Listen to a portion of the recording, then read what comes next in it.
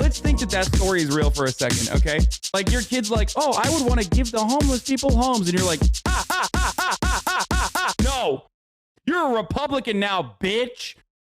Fucking dumb baby, dumb bitch ass baby. Fucking dumb baby, dumb bitch ass baby. Fucking dumb baby, dumb bitch ass baby. Fucking dumb baby, dumb bitch ass baby. You wanted to help those who are marginalized? Fuck you, dude. I need you to be a fucking paleo conservative right now.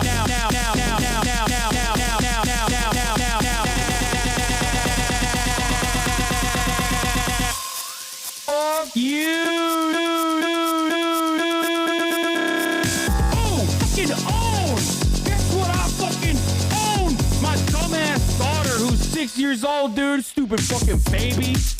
you dumb bitch ass baby. I'll fucking dumb baby, dumb bitch ass baby. I'll fucking dumb baby, dumb bitch ass baby. I'll fucking dumb baby, dumb bitch ass baby. I'll kick you in the fucking baby face. I almost got, you know, child labor going too. This is fucking tight. Fuck you. Oh, fucking own. Guess what I fucking own. What's going on, everybody?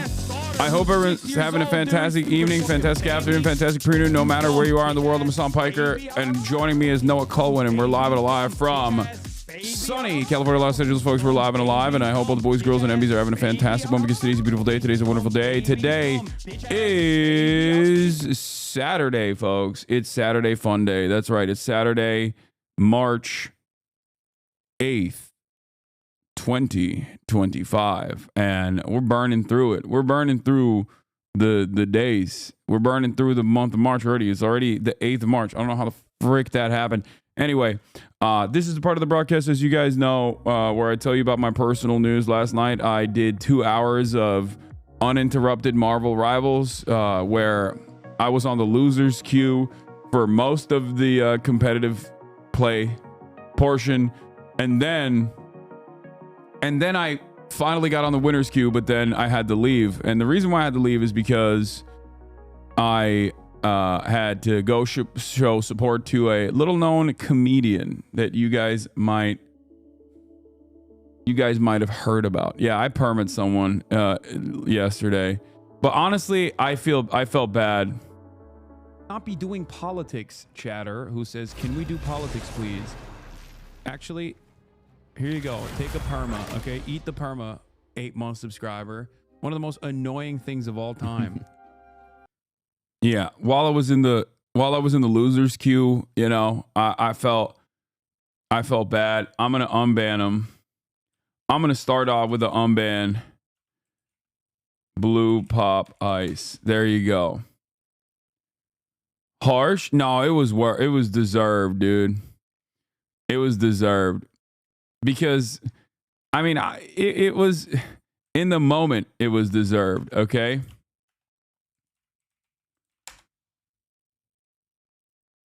Okay, oh, never mind. Lake already timed them out and changed their perma to a timeout. Anyway, went back in and fixed it. Tough but fair. I'm so sorry. No, it's okay. It's just like hella annoying, especially because I'm doing an ad too. I'm already doing an ad. I love the game, but I'm clearly having a little bit difficult of a time playing. And you're over here being like, do politics. Actually, do you think sucking at video games could be praxis? Yeah, it is. Because video games are bourgeois decadence. Or video games are reactionary. Well, intentionally sucking, I mean tanking it. It's, you know, it's a way of bringing down the system, I think. Yeah, that's... Actually, maybe. No, he's redistributing the dubs to other people. Yeah, well, that's what I was trying to explain to people, where it's like, yeah, I suck. I suck at video games, but, you know, if I can suck at video games and have the confidence to still play, you should be able to as well. You know, that's what it is. Hassan, you are such a misogynist. Is International Women's Day gun should be out? It's true. It's true. We are celebrating International Women's Day right now. But I'll put the guns out in a little bit.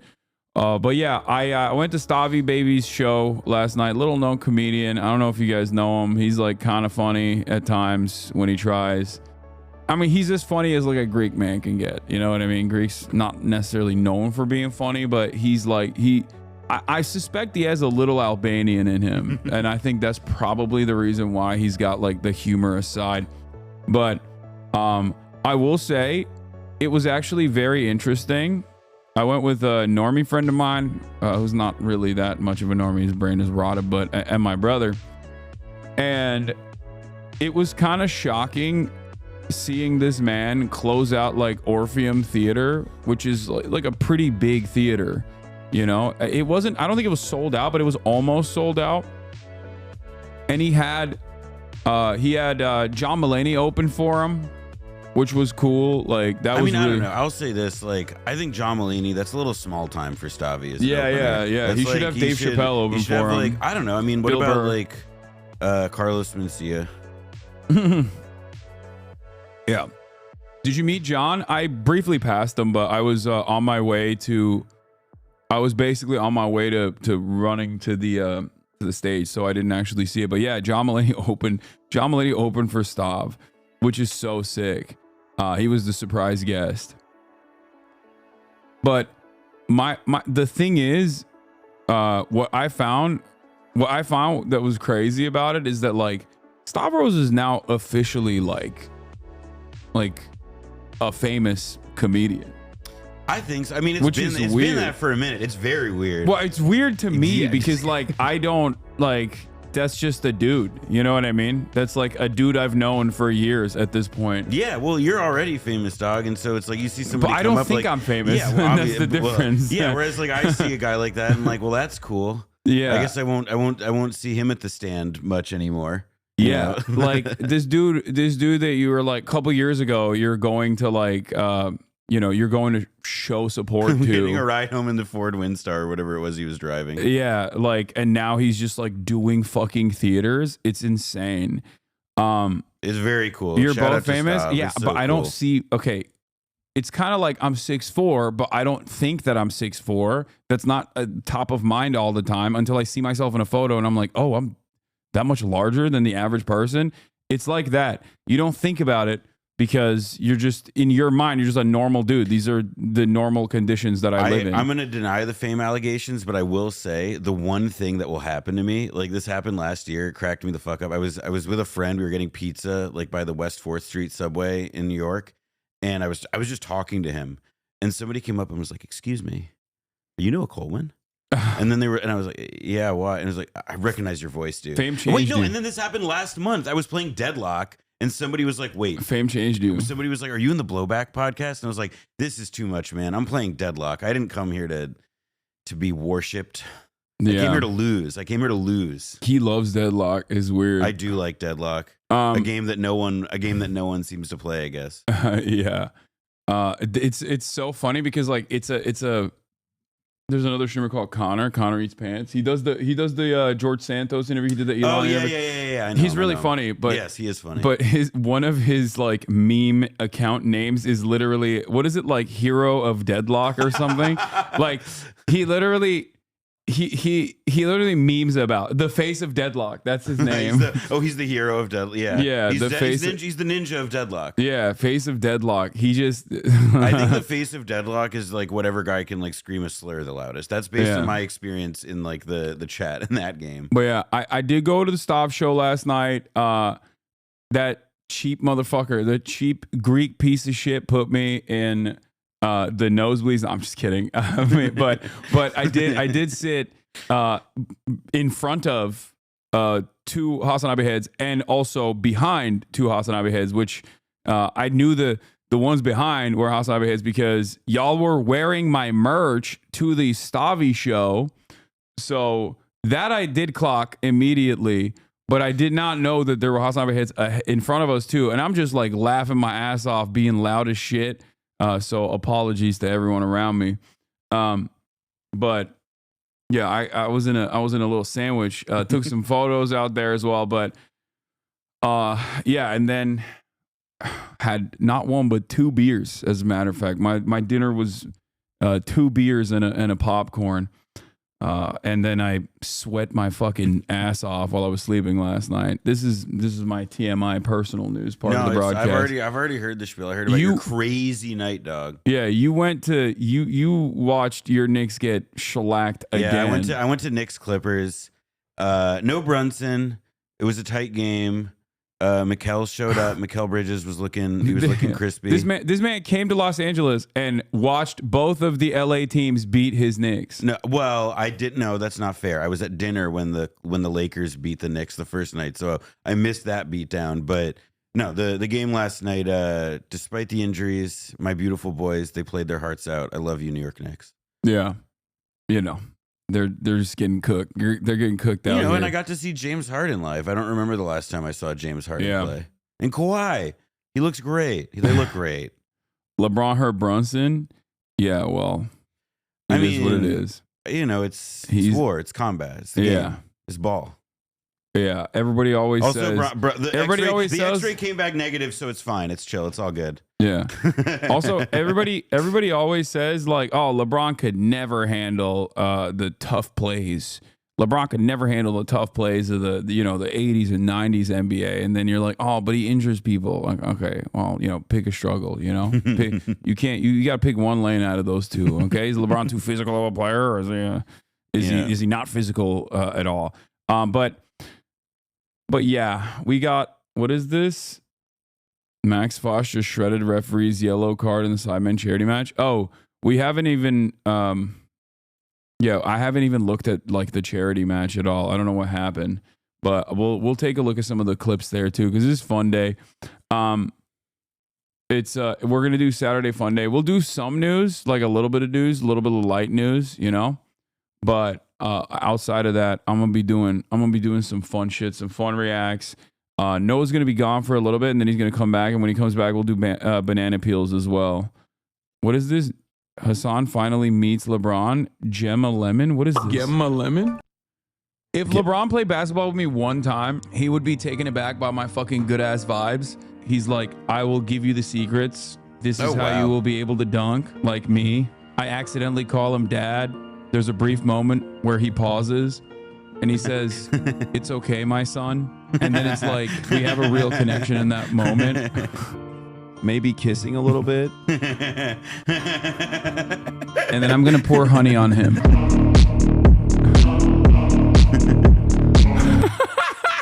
Oh, wow.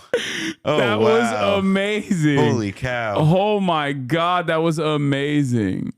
Holy shit. Oh, my God. Yeah, I don't even remember saying any of those words. Somebody did, damn. Yeah, there was just a lot of truth that came out of me, and I didn't even realize, like, I didn't even think that I was saying those words. You know what I mean? It's just like it just happened. Yeah, it's just you're getting in touch with your real desires. Yeah, you can't hide that sort of feeling. It's just like it's sheltered. I dug deep there, Bro blacked out. Yeah, I did. But yeah, we'll do some fun shit. We worked out this morning. Noah got a workout in, so that was good, And here we are. That's it. It's time to blast off. Lolo is cheating. Yeah, I saw this. Saw Lolo in person but fumbled and didn't say hi. He was with a lady, so I assume he's cheating on Hasan. Looking into this. Messed up. Actually messed up.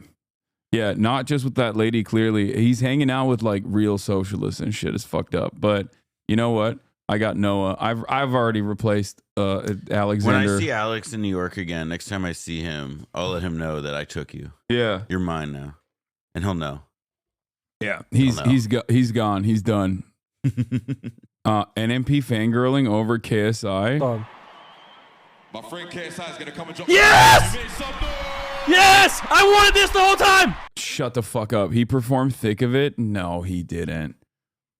I can't tell if he was like memeing or if he was actually trying and then like got genuinely upset when people made fun of him for it. Like what is the Thick of It lore here, chat? You guys probably know a little bit better.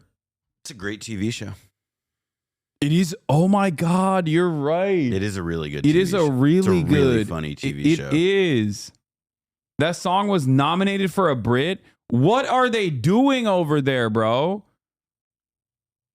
What are they doing? No, it wasn't. Shut up. Please!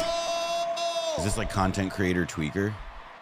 This is my buddy, an Please! MP. Please! But the thing of his song is like so. Have you heard it? No. So I'm about to hear it. You're about to hear it, Live and you'll react. understand. You'll understand why. Like it's like kind of yeah. a meme where people either hype it up a lot or KSI's England's Kendrick. Stop, dude. That is so disrespectful. Look at Blackboy. Look at Max. Look at Max running a legendary Olympic run. Okay, going on a tear with some of England's best fucking artists, and you're saying this on the other hand, like that is Britophobia that I will not stand for. Okay. You cannot say that, dude. That is disrespectful to all parties involved. That's disrespectful to Kendrick. That's disrespectful to the entire nation. Like, I love shitting on England, okay? I love shitting on the British, but this is a bridge too far. How dare you? Turn this shit up. Oro, don't mute, bitch.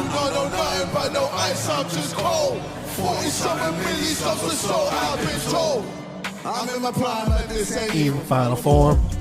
They know me down, but still my feet, they find the floor. I went from It's crazy that a bunch of fucking content creators can do this, by the way. Like, look at this. This is a real... Yeah, it's filling out. There's a That real place ass is full. stadium that is like slammed. And I assume, how many views does this shit get, chat? straight up, sold out tours. It's at Wembley. Wait, I'm about to put on my headphones for this 100K one. in a stadium. This is how the story goes. Here we go. Come on, chat. How the story goes. I'm in the thick of it. Everybody knows. They know me wearing snows, I skied in and they froze. I don't know nothing but no ice, I'm just cold. Here we go. Here we go. Here we go. Here we go. Chat, come on. From the screen to the ring to the pin to the king. Where's my crown, where's my bling? Always trouble in a ring. It's for children in need. Yeah, except, you know, The song or the event? no, the event. They it's a massive charity event. It's great. See, I lead. Gotta show them the video. I don't want to do that to Noah. I don't want to do that to Yeah, Noah. but you saw Tweaker, right? Tweaker? Yeah, Jello, Leangelo Ball song. Oh, but that song is actually good though. yeah, that song go. I mean, I like that song. Yeah, that's like a well, that's what I meant when I said this is content creator Tweaker. Like this is no. This is I would not compare it. You Like wouldn't compare- that song, at least like is specifically crafted for a different era. Like that song would have gone hard on like NBA 2K. Listen, I don't know, man, back the in next- like 2000. I mean, they like made it the anthem of the All Star. Look, like every locker room I knew when it came out was going nuts with it. Yeah, Tweaker goes. Tweaker is for millennials, like for sure. Tweaker's a millennial. This But is but Zoomer. in the thick of it is like I don't know who it's for. Hey, okay, you know what? I'm gonna show it to you. Fuck it. Here, this Yeah, is let it. me- I'm done. It's too much. It's too much. We're well, blasting now off. I know what to play when I need to get you to tell me secrets. Yeah, no, this is a CIA interrogation this is- technique. This is CIA torture.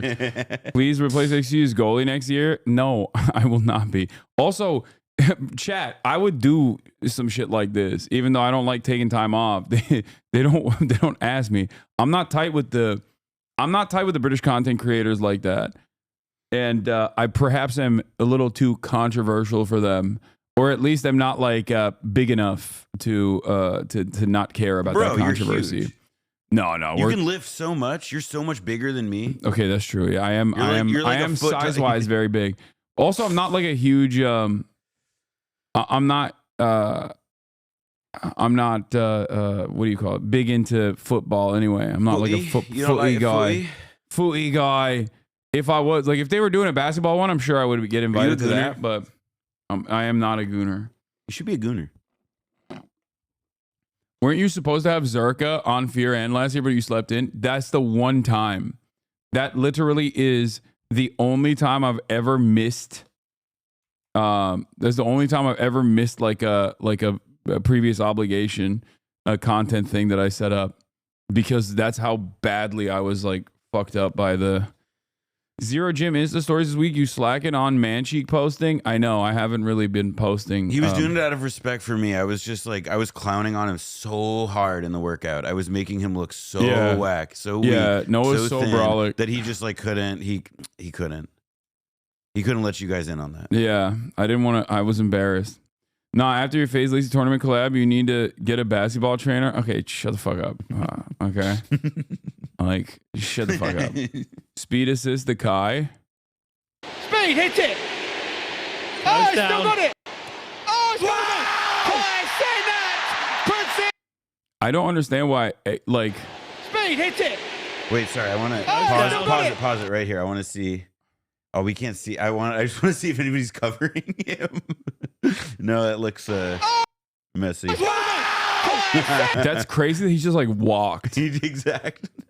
Like no interest whatsoever in intercepting. He's just XQC whatever. was so bad, Lamau. Yeah. Cenat puts it in the roof of the net. And Speed might not be the most prolific finisher, but he can provide like nobody else. Why are they saying he's not the most prolific finisher? What a move from the Americans. What a move from the Americans! Since the last game, is the whole Kaya's thing made like some Americans huge versus steps. Brits? Is that No, the idea? I think it's like, is it YouTube versus Twitch, chat? Is that what it is? No. It might be. Is it No. Is it Americans versus Brits? I don't know. I literally don't follow this. No, because Nico's on the same team, and Nico is like, he's British. Phantom is American, obviously. What is the... Oh, it's just Sidemen versus YouTube. What's Oh. Sidemen? So Sidemen is like the biggest British... Wait, but then Sidemen versus YouTube, but that doesn't make sense because then what do you call it? They got Jason on the Sidemen team. I mean, maybe And it's... put it in the mixer for someone else who's maybe no. a more natural finisher. And say what you like about HasanAbi, Speed, hit it! Sidemen and Friends versus YouTube. All right. Nice. Sidemen and Friends versus YouTube. Max shouted you out. Yeah, I saw that. I have it right here. Hold on. I'm going to show you in a second. Commentators cooking Logan Paul for being a Trump supporter. Oh, that's awesome. That's funny. Yeah, I've made fun of the British too much. That's why I don't get invited to this stuff. Yeah. You could have been there if you were into footy. That's right. It's true. It's true, lads.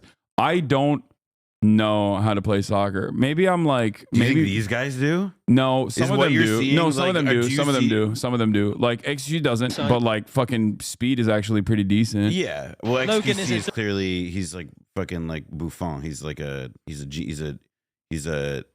goalie. Buffon. WWE wrestler and a Trump supporter, which could be the first sign of CTE. Let's get that checked.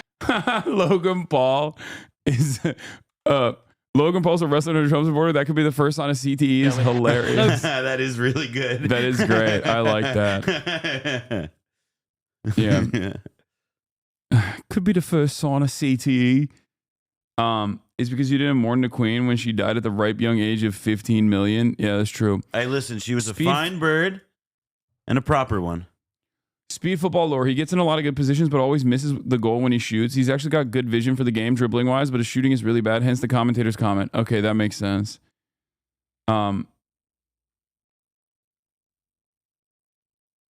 Okay. Steven tries is so funny as a commentator. Speed has horrible finishes. So a lot of you guys watch this, huh? Like I genuinely don't know anything about this. Like I was working out while this was happening, so I don't know. I don't know much about footy, and I don't, so I always miss this whenever they do it.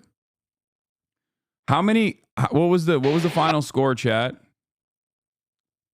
What was the final score? Sketch won MVP. Watch the highlights. Sketch with the save. Sketch proves everyone wrong and saves Mini Mr. Penalty. What are you doing then? Right, this is- Sketch saved a penalty. The banker. It's just which corner he's putting it in. Stick it on target, it goes in. Wait, it was 9-9. Went to the pens. 5-4 in penalty. Fucking hell. Simon! Oh, That's crazy. That's a good save. That was a good save. I can't believe it's not butter! Hold on, take that in. I want to see if he like telegraphed where he was putting that. Simon, there's no way. Like, This did he is the angle his banker. body It's too just much? which corner he's putting it in. This is the most British looking man of That all is time. like the median British. when guy. I like, see when I like think when you of say bloke, if that's who pops if into I your closed head. my eyes and I thought like imagine a British man, Yeah, this yeah, would yeah. immediately Wait, no, it's not. pop Close up. your eyes. Yeah. Imagine a bloke. Yeah, this is it. I'm seeing it. I'm seeing Imagine him a right now. chav. Down to the hair and everything. It's a proper bloke. Stick it on target, it goes Well, in. I mean the one. Simon! Yeah, I mean that was. He showed a little. But no, Okay, still. dude, that's I mean, crazy. That's all, You're- but no, it's a good save. It was a good save. It was a good yeah, save. this is this is like when I look at this man, I think of the Spod Bros or whatever it's called. Like I think like, oh, could I get some fucking tuna in my spud? No, I want the P-barm. Yeah. I want some tuna the and wet mushy pea- I want peas the in wet my pea fucking barm. spud, lad. Yeah. Birmingham. Yeah, wait, what was the scran for this match? What was the footy scran? Oh, no. I need to know what they were eating. I need to know if they actually, if you do like a whole like Mimi ass soccer game in a stadium and you don't have wet pea barm, then I don't really know what you're doing. You gotta do ass cheeks for Like Scran. you need to have like. But they think, but the oh problem wait, is, people are pointing out it might just be Feastables. okay, the problem is, okay, that makes sense. That would make a lot of sense. That would but make sense. But and it would be. It is meta. It goes along with the meta of Yeah, ass but cheeks also, food. but Feastables, wet pea, whatever it's called. That to me is the future of Mr. Beast in England. If he wants to take over England like he took over the US, that's how you do it. Make that. Do that. Make that. Everybody loves the wet pea stuff on bread. Yeah. Culture shaming 2025. You're a degenerate, brother. Okay, bro. If we can't make fun of fucking British culture, what can we I'm gonna make be honest fun with of? you. Yeah, if you can't make fun of British food, then I It's like- really don't know what is like. It's like what saying, can you make fun it's of? like saying Americans are fucking fat diabetics Yeah, who wait, love burger. Sorry, burger off limits. Yeah. Oh, That's, how dare wait, sorry, you're making fun of burger? That's my Yeah. culture. How dare you? Have How dare you make considered fun of that burger? Actually, what is your costume is my culture. And the culture is being like really fat in bed. Can and you getting imagine? DoorDash. Can you imagine Americans just being like, "Excuse me, Excuse me. you're coming across real anti-American." You're not allowed to talk about Maccas that way. Yeah. I don't know why I'm doing it. Yeah, like why are you Australian. British? But like it's but no, still that's the. I mean, it's attack burger. Two people who always deserve the slander is the French and the British. Americans too. Yeah, America. Sorry, America. Yeah. Everybody like everybody's like, oh, the British deserve to be made fun of the most or whatever, and it's like that's true if you're American. Everybody else should just come to us. XQC's offline chat was begging to be put out of their misery. It seems just kill me already. Yeah. What I mean, but like, what's the expectation? You thought that like he was gonna pop off or something? Like I don't understand. Did he hype it up? Like that man has no cardio, dude. He literally does not move. Like he just does not. The only time he That's moves. why he was goalie. Because Yeah. he thought you don't move. Yeah, he started coughing blood after jogging for 40 seconds. Yeah, that's what I mean. It's like he is the definition of a frail boy. He's min-maxing. He's put all his stats in the wrong place. He's Yeah. Last year he got a 0.3 out of 10 rating in FOTMob. Oh, they have like official ratings too. they have like a FIFA like a game of He the has man. an injury on his leg/knee something. Yeah, probably from walking. He used to be pretty active actually doing flips and shit. Yeah, he used to like skate too, no? But I'm saying like for the past 5 to 6 years, I don't think he's moved quite Also, a bit. I think if you really wanted to see somebody like die on a actually wait no, this is an awesome story that I have. This is like one of the funnier stories that I can tell, which is that in 2017, Vice News, when I worked there, they had an office field day, and it was the middle of June, so it's like 90 something degrees, and it was in McCarran Park in Williamsburg. I think it was McCarran, but it was in Williamsburg.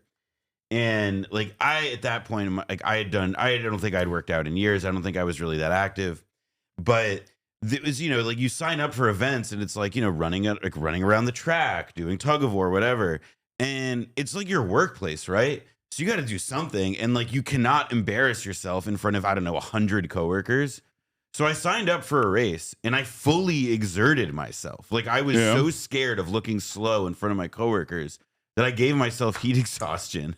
That's amazing. And so I went to the ER because I was like, out of shape, fucking awful. It was terrible. But so my friend Mimi accompanies me. We get to the ER and I'm fine. They give me some fluids, whatever. But the funny part is that then I look at my phone and Vice was doing layoffs.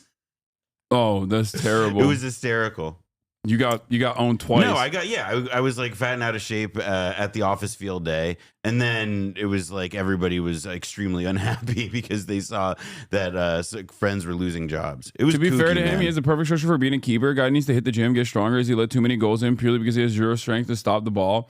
Yeah, I saw one video where he literally like the ball bounces off the ground off of his head and then goes in. Like he actually stops a ball successfully and then knocks it back in with his head somehow. Do you have the clip for that?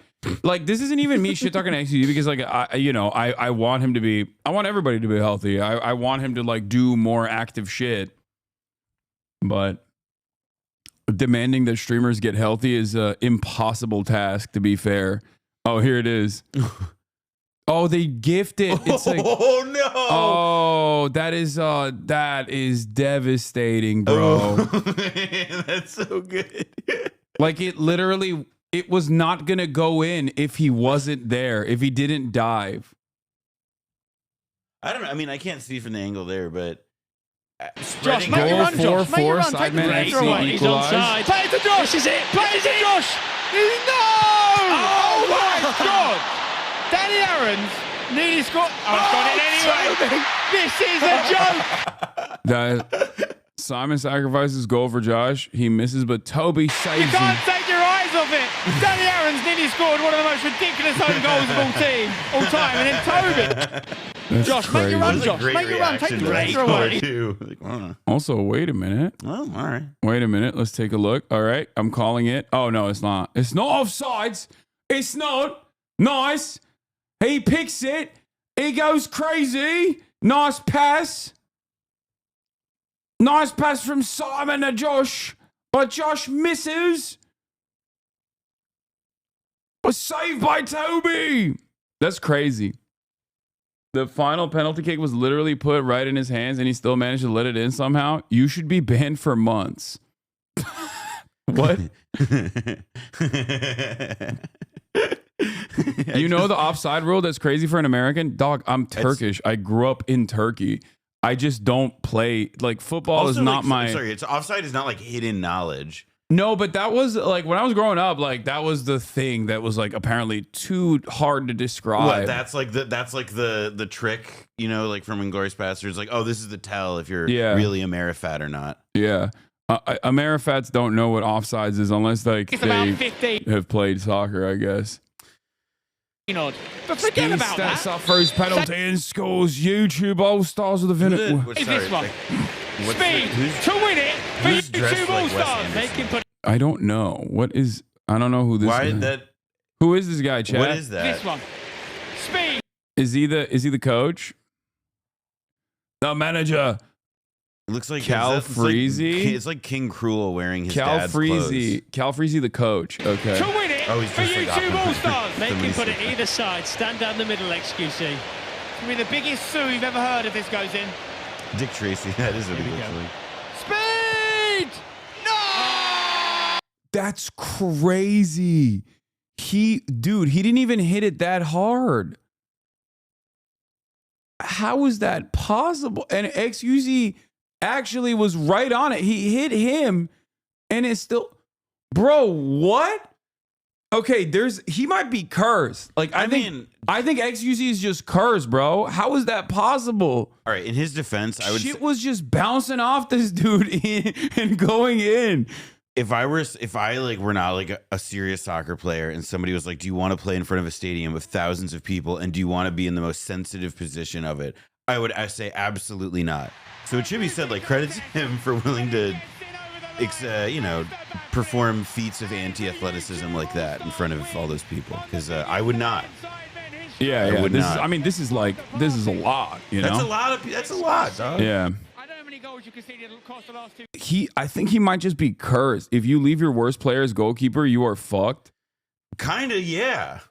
I mean, yeah, like, I don't it's just like, I don't know if he's worse. I just don't know enough about, like, I don't know enough about, like, how you can make this better. XC got hurt during the match taking a shot. That's why you got subs. I can't believe there's like a fucking 90,000 people. You're playing soccer in front of 90,000 people. It's like, that's a lot, dude. Oh, it wasn't one for a beauty contest, but it gets in over the line. There's the backflip. Most Canadians are bad at soccer, making your ancestors cry with a lack of ball knowledge. I know. As a Turk, I think I still have like some epigenetic memories though, like, because I can dribble, and I feel like for someone who never plays soccer, being able to dribble is like fairly impressive. Okay, No? Zlatan. Yeah. Can we watch this classic? No. It's not like you don't play Marvel Rivals badly in front of 20,000 people. He cooked you, dude. Okay, that's why are you Permaban gone. Yeah, what You're the done. fuck? That's disrespectful. I play very well.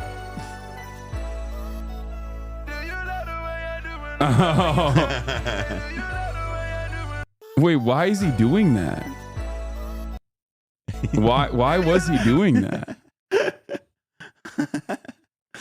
He just got really excited. This is. He thinks he's him. Also, somebody in your chat said that like basketball footwork isn't that different from soccer, and he's right. It's just like I mean, to me, like, I mean, basketball is a lot of cardio, especially full court, but like soccer is a whole other fucking level. Breaking news: XQC banned from soccer worldwide. The Real and Glorious Basses tell is it asking an American to take a shot? I guess. Anyway, all right. What's your take on the argument that Canadians have been putting tariffs on the U.S. for years with no reason? What? Well, I would assume there's some reason, but that's all I got to say. What? Okay. Max shouted you out. Oh yeah, Playboy Max did. It was so funny. He shouted me out with what the fuck? Why? Y'all said Doechii commented on Fred again shit. I'm not gonna lie, bro. I got this. How I know, bro. Doechii shit might just not be for some of the niggas in my chat, cause I know. Yeah, I don't know. Like, there's apparently there's some Doechii drama because she said like she thinks it's a red flag if a dude that she's talking to is not like at least bisexual or something, and of course, honestly, that's fire. That's a great line. And of course, like all of the most annoying little children are freaking the fuck out about it. Yo, that's so good. That's such a good like who cares? Like, that's such a great thing to say to an interviewer. No, they were like, they were literally like. So I saw the comments. They're like, oh, another man hater. Oh, why can't we have like good wholesome role models or whatever? It's like, yo, you can. It is cool how like something that would pass for like a funny joke in like an old Judd Apatow movie is now like, I'm sorry, libtard, are you trying to come at me? What? Like, yeah, like, it's just like the babies. The people that used to say the SJWs are far too fucking sensitive are the most sensitive babies on the planet, dude. They are so unimaginably sensitive. It's crazy. I know some niggas y'all don't be fucking with Doechii, but my aunt and my sister both hit me up about that Doechii shit. And Hasan. It's a different audience. And this is why I be saying, bro. Yeah, I really like the Doechii song that they made with Fred again has been stuck in my mind nonstop. I'm not afraid to branch out and do shit with different artists, even though I might do shit with artists and it's like I might have said, oh, their music not necessarily for me, but it's for someone, bro. And I feel like working with a bunch of different artists, I gained so much perspective and like learn from how they make music, their process, that is good, regardless if I necessarily don't listen to them. I would love to do something with Doechii, you feel me? Even though that's not I don't really listen to her. You feel me? Just to see what she got type shit. Yeah, he made a banger with Skepta yesterday. Yeah, he's killing it. Fred again was on Max's stream, yes, and they made an incredible song. I thought it was really, really good, and it's been stuck in my mind nonstop. Your take on the clashes in the coast of Syria, brother? My take on the clashes of the coast of Syria, go back to literally the first day where seemingly the HTS backed like coalition forces overthrew the Assad regime. And just like watch everything that I said when it was happening. There it is. Okay. The take remains because it came to fruition. I mean, I literally told you that this was going to happen. Okay. And it has happened. I said, we'll wait and see, but I'm not too confident that the former Al-Qaeda guy is going to be able to, not have another fucking civil war. Yeah, I mean, and it has happened. It's going on. It's devastating and it's awful. And the only thing that happens is the Syrian people suffer as always. Anyway. Doechii's pen game is so good. Denial is a river made me a fan. Did you see FaZe Lacey said free Palestine? I saw a TikTok of it. I didn't even say. Okay. He can hoop and free Palestine?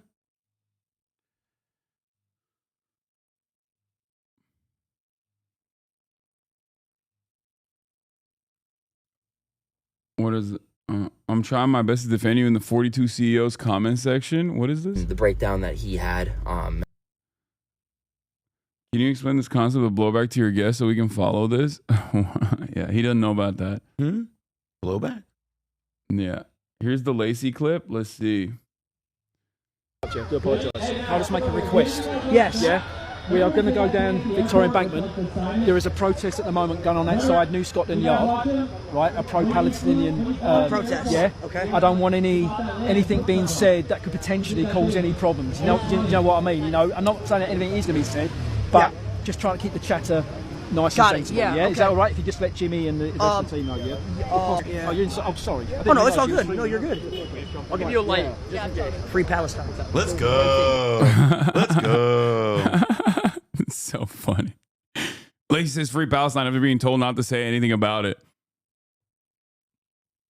That's like, what is that conversation? Like the fucking, that is also another classic British lad archetype as well. You know, just nothing Islam. Did we say no Islamist chatter? Well, what the fuck was it that he said? Like, it's a crazy line. Protest. Yeah. Okay. I don't want anything being said that could potentially cause any problems. You know what I mean? You know, I'm not saying that anything is going to be said, but just not saying what was he saying? No, anything is going to say.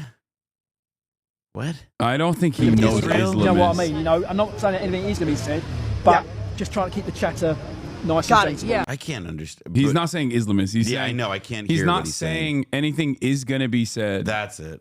I just couldn't understand him because he's British. It's going to be said. Is going to be said. Not saying anything is to be said. Jesus, it's like, I mean, it is like yeah. They invented the language. I know, and they sound like it's like I don't know what happened there. When I was like 18 and I like, you know, met British people, I like, you know, like you just like traveling like outside the country for the first time meaningfully. I like had this horrible tick of like every time I heard a British person talking to me, I just wanted to repeat back to them what they were saying in their accent. It was so funny sounding. And that's how I feel when I hear that guy.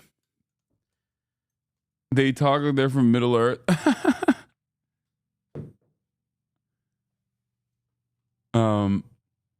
What he's saying is don't say anything in support of Israel. Yeah, I don't know what he was saying. I don't know what he was trying to convey there. I didn't fully understand it, but you know, okay. I mean, it's it sounded cool. like the youth is all right, baby. It's cool that like, it's cool that a lot of young content creators are just like they just like will just be like, I don't care, free Palestine, and move on. You know, even if it's like that, it still makes me happy to see that it's not like for older generations, like that's still considered a big no-no. You know what I mean? So it's great that there are content creators out there, especially young content creators who like don't give a shit and will actively take this position, even with no forethought whatsoever. Just straight up, that's their position.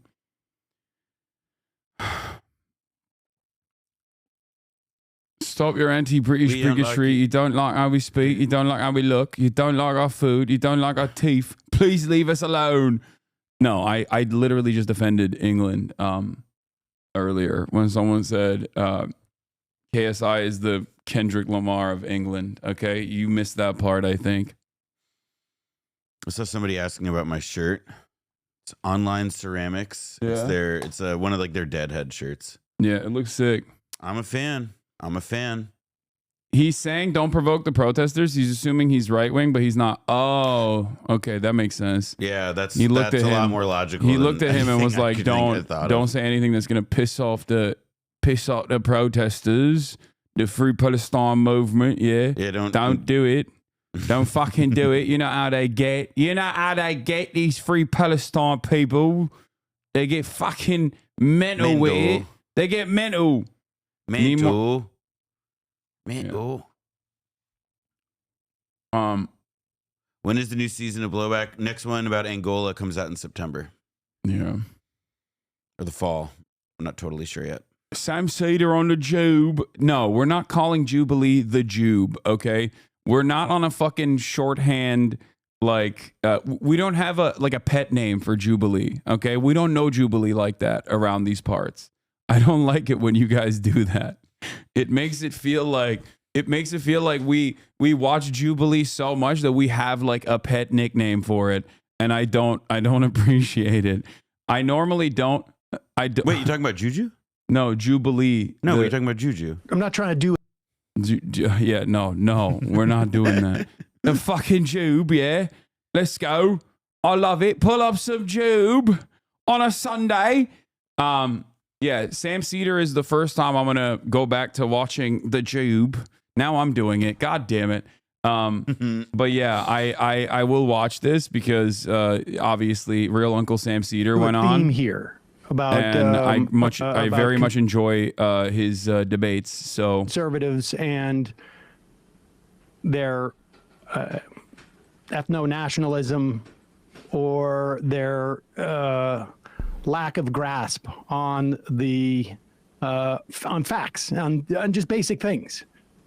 But it just so happens about a month and a half ago, I guess it was, I did the Jubilee Surrounded show, which is where I sit in the middle of the circle, and there are like 25 or 20, I can't remember how many it was, conservatives. Yeah. You know about it. Does your audience know what Outnumbered is, though? No, I don't know. I don't know if they still aired on Fox. It's probably gone now. But no, like, I don't even know what Outnumbered is, but this is Jubilee's, Jubilee's been doing this for a minute now. No, this was a Fox News show from Brendan, when he was a reporter, he used to have to watch this. And the whole premise of it was that they would have one man, and then they would be surrounded by a bunch of female pundits, but like they're all right wing. So I don't really quite get how they created conflict out of it, but that was the premise. Oh, okay. Well, Sam Cedar went on, and I assume made short work of the 20 people that they surrounded him with. They were young people, and there were a couple who I think sort of knew what they were talking about to a certain extent. They live in an information bubble. And so there was actually one guy who I talked to afterwards and showed him some of the stuff that I think comes up in the show. It's about an hour and a half long. We recorded 3 hours of it. I've seen the edit. It's fine. I don't really remember what happened at the time. But this is a promo they have put out. It's not all as I don't know how to describe what you're about to see. There were a couple of people, like I said, who didn't have basic facts about things that made it hard to debate or argue with them. And then there were some who were just set in a certain perspective, and I didn't feel like it was even worth arguing with them because, what are you going to say to someone who says what the second person in this clip does? But this is premiering on Sunday, March 9th. So in 2 days. Every private and public sector gets tax cuts when you hire a person of color. Government agencies don't pay taxes. Government agencies are funded by the government. That is not true. That's such an easy... Okay, that's awesome. That rules. How can you be so confident and yet so wrong? Also, the thing that really shocks me, and I think this is more so a post-COVID thing, but a dude that looks like this is supposed to be in a polyamorous relationship and be super woke. I'm going to be honest. I think that he's supposed to be hosting the needle drop. How dare you? How dare you come after my boy like that? No, I think he kind of looks like Fintano with plugs, but that's just me. All I'm saying is, what something happened during COVID. I think this is a post-COVID thing. I'm becoming a bit of a COVID truther, where I think we genuinely saw a IQ drop across the board because of all the people that got hit with COVID.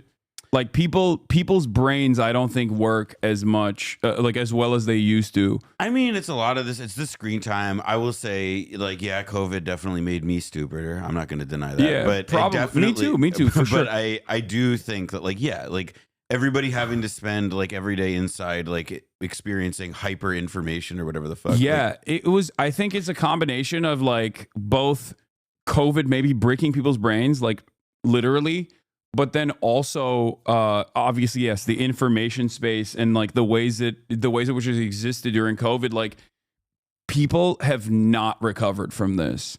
They have not. I think, mean, I will say, I gotta say though, there were and will always be people in America who believe somehow, against all intuition, against all common sense, against all uncommon, like, you know, like taught learned sense, that government agencies are not funded by tax dollars. Like there's people, like America is a big country, you know, like the Chinese word for America, right? In China, it means in English, like the beautiful country. We are the beautiful country. We are also the stupid country. And for all of our, you know, vast achievements and so on, like morons have always been as much a part of our national heritage. It's just, unfortunately, they took over. I mean, the scams have gotten dumber. Like people are so conspiracy brained. Like I do think that there is something deeply and very seriously wrong with the essence of America now, more than ever before. Like, if we're also being real, like we're just not used to morons looking like they should be hosting the needle drop. That's just not, like, they don't look like that guy we're used to expect. Like, I think, like, no, that's what I mean. I think this guy was probably like a liberal at some point, and then I'm going to use this term now that you put it in my lexicon, but he got one-shotted by COVID, and now he's and now he's just like existing in this space where he's just regurgitating conservative garbage nonstop and thinks that like that makes him a brilliant orator or something. Government agencies don't pay taxes. Government agencies are funded by the government. That is not true. That is not true. Like, look at his face. Look at Sam, man. What's the problem with xenophobic Wait, nationalism? go back. He looks at the camera. Look at his eyes. Look at his eyes. Right now, pause. That is the moment when Sam Cedar's soul exited his body. That's so funny. We can see it on camera. Sam's disposition is so perfect. It for really this stuff. is. I can't, like, when someone is that stupid in front of me, I lose my mind. I just start yelling. Sam, on the other hand, after duking it out with libertarians on his radio, on his show via call-ins for the past, like, what, 20 years at this point, has developed this, like, this very... oh man, what am I supposed to do? I'm so disappointed. That's his like disposition, and I think that plays much better optically than the way I behave when I'm in a situation like this, where it's just like fucking lose it. What's the problem with xenophobic nationalism? Don't you think that's better for Americans in general? What's the problem with xenophobic nationalism? Don't you think that that's better for Americans in general? You know, it's actually, I think cooking. I think murder's good. You know, why not? Yeah. Like, no, that's like that one chatter yesterday who was like, "What's your problem with Nazis?" Yeah. What's the problem with? I'm sorry. What's the problem with Nazis? Did you say something wrong about Nazis? Yeah. Well, you really cooked there, chatter. Xenophobic nationalism is better. We should have a coherent culture. You and I have a fundamental disagreement. We will never see eye to eye on this. Hi, I'm Sam Cedar, host of the Majority Report, and today I am surrounded by 20 conservatives. Oh my God. Amazing. Surrounded by. How did he deny that?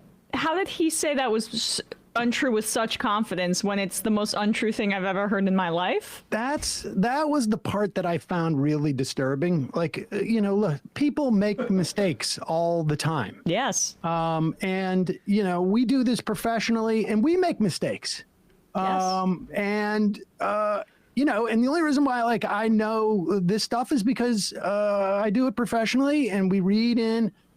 But the level of assuredness that this guy had, that the federal government, that federal agencies were getting tax breaks for hiring black people, was astonishing. Astonishing. And like every part of this is wrong. You know what I mean? That's what's so frustrating about it, where it's like you made up you're operating off of a faulty premise, right? The notion that like federal agencies are paying taxes, but then you're also simultaneously inventing new things on top of that, where we are like 7 layers deep into this nonsense. Like, what the fuck? Federal agencies are paying taxes and they're getting tax breaks for hiring black people. Like, how did you arrive? You are living on a different planet. Like, who told you this? Who confused you like this? Open the schools. Open the damn schools. Yeah, I just... You know, you could see the look on my face. Like, I didn't know how to... How do you select the people for this? Are we gonna... Can we They, fix like, this post on and the edit? internet, like, what? morons, come hither. I can't argue that they don't get tax cuts when they don't pay taxes. Like... But that was. I love the girl who says, like, not just saying like we should be nationalistic, but saying xenophobically nationalistic. Yeah. Like, I wonder. It's a little bit redundant, but you know, I'll take it. I like the honesty of that. I mean, I will say that I do get the impression that that girl, like, you know, reads with her finger. Like, you know, like she learned that word and was like... I don't think she knows how to read. I think you're being too kind. You think I'm being too kind by saying that she needs to, like, move her lips to sound out words? No, I think she does not know how to read at all. She has seen... someone read out a meme to her, and it changed her entire life. That's what happened. Like, I wanted to go up to her after it. Like, that person has not read. Okay, that person. That's true. That person has a wall like Hassan's right here, except it's entirely filled with different editions of Hooked on Phonics. Or it's just like TikTok. That person literally was homeschooled and basically learned everything from TikTok. There was another guy. I wanted to go after her afterwards. Like, do you know what xenophobia means, right? Or no, or probably not. And there was another guy who, I think, as soon as he got to the table, like a bunch of the other people in the circle, like, oh no, because they thought that like he was coming in nodding as to what that woman had said, and I think he was going to go further, and they immediately voted him out, and so he never made it to the cut. But we'll talk more about it next week when we get the full thing out. I'm so excited. But you know, there were a couple people who had some. I would watch that. I wouldn't watch a normal episode of that, but I would watch Sam on that. You know. Some people were, you know, wanted to change the topic to like God and stuff like that. That's another TikTok thing. Like, it's like, no disrespect to the young liberals on TikTok that do this on a daily basis. You know, shouts out to Dean Parker, those boys, right? But like, those guys love doing Christianity debates, and I think like that is the reason why a lot of the conservatives also. I mean, I don't know. It's a chicken or the egg situation. I'm sure that it's the conservatives that love doing those God debates or whatever. But to me, it's like, I don't know. I don't care about that at all. I mean, this is like... But there is definitely a lot of... I mean, it's like an easy answer to a lot of like you just... I mean, that's my impression anyway of like the quote unquote youth movement toward Christianity or whatever these days, is that it doesn't seem like it's about... It doesn't, like, the way it departs from, like, you know, people who I knew who were raised like more religiously Christian, is that it really does just seem about like, oh no, like God is like like Christianity and God is like the shortcut answer to like resolving all of the complicated things about the world today. Like, it's not even in like an inherited tradition. It's like a return with the V thing, but to like having like an easy answer to hard questions. Yeah, no, God told me so. That's why it's good. God is good. I don't know. I find it. Also, I will say I always feel confident in these kinds of conversations because I know that even though it was, you know, for a different religion, I probably spent way more of my life sitting in a pew than any of these people. Yeah. Also, the conservative movement is also in a very interesting space right now where like there is no defining singular, you know, focus on obviously like being religious either. Or even being like socially conservative to a certain degree beyond, like, social conservatism has always been just like about dominating marginalized people for the most part. But it has certainly evolved in this like grosser direction now where, you know, you got the likes of Andrew Tate and many others who don't even try to present themselves as like good Christians or good Muslims or anything like that, like religious people at all, and very clearly have done, you know, crimes, untold amounts of crimes that are not necessarily something that people in the past, even within the conservative movement, would like actively defend. But we've gotten to this point where, you know, they just don't care. It's like, oh, do you shit on women? Okay, you're good with us. You know what I mean? Do you shit on gay people? Okay, you're good. Like it's not.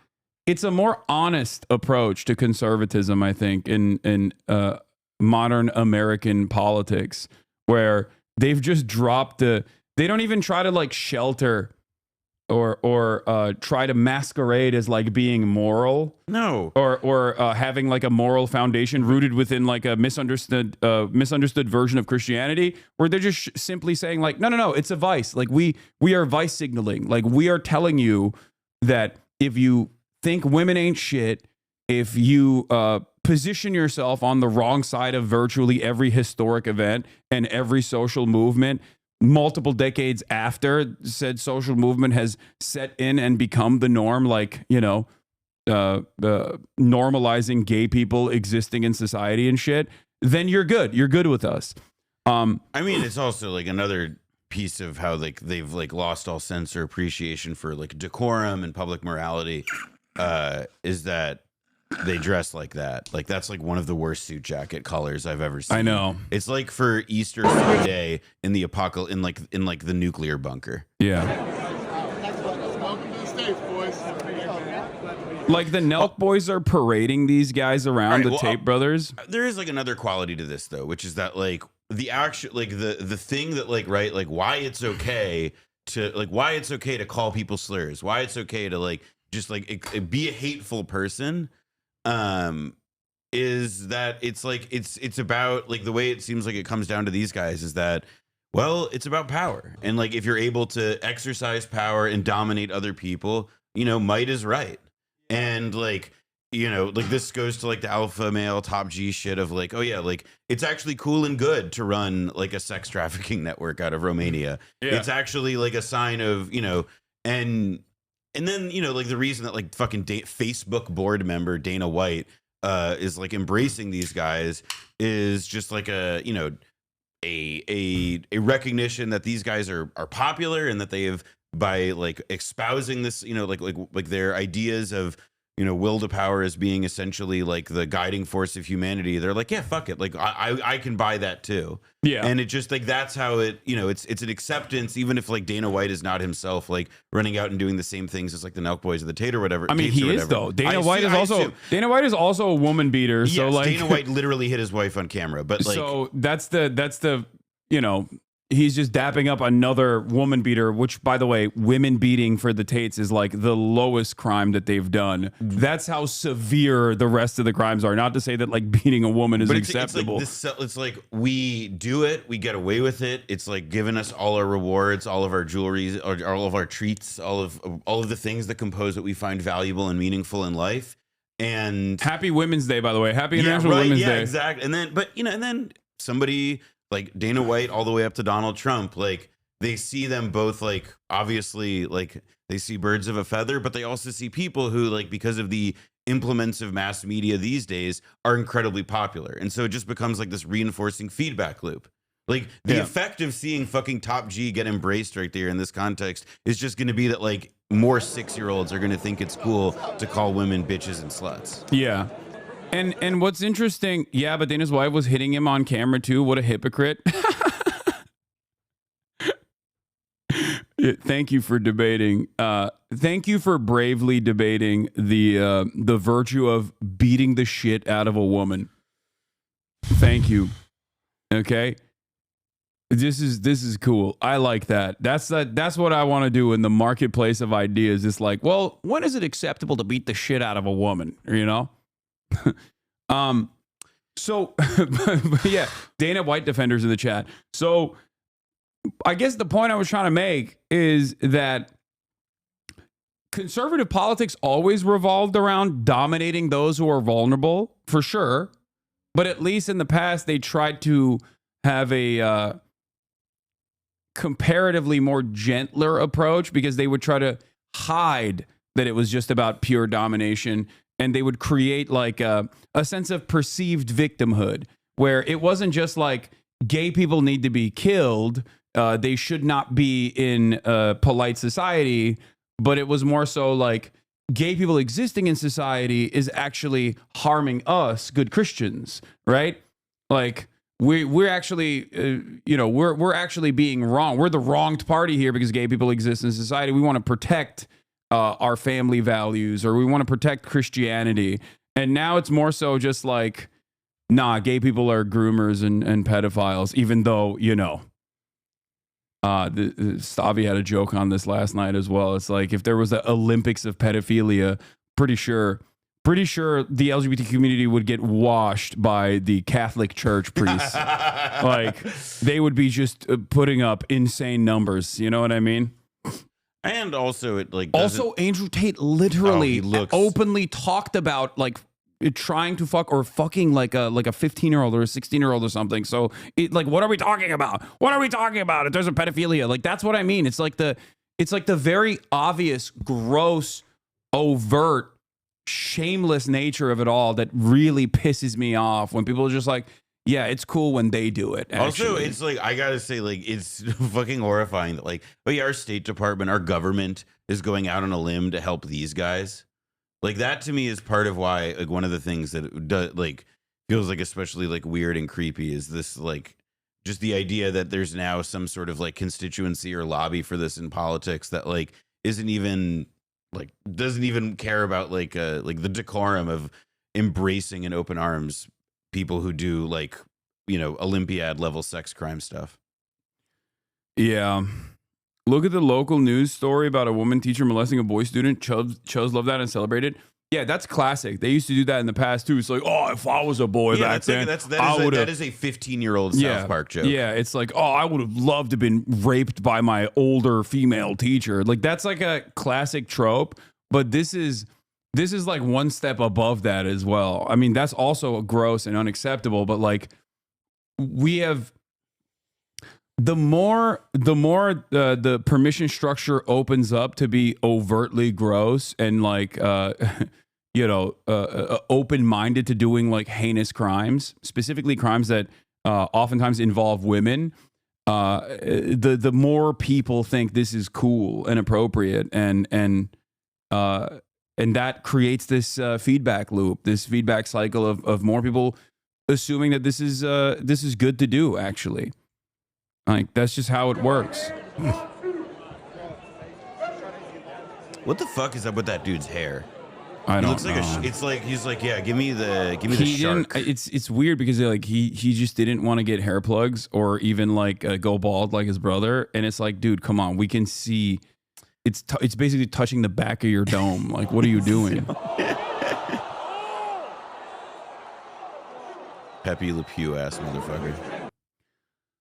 Yeah, I find it really strange. I have a Dana White impression. What? Why? That's what he looks like to me. Yeah, a lot of these guys look like heartburn, dude. They look like heart disease. There's a line from, we already talked about The Thick of It, from the movie that they made of The Thick of It, like In the Loop. Yeah, I love that movie. Yeah, so like when shouts out to Armando Iannucci. When James Gandolfini says to Malcolm Tucker, "You look like squeezed dick." No, sorry, it's the other way around. It's what Capaldi says to James Gandolfini. Like, that's what I think of when I see Dana White. I think squeezed dick. Yeah.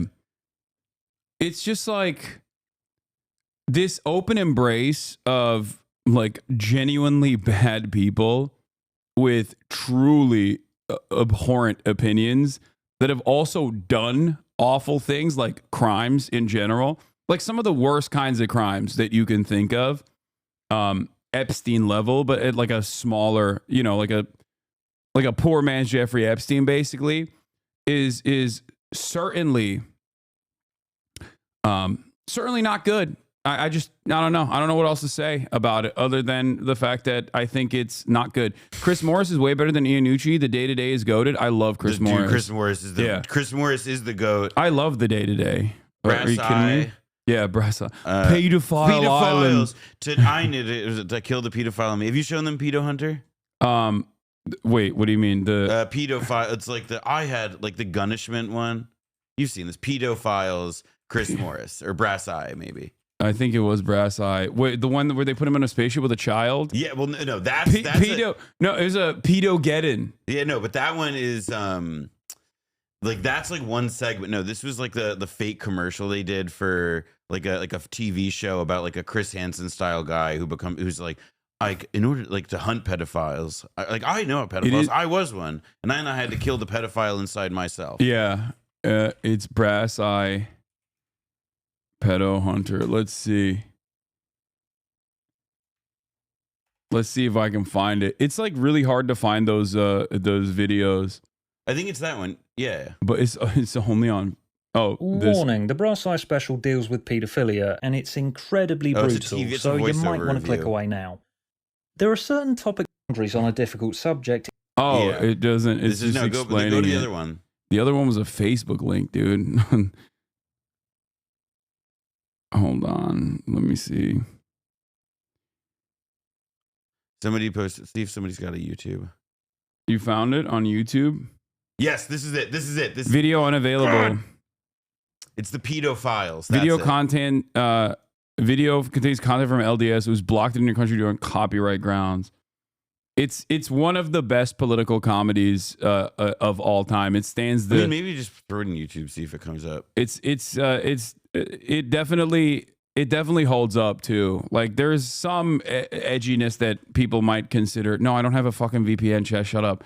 Some edginess that people might consider a little bit much, but BBC News Brass Eye. No, that's not the one. Brass Eye Extras pedophilia advert. This might be it. That's not it, but that looks funny. Our children skipping into the hands of monsters. Security footage of a pedophile disguised as a school. She still can't really speak about it. Shrub rocketeer. Welcome to Pedo-geddon. Brass Eye special Pedo-geddon. Pedo-geddon. Pedophile Island. Amazing. Yeah, there's really. Hold on, let me see if I can find it. What time is Drewski? In a little bit, bro. Chill the fuck out. Calm down. This guy keeps asking me, I'm not pro-tariff against Canada. How do I stop the argument that Canada deserves tariffs placed against them? This guy was being like the most annoying argument with his brother or something. Yeah, I don't know, man. It's good. Just concede. Just concede to them and say you're right. Actually, yeah, you're. Was it check the pedophile advert 01? No, that's another 16-second one.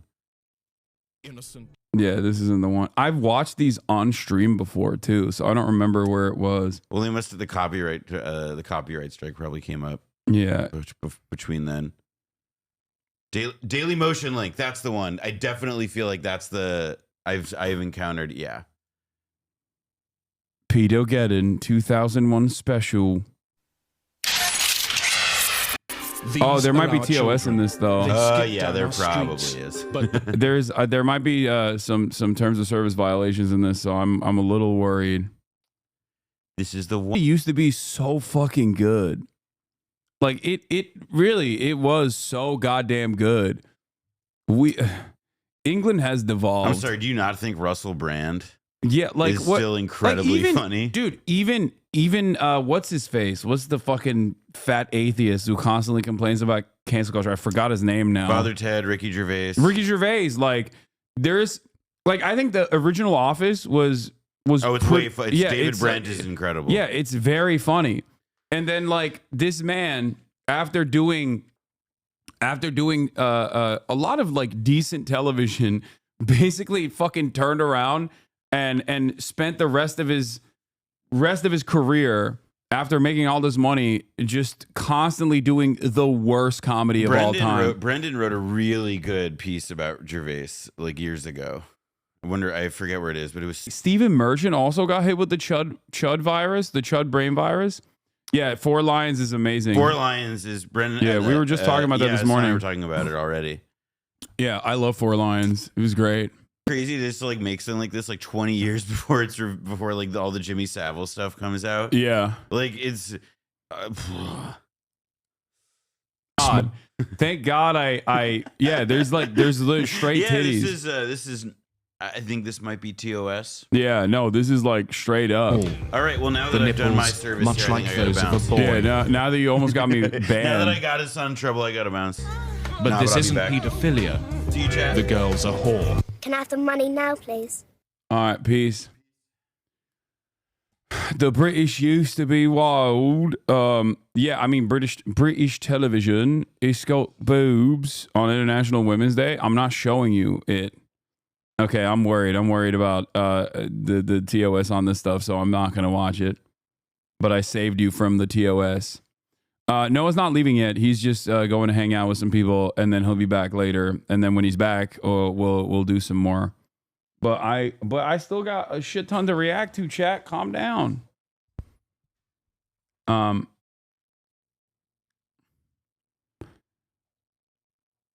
Noah's on. What's that link there? Yeah, we got Drewski. We got that Fern video. We got that cop that like died of, or not died, but the where is it? AOC dunking on Matt Iglesias. Love that. Love to see it. The world's greatest prison escape from Fern. Do ban appeals now? No, I'm not gonna do it before. I'm not gonna do it without Noah. I'm gonna wait for Noah.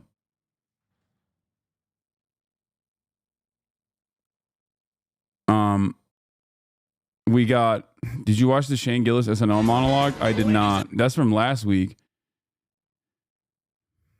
Is Sam Cedars Jubilee on the meme? Wait, what do you mean? It's not out yet. I don't think.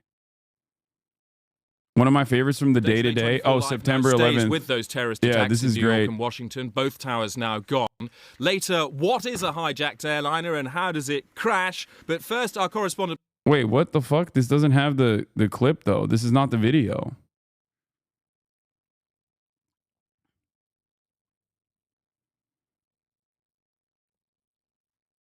Shane Gillis SNL was very good. New Chupal is out too. Elephant Graveyard coming out as a woke leftist, it seems. Wait, But that's in not what- surprising at all. Elephant Graveyard has a lot of like, don't they have a lot of like anti-Joe Rogan videos too?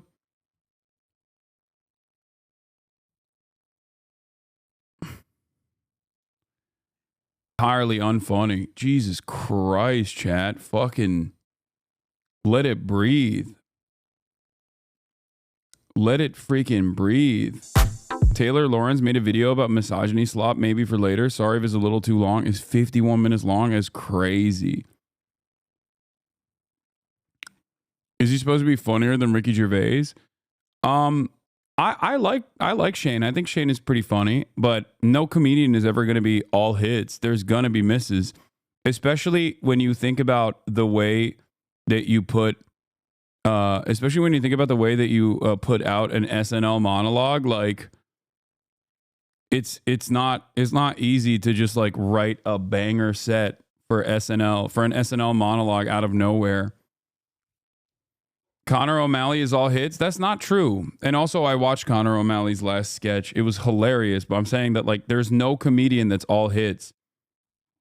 If you think a comedian never bombs, that means that you've only seen their finished product.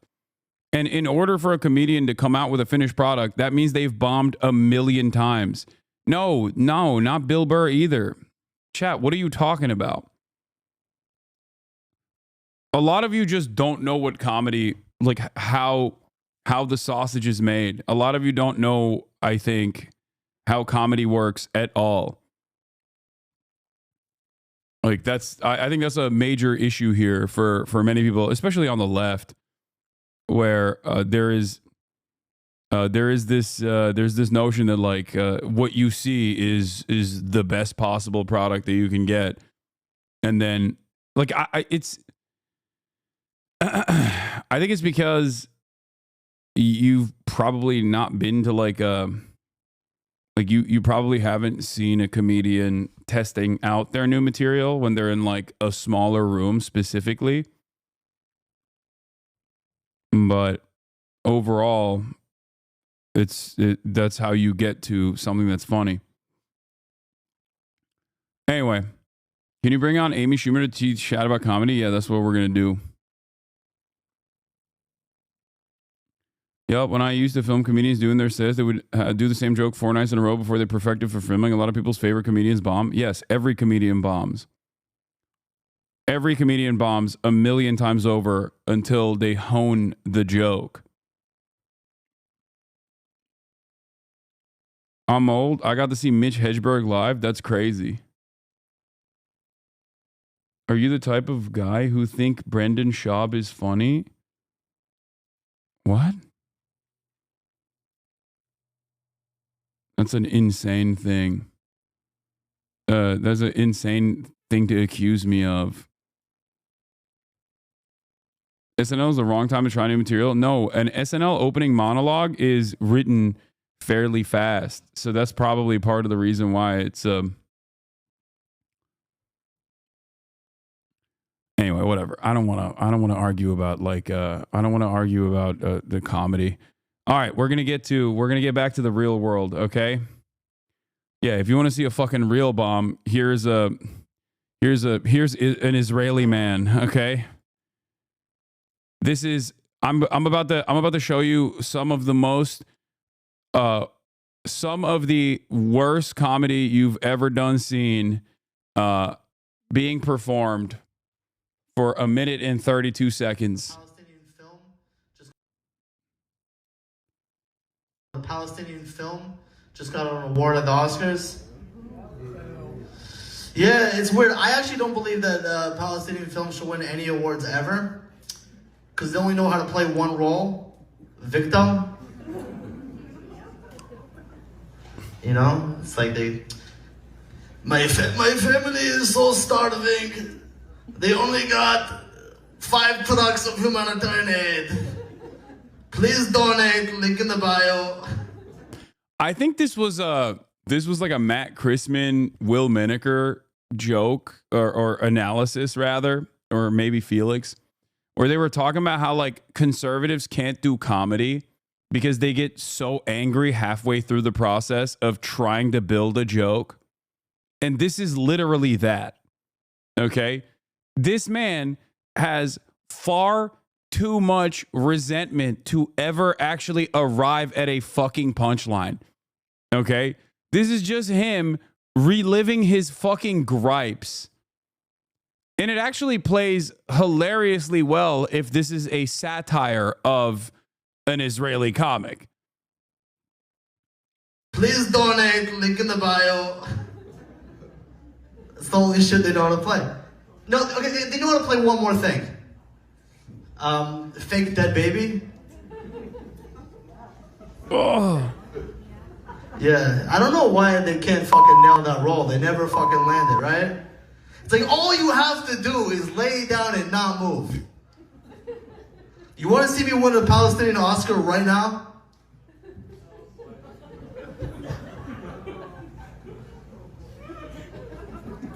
Thank you so much, everybody! And the Oscar goes to Muhammad, thank you! Dude, also, straight up, not even miss my words here. Another sign that Zionism is a brain-breaking fascist format, fascist ideology. No capability of making art. Okay? That's it. It's just like you're tuned up in a way where you're just so angry all the time. Like there are a million different things that you can joke about, even with this like obvious genocide unfolding in front of our eyes. This is not like a oh, I'm too woke for this, right? I'm too woke for this type moment. It's more so that like this person is completely incapable.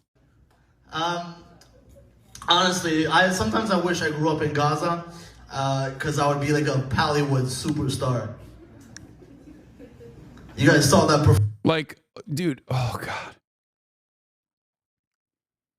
Performance right here, right? It was incredible. Like, how are you going to be Jewish and be bad at comedy? I'm sorry. Call me fucking anti-Semitic, but, you know, this is pure, unrestricted, unfiltered anti-Semitism. Okay?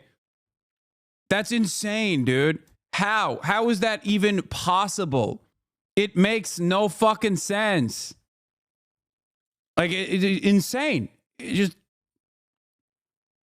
No one normal knows what Pallywood is? Yeah, exactly. It's just like, you need to know. You need to be operating. You need to be operating on so much like collective understanding of Israeli mania that you have internalized for you to even understand what he is saying is a joke. Incredible. To get one more round of applause, you know?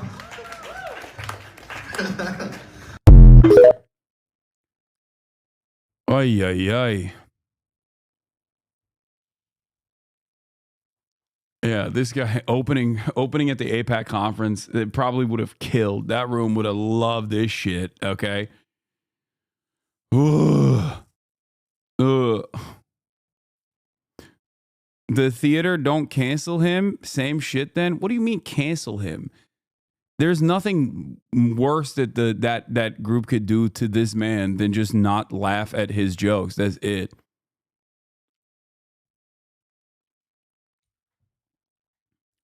Can conservatives even heckle? I mean, going to clean my cat's litter instead of watching whatever this bomb is feels more preferable. Yeah. Izzy had a funny joke about this. He said, classic Israeli. Where is it? Hold on. Let me. Yeah. Izzy said, hold on. Let me pull this up. Classic Israeli goes somewhere where he goes somewhere uninvited and bombs, which is true.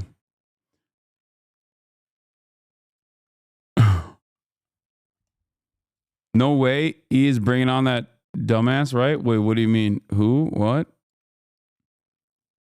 Classic Israeli going somewhere you aren't wanted and bombing.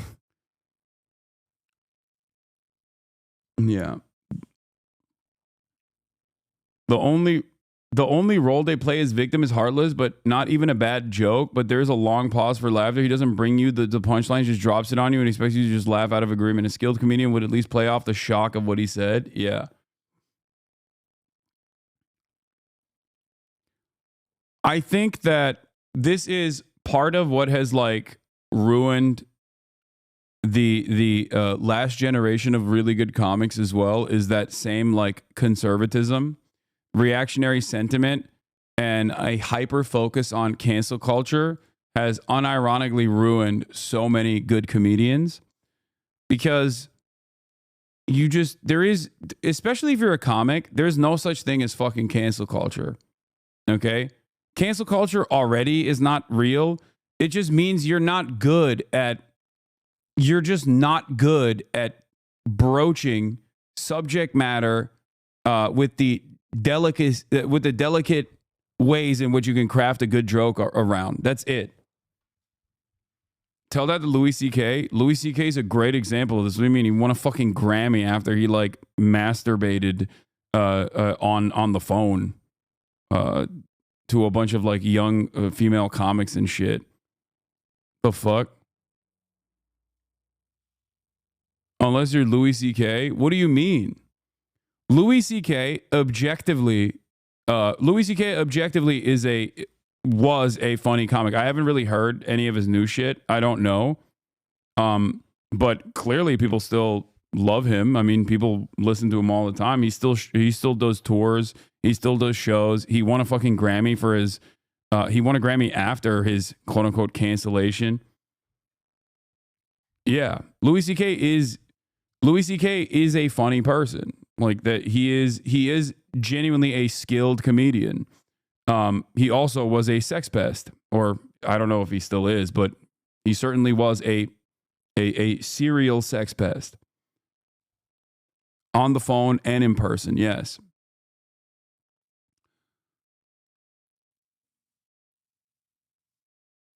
He still did production and writing the entire time I was just canceled. Yeah, it's just like, it's not real. It's not fucking a real thing. It doesn't work that way.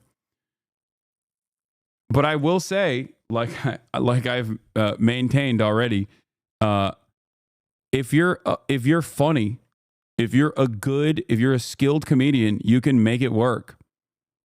A lot of these people just simply complain because they can't make it work. On that note, let's watch how comedy became a dystopian imperial hell world. I do not want you to upload reactions to this because the video just came out.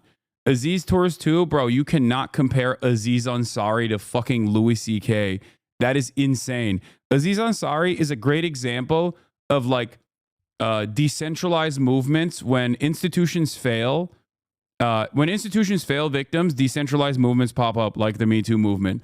And Aziz Ansari is the great example of those decentralized movements literally swinging the pendulum in the other direction where it goes maybe perhaps a little too far. Okay?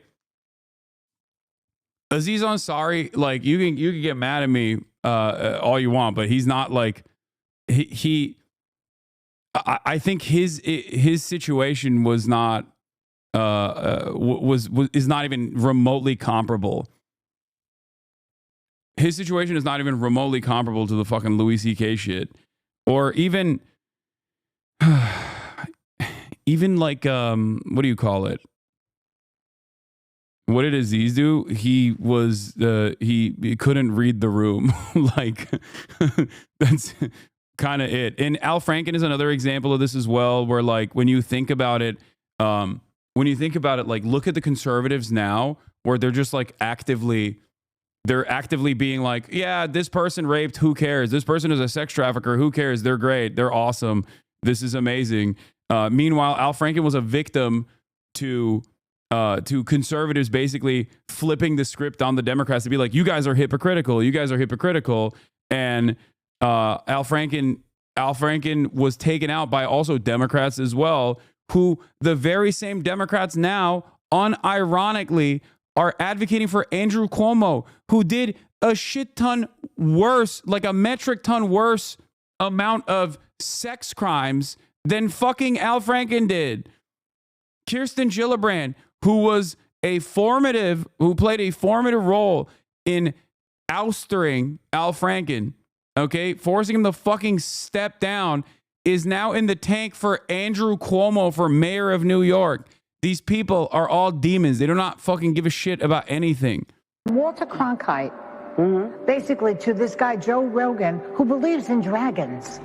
I checked it. He believes in dragons? He believes in dragons. Did you triple How comedy became a dystopian imperial hell world, says Elephant Graveyard. Dragons, like I guess like dinosaur-y type of animals, roamed the earth when people did. So this is the type of really, really bad information that's going out there. This election was the first time they didn't really have control of the media anymore. Because what? Because of us. Non-mainstream media? Because of podcasts. Podcasts. Selling tickets. Because of social media, because of You're humanizing Trump like, well, he's human. Yeah. So why can't I? They've been caught up in all this shit they've shoved down everybody's throat, especially all the Russia shit. Imagine a scenario where you've thawed a guy out from some frozen cryo chamber thing. He's been in there for like 20 years. And this frozen guy, well, he loves comedy. And so this guy is excited to finally be unthawed and to discover what the world of comedy looks like in 2025, the year of our Lord. So you invite the guy to your house, sit him down on the Chesterfield, and prepare a televisual feast to get him up to speed.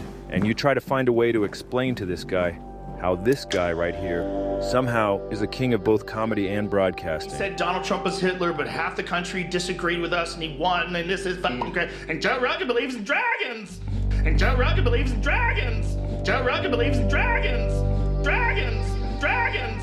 Dragons! Dragons! Dragons! Dragons! Dragons! Dragons! And you gotta explain to the freezer guy that you're sorry to be the one to tell him this, but we truly live in hell, and I feel that in my bones. And he's surely gonna want to get back in that freezer thing, but he can't, so instead he slices his own head off. Just a little scenario to think about. How the hell did we get here? It could have been great, but well, you guys know how the universe works. We're all just flying down an endless series Can someone pin the video? Are there any mods in here? Alternate realities inside a vast multiverse. And you can't really control which branch of those realities you are going to live in.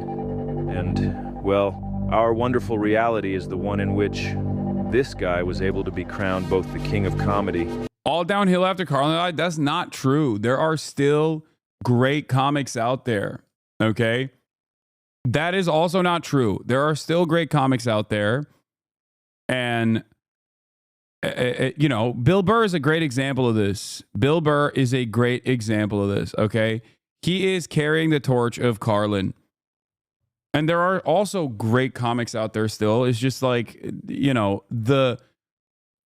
I would say that the legends of my generation, a lot of them have basically destroyed their legacy. That's it. Like, this is like hearing Taylor Swift and saying music has been dead since Prince died. Yeah. And the king of broadcasting. And I was sitting here watching this clip of this insane, resentful, unhappy, angry, and unfunny old man hysterically ranting and raving about his belief in dragons. And then you couldn't believe that. Watch the illusion. It's all a fucking illusion. All of them, when convenient, have said the exact same things. Dragons are real.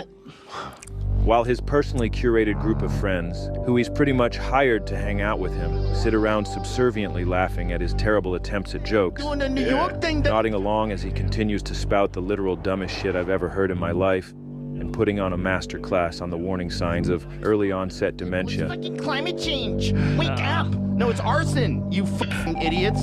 I think to myself, there's no way anybody listens to this. I check the podcast charts. It's number 1. No, 2. Dragons. And it's listed as comedy. Dragons. Oh God. It suddenly all hit me how messed up this all is. And how this whole shit era of comedy kind of snuck up on all of us like boiling a frog or whatever.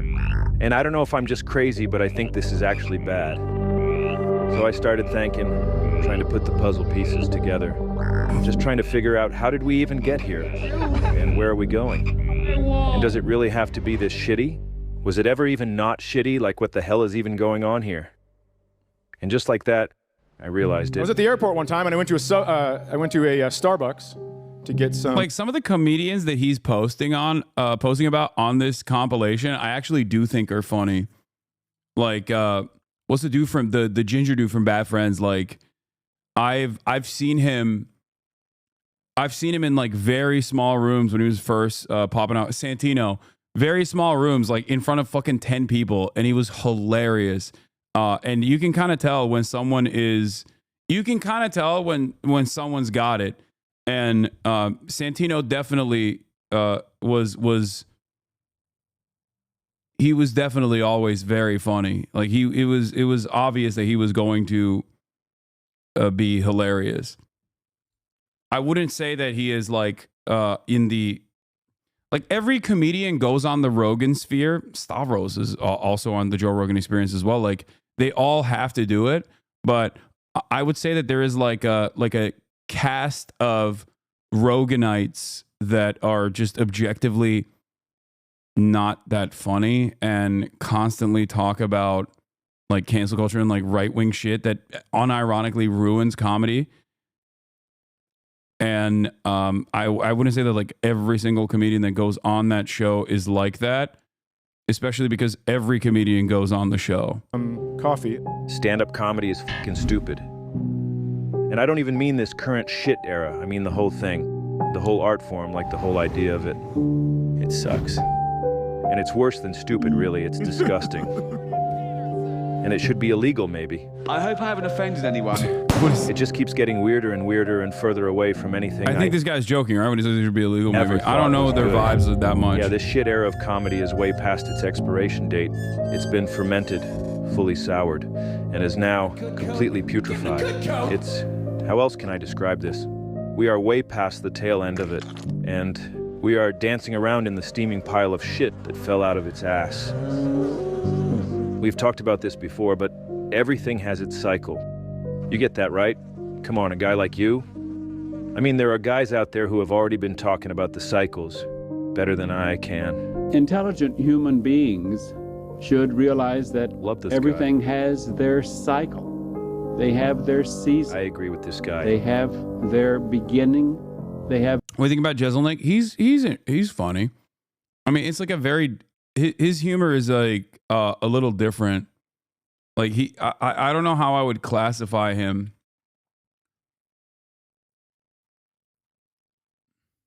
Have their end. Yep. They have cycles. I think I agree with everything he says. About to be recycled. Good. Do it. We're on the threshold of the end of this civilization because it's about to be recycled. Right. Your only I understand chance to evacuate is to leave with us. All right. Our lives have cycles. History has cycles. Culture. Okay, I want to get to the meat of the argument here. Like, I don't understand. That guy was killing. Dude, he put the fear in God in guys that have been doing it for 20 years. We used to do Dick Doherty, rest his soul, his comedy clubs. And Dane would have the headliner like pacing in the back. Damn. He was killing that hard, and he would be like, I shouldn't have to follow that. There's no jokes here. It's like, well, listen to the crowd. There's something going on here. So instead of wasting their energy on writing good jokes, guys began focusing on how well they could promote themselves on the internet. And then people started making these new things called podcasts too. And given the potential payoff, the low cost and low... He's saying Dane Cook was like the reason as to why modern comedians that were following his note basically stopped looking to structure funny jokes that were interesting or unique, and instead we're just like bold. Low effort required to do all this crap was irresistible. No, I like MySpace. Especially for these lazy comedian guys whose greatest motivation in life is the fear of ever having to get a real job. Fuck me! And that marked the official beginning of the comedy podcast shit entanglement era, in which we are currently festering. Congratulations. Of course, nobody struck gold bigger than this genius, Joe Rogan. There he is. Yeah, this guy never had an original idea in his life. He really doesn't know anything about anything, but he does know how to copy a guy who already did a thing. Trans women are women. How about most? You gotta leave room for crazy. Believe women, right? All of them? How about almost all? How about you believe like 88%, and that last 12% that's out of their fucking minds? You know, I think that's a fair percentage, wouldn't you? You gotta leave room for crazy. That's what he does with stand-up, and that's what he did to start his podcast, which he stole the idea from Tom Green. Hello, ladies and gentlemen, welcome to the show. It is 8:01. You're watching Tom Green Live. Roll the open. Tom had the brains and the balls to start his own talk show, broadcasting live on the internet from his own home. And it was great. It was funny, chaotic, and it never took itself seriously. That's good booze. Play something real quick, okay? Okay. All right. I'm on Tom Green Live, hooray! All right, cool. Awesome. It was unpredictable, and stuff went wrong all the time. We can't see the on-air feed right now. It's not happening. Yeah, the live feed's not coming through too good, but we figured we'd sit and wait. This guy's scaring me. Are we up on the computers? We're up, yeah. He'd get mad at his production staff as a bit. Computers? I want to see a laptop right now with it on the feed. Can I see it? Bring me a laptop right now. Instead of whatever this is. No. It's like a. It's weird. It's sort of like an Olympic. Sorry. Sometimes he'd get bombarded with prank calls, and because Tom has an actual sense of humor and a fully functioning brain, he could play along with them. Tom Green, can you do a barrel roll for me? A barrel roll? Yeah, a barrel roll. I like that guy. That guy's cool. I'm the guy you hung up on the first call. Oh, okay. Well, I'm sorry about that. Hey, man, I just wanted to tell you. Hello, you're on the air. Instead of whatever this is. I am really into rock, paper, scissors. How into it are you? I'm undefeated. How is that possible? But whenever they wanted anything, I would be like, all right, rock, paper, scissors. If you win, you can do this thing. If I win, and then I would like pick the thing that was like their sort of deepest fear, you know. Can we play right now? If I win, I do the programming on your show for a week. No, that's worth a lot of money. You can f off. You were so confident until just now. We could take a month, few months off. All right. Sounds like someone's scared to lose at rock, paper, scissors. It sounds like someone else is scared to lose it. No, you're asking me for something that's ridiculous. Look how mad it is. You don't have it. Fuck off. And number one comedy podcast in the world. Friends was a funny show. Joe, you were great on Friends. No, I wasn't on Friends. That's a joke. Hey, stop joking. No. But is this There you are. all going to Everybody's be done it. huge? Huge. It's a joke. Did Such that- a fun podcast. Such a fun time. We need to beat Russia. Are you out of your fucking mind? Fun. Are you serious? Do you know how big that place is? Do you Too know how big. much military force is behind Putin? What are you talking about? What are you talking What are you about? talking about? Like, what if he Right. just decides to go nuclear? Oh God, shut up. Break down your whole regime. Oh, that's better. Tom Green in the black limousine. Oh, hell yeah. God, can you imagine that parallel universe where Tom became the #1 podcast guy instead of Joe? Must be a fun place to be. That's where we're all supposed to be, if anything made any fucking sense in this stupid world. But it doesn't. And sadly, guys, we are all forced to live in this very shitty branch of the multiverse. Exiled from the... Oh God! Oh, these guys, the trigonometry guys. This is the branch where Stu and Joe stole Tom Green's idea, made a much shittier version of it, and slowly took over mainstream media, comedy, and the U.S. government. As he continues to spread his wonderful mental herpes to all his listeners week after week. Make your daddy proud. I'm proud to be your friend. I'm proud to be yours as well. Proud. I love you, Joe, man. I love you too, Thank you for brother. your time, bro. Oh yeah, thanks. Almost forgot to thank him today. You can watch in real time the moment Joe realizes there might be gold in these podcast hills. Dude, I think this is awesome. Thank you, man. See, no, Okay, so Tom Green is responsible for Joe Rogan, so he's a villain in the story as well. Okay, This is the he brought about Joe Rogan to us. craziest thing ever. it really is different, you know, Yeah. than television. This or is anything. way better. He gets rock hard, praising its lack of corporate interest. There is no, I mean, I guess the Joe Rogan Experience has evolved into not really being a comedy podcast at all. You know? Yeah, Tom Green is the Oppenheimer, dude. He is the Oppenheimer of just ruining the medium. Another reason why Canada blames tariffs, okay? Canada deserves tariffs. Yep, I'm blaming Canada for this one too. Fuck it. Canada, you did this. And griping about how advertising and money ruin anything good about entertainment. It's not a corporate pressure. See, Yeah. the thing that f***ed up television, Watch the lab, thing that Mike. f***ed up entertainment in general Idiot. is money. They Oh, started really? selling advertising, and that's all. And that f***s up everything. It doesn't make anything good. A belief he abandons literally within seconds once he realizes that he could be the sole beneficiary of this potential new advertising revenue stream. We need to figure out how you make money from this. Yeah. I think we thought create money ruined a everything. national interweb, we Sure. call it, and then create a mass traffic like a portal. gauge. Watch right here. You can see the wheels turning inside his brain as he quickly flip-flops. Like a portal Yes. into the advertising revenue stream, you know? Then So he just copied Tom Green, and he started the Joe Rogan shitcast experiment. And just for being an early adopter of podcasting, he was able to become the biggest and most mainstream establishment media figure on the planet. There he goes, stealing Joe.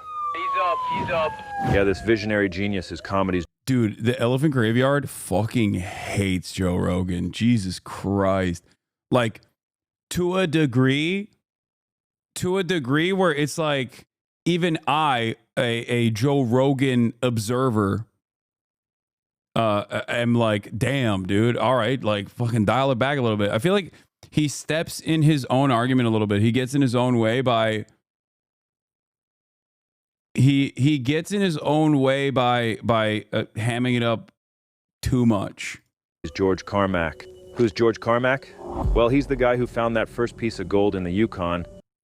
It should have been Mullen, not Rogan. Yeah, I was talking about this with Noah last night too. It's literally a bit. You don't get the joke. Oh, okay, that makes sense. If it's a bit and I'm not understanding it, maybe that's what's going on here. But yeah, put me down. I'm a sovereign citizen. No, I'm shaking the baby. I'm shaking you. Okay. I picked you up by your head and now I'm shaking you. Your arms are flailing in the wind going, wah, wah, don't do it. Which started the whole Klondike gold rush. There was nothing special about George Carmack. He was just some guy. He was just lucky enough to get a tip from this other guy, Robert Henderson, saying there might be some gold up there in the Yukon. So George just went up there and yeah, he found some.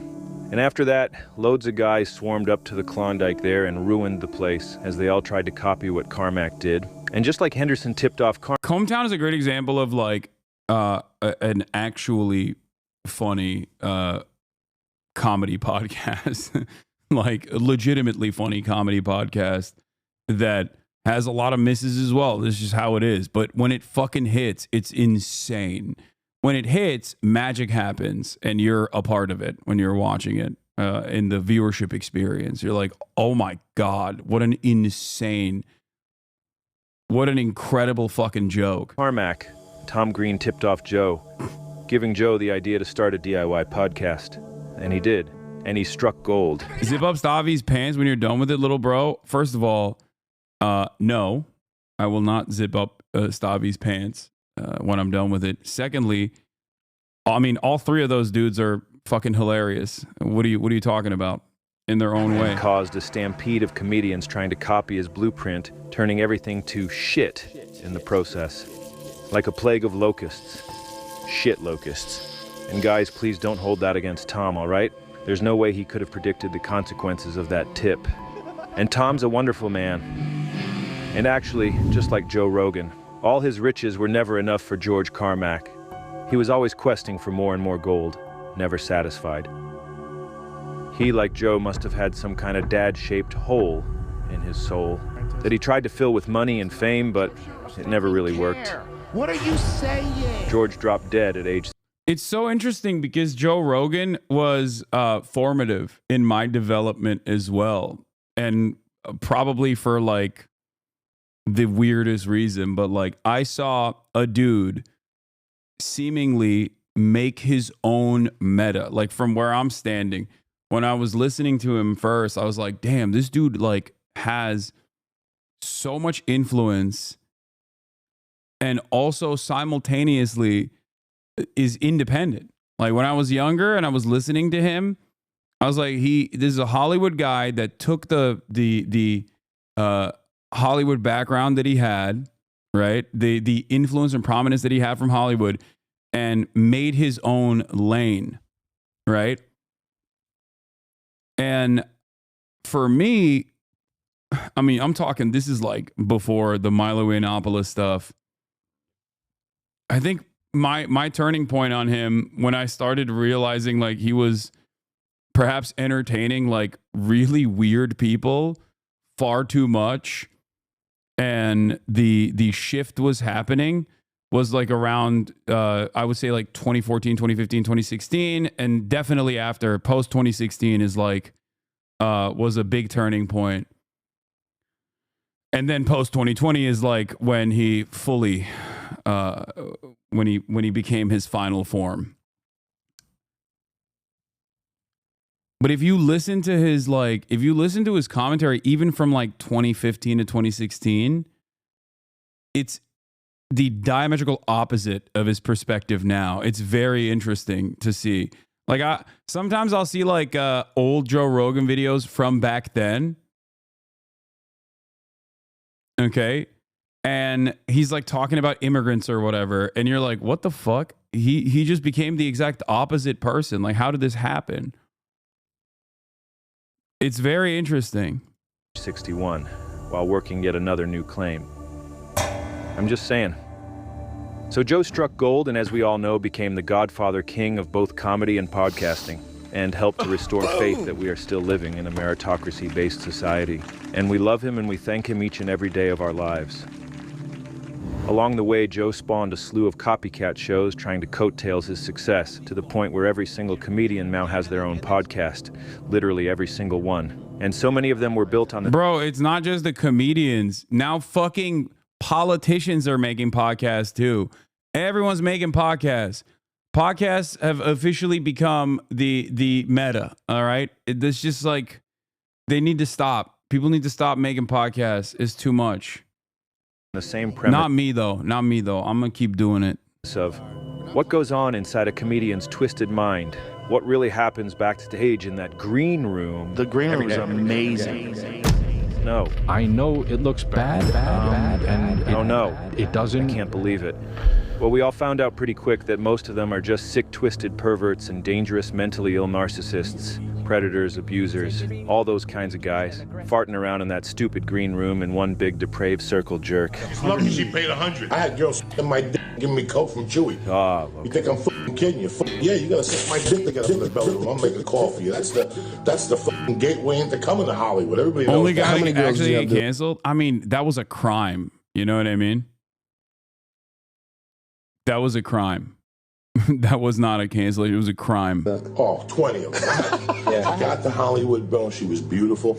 And when she left, she had dirty fucking, her nails were dirty. And then a year later, she wrote me a letter to the Comedy Store. You sucker, you broke me.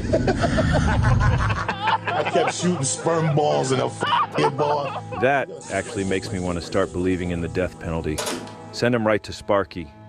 Anyways, on and on it went. And they just kept making these podcasts. They just won't stop pumping them out. And then a pandemic happened, and people were alone, and so desperate not to listen to the thoughts inside their own heads. So they put on these podcasts as mental screensavers and escape into the friendship simulation that these podcasts provide. And the numbers went up, and more guys made more and more podcasts, always trying to outcompete each other by making everything as fast, cheap. George Santos made a podcast called Pants on Fire, dude. That's the stage we're at. Cheap and low effort as possible. And then it's just a matter of reading ads for pills or nicotine mouthwash or whatever. Brain nourishing. Oh, it's not good. These lazy... Genuinely asking what crime? Chris D'Elia? He was grooming minors. What? He was actively trying to fuck minors, dude, on Snapchat. The crime is called pedophilia. Lazy stand-up guys got into comedy because it was the easiest thing they could do to avoid getting a real job. But then podcasting came along, and suddenly they had an even easier way to make even more money. Podcast? And then pretty soon the podcast eclipsed the stand-up, and now all these so-called comedians are really just zero-effort podcasters selling shitty products again and again and again. We'll be back with the interview in 1 minute. First, we want to talk to you about the sponsors of today's episode, AG1. You should nuke English. We take AG1 to stay healthy. And you're looking great there, bud. Jesus Christ. They really have become indistinguishable from those infomercials you used to see on TV late at night when you couldn't sleep. And you'd turn that thing on out of desperation just to maybe hear another voice. I love you. You have my life. You might even see an interesting product. Who knows? Arthritis, depression. Those are podcasts now.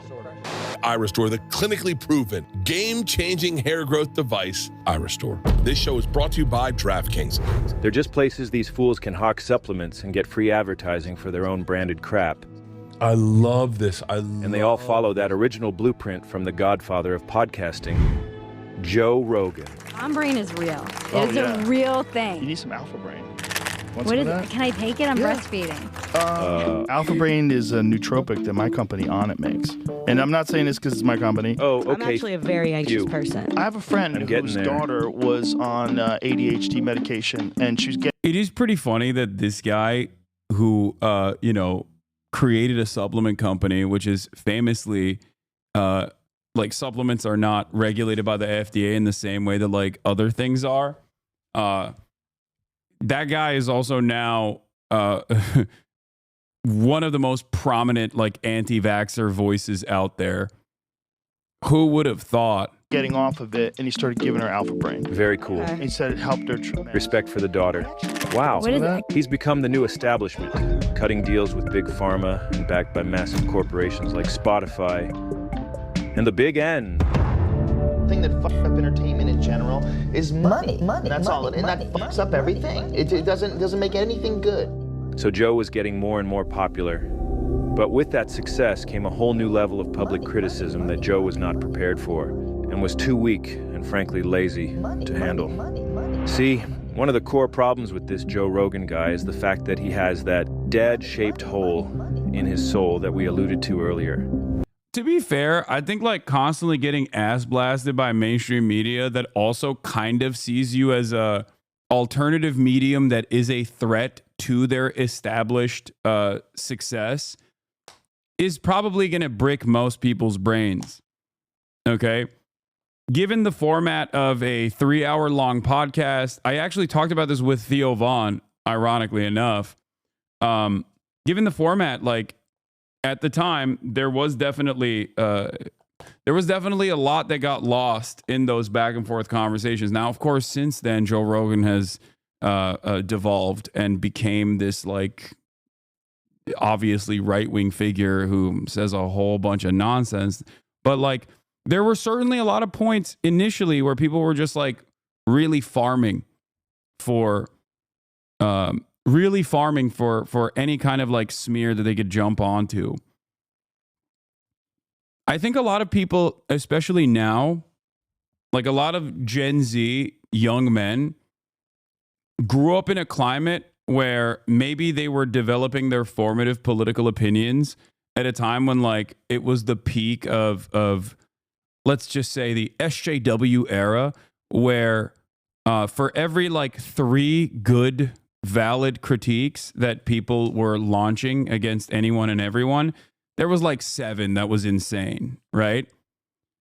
Also simultaneously though, the right was going nutty mode as well with Gamergate and shit. And also open neo-Nazi demonstrations, open neo-Nazi content creators, open white supremacist content creators that were on the other side of that, on the other side of the political spectrum as well.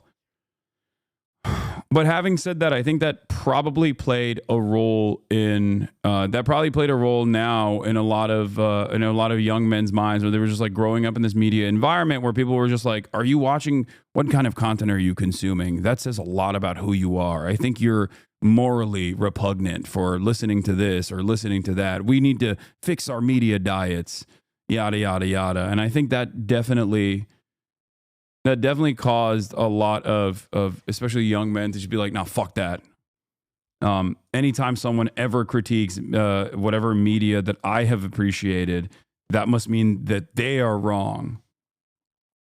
And I think that Joe Rogan and them leaned into that quite a bit with the cancel culture stuff. He grew up with this terrible guy for a dad. Hasan attacking his own community right now. That's so funny. I have a very nuanced opinion on this kind of stuff, and also comedy in general as a fan of comedy.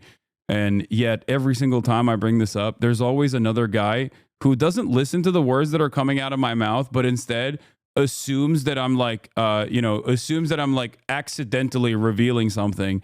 And it's not a firmly held conviction that I've maintained for a decade at this point. No, you, my friend, placed me in a box. So when you hear something that doesn't make sense about the box that you've placed me into, you go, "Oh, this must be a mistake.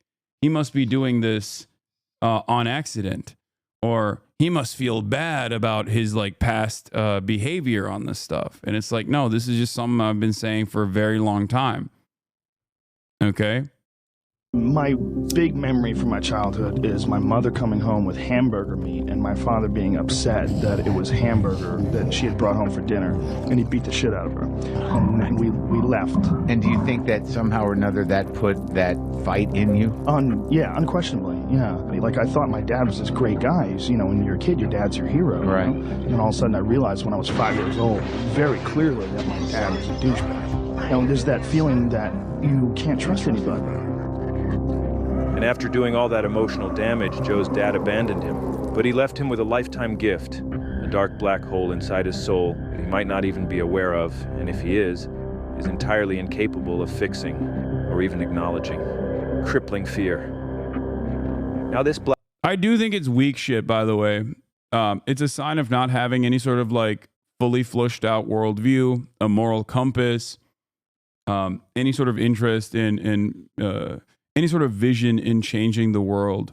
When you get yelled at by a group of people, and then that just like causes you to fucking flip your script in its entirety and slowly but surely find yourself in the throes of reactionary ideology. And there are many very prominent examples of this in the world of comedy, especially.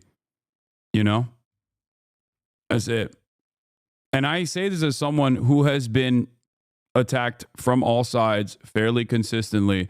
Ironically enough, my commentary has also been consistent throughout this entire process. And the reason for that is because I'm stubborn, for sure, but also the reason for that is because I have firmly held convictions. Whether my brand of politics is popular or my brand of politics is unpopular does not change the dynamic at all for me. It's something that I'm advocating for because I know it's correct, and not because I'm changing. I'm going along with the winds. Black hole, it produces incredibly powerful emotional gravity. All his fears, insecurities, self-loathing coalesce around that dad hole. And over these 68 years of Joe's life, this swirling concoction of negativity has formed around the hole. And that's stressful, man. It's a real bind. And it's actually a big reason why Joe became a comedian in the first place. Why else did you get into being a comedian? I don't know. I got talked into doing it. No, I wasn't really very funny. I got talked into doing stand-up by my friends from martial arts. Stop laughing. It's not funny. I was very insecure, and I got bullied. See, it's a sad thing. And I wasn't big. I was a small kid. Better music. And I was really nervous, and I did not like that feeling at all. Yeah, I went to an open mic night. I watched amateurs try it. Like, most of them don't know what they're doing. They're terrible. Like, people who really suck inspire you to do it because they lower the bar of expectation. And do you still do your stand-up? Yeah. Oh, come on. That is the emperor of comedy you're talking to. See, there are two main strains of comedian. Yeah. The first kind are the people that are creative artists that have weird brains and maybe even have a triple-digit IQ, and they're driven to create. They are compelled by the muses or whatever, and it makes sense that they're comedians. I like an escalator, man, because an escalator can never break. It can only become stairs. Oh, jokes. I remember those. The other kind of strain of comic, and this is almost all of them these days, are sad people with black holes inside their soul who get into comedy to try and get external validation from audiences and to indulge in the delusion of power that they feel when standing alone on stage with an amplified microphone where nobody else is allowed to speak. And probably they should lock their phones in a bag, too. And now I'm trying to think about who else stood on stage with a microphone trying to fill a hole, vying for attention and power. Oh yeah, this guy. Yeah, for this type of guy, stand-up comedy is a dream. They're sad little guys who seek power and external validation.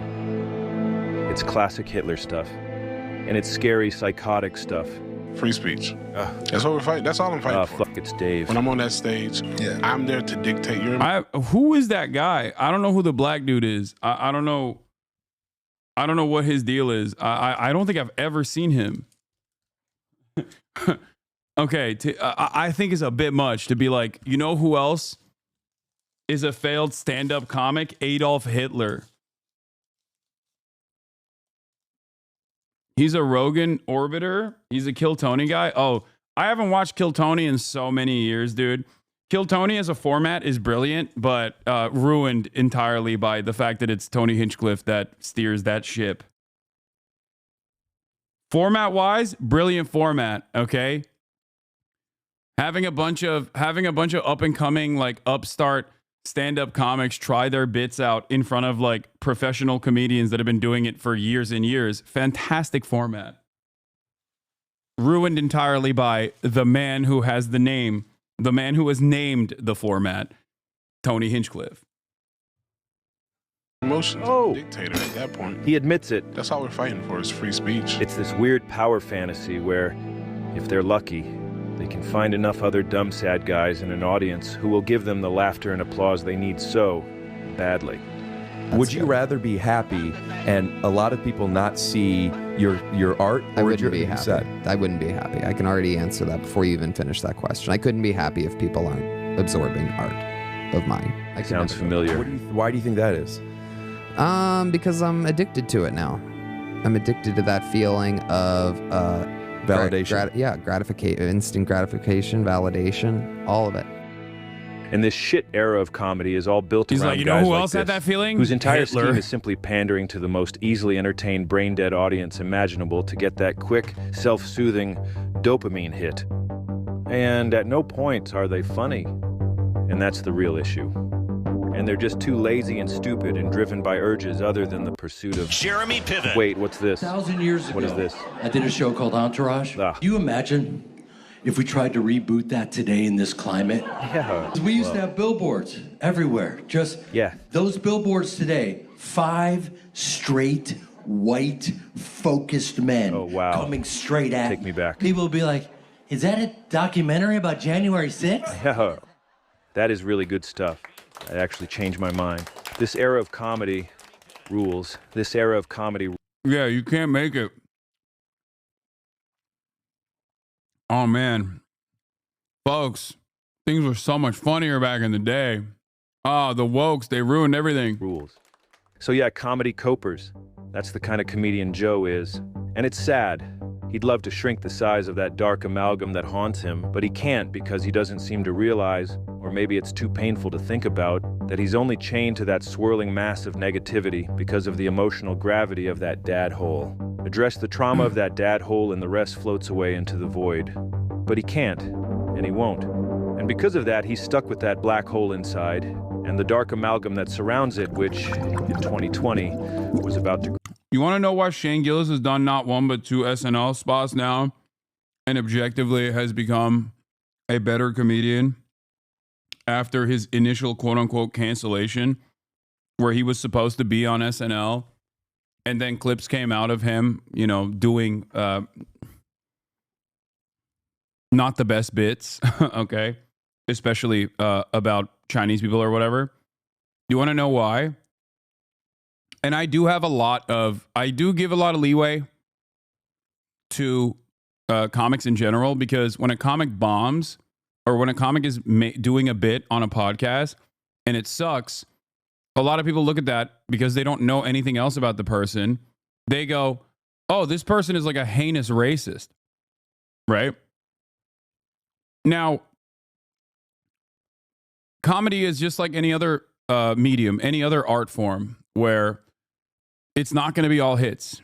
There's no comedian that will make you laugh every single time, okay?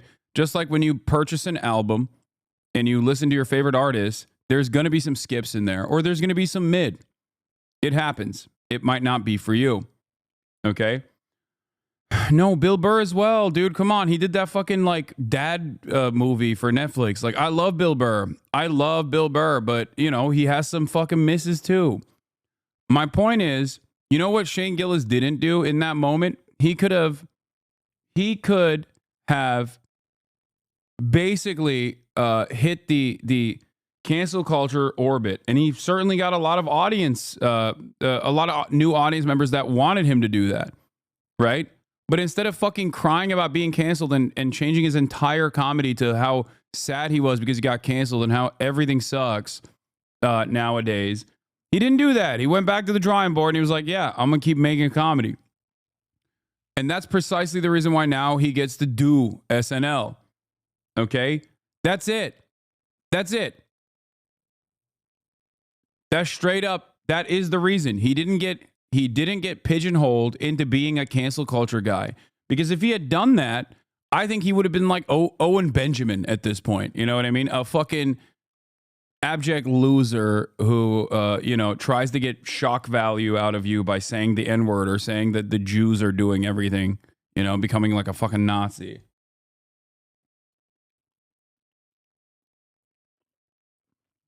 That's why I think I can't stand hack comedy. And I think cancel culture focused comedians always become hack comments. Hack comedians. Because cancel culture comedy is hack comedy. There's no better indication of this than Seinfeld also being a cancel culture comic.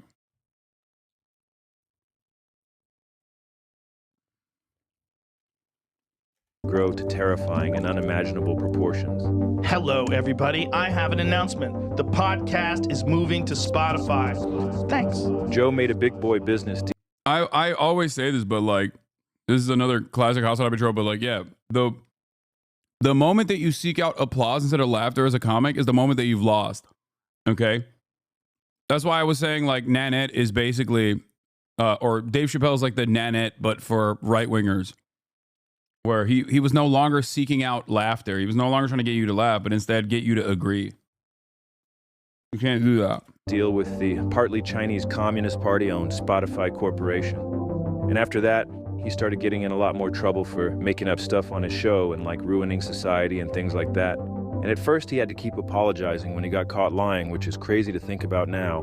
but it was a different era back then. Historic fires are ripping through 3 western states. Hello, everybody. I need to make an apology and a retraction. I said something on the podcast about people getting arrested for lighting fires.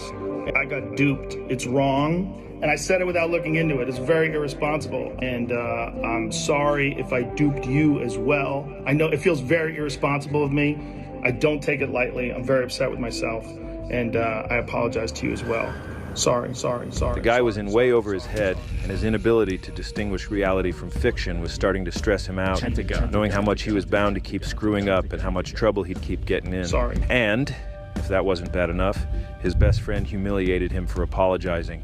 What do you think about our buddy put an apology today? Sorry. Who? You see Joe Rogan, but he got a fact wrong. Yeah. Poor Joe Rogan. He put the apology up. Sorry. They would tell him go. He was. That's hard for my dog. My heart goes out to him. He had to put an apology up. Sorry. Shit. I guess things look good when he was. Things look good in the basement, dog. Once you take that Spotify money, you got to start apologizing. Sorry. Make him believe you can't. You know, the poor guy. That's what happens when you get that money.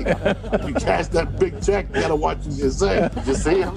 This marked the start of the apology era, which would end up being way too much adversity for Joe to handle. And to get out of this bind, Joe was about to embark on a transformation that will surely be studied by psychologists for the rest of time. How serious is this? Is this something that we need to be terrified of? So, long story short, a pandemic started, Joe couldn't handle it, and he went and had a panic attack in the sauna. Well, I was scared out of my mind in the beginning. When everybody's shutting down in the beginning and people are stockpiling food, I was worried about people I knew getting really sick and dying. And then I was convinced that I had it. At one point in time, I was like, God, I do feel like I'm breathing heavy. I felt like my breath is coming short. I did. I had psychosomatic issues thinking about it. Guy had a panic attack sitting on fucking 12 elk. You had a fucking panic attack in the sauna. And then you felt bad about yourself, and then you attack people with masks. That's how it works. And that's how the hatred starts. And that really was when the hatred was unleashed. Soon after, Joe kept talking about shooting homeless guys. I mean, nobody does anything about violent crime in LA anymore. Maybe we should just go and shoot homeless people. I like your ideas. Yeah.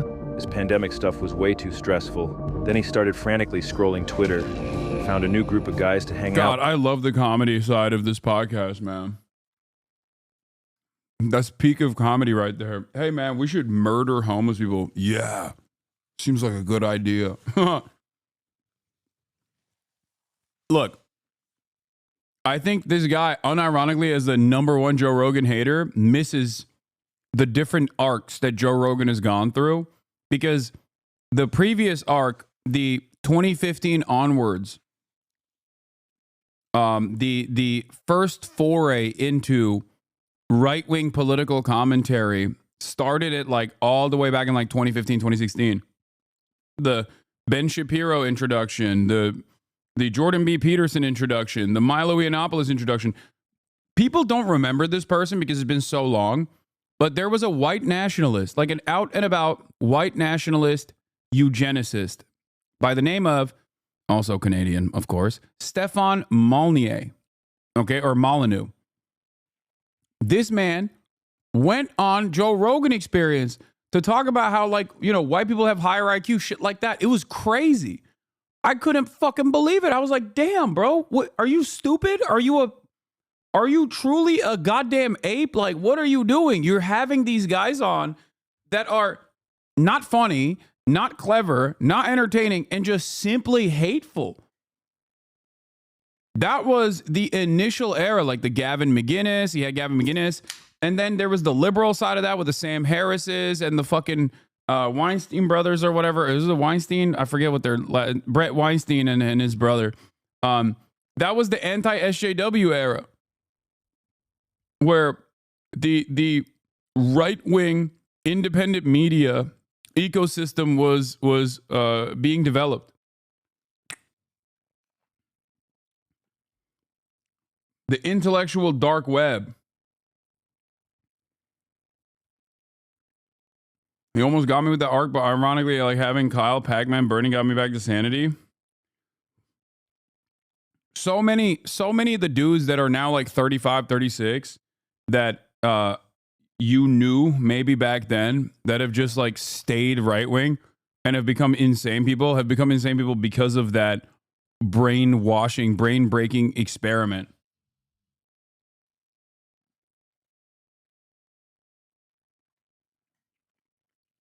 Out with. And these guys allowed Joe to believe that everything was actually okay, and so Joe felt relieved and safe with them, and transformed his inner anxiety into outward rage, an emotion he was more accustomed to dealing with on account of that bad dad. But unfortunately, this new group of guys and all the stuff that he and Joe were talking about was getting Joe a lot of negative attention, and that made even more anxiety bubble up. And again, Joe transformed that anxiety into an even bigger rage. And I mean, this guy was getting pissed. Well, breaking news this evening, Joe Rogan, an extremely popular podcaster, announced on social media today that he has COVID. Shit, anyone got a lighter? He mentioned ivermectin is something more often used to deworm horses.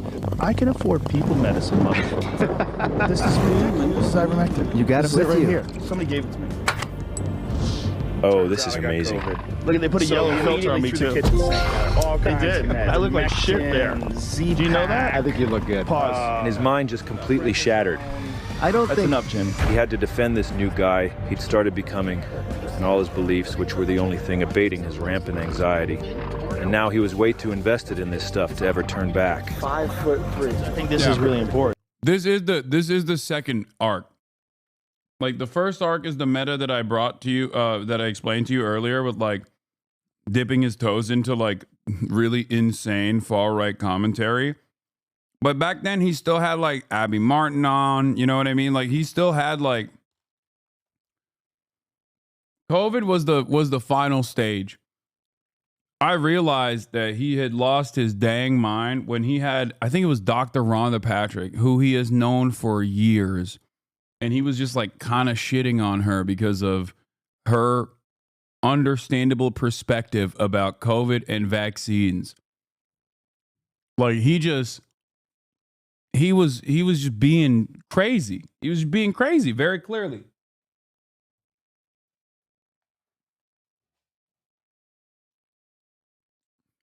A person that he knew for years and years, that he had a lot of respect for, he was now shitting on.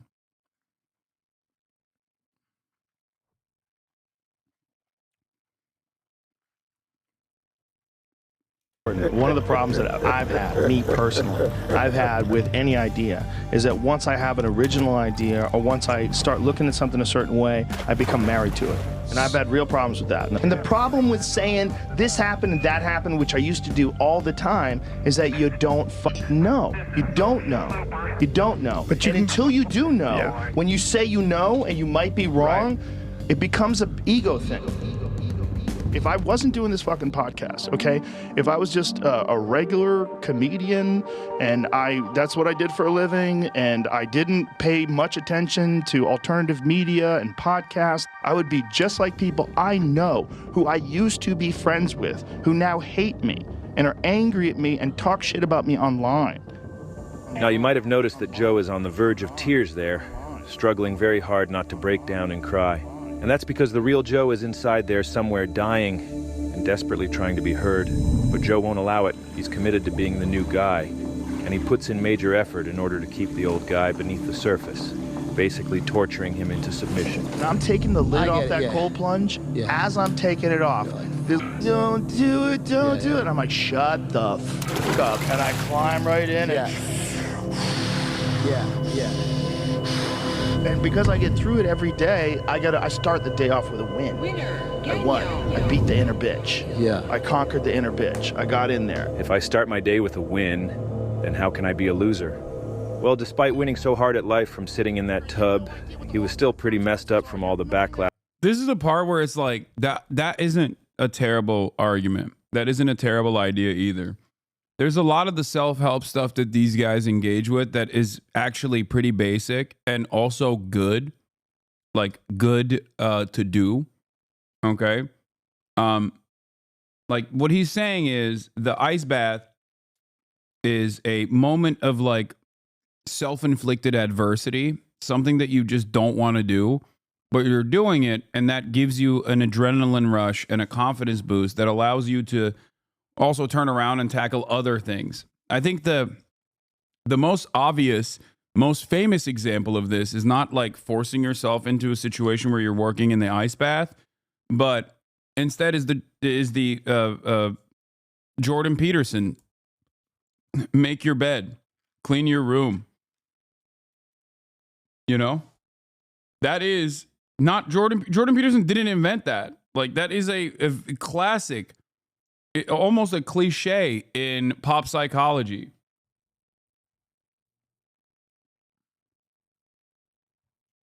And it is healthy and it is good. So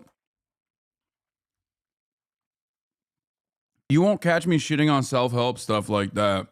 Even though there are entire brands dedicated to being crazy. You can't be fucking serious. Wait, what? Hasan felt called out.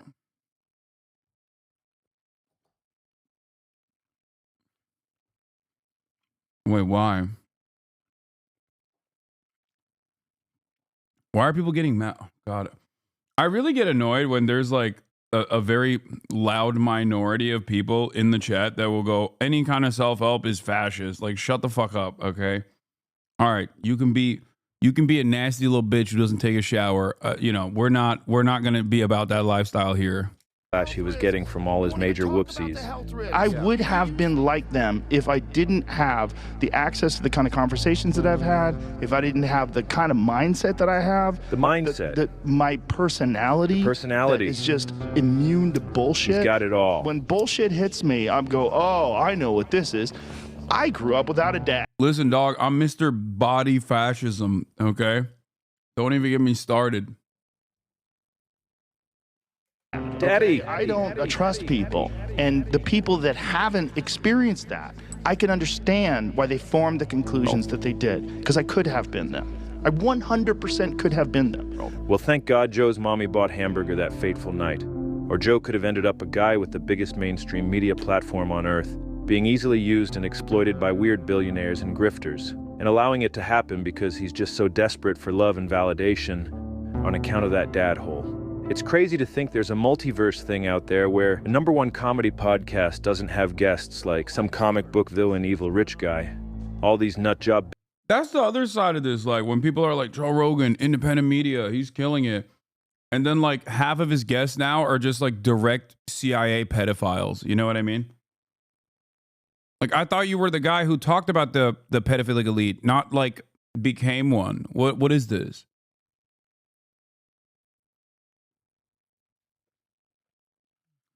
Great. Another episode where some goddamn Silicon Valley nerd is going to talk to me about how billionaires deserve more, how the poor ain't shit.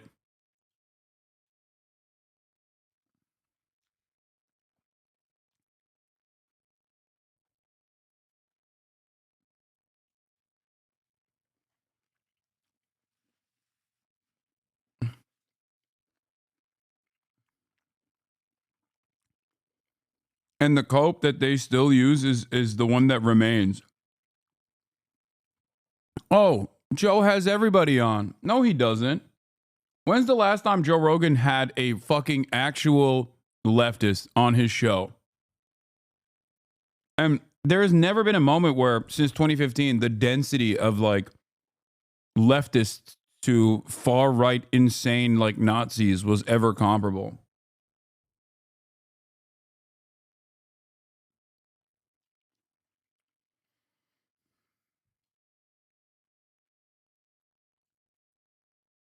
Yeah, he does not want his platform to move in that direction, is clear. Billionaire dweebs. And like, I don't know, a guy literally from the CIA that's on like once a month for some reason. Yeah, and I hate that. Also like the entire government, basically. Could any of these people have tried to influence the way he thinks? Nah, man, he grew up without a dad, so you don't even have to take that question into consideration. And say sorry. Like, would it kill you to just apologize for no reason? Anyway, yeah, the manipulation of Joe. I thank the Lord each day of my life that didn't happen. Right, Duncan? Remember you warned Joe about that happening? Thank you so much for saving our dad. I mean, Joe. Thank God he's got friends that still tell him the truth and don't tell him part of the truth and then walk it back a little bit out of fear of disrupting his delusions. stressing him out, and then being cut out of his inner circle. That would be spineless and, would make it obvious that all your peace and love and honesty stuff was just a load of crap all along. If you're not careful, folks from deep, dark wells of perspective are gonna infiltrate your shit. Listen to me. All those people that are organized, they come hang out with us. Give me a hug. You don't want to give them a hug? Relax. Why? Just relax. All those people are just people, man. Like a white supremacist? They're lost. Yeah, but you have to watch out because people are gonna try to exploit you. That's the main thing, is people recognizing what you are. You have political agendas, will infiltrate your shit and then start blowing out their radioactivity into the world, right? That's a fear. Like radium? But dude, I do worry about you sometimes, man, because it's you now have a platform that is unlike any platform that's happened, because you're doing This is so funny.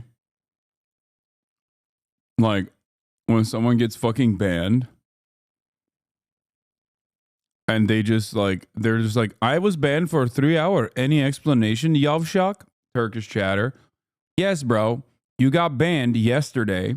You got timed out yesterday because you said, who is this guy, Hasana? I'm here for you, bro. Don't bring him anymore. Talking about my friend, Noah Colwyn. You got banned for a good reason. Perhaps we should have actually banned you for multiple days instead of just one day. Okay? Yeah, you were being a bitch. You said bitch made shit. You were being rude to my guest. And you got timed out. Why do you come back in after being timed out with this kind of energy? Where you're why was I timed out? Why was I timed out? Imagine going into a goddamn fucking stadium full of people and being excuse me, make this about me. Okay? Calm down. A comedy. He ain't Turkish? Yeah, he is. He said Yavşak. It's the Turkish podcast, term. Radio show style thing. But you're also interviewing people about really heavy duty shit. Then you start thinking man, I've got this podcast that lots of people listen to. Has it ever happened where maybe some really intelligent person has manipulated me in an attempt to get me to disseminate some kind of information out into the world? Good luck manipulating me, Duncan Trussell. I'm an American. Yeah, okay? But you wouldn't even know. That's the thing. You wouldn't even. Oh, I wouldn't know? How would I not know? These people are people. What? They're going to be if someone is so good at manipulating people that they can manipulate me and change the way I think about things. Yeah. Well, then good luck.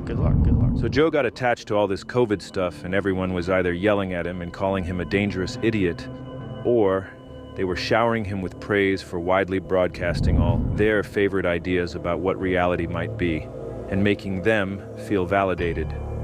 So, if you're a fearful, self-loathing, and external validation-seeking guy like Joe, which side would you embrace? Well, instead of posting more apology videos, he opted to fully dive into a wonderful new safe space. He tapped into something he'd been searching for all his life, a source of constant praise and affirmation. And the guys doing all the praising were happy to have found a powerful ally in the new mainstream media. Yep. And as if that wasn't enough, Joe also found an endless parade of charlatans willing to juice his rod like he's some kind of god king for access to his wonderful platform and a chance to milk him for their own fame and fortune. I want to give you the gifts I got you, bro. Got 5 of them. Oh, I love this one. Patrick Bet-David! Patrick Bet-David! Bro, I got you. Joe, I got you many gifts. Joe!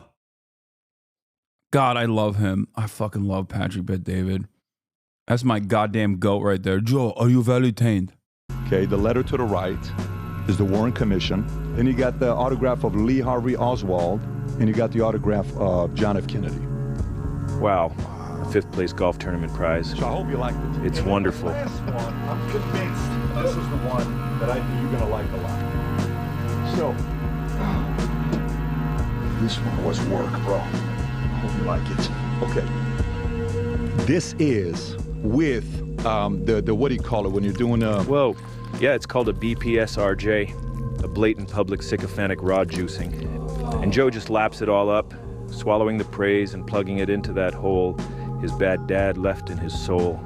You're a very important guy. Here we go. Everybody loves you. Finish him I off. got a lot of respect for you. Talk to me, baby. There's a level of admiration for you. Don't stop. There's true love for you. Harder. There's true protection for you. Too You hard. don't need any protection when it comes up to a street fight. Perfect. You know how to fight and take care of yourself.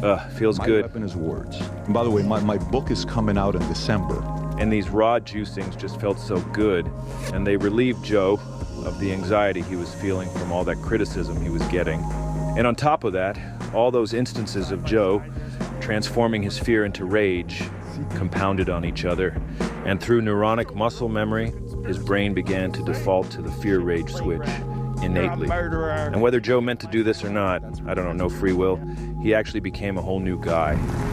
I've never voted right-wing in my life. I'm very pro-choice. I'm very women's rights, civil rights, gay rights, trans rights. I'm even universal health care. See this thing that Trump's doing with children that were born in other countries and then brought over here as children, and then they're talking about deporting them. That drives me crazy. The hard right version of that is despicable. January 6th thing is important, and one of the reasons why I think it's important because it highlights the reasons why a guy like Donald Trump is so dangerous. Joe Rogan endorsing Donald Trump. Joe Rogan just endorsed me. Is that? Yeah. Like there's a video of him talking to Sam Harris, who also is a fucking asshole, but all the way back in like 2016, where he had just started his arc. It's like I see a lot of people online talking about this immigrant issue, and they either don't have kids. 2018, he's already started his like right-wing arc at this point, but he still has like some of these opinions that he's just like, or they don't think it could happen to their kids. Their idea is, hey, shouldn't have fucking come over here. You get those kind of people. Broke the law. Shouldn't have fucking come over here if your kid, you didn't want to get your kid separated. If you were in the presence of a woman who came over here from Guatemala and she's poor and she's starving and they're taking her baby away and she's wailing and screaming from a primal place in her DNA that the one thing she loves more than anything is being taken away. A baby. Yeah. If that doesn't freak you the fuck out, you're not a part of the team, man. You're missing it. You're missing it. What are we here for? We're here for 100 years of whatever. That's what we're here for. If you want to spend 100 years saying, hey, she shouldn't have fucking broke the law, I don't want you on the team. You're an asshole. Right? And I don't give a fuck if you're right or left. I don't care if you're religious, or I don't care if you're an atheist. If that's what you support, you're an asshole. And we don't want you on our team. Okay? So, but if you agree with certain economic policies. bro, isn't that crazy? Like, who is this guy? Who is this guy, bro? Policies that I don't agree with. And we could have a discussion about it. We could figure out why you agree. And we could figure out why people are allowing all of this money to get into politics. Why are we allowing all these special interest groups and lobbyists to interfere with our laws and influence our politicians and create all this shit that we don't want? Well, here's the number. You know what's really funny about this, by the way? I'm going to, of course, being the narcissistic Twitch streamer that I am, make this about me. I had the same exact opinions back then that I do now, which is why I always laugh when people are like, Hasan, you're a grifter. You've changed. That's why it's hilarious when motherfuckers try to pull that shit on me. For one reason. You can't just vote online. You can't just vote. It's not one person, one vote. Right. It's the Electoral College, and there's a lot of checks and balances that are in place. That's all wonderful and groovy, but it's not giving the trust to the people. Right. The trust to the people that they're informed, that they can make their own decisions, that more people should be able to make these decisions. But they're happening now. That 28-year-old girl who won in New York, 28-year-old That's it. Democratic socialist. Whether I agree with her or not, and I don't know if I do or don't. I bet I agree with her on a lot of things. I think education should be free. I think we should figure out a way. If we could pay for bombs, we could pay for schools. I think this idea that everybody should have health care, it's a great idea.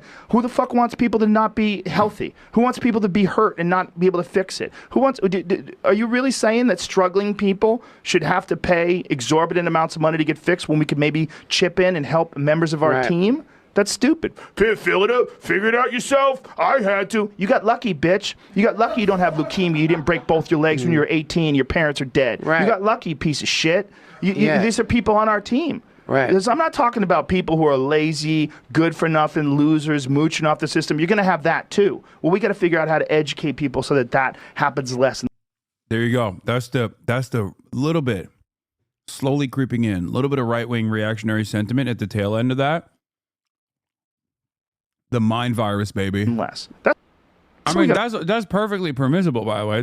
But it is slowly but surely, it just like takes over your entire mind. Figure out how to do that first part. If you're saying that about the immigrant children, you're not on the team.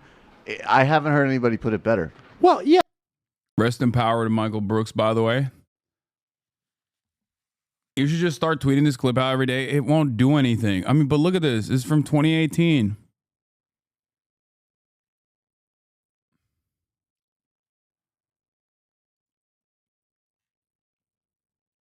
Joe has everybody on. Doesn't have Sam on. Still to this day. 2018 is 7 years ago, yeah. Yep. 2018 is 7 years ago. That's when I started streaming on Twitch. I'm an old man, dude. I'm an old-ass man. I have been doing this for a decade plus. I've been doing this for like 12 years now. And I started at least like streaming on Twitch with Noah, ironically enough, who at the time was the senior editor of Jewish Currents and was like working with Vice too, and, you know, doing Vice stuff. All these guys, I would play Fortnite with them. Felix Biederman, Noah Colwyn. Isn't that wild?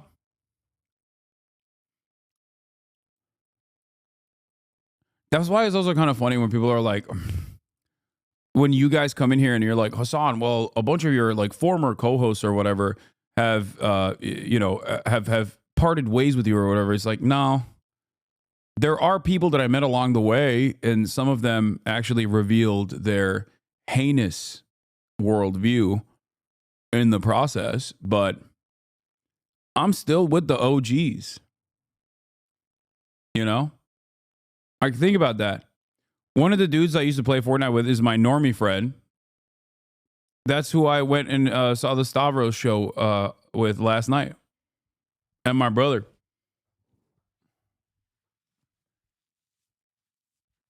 Yeah, I got a lot of day ones. Yeah, You're an asshole. But that actually It's just is basic that moral to me is distinction. the Anyway, let's get back to Joe Rogan now. Thank you, Joe. Here we go. Becoming a new guy is a very effective way of slipping out of the shackles of judgment anxiety. Simply identify a crowd that you want to belong with, and then reconfigure your entire personality in order to fit in with that group. It's like, you remember when Madonna had a fake English accent and everybody's like, bitch, you're from Brooklyn or wherever the fuck you're from. You are not from England. Like, you can't do that. They were like in a Yes, U-Haul they all truck or jumped in the back of a U-Haul truck together. There has never been a thing that I've ever seen where almost immediately I was like, those are feds. A thing that I've ever seen. A thing that I've ever seen. A thing that I've ever seen. A thing. I mean, look, some people are barely holding on to reality. You're right. Barely. You're right. All they need is one smack, one... If you adopt all their beliefs and then convince yourself that they're the only group whose opinion matters, then you never have to worry about being judged and criticized ever again. What a relief. This rap guy, Machine Gun Boy, he too became a new guy recently by employing the new body, new guy technique himself. I'm in a new body. I literally am in a new body. Like, I covered everything on my arms and my body. I left windows to it, but just like there's windows to my old work, but I'm a new person. So the evolution has like led me from a caterpillar to a butterfly now. Hold on, that was kind of deep.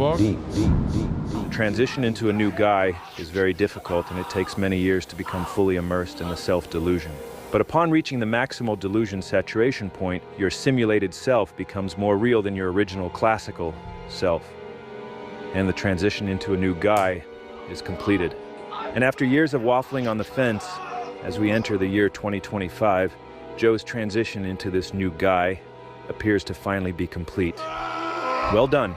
gotta remember, like they were probably messed up. The reason they're doing what they're doing is because something happened to them earlier on. There was an aggressive, teacher, uncle, somebody that just maybe a dad, a dad who was drunk.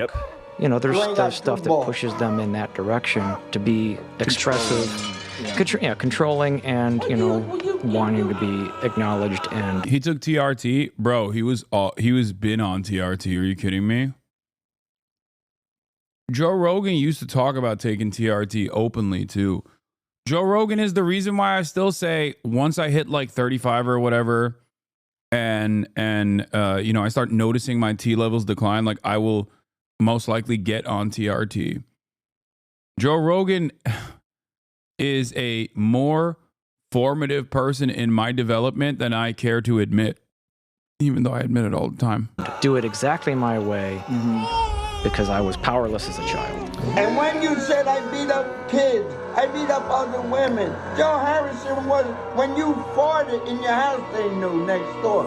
How could I get away with that? Yeah, for sure, right? And then that's the thing you see with actors too, and they finally get some success, and then finally you're the man. Like, oh, look, it's Mike. Your bagel's ready, Mike, and your trailer's ready. And then Mike is, get me a fucking coffee. Like, oh, Mike, anything for you.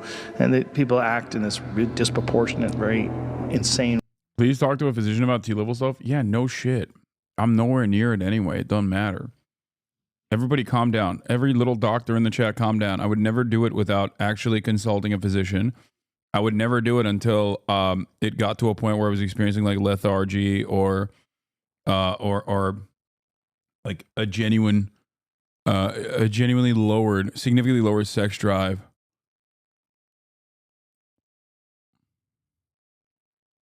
Way. You know what I'm suffering? Jamie, this coffee sucks. Water. I don't know what happened, but you made it like almost, it's literally like almost like water. Can we get some more? We're going to talk about this. This is the worst coffee I've ever had. Sorry. The exponential here, by the way, is, I have a theory that steroids makes you right wing. Brother, there is something that steroids actually does do. It is diminish your mental capacity. This is objectively correct. When you take steroids, you become dumber. Dr. Mike Israetel openly talks about this reality as a steroid user. So you're not wrong. Taking steroids does make you dumber, which will then make you right-wing.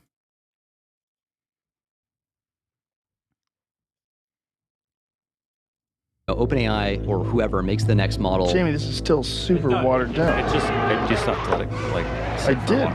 I just put the water in. I'm telling you, dog. There's a ton of coffee. Get me a coffee. Set of stable materials. Coffee's terrible. I'll just tell you right now, Jamie, this is terrible for coffee, though. You're like, this is fucking terrible. Cold one. Oh, he looks like it's terrible. Sorry. And it really makes you wonder, like, how many times has Joe done this? How many new guys has he transformed into over the years in order to avoid actually facing the dad hole head on? Well, shut up. I've been on prednisone for 30 years and I'm nowhere near right wing. I am dumber though. Yeah, see? I'm just saying, the dumber you are, the higher the likelihood that you will become right wing. There are a lot of brilliant, incredible, thoughtful, wonderful, dumb guys out there who are not. Having said that, the dumber you are, the higher the likelihood is that you will be swept away by right-wing thought. And who is the real Joe Rogan underneath all of those guys? And do the old guys still exist somewhere? Or do they float away to die in some astral plane? Oh, or maybe one of those other branches of the multiverse. I don't know, but it's all very friggin' cerebral. So just a quick recap, we're exploring how did comedy get so shit? And surely you know the end of this shit cycle is coming any day now. You're all aware of the ever-growing industry of guys pointing out how shit the ship era is. People are catching on, guys. Don't wait for the rest of the rats to start jumping off the Rogan shit ship. Be that rat yourself and fucking jump already. It's time to leave Daddy's house. I mean, would you rather be at the forefront of the great post-Rogan comedy rebuild? Or would you prefer to face a jury of your peers at Comedy Nuremberg? Sorry. Anyway, so King Joe became a new guy. It's fucking insane, but he did it. He's the mainstream king. And And this new guy he's become has allowed him to make a massive power grab within the U.S. government, cementing his position within the establishment. He's the comedy czar, and I honestly can't even tell if he's aware of the fact that he's become the unofficial podcast of the U.S. government. He's got a direct line to the president. Well, we definitely hate it in Canada right now. Oh, yeah. It's the hockey game. Kick Canada's ass. Sorry, Canada. In Canada. Excuse me? It's not good, because that's their fucking sport. Oh, really, dude?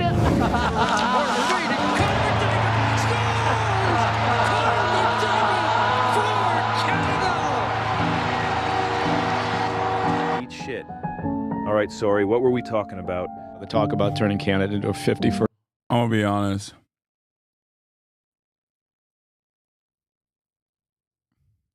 We kind of deserved that. The Canada thing. Like we did. We've been talking big shit. Like we have been so unnecessarily hurtful to everyone. We've been unnecessarily hurtful to the global south for in perpetuity. But we've now also really tuned it up. We've really turned the crosshairs over to some of our closest allies. Like we really do deserve to get fucking kicked down a couple pegs, you know? You mean you've been talking shit? No, we do. We do need to get humbled by Snow Mexico for sure.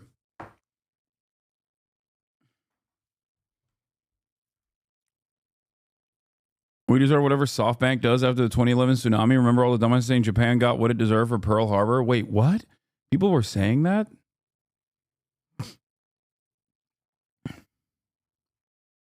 Oh, yeah. He's serious. He told me on the phone he was serious. Do you really get banned here if you say bad empanada? No. Why would you get banned here if you say bad empanada? You don't get banned anyway. You get suspended probably for like an hour or so because you're like, bad empanada made a YouTube video about you. Can you please watch it and address the terms that he set forth? Like, no. My answer is no. I like bad empanada. I don't agree with everything he says. It's normal. It's normal to fill very different spaces, especially when you're both fighting for the same cause. Okay? We all have disagreements. It's normal. Don't be fucking weird about it. Ironically enough, Bad Empanada himself would be so goddamn annoyed with you guys coming in here and constantly fucking chirping at me. You know what I mean? There was also even a dude who like misunderstood the point that he was making and came in here and was saying some like anti-Semitic shit too. Like, again, you didn't even understand what he was saying. Is this also your recent position on the JPEG tweet? No, I have no position on the JPEG tweet. What the fuck? No. Why would you say Peggy and Bad Empanada are on the... They're not on the same playing field. The fuck? Yeah, well, at first I was joking around, but then I was thinking maybe it's not a bad idea. So funny. He's become comedy goibles, jobles. Just kidding. But if you think that's slanderous, you must have missed Joe's best friend's announcement that comedy is legal now. The left wanted to make comedy illegal, you know? Illegal. Like, you can't make fun of... God, I hate him. I hate him so much. It's not even like... The hatred that I have for him goes far beyond political disagreements. It's just like he is such a cringeworthy person. I hate everything he stands for. And I have, yes, the shadow's correct. I have a visceral, guttural hatred for him. And part of that is because every time he speaks and says something like unimaginably fucking cringe, unimaginably cringe, I think of all of his dick riders. I think of all of his blue check marked cryptocurrency bag holding, waiting for the next scam to hit asshole fan base that are going to also go, he is so blessed. I love Elon. He's so freaking blessed. And there are millions of them. And I think of the horde of morons, baboons, cackling hyenas that are just barely being kept alive by modern medicine, even though they actively argue against modern medicine. The only thing that has stopped them from dying at the age of like 7, okay? These pathetic morons. That is what is so unimaginably frustrating about this. The black USA.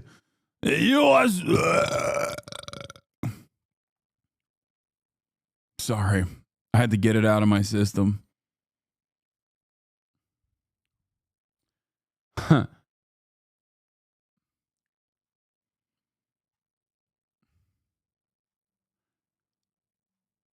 Doge, don't you got it? It spells like a Doge, like the dog meme. A meme off of a cryptocurrency. Oh, I love the cryptos. I love it. USA. USA.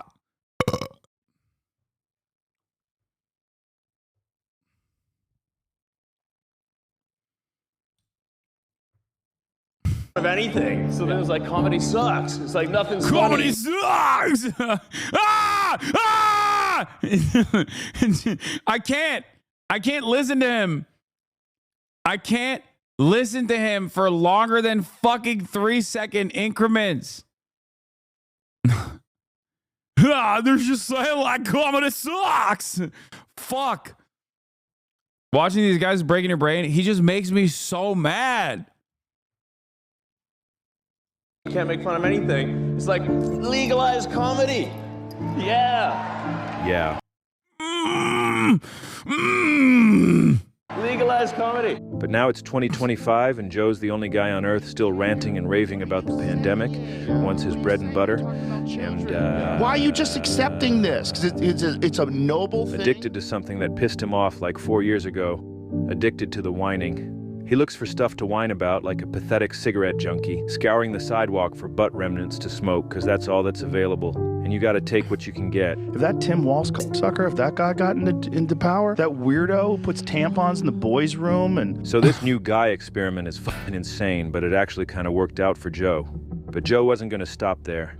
I mean, say what you... He even shit on Bernie. He was like, yeah, Bernie got money from Big Pharma. How fucked up? He didn't. He didn't get Big Pharma executives did not give him money, you absolute baboon. Oh my God. You want about Joe, but this guy can overcommit to stuff at a pathological level. Becoming a new guy was not enough. Though more secure in his delusion than ever before, the flimsy tent poles holding up the belief in this new guy were always threatened by critics and like just regular normal people calling him stupid and stuff. So it was still kind of stressful. Now Joe is putting in efforts to normalize the whole concept of becoming a new guy in order. Is Rogan only relevant in the USA? I don't hear about him here in the UK at all, ever. Someone who is as relevant as Joe Rogan is in the United States of America is technically impactful globally, even if you don't know who he is. If that makes sense. Like, this is a guy who endorsed the president. The president thanked him personally by name. And that is precisely the reason why, even if he's not like internationally renowned, even if he doesn't have international recognition, but I suspect that he has like he probably has a decent Canadian and decent Australian audience as well. And maybe his influence might even be larger than you think in the UK. His influence is, whether you recognize it or not, pretty fucking vast. Just by virtue of like how much he has played a formative role in the development of this new media.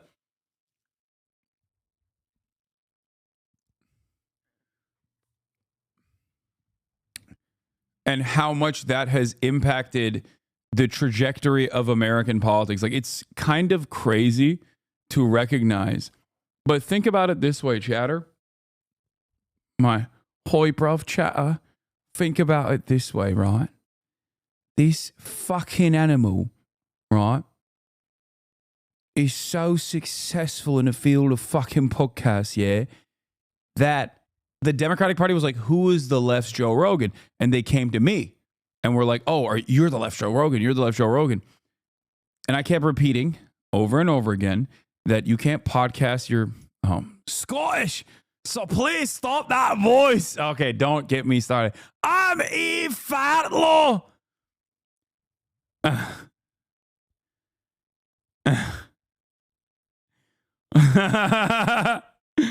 I'm Scottish. E. Fatlaw. But yeah, the point is, this guy and this new medium that has played a very important role in this past election cycle was so significant that you got Gavin Newsom doing a podcast now. My governor, Glasgow. Say Glasgow. Glasgow.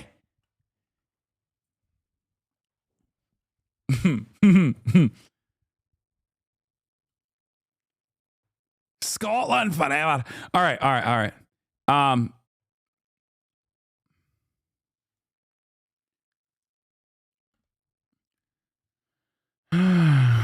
Will you go on the pod with Gav? I would if he were to ask me on, but I don't know if he would.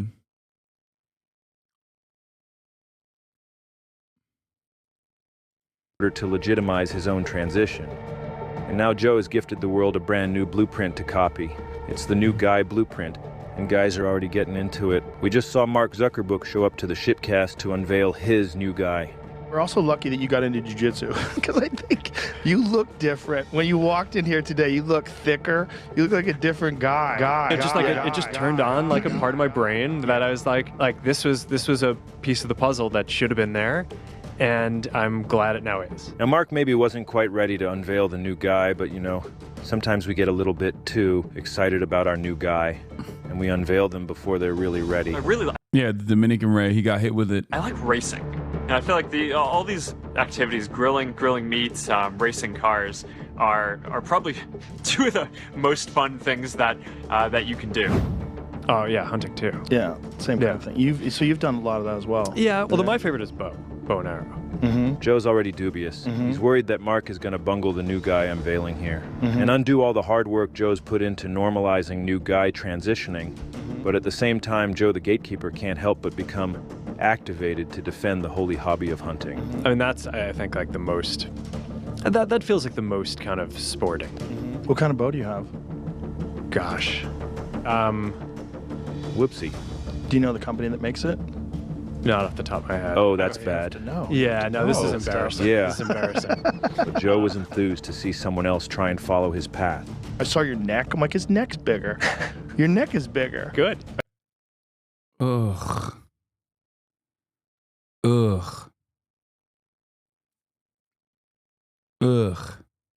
Are you using iron neck? Sorry, I got to cut it off before he goes into infomercial mode again. So Mark got... It's like a double suck. It's just like... He's sucking, the other, and Mark is sucking too. I mean, that's Zuckerberg anyway. That's Dick Zuckerberg right there. They're just like, they're having a real good old fashioned suck off, dude. 69 style, you know? Got Joe's support for his new guy, but Mr. Schaub, yeah, he wasn't buying it. Brendan saw right through Mark's new guy transition and refused to recognize it. You had Zuckerberg on, and he goes, I hunt.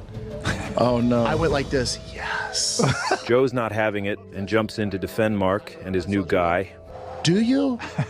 No, what kind of bow do you use? I think he did. He just forgot his bow. Oh, he forgot the name of his bow. Zuckerberg 2.0, and I love it.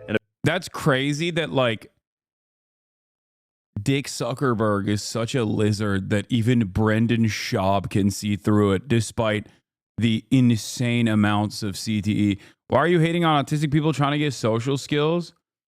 Dude, what are you talking about? First of all, I don't even know how to approach this fucking statement. Like, hey, man, I don't care. He could be a cool guy, okay? That's great. That's wonderful. Maybe he should stop fucking sucking up to the Trump administration and coming on the Joe Rogan Experience and be like, hey guys, I'm no longer a billionaire lizard person because I've realized that if I just say I'm right wing, then a lot of you dumbasses will defend me. So I made some decisions over at Facebook, some of which are going to be revolving around saying fuck trans people once a day. If you don't say that, we're shutting off your account. We've decided you have to try to actively shit on a trans person every single day. We're done with DEI. We're done with it. And of course, Brian defends the new guy transition as well. He was Mr. Woke, dude. He was Mr. Woke. I mean, he wasn't, but he was presenting himself as Mr. Woke. All these fucking fake woke. To appease his lord. It's all kind of coming together for Joe, I guess. Zuckerberg has always been that way more Silicon Valley right-wing than you might think. No, Silicon Valley has always been way more right-wing than other people think. I've actively talked about this for years and years and years. First of all, I'm not a liberal. So obviously like even the aesthetic liberalism that they demonstrated was not enough for me anyway. I already have a fundamental disagreement with the existence of billionaires. Okay. Like sure, with inflation and yada, yada, you can have like wage billionaires, right? It's incredibly rare. But ultimately, that level of wealth inequality in and of itself means that there is a dramatic problem. It's a systemic problem. There is a policy problem. Every single homeless person, the existence of every single homeless person is a failure of policy, just as the existence of every single billionaire is a failure of policy. All these guys are becoming new guys all over the place, using Joe's blueprint as a guide. Name one wage billionaire. I mean, virtually every wage billionaire is also simultaneously wealthy as a consequence of not just their wage, but also through capital accumulation. But there's like 2 or 3 wage billionaires out there. LeBron James is one of them. I think Cristiano Ronaldo is another one. But like, again, it doesn't even matter because they still obviously have, aside from their wage, a lot of capital accumulation. Yeah, Messi, LeBron.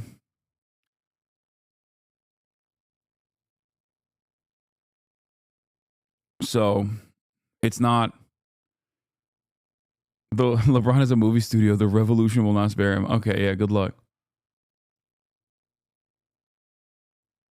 He must pay for... Okay, we don't talk about Space Jam 2 around these parts, okay? You bring up... That's a fair point, but we don't talk about that.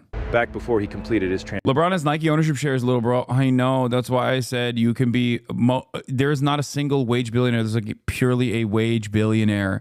I'm just saying that there is the existence now of like a couple wage billionaires. But even then...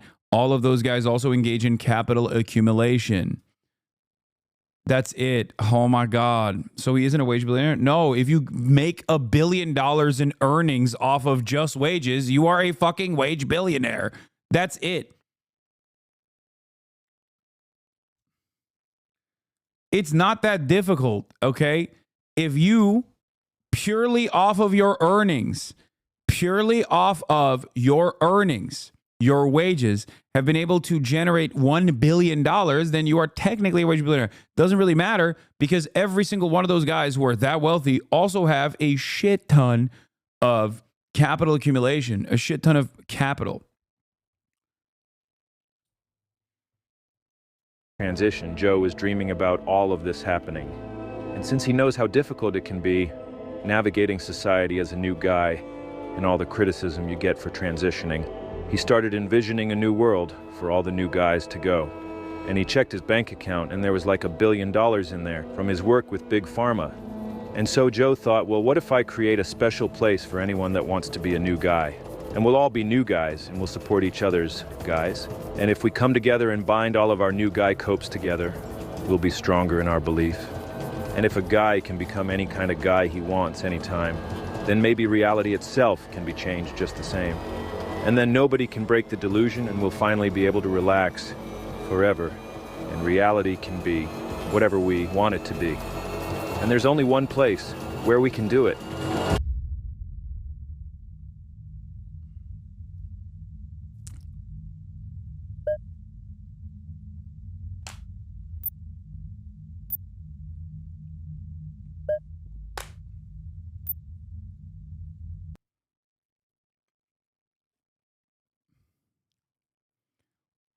That was an interesting video, I will say.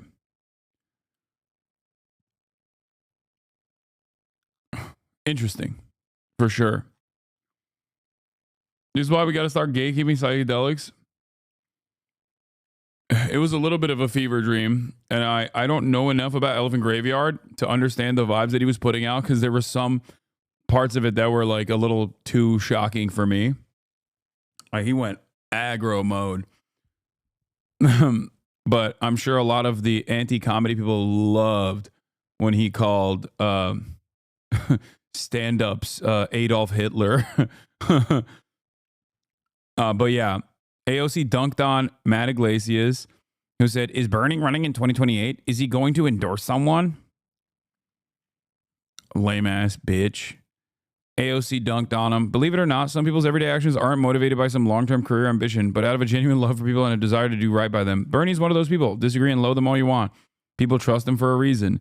Bernie does these because he has long seen and talked to communities for whom the economy and status quo aren't working. If you don't like it, you can go fund some lab-grown person that's been focus grouped to death instead. He's a good person. The dedication to hating him is wild. I'm happy to believe that he has no further career ambitions. Would still expect him to endorse a next-generation movement leader. I can't begin to tell you how much I loathe people like Matt Iglesias. Like, all they do is just like undermine any sort of potential movement that could take seriously the growing fascism in this country. That's all they do. And they make money just brown-nosing the libs. But the reality is, if the Democratic Party and if there was a magic wand and all of the Democratic Party in its entirety was like a labor-focused socialist party, Matt Iglesias would be writing about how socialism is dope. That's it. He is one of those guys that follows the Democratic Party, not vice versa. Follows the Democratic Party and demands that they do more. And when he gets everything he wants, it is basically the actual Kamala Harris campaign. He still complains that they didn't do enough of it. Matt Iglesias, August 2024. Kamala Harris is running a great campaign on my favorite centrist themes like patriotism, unwavering support for Israel, and personal responsibility, which I like so much. Matt Iglesias, March 2025. Leftists are lying when they say Harris ran a centrist campaign. I hate this impulse to denigrate people over small factional disputes. Eric Holder was Obama's attorney general. Tony West is a distinguished public servant who's subtly the devil because he works for a taxi company. Mark Cuban is doing great work for the ticket.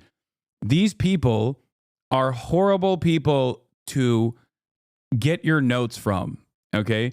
When these people agree with you, understand that there is a real problem, okay? That should be your first inclination, that you are going down a dangerous path, a path destined for failure, okay? I mean, even he recognizes that. Look, I have mixed feelings about the 2024 Democratic National Convention, mostly because I liked it so much. Even he realizes that this is troublesome, that he liked the Dems' national campaign too much.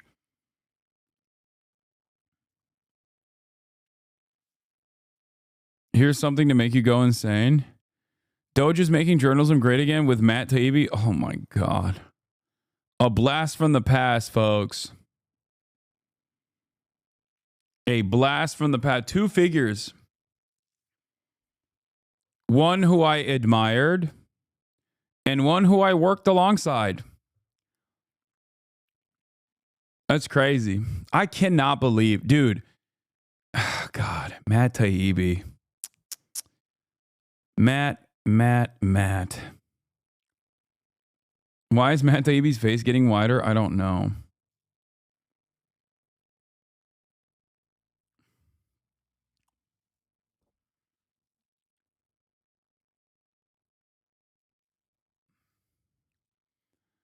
We watching Real Uncle's Jubilee vid, or maybe y'all already watched? Is it out yet? No, right? Considering the fact that it hasn't been spammed in the chat a million times over, I suspect that it's coming out tomorrow. There are also efforts to curb some of his signature lines, including Tim Walz has some sharp critiques. Oh, by the way, Tim Walz came out and said everything that a lot of leftists, myself included, were criticizing the campaign over. Yeah. He basically came out and was like, yeah, they really stopped me from doing things that were really good, that people actually liked a lot. OMG. It's almost like you've been saying this for years. Right again. The scran you ordered, by the way. Game day meal incoming. Hashtag locked in. Hashtag hat trick incoming. 0 goals, 0 assists. Total shots 0. Accurate passes 0 out of 1. Chances created 0. Touches 1.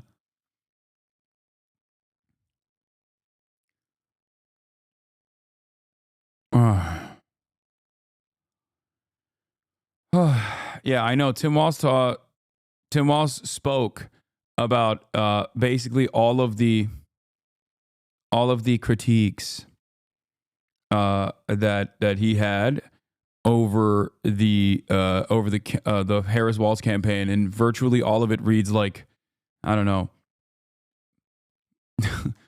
80 plus videos that I've done about how the campaign was fucking failing. There's also this. Al Green, my goat, had some really cool things that he's saying. Again,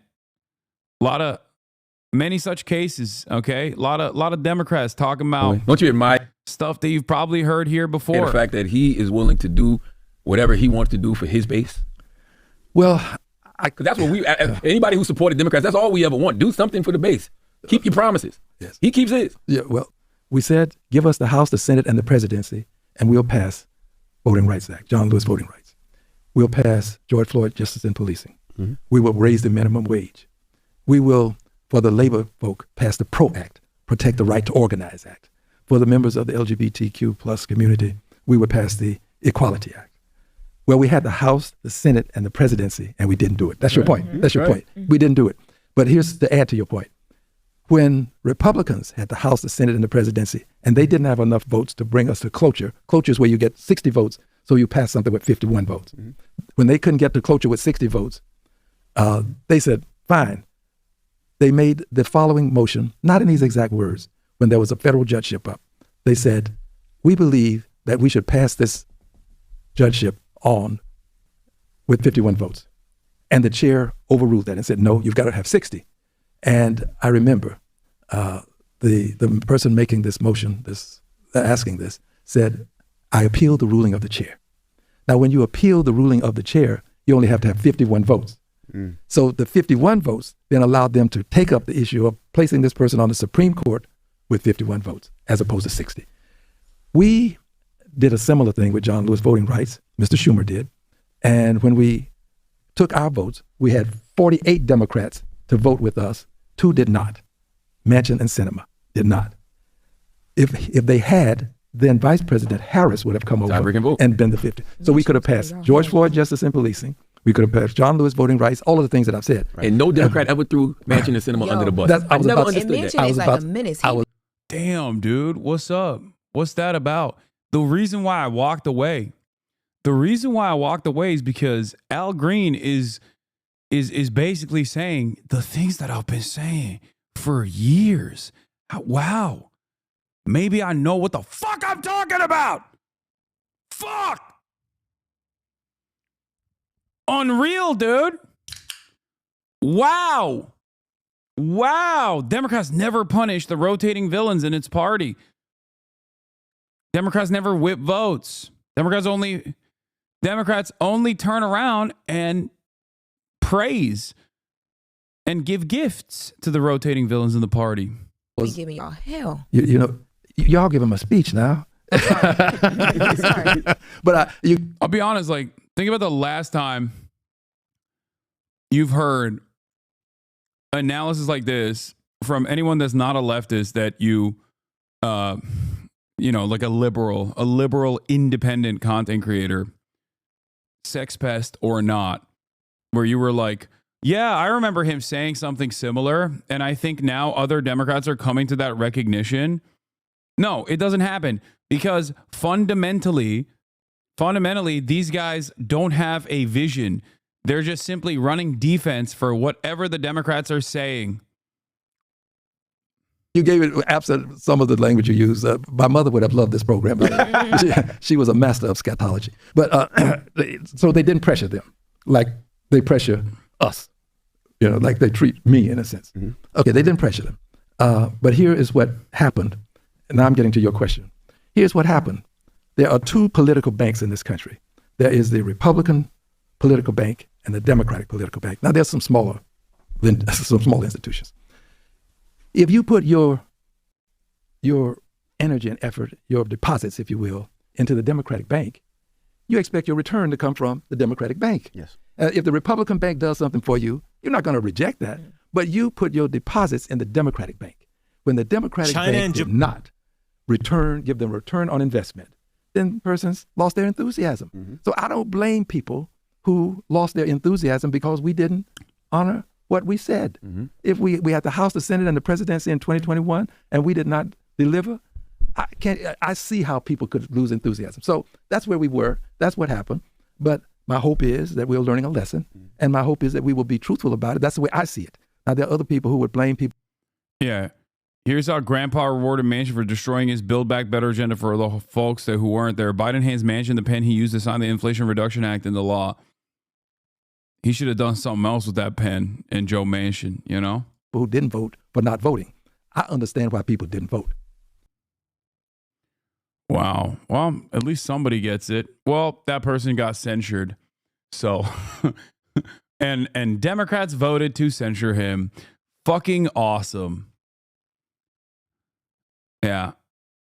Here's another great example of the Democrats, openly revealing, openly stating things that I was yelling about during the campaign.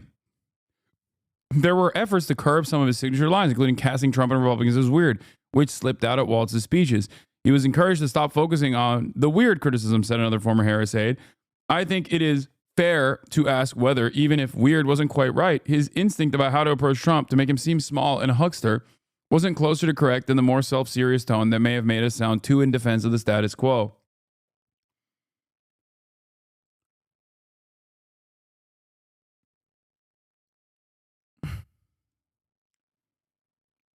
Why did they bring Tim on just to kneecap him? They really thought people would be blinded by his very existence. I don't know what happened. Not remotely surprising, Harris's own staffers and campaign aides say when it's not in public and their names aren't attached that she ran a bad campaign fearful of unscripted appearances, which then also neutered her own running mate. Tim Walz thinks he and Kamala played it too safe last year. He thinks they should have held more town halls. He thinks they didn't have time to get their feet under them, and he thinks Democrats should have taken more risk and gone to more places. Walz's assessment of one of the campaign's missteps, which he emphasized also his own part, because when you're on the ticket, you don't win, that's your responsibility, was also one shared privately in interviews with more than half a dozen former presidential campaign staffers, all of whom were granted anonymity to discuss the issue candidly, and many of whom lamented the vice president's campaign schedule that had her avoiding unscripted moments with the press and voters late into the fall. Look, contrary to popular opinion from my haters, I don't smell my own farts and turn around and say, like, they should have me on the campaign or they should listen to me, okay? I'm just some guy. I'm an idiot, okay? I am I'm a random idiot who gets yelled at all day for being a terrorist sympathizer, for having the moral clarity to stand up to Israel doing a genocide with our tax dollars. And I unbanned that person because he has fantastic ideas and I want to hear more from him, even though he immediately unfollowed after saying, I followed you and waited 10 minutes long to say you're a worthless terrorist sympathizer and you're one of the biggest hypocrites and clowns on the internet. So my point is, that's not my expectation.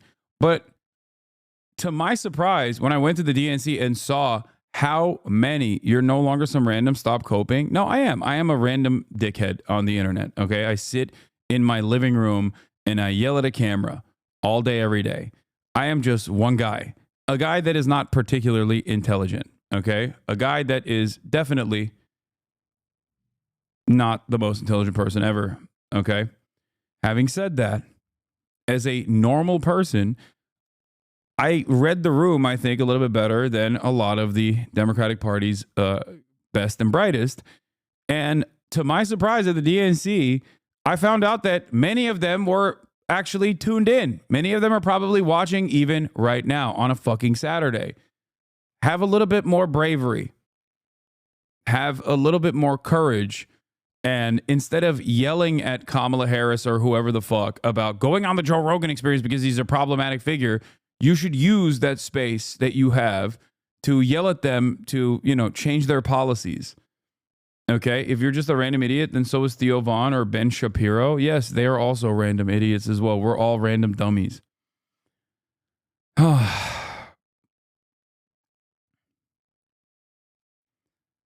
Anyway.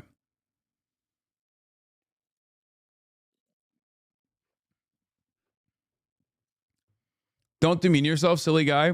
I think it's incredibly important that I regularly communicate to you that I am just a guy and not particularly smart, because that is the truth. I do, however, have one secret weapon. It's called knowing your limits. Okay? Things that I am fairly knowledgeable on, things that I know, things that I'm confident in, I will defend. Okay? Having said that, I don't think a lot of people know their limits. And it's almost like a superpower when someone refuses to recognize their limitations. Okay? Hasan having a one-man struggle session, you got to do that. It's healthy.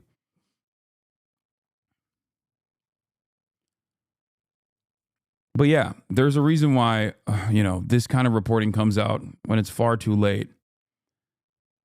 But the reporting that comes out is directly what I've been saying, what I've been yelling about. From the outside looking in, I don't have insider access.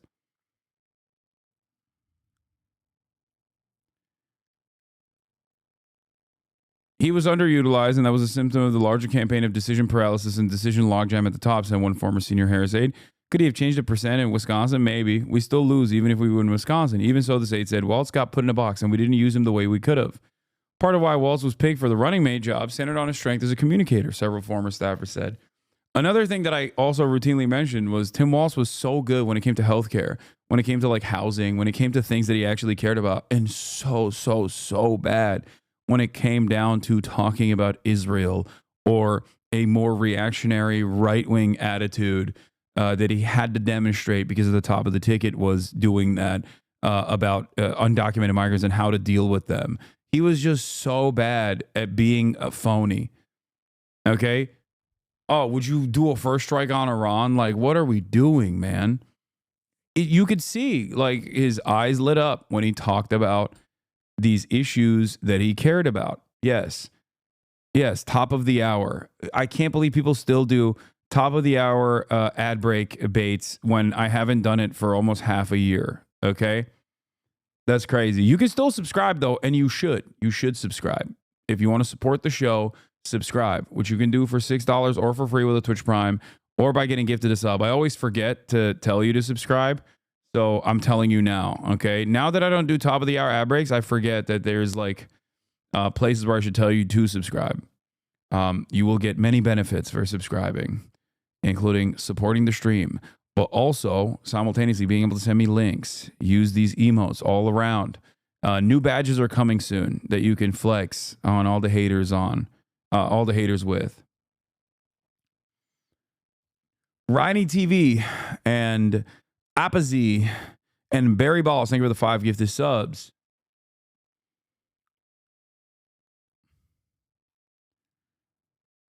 But yeah, they took him out. They kneecapped him. And they lost. Would they have done better if they let Tim Waltz fly his freak flag? Maybe. But at the end of the day, the campaign was still a top-down failure because the Democratic Party is a top-down failure. The Democratic Party does not have any definable characteristics beyond being annoying, woke, and gay. Okay? That's it. And when you stand for nothing, you fall for everything.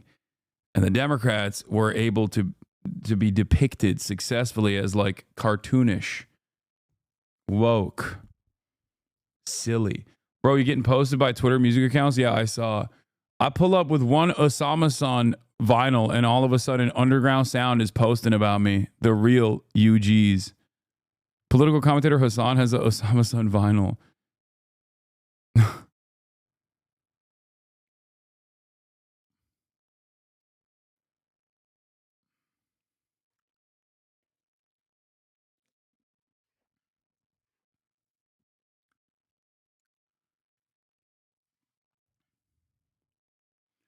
Would they have done better if they promised an even more lethal army, even more tax cuts for new businesses? Yes. That's what they failed at. They didn't say that they were going to. Kamala Harris had to assassinate, do a mock execution of a brown child on stage, one of Honduran descent and one of Arab descent, so that she could show to the role she meant business. She was a real one, you know. And because she didn't do that, that's why she lost.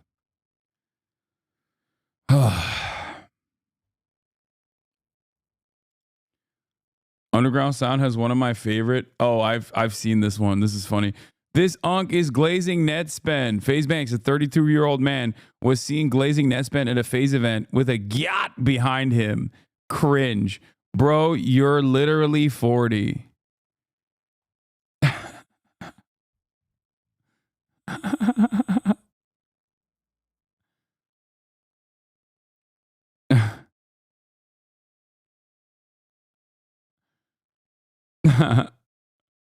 It's so stupid. All right. Blast from the past. We did all that. The all right pipeline for women. The misogyny slop ecosystem. I feel like Taylor is brilliant. And this is a real issue. This, like, the gender war shit pisses me off to no end online. I really, really, really, really despise it. And it is the most successful meta. And I hate it. I hate it so much. Partially because, like, no matter what I say, because of my position as someone who's just like be normal to women, all the people on the men rule, girls drool side say I'm gay as fuck. Okay, say I'm soy and I'm super gay, or I'm a male feminist who's just trying to get a crumb of pussy or whatever the fuck. And then all the RAFMs on the other side, by virtue of my maleness, okay, and also because I have, a decent dose of toxicity attached to my performative masculinity, will call me the worst shit you've ever heard. Okay? You're gay, nor you're gay. What? I'm not.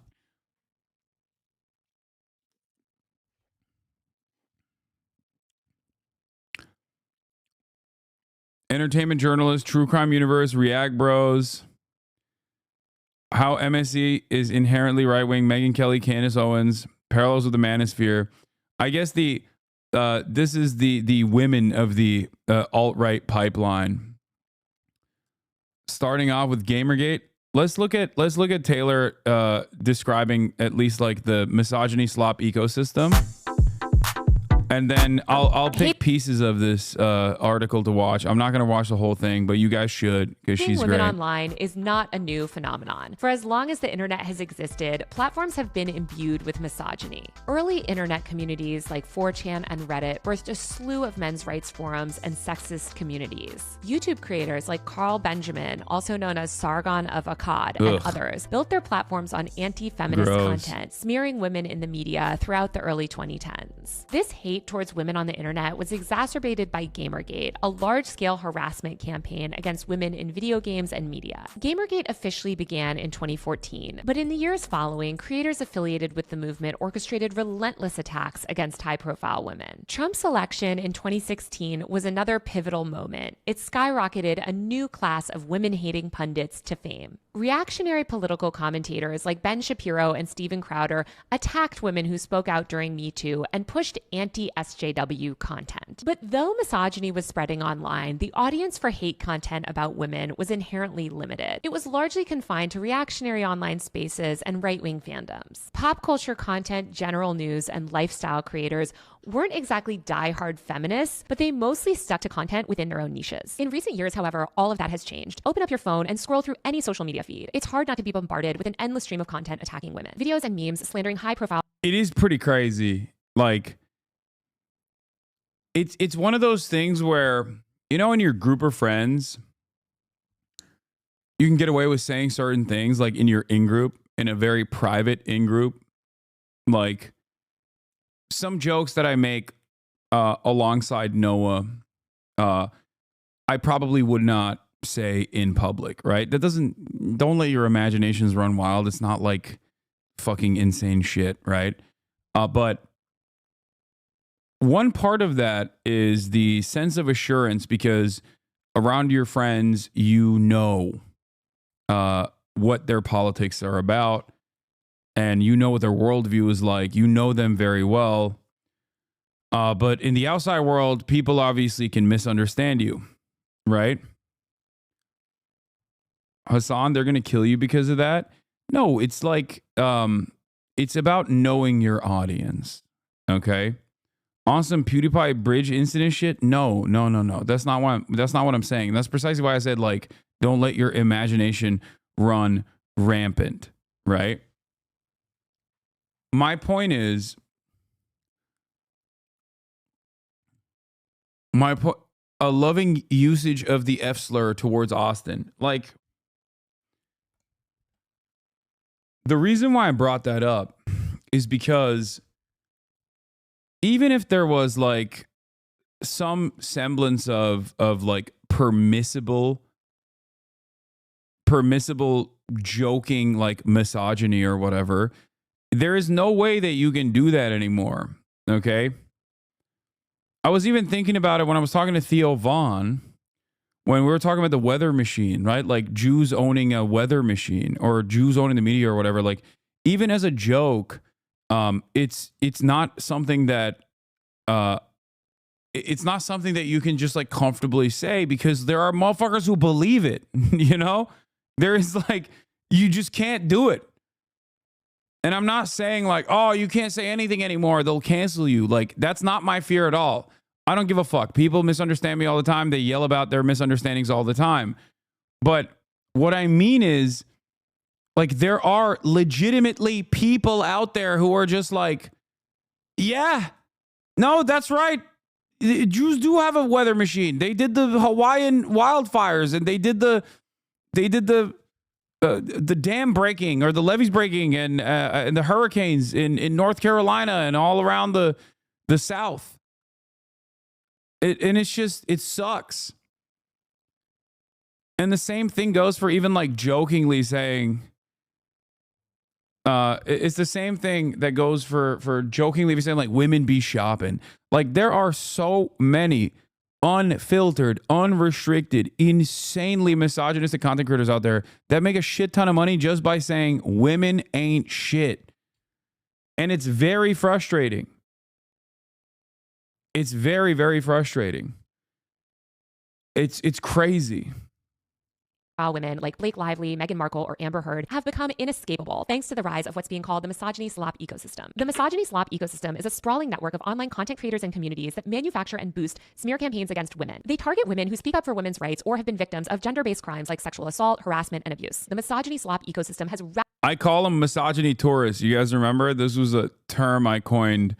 This is a term I coined during the Tory Lanez criminal saga. If you remember, Tory Lanez briefly shot Megan Thee Stallion, and And in that process, there were a lot of people who didn't even care about Tory Lanez necessarily, but just like got on the Tory Lanez tip. Why did they do that? Not because they cared about Tory Lanez's music or about Tory Lanez at all, but they did that specifically because a woman had been wronged in this process, and they fucking love when women are wronged. So they were basically misogyny tourists. They were like, oh, I'm a tourist here, but I'm going to take the side of the man here. Okay? We've gone so far, right, that normies are leftists now. Kind of.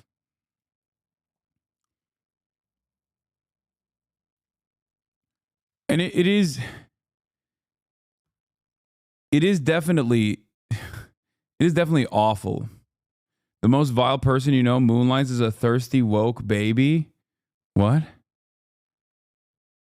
I don't know what you mean by that, but I do think that there are a lot of accounts that have boosted that, because most people see this stuff and they take note of it and they go, Your exact words were, people don't like Tory Lanez, they like that he shot Megan Thee Stallion. Yes, exactly. Radically transform the online landscape and the content that you see. Today, I'm going to be talking to Ofi Doki, the brilliant cultural commentator and content creator who coined the term. We're going to discuss the origins of misogyny slap, what creators make up this ecosystem, how it became insanely profitable, and how all of it funnels people directly into the far-right media machine. Ofi, welcome to Power User. Thank you so much for having me on. Okay, so to start off, how would you define misogyny slop? So I think there's always been an element of this online, right? But I think for me, the thing that makes it slop is when it has very, very low quality standards for what you're making. Somebody who's making something that I just disagree with and they don't like a woman, that's not always going to be misogyny slop. But I think it's algorithmically driven at this point now, where we're already primed to dislike, distrust, and disbelieve women, and especially women who have come forward about being victims of something. This is already the idea that is most easy for people to pick up on and think has been what's been in their head all along. It's not introduced. All right, I'm gonna. She gave an introduction to the Gamergate creator funds role, law tubers. So she goes through like body language experts, T channels, law tubers, deep divers, and there are many different entertainment journalists, the true crime universe, React Bros.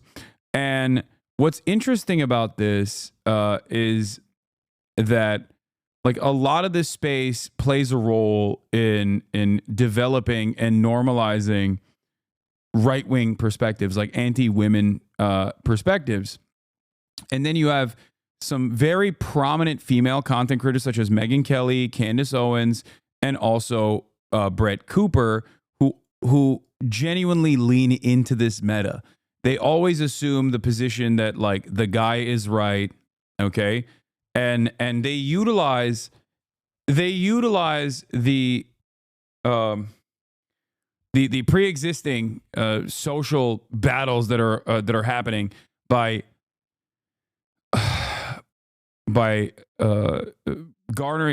generating the attention, by focusing on like popular subjects, especially like gossip and drama and things of that nature, and develop audiences.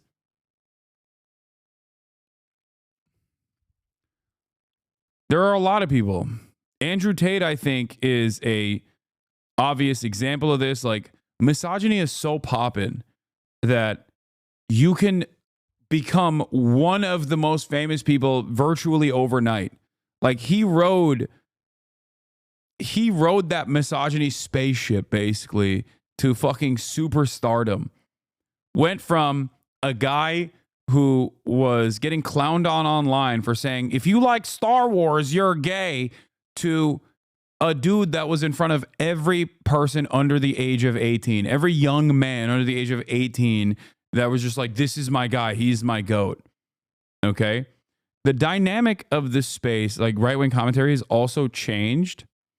I think misogyny has always been popping, I fear. Okay, it has been, but I don't think that in the past like 2-3 decades did we ever have people who were actively saying, one, women ain't shit, and two, actively physically and emotionally harming people to a degree where they get in trouble with the law And yet they are still seen as like heroes by the right.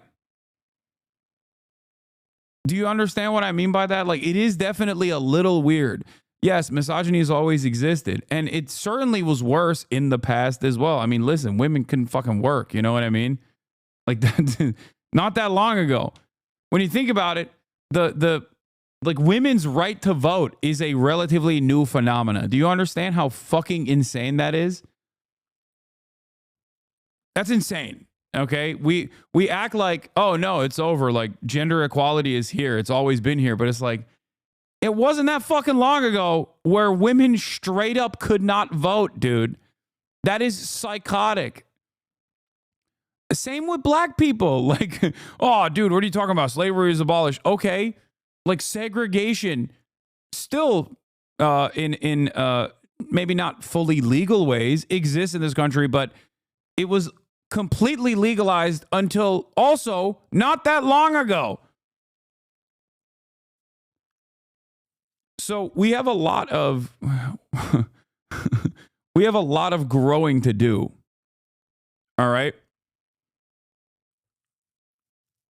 Having said that, I do feel like there was like a decade of kind of moving in the right direction, and there has been this massive backlash towards that, and now we are bouldering towards the exact opposite direction actively. If only we could acknowledge feminism and also white feminism being a big problem against race. What? Feminism against race? What does that even mean? Brother, my grandfather alive was in an Indian boarding school taken from his family. Yeah, there's that too. God, there's so much awful shit that this country has done to its citizens and continues to do to its people. Holy fuck. Okay. The point I'm trying to make is that there's a lot. There's definitely still a lot of room to grow. But I do think that we have, like, our trajectory has shifted and perhaps maybe even moved in the opposite direction, especially in these last couple of years post-COVID too. Or like phishing content, right? And then they're led down this like right-wing rabbit hole. I think that the misogyny slop ecosystem is that for women. I think that it is basically this ecosystem of content that's celebrity news adjacent, where maybe you're a woman that loves gossip, entertainment, reality TV, beauty content. You start to watch some of these tea channels, like you said, a makeup, tutorial that's talking about true crime, and suddenly you're right down this rabbit hole, right? Right. And a lot of people will get kind of frustrated with me when I point this out, because a lot of my content, I do sort of like swing a baseball bat at a hornet's nest and say, this person is telling you that they're a feminist and they're not. And people will get mad at me and they'll say, well, like, why are you saying that? And it's like, because I'm actually looking at what they're making. I'm actually noticing what they're asking me to believe, and I'm noticing that it is completely. Yeah, this is like maybe a bit too much stay out of women's business for a guy like me, especially a guy like me that constantly gets yelled at by the loudest of TERFs and the loudest of swerfs who adorn the fake shield of feminism when they're clearly not. But having said that, it is wild to see that there are a shit ton of women in the female media ecosystem, like an ecosystem that actually caters directly to women's interests, that also does a good deal of radicalization, a good deal of normalizing internalized misogyny, and actively presenting it as like the meta, saying it's the truth.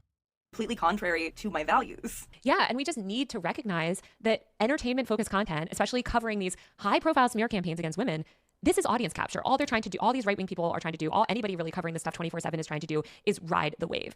And so many of these accounts too very quickly pivot to other things as soon as it's done. As soon as this Blake Lively, Justin Baldoni thing is over, they'll pivot to covering the next thing. It's just about getting those clicks and eyeballs and then monetizing them. And I think what's also important about the audience capture is that I think it kind of works both ways, because like you said, they'll move on to the next thing, but it's not that just any next thing that they move on to will still have that whole audience that they just amassed. They have to be making the right kind of thing. If they go from being really like anti-woman in a way that their audience loves to taking a woman's side in their next video, they're going to get eaten up in the comments. Right, exactly. You have to kind of keep the anti-woman train going, right? Like if there is a woman, you have to be against her because now you've fed into these narratives. And you've Yeah, and then they get audience captured and they basically pump out that shit. Caroline talked about it as well. As a female content creator who covers pop culture news from a leftist perspective, it is alarming to see the proliferation of reactionary female content creators who fully realize that pop culture / celebrity newscape is ripe for right-wing dominance. We talk about the manosphere and online radicalization of men and boys, but we are not talking enough about the women who are also being radicalized, often via these reactionary female content creators who utilize entertainment industry cases of sexual harassment to push a regressive agenda. There is absolutely a celeb gossip to the alt-right pipeline. Sexual harassment cases are not gossip, to be clear, but is often framed this way, and it attracts the attention of people who seek this type of news and content. Yeah. Deb V. Heard was a catalyst for this type of content and was rewarded immensely and absolutely dominated the internet. Tons of content creators seized on the burgeoning backlash to the Me Too movement and have continued to make content that is not even remotely subtle in its misogynistic framing. This is what Candace Owens have been cooking up in an attempt to publicly exonerate Harvey Weinstein. Harvey is the reason that the Me Too movement exploded in 2017. The end goal for someone like Candace is to completely destroy the social movement by exonerating the serial rapist and abuser who kicked it off. And she has gained even more followers because of the rabid wall-to-wall coverage of Lively Baldoni, which she uses as evidence that the Me Too movement must be destroyed. It's additionally interesting because it seems Candace Owens, who is a grifter, okay, through and through, not that it fucking matters whether she has a genuinely held conviction towards this sort of reactionary slop that she produces, or if she's simply faking it for money. That doesn't change the dynamic at all. But Candace Owens doing this is extra funny because she's also a rabid anti-Semite. Like, that's how much she actively wants to undermine the Me Too movement. That even as a rabid anti-Semite, she's like, I am going to free Harvey Weinstein.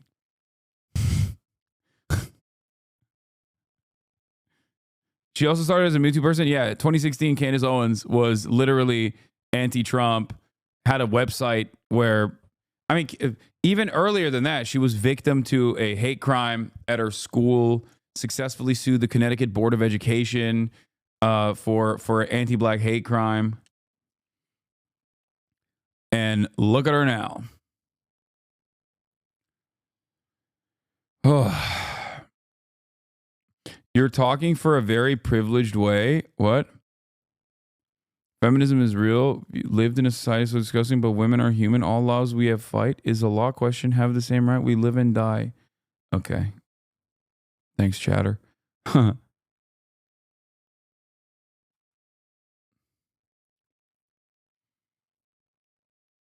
I don't even know what that chatter was trying to say, but I'm just going to go keep up the good work. Okay. You're killing it, chatter. Thank you. But yeah, go check out the Taylor Lorenz video. Why am I talking about this though? The reason why I'm talking about this is because of Doechii. For those of you who don't know, Doechii's been kind of having a really good year. Okay? A really good year. She is a very talented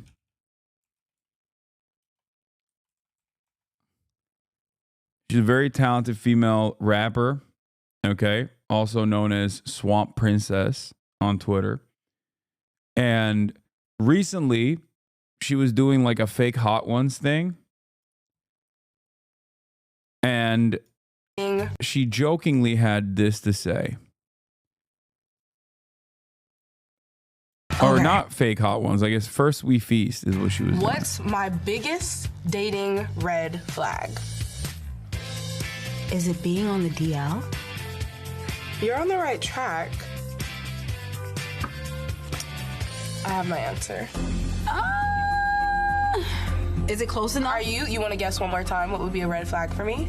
Bad music taste? Oh, that is a good one. Because that's one for me. That is a good one. Like, that's what not do you what mean I put. you don't listen to Michael Jackson? But okay. Okay. This is a huge red flag for me. All right. You know what's so crazy? I was gonna say men. I was gonna say you already men. know. Like, I mean, strike one. You're a man. Yeah. And you're heterosexual. Yeah. I was gonna say. So technically, because my mind was already there, I don't think I deserve to eat a wing. I think you do, friend. So obviously this is supposed to be like humorous, okay? It's not supposed to be, you know, a direct shot across the bow against straight men, okay? And yet, it's a classic. It's not even like men are trash tropes at this point. It's just like who fucking cares, dude? Can you calm down? The entire internet said no! And they started doing this. But like, isn't this harmful for both sides? Which is unironically the lamest fucking meta of all time. I can't stand this shit. I can't stand it when fucking SJWs were doing it and constantly complaining and constantly fucking chirping. And I can't stand it. I can't stand it extra hard when the right does it because they both simultaneously chirp at the SJWs and also fucking chirp at everybody else that hurts their feelings. Okay? It is one of the most annoying things that everybody does when someone is like attempting to be humorous or saying something that they're embellishing. And people go, I don't care that you said this. I am going to take this very seriously, and I am going to tell you how fucking sensitive I am.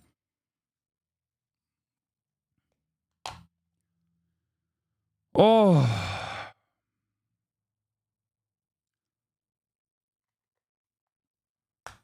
I hate it. And it's like the gender wars have greatly tuned this up to 11.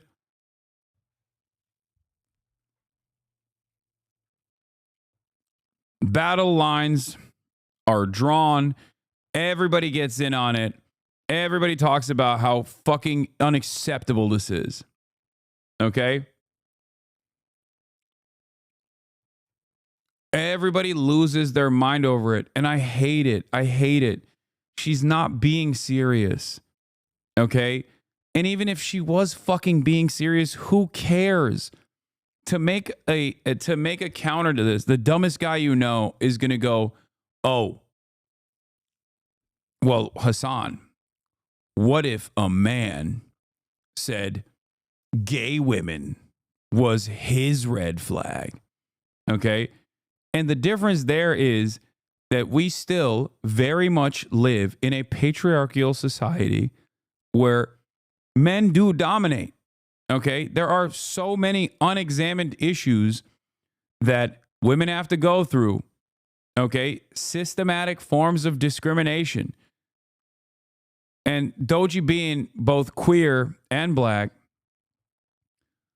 gets the intersection of a lot of those different forms of systemic violence and systemic violence and also systemic forms of discrimination. So a role reversal is not the same. It's like saying, why a gay pride parade? Why no straight pride parade? Normal adults look at that and go, you're a fucking clown. You're a loser for demanding a straight pride parade. The fuck is wrong with you? Who gives a shit? Okay?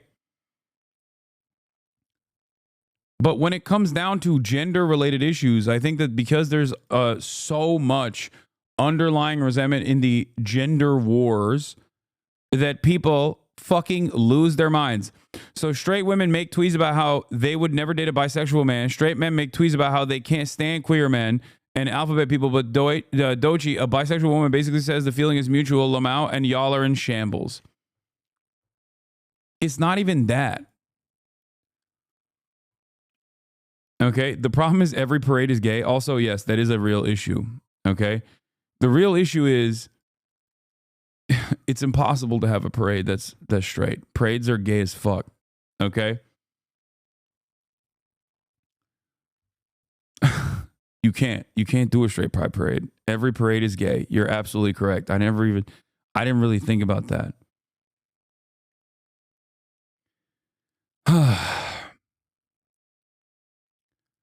I'm so fucking tired of the unnecessary hostility that people have online.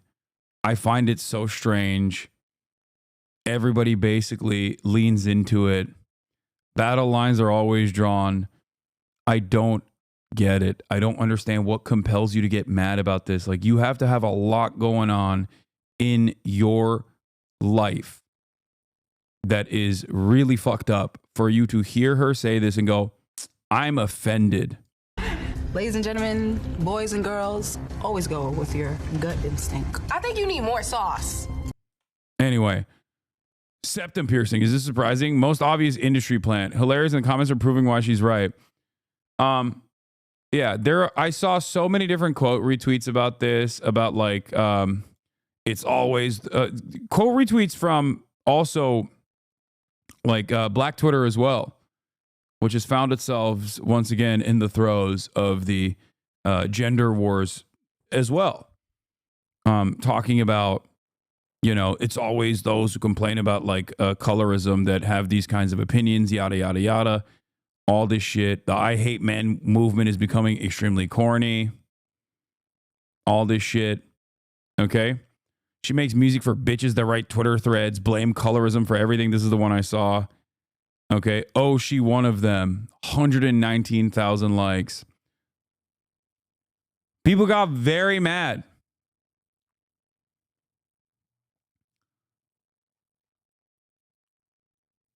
It is insane to get mad at this. Maybe I'm the insane one and that everyone else is sane for getting genuinely upset at this, but it is so unimaginably frail and fragile to hear her say this and go, what the fuck?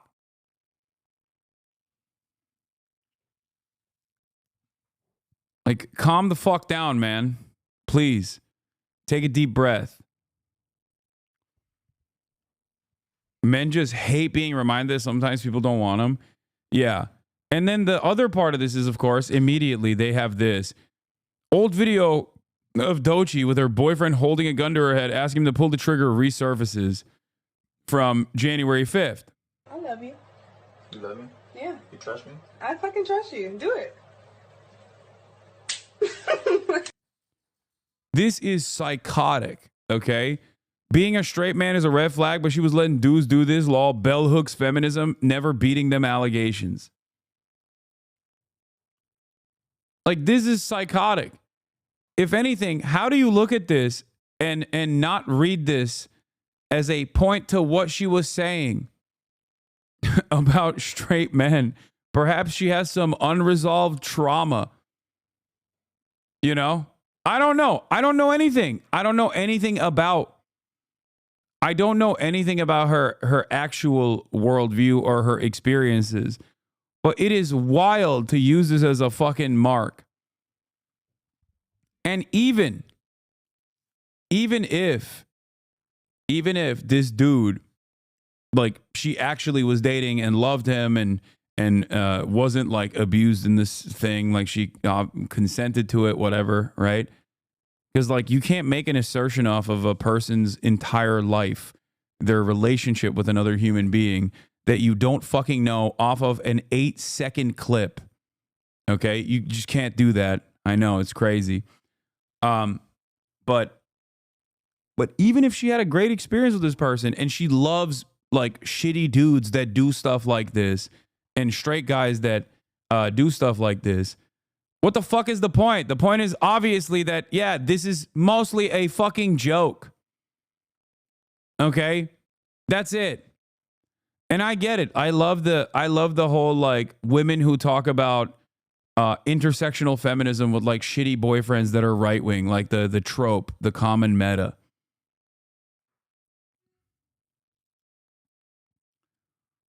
Also, Doechii, these are the straight men she picks. I guess holding a gun to her head isn't a red flag, but being a straight man is. Like,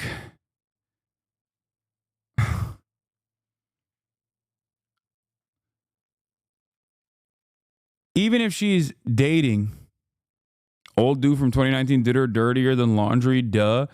Like, even if she's still dating shitty dudes that still goes to show that like what she's saying about the fucking red flag, whatever, is just a meme and you shouldn't be taking it this seriously. And I don't even think that that is the case anyway.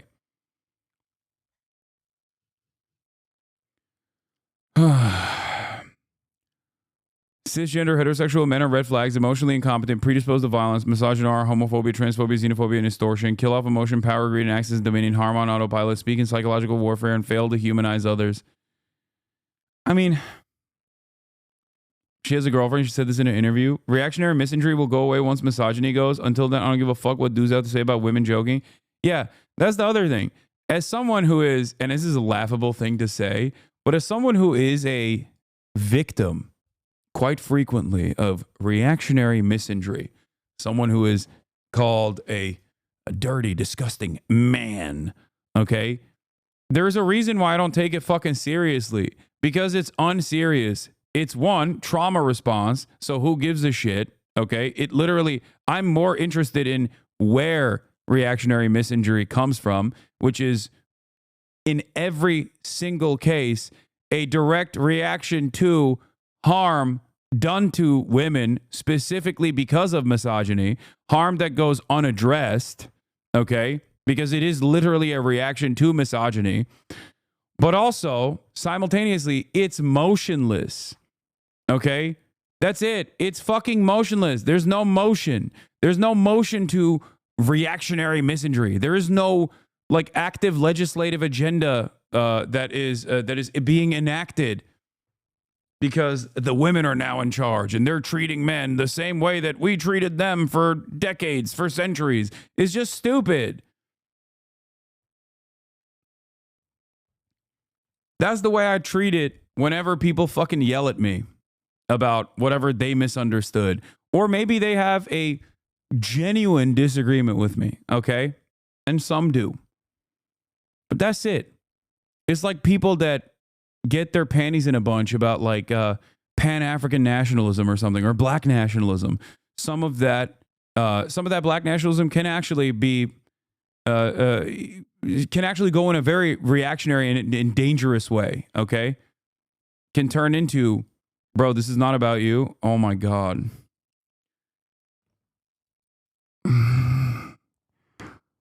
Oh my God. Perhaps, and I don't know if you actually factored this into your consideration, but like, I'm not talking to you. I'm talking to other dudes who also sometimes get yelled at by women and called a sexist pig, okay? Sometimes falsely or sometimes justly and rightfully called that.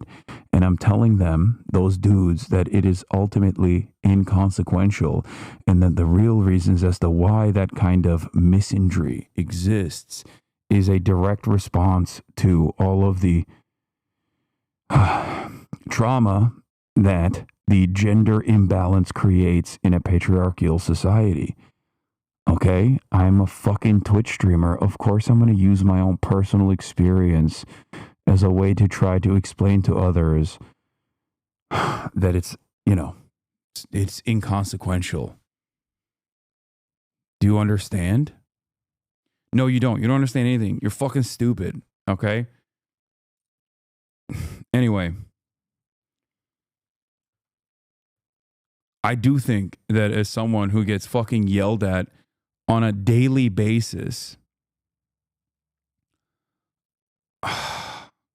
for being a sexist pig, people who say like, oh, he's a frequenter of brothels, he goes to brothels, he's someone, like, these people sometimes call me a rapist. Okay, what are you talking about? They are so schizo. They say that I'm engaging in the act of rape or child sex trafficking. Like it's insane shit.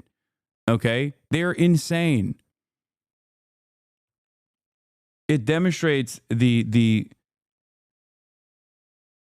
basically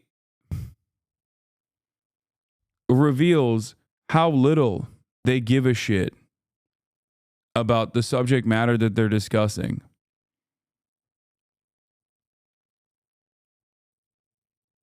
Like if they treated the violent act with the seriousness that it deserves, they wouldn't just like fucking randomly fling it around.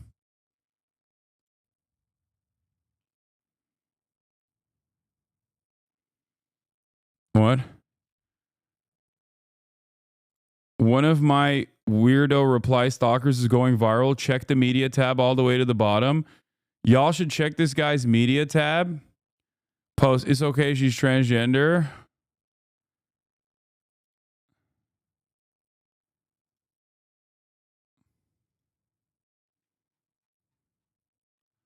Oh my God. Oh my God. Oh my God.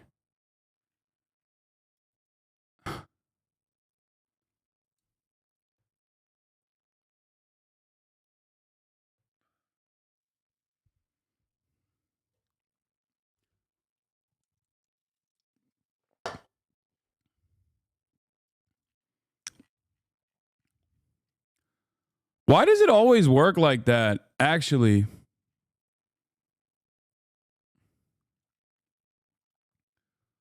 it's so funny. This has 100,000 likes, bro. Why does it change? Why does it change to this after a bit?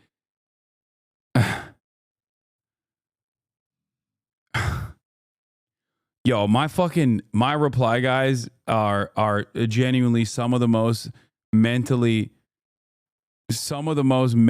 unwell people.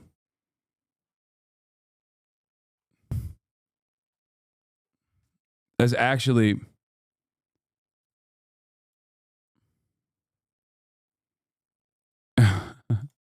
he had to experiment. It goes back to the transgender image afterwards. Yeah, but there's like 2 of those.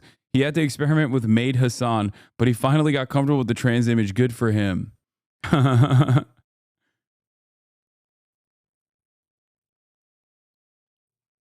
Dude, what the fuck kind of mentally ill shit is this?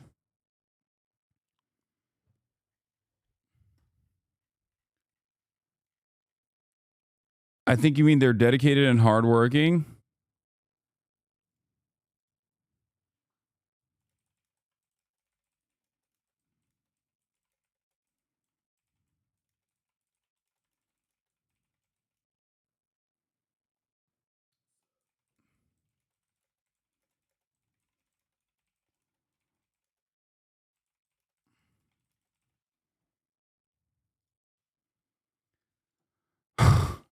Did you see this? Come take a look at this. Oh no, it's fucking fantastic. Come take a look at this. This tweet randomly got insanely viral. This person who doesn't even like follow me goes, y'all should check this guy's media tab. Okay, are you ready for this? We click on the account. Alex Maker, he's a maker. Got it. Yeah, he's just like and he's got 9 followers, 150 followers. Okay. We click on the media tab and it's all this, right? It's all this. It's crazy. What the fuck? What is that? What is that? Oh my God, he's a reply. What?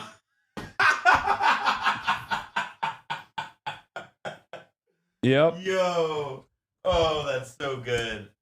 Yo. Oh, is she transgender? The person that's replying? No, I don't I'm joking. think. I'm looking at your picture, dope. Oh, no, that's you're so saying, fucking yeah. funny. Oh my God.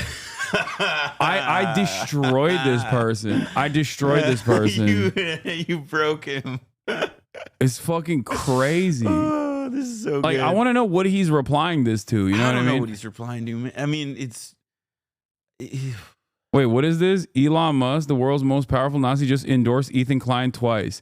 Do you think this will be a moment of clarity for him, or is Ethan about to go full mask off? This is an opportunity to dive headfirst down the all right pipeline. Stop trying to turn me on. It's working. This is straight fan behavior. Why do you do this? Oh, yeah, see that person? Look. That person's videos. They noticed too. They noticed too. Oh, my God. I feel like you used to see more like wackos like this because now it's all like blue check AI. Now it's crypto. all no, but they're all no. I still got the blue check mark ones too, dude. Dude, what the fuck, dude? It's kind of sad Do you because think this is his phone background? Oh God, I hope not. Like this guy's gonna wonderful. kill me one day. I think. You know what I mean? That or he'll be your wife. Yeah. Ooh. HasanAbi comment on Aiden Ross IG live. Get blackballed, lol. This is not even real, by the way. Yeah, look at I don't know why. Look at the steak thing. I don't know why they. Yeah, steak logo, fake image. Don't know why they even posted this. Like, what's the point of this? I guess it's like. I think that's engagement farming. Yeah. Undisclosed gambling ad. Additionally, the image is doctored. This is generational beef right here. And then that fucking guy is in the replies, obviously, replying this again. Dude, the Aiden Ross needs to be unbanned meta is so fucking obviously forced, I will say.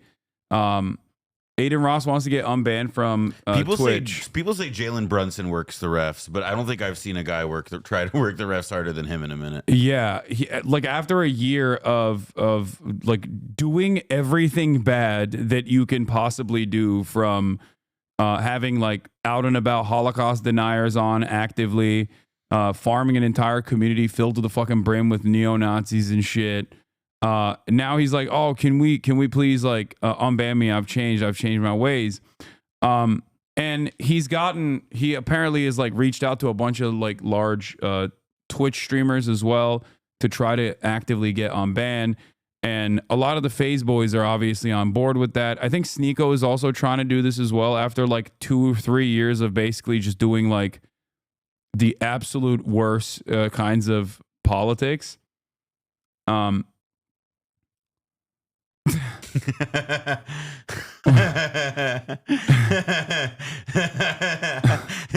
got me.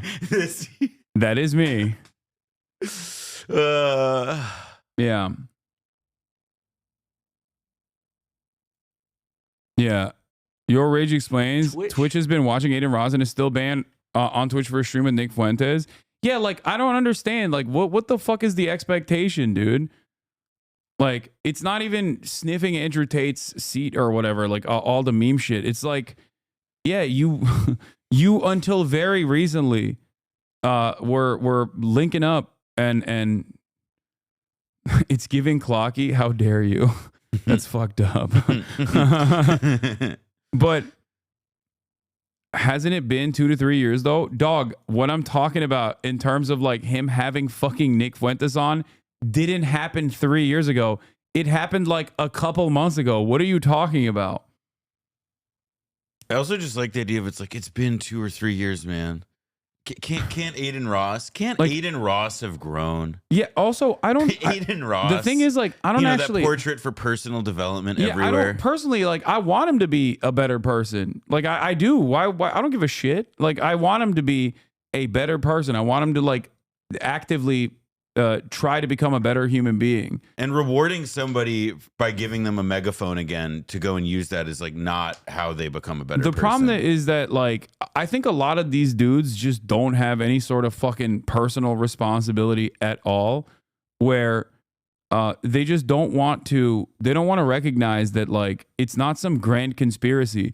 This is a platform that's trying to make money, and obviously as a platform that's trying to make money, even though you might have a sizable audience, right? They don't want the fucking stink associated with like Holocaust denial. Okay? And that's the thing that a lot of my fucking haters don't understand. Where my haters would be like, well, Hasan is on the platform. Why the fuck can't Aiden be on the platform? Not realizing that Hasan like, doesn't open his mouth and sound like the Turner Diaries. Yeah. Not realizing that like no matter how much people try to force this like Hasan is anti-Semitic narrative, like adults, okay, not fucking 14-year-olds who get their political worldview from watching like Ethan Klein or fucking drama YouTubers, adults understand that that is not the fucking case. That's the reason why the New York Times is not doing an article about like how much, and even though they themselves are very pro-Israel, even the New York Times doesn't go the distance and like write a fucking article about how anti-Semitic I am. And that's why you only see it in like fucking Fox News or slop papers like New York Post. You feel me? You understand? What is this? Oh, the apologies got to be light years ahead of the disrespect. What is phase adapt?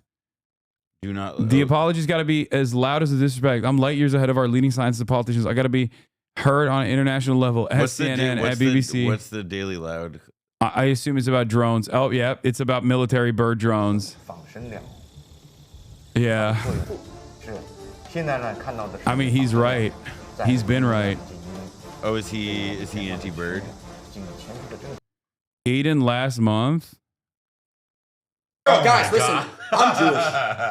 Sorry, it was like Sneeko Daily.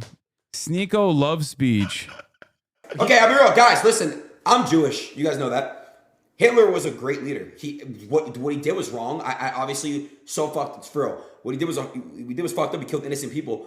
But he was a good leader. Like, okay, at the end hold of the day, on. like, That's insane. No, dude, getting tricked as a Jewish American into believing is that yours or is that mine? That's mine, right? That's yours. That's mine. yeah. Getting tricked as a Jewish American adult into like pro what do Hitler his parents think? Like, does his mother see this? Pro Hitler sentiment is so funny.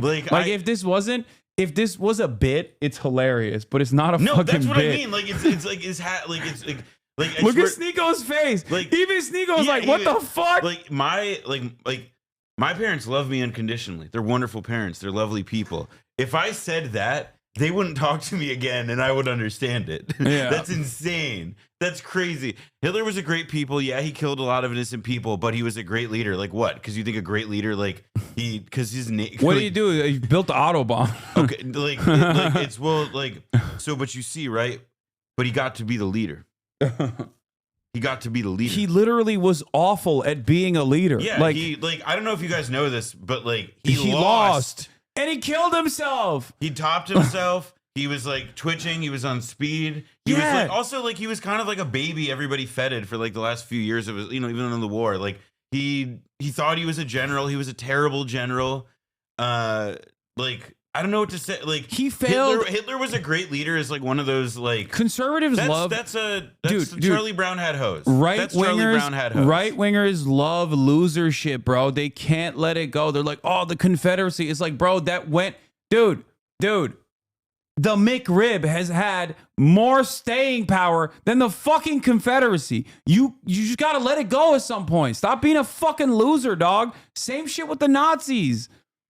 Like, I don't understand it. They're like, no, it'll rise again. No, fuck you. Okay, well, I guess also technically it is rising again. Well, yeah. Well, the Hitler thing is it's just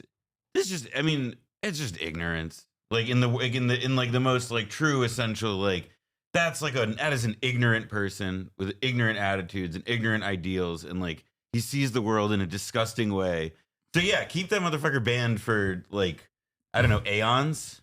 I just don't when if they he pull out wasn't the Ark of the Covenant. The thing is, if he wasn't doing this shit, then if this was, I don't know, 3 years ago, and he is actively been yeah, I'm so sorry about all the shit that I said. It was really dumb of me. I learned, I was a young 24-year-old or whatever.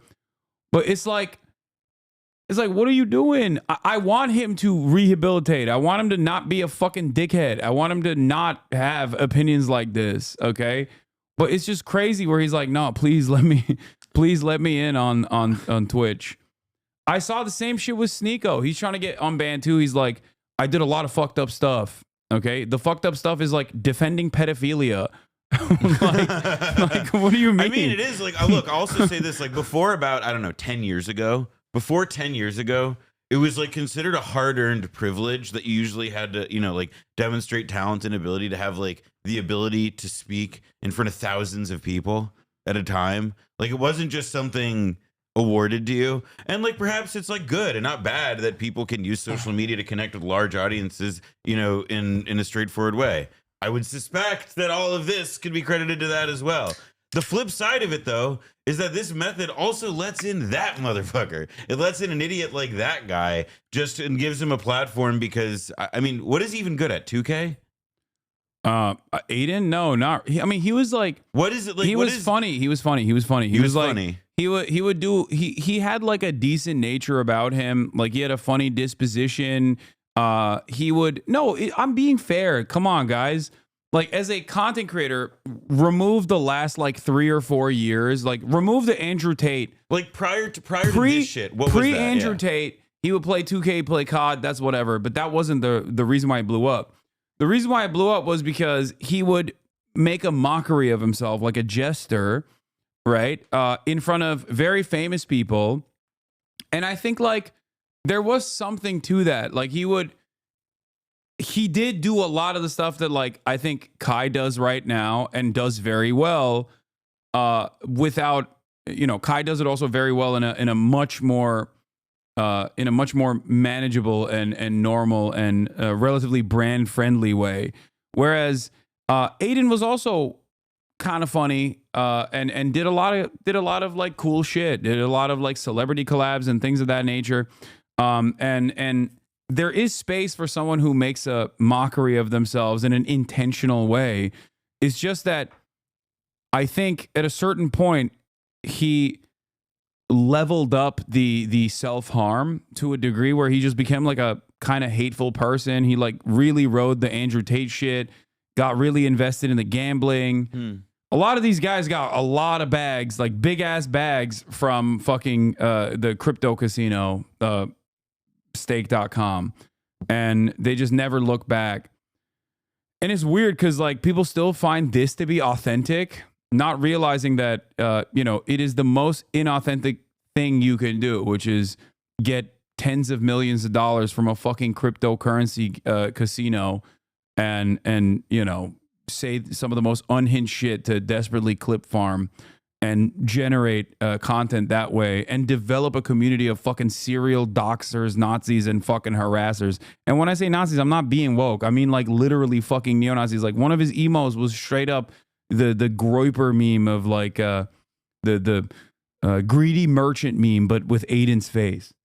Like that's his community. How fucking nuts is that? I mean, it's like it's very sad. It's sad. It's also just, it's sad not just because it's like, it's weird to see, like, it's just definitionally, in the same way that it's sad to see Kanye be like, I love Hitler. Like, it's weird. It's sad to see a Jewish guy be like, I love Hitler. And it's sad to think that, like, he has reach.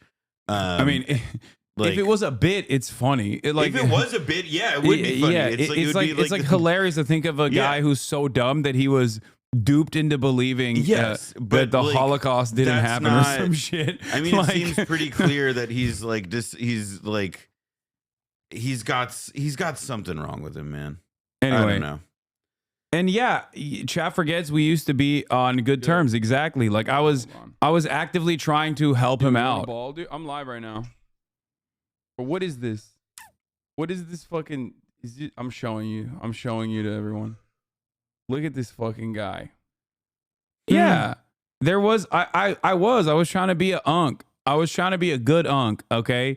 And he went with the bad unk. He went with Andrew Tate. That's what happened.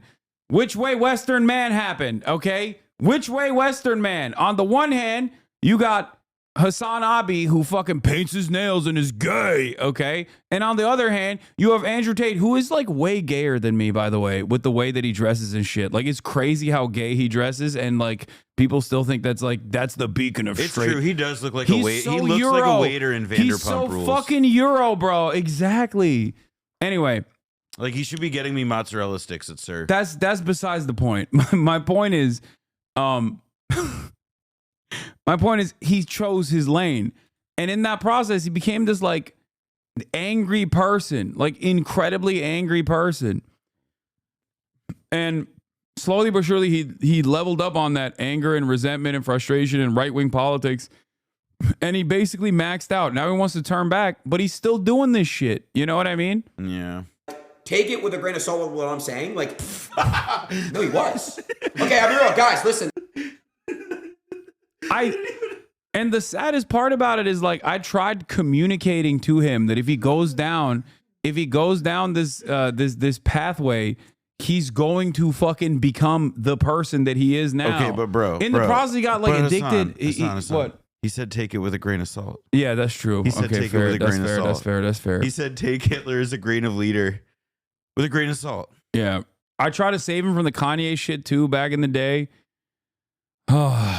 Anyway, my point is, a lot of the stuff that I said Yeah, this is the gayest tone tweet. Jewish guy who's so dumb he gets convinced to be a Nazi is still such a top tier character.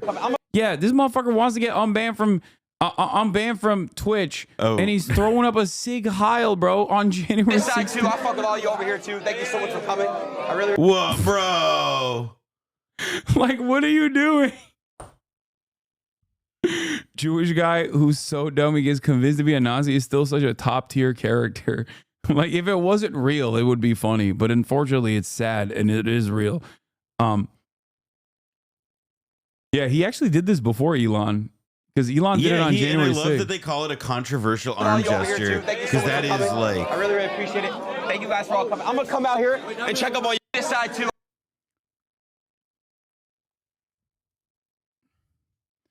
Yeah, he did hit it pretty clean. He hits it way cleaner than Elon and all the. Yeah. I mean, okay, look, the other thing is that, like, part of what all the Nazi shit is that, like, that thing that Andrew Tate clip that was going viral, where he's like, you see, like, World War II is the greatest evil, right? And, you know, like, Andrew, like, it is just about, like, finding, like, what is the most outrageous thing I can do and doing it, like, evacuating it of any content, just knowing, like, oh, yeah, like, this is controversial. This will get a lot of attention. This will get the crowd going. Who gives a shit if it's literal Nazi stuff? It's like, I just know that it's like hitting the sides of the thing in operation. Like, zzz, like it just has the, yeah, I mean, nothing, like, what else in our society does have, like, the juice of, like, of saying Hitler was good? Like, nothing. That's why he's saying it. It's cheap. It's beyond childish. So, yeah, it's just, God. It makes me sad. It makes me sad because, like, it didn't have to fucking be this way. You know what I mean? Like, because I think about not only, like, what this has done to him and probably his own, like his own mindset, his own psyche, but also on top of that, like, there are now fucking, like, thousands, if not millions, of young boys who also think this shit is so fucking cool. They're being corny. Gavin Newsom's son, dude. Yeah. Probably. I mean, if Charlie Kirk is, although it's so busted. It's bad. Yeah. Anyway, the point is, you know, people see this kind of shit. So if you do want to be unbanned, you can't do this kind of shit. You shouldn't do this kind of shit regardless. But it's also incredibly fucking stupid if you do this kind of shit. Yeah, there was also when he told a viewer he would give him $20,000 if he slashes his brother's throat because he watches me.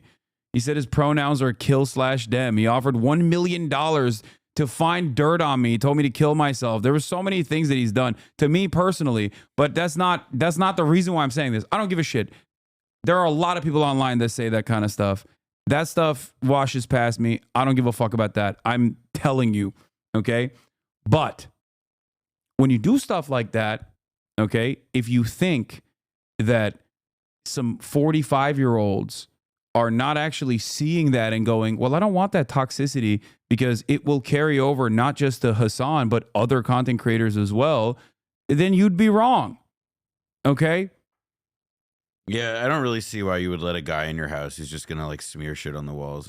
That's seems bad for everyone. That's it. It's like, it's poison. Like, That is why a lot of these dudes that do stuff like this and then consistently level up in the toxicity and the fucking harassment campaigns against other content creators and shit, like, they don't realize they're doing it to themselves.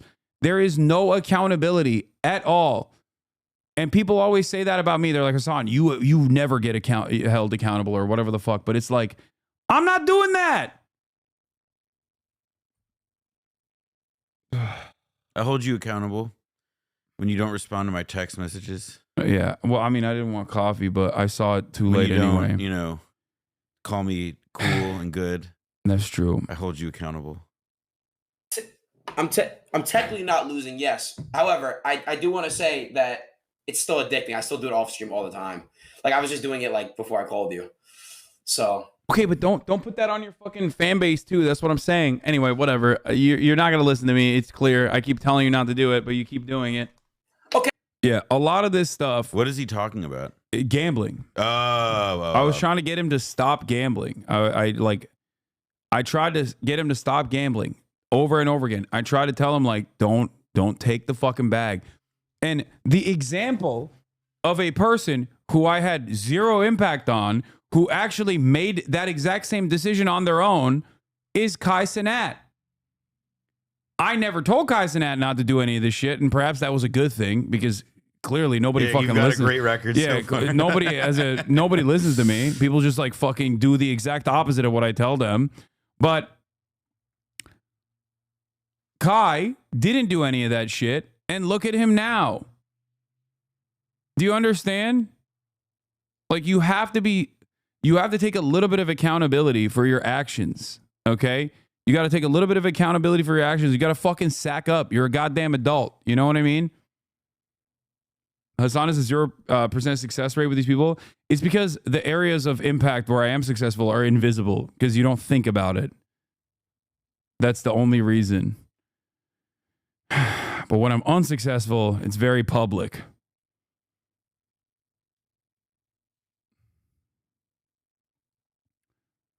Is the shirtless thing part of his bit too?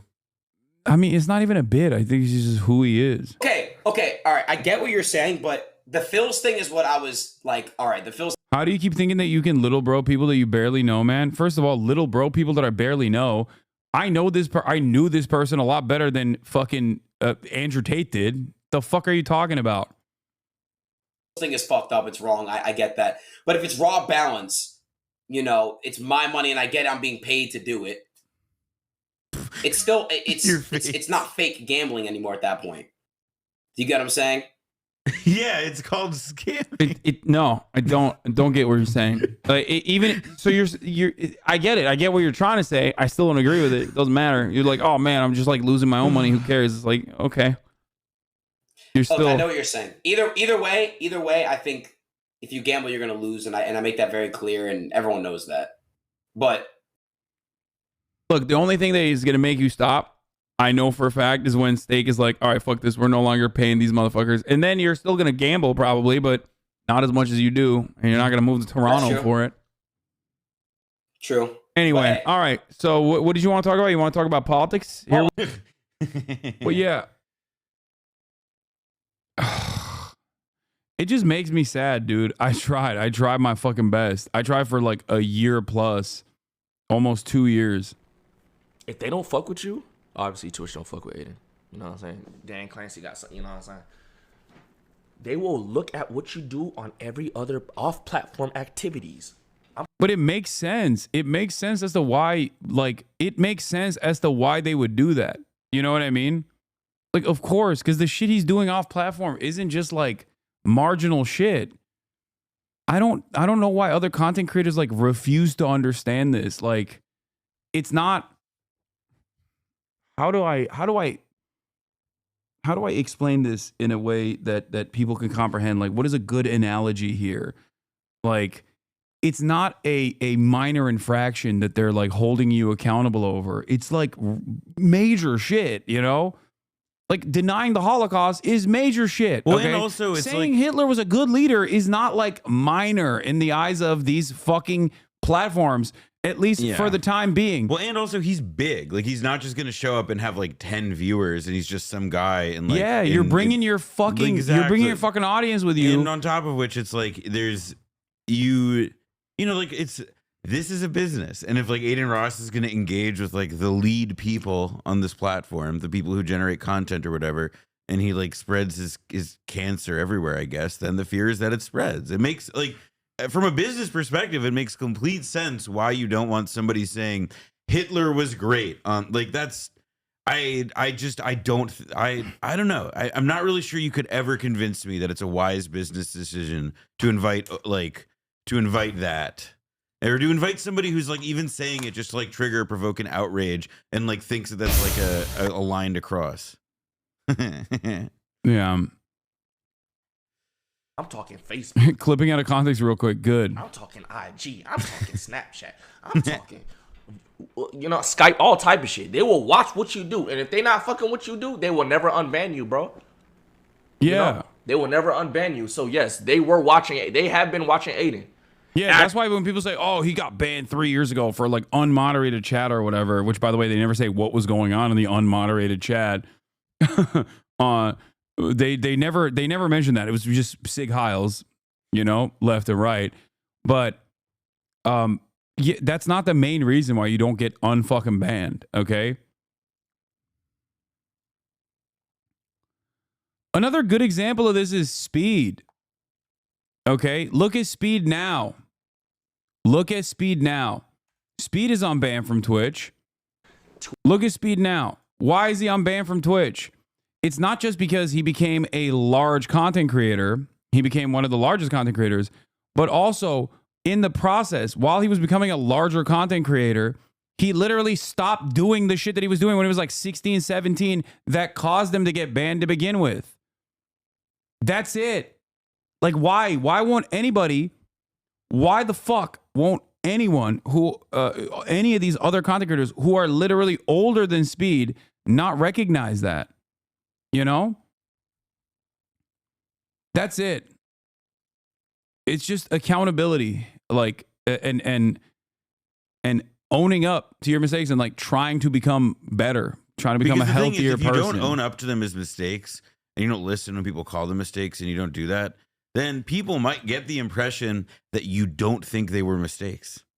You know, like that. You know, maybe because they don't think your actions and what you say and what you do and how you're perceived are in effect the definition of what you are to other people. Ice Poseidon's been banned for so goddamn long, and Aiden's gonna be just like that. I don't know. Maybe they will unban Aiden. I don't know. Like, I have no say in this matter, contrary to what people fucking think I have a say on. But yeah, someone made a baseball analogy, and I think it's important. It's a decent one. Disagreeing with the ref and getting ejected from one game versus assaulting another player and consistently making threats to do it again, or rather, disagreeing with the ref and getting ejected from one game and then continuing to fucking go and play basketball and like fighting people in the basketball courts. People are gonna be like, okay, I don't want you to play baseball no more. Yeah, on like the pickup courts across the street with like the weird, like with like those really weird. Yeah, you got ejected from the baseball hoops. game. You went over and you started beating the shit out of people on the other courts. They see that. They're gonna be like, okay, well, clearly you're a danger. I do think that it is also like, yeah, I mean, I don't know. Is there like this like unban him meme or whatever? Like, is there anybody that it's proven to be successful with where like you just say it enough and they were just like, fine, we'll flip the switch? Like, has it ever actually worked? No, I don't think it has. But it doesn't hurt to like actively get some of the larger content creators on the platform to also petition on your behalf, which is what Aiden's trying to do. No, it makes sense. But like, it's one, if one were to try to do it, that's how you would do it. But that's not going to. Gideon did kind of. No, for Gideon didn't just also fucking demand to be unbanned or whatever. Gideon at that point, and I don't know what the fuck he's up to now, but at that point he had actually changed the ways that he was operating. He had reformed. He apologized. He literally asked for fucking asked for the people like Pokimane to you know, accept his apology. She did. You know what I mean? Like, that's... He's doing pedo hunting videos now? Oh, brother. Oh, no. Yeah. So... So that's what it is. It's always and bad. It's always bad to worse with these and people, it's not because man. And it's not because like Pokey endorsed him, and that's why, because Pokimane has like a lot of staying power in this situation. Like, no, it's because Pokey was the wronged party. Of course, Twitch is gonna want to defend its content creators from other content creators who are like actively trying to fucking harm them. Do you think he's ever read a book? What? I'm just like thinking. Aiden Ross? No, he's not read a book. That's what you do, and if they not fucking what you do, they will never unban you, bro.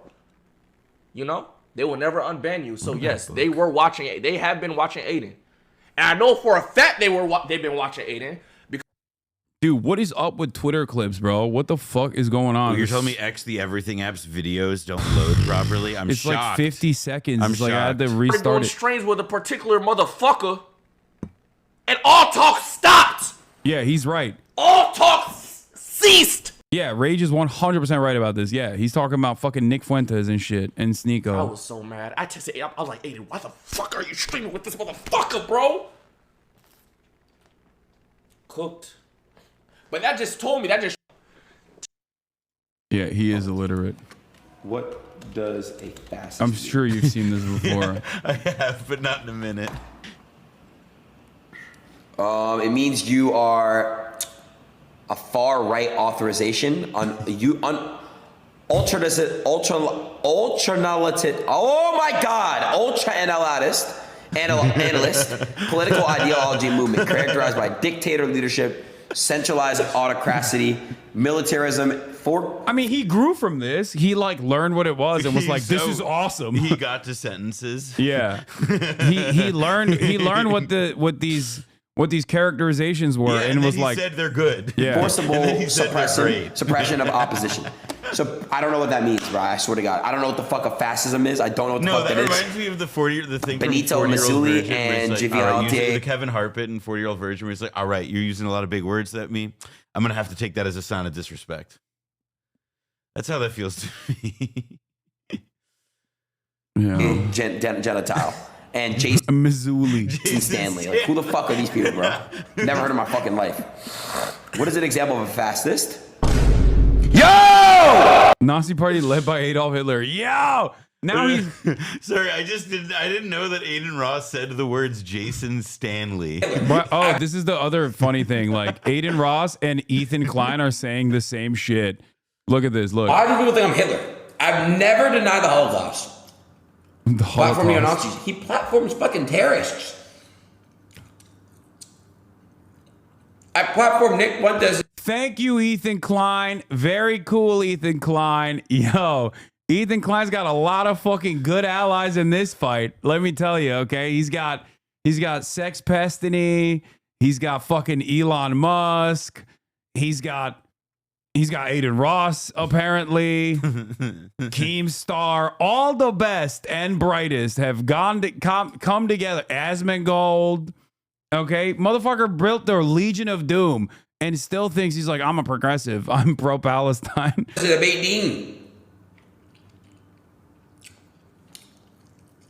Tim Pool. Quarter pounder. Anti-Semitic artwork as his official emotes. I don't even do my emotes. It's Prismel and Lico and Citrus. Like, bro. Uses massage. Like, I don't want anyone to be fucking permabanned from any platform, okay? I'm a content creator. I also talk about a lot of stuff that people in positions of power don't want me to talk about, okay? That's precisely the reason why, even though I don't say anything fucking anti-Semitic because I'm not an anti-Semite, people constantly lose their shit and try to smear me as one. Why? Because I'm anti-Israel, and you can't be that, okay?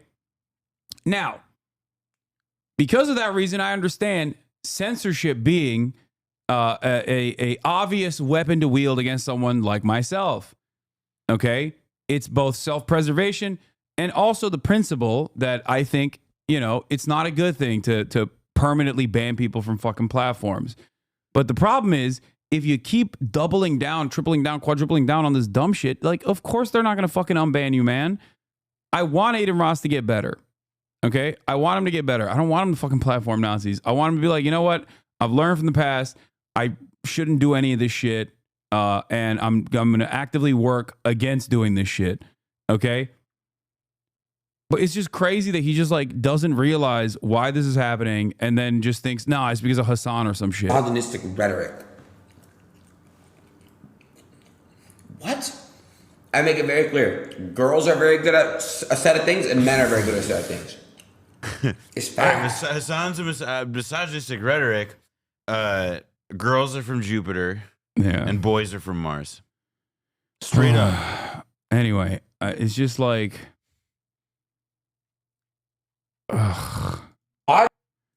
yeah. I saw another one of these things as well. I saw Sneeko, who's on his like, I'm getting better arc. Okay.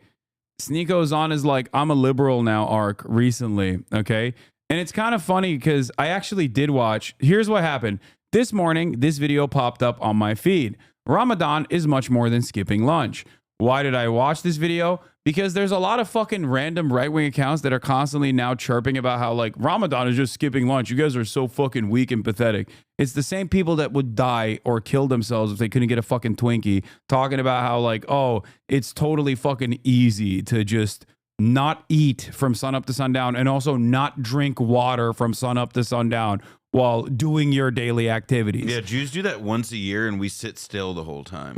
You know, like I would never in my life step to Ramadan on that one. Yeah. And as someone who doesn't participate in fasting but has fasted in the past during Ramadan just to try it out, let me tell you, that shit is not fucking easy, okay? It's not easy at all. So it's kind of funny that American treatlerites are just like, oh, it's so simple. It's so fucking... It's also, but here's the thing. Like, why do the treatlerites do that? I think it's because the videos that always, like, go about, like, the meme shit that goes about making that point, they don't show people being hungry throughout the day. It's like they have like they show them like, oh, here's like a gigantic plate of rice and lamb. Here's this, here's that, here's all the food. Yeah. They see that, they see iftar, they see the iftar dinners, exactly. and they think this is what it's about. Yeah, it's like, oh my god, dude, like, oh, you think Yom Kippur is like a fucking hard fast? Like, what's that dinner you're having there, man? Like, what's that fucking brisket? Anyway, yeah, Idiot. Republicans who did January 6th because they couldn't go to fucking Applebee's to eat jalapeno poppers are fucking talking about how easy it is that the entirety of the Muslim population is fasting from sun up to sundown. I fasted since age 9 till the age of 23. Honestly, it was great. I love fasting. Even after being agnostic, I still appreciate it a lot. 14 years is a long time to fast, dude. You should get some food. Also, yeah, especially you can eat now. The no water part is the most that's the killer. The most insane part of it. Like, it's very difficult. So I don't know where the fuck people are getting this information from. They should try it one day. There's actually a relatively socialist purpose behind fasting as well, and zakat as well. Islam is a very communal religion. Regardless of what you may think about it. I mean, I am not a committed believer myself, as you guys know. But having said that, I have talked about the communal aspects of Islam in general.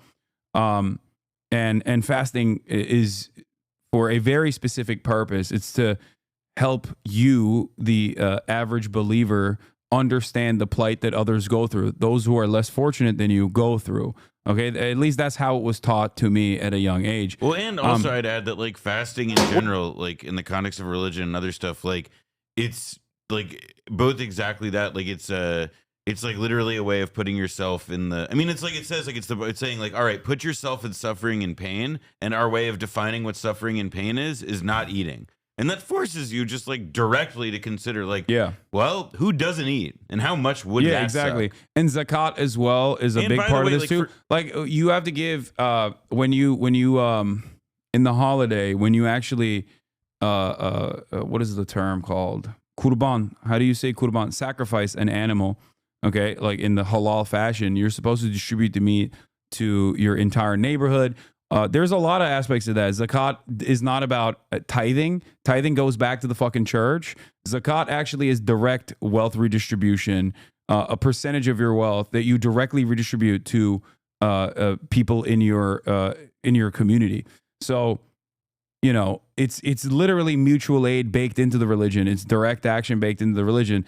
But all of that stuff is I mean, the reason why I brought that up is because I watched this and I was like, oh, wait, maybe he's turning a new leaf. And then I saw his account because I was like, what's he about? What's he doing? The day prior to this fucking video, on March 6th, 2 days before, this is the video that he posted. It's the website where you get banned if you extend your arm too far unless you're black like Kevin Hart. Where you could call for the assassination of a U.S. senator if you do the humiliation ritual. Yeah, What? I did the humiliation ritual. I played dodgeball and Dan Clancy was on my team. So that was my humiliation ritual. To wish PTSD on American soldiers if you're a fat industry plant. This website is on. Bro posted the ADL statement as someone who is not only I was about to say not only a revert but a Holocaust denier, and also simultaneously like is supposed to be like is supposed to be pro-Palestine. I think he is. I don't know. Like, it is crazy. Also, calling Frogan an industry plant is hilarious. Yeah, dude.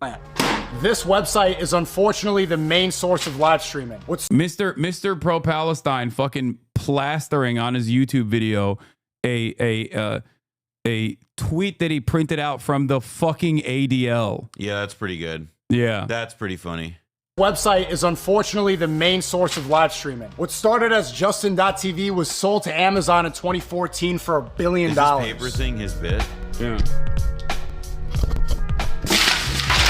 America deserved 9/11, dude. Fuck it. I'm saying it. Then slowly it became the place where people block traffic at a convention center dressed in cat ears convene on. Yeah, they're all woke and gay. That's the other thing. It's like Twitch became woke and gay. Wait, what did the Chocolate Rain guy? I don't What did know. he do? Dressed in cat ears convene online. Chocolate like Rain. if Portland, Oregon was a website. Autistic white people, before they knew what autism was. Normal people didn't and still don't know that there's an audience of people that watch an animated mouse play Fortnite for hours. Anyway, fast forward a couple years and there's a 30-year-old man with red hair who's flossing on Jimmy Bro, Fallon. I Normal didn't people know are there- like, this is, I mean, I assume Then why it's do you just- want to be on it? I Why do you want to assume- be on it? Why do you want to be on the platform if you fucking hate it so much? I assume that this is just like, it's the same thing for another 3 minutes. Like, does it advance? I don't know. why is there a 30-year-old man with red hair flossing on Jimmy Fallon? And suddenly out of nowhere, this Jewish kid pops up and changes streaming forever. He's playing 2K and LeBron James calls him up. The biggest rappers are pulling up to freestyle. This kid is making more money than the celebrities coming on his stream. He's bringing on cute girls to flirt. He's joking late night with his friends. He's doing what regular people do. Suddenly, pause. Twitch isn't autistic and gender fluid One anymore. is like, okay, break this down for me. No, the non-autistic and non-gender fluid thing to do is act like a gay guy around rappers who get uncomfortable by it. that's what yeah, like that's what it is. You're so like regular people. Well, you know what I wouldn't call regular people who call up LeBron. You know what I wouldn't call that? I would not call that a humiliation ritual. Yeah, no, definitely. Definitely not. Yeah, regular people who have the Regular capacity to fucking just dial up LeBron and then, but like there is some truth to like, I mean, I guess there is not a lot of truth to what he's saying, but like, yeah, Aiden Ross was a very popular content creator and did all of this stuff. And it was good when he was doing all of this stuff. And I think he brought a lot of attention to Twitch as well. And it was a good thing. And he brought a lot of celebrities onto Twitch as well. And then the torch was carried on by HasanAbi as well, for sure. And many other content creators now. Suddenly, Twitch is mainstream. Then naturally... No, Twitch was... No, come on. Time out the hate. Time out.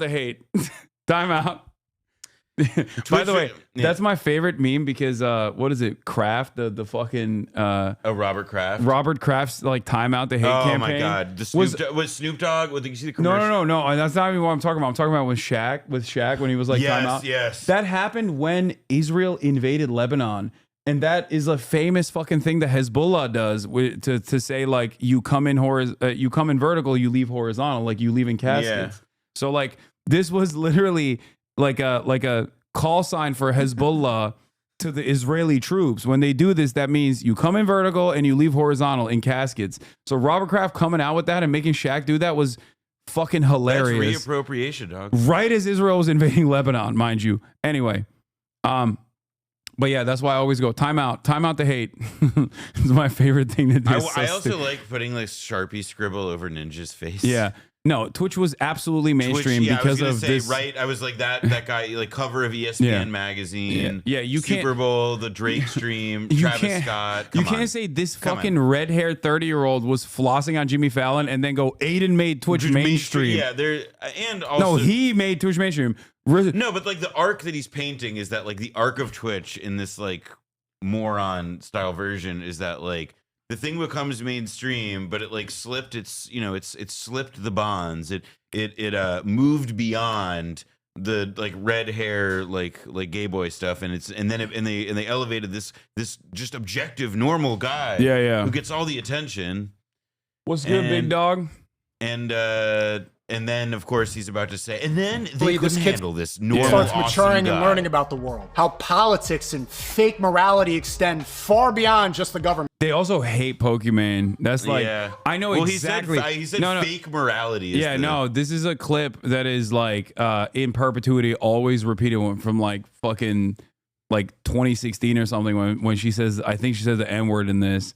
And literally they always bring this shit up to be like, she's fake. She's fake.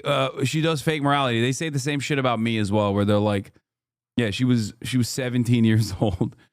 you know, and has apologized for it a million times over, obviously, and it's not. Morality extend far beyond just the government. How the entertainment industry is held together by fake friendships. To make it on Twitch, you Okay, gotta that's pretty fake it. good. Yeah, it's The all these. entertainment industry, Jewish Hollywood, is held together by fake friends. I wonder because I saw like Jeffrey Epstein, the Israel flag on that fucking thing initially. So I wonder how he's gonna slap that back onto the collage when he literally started off with a ADL poster and also said two anti-Israel content creators are bad. Like, look at this. Look at the Mossad, Israel, Robert Maxwell, Jeffrey Epstein.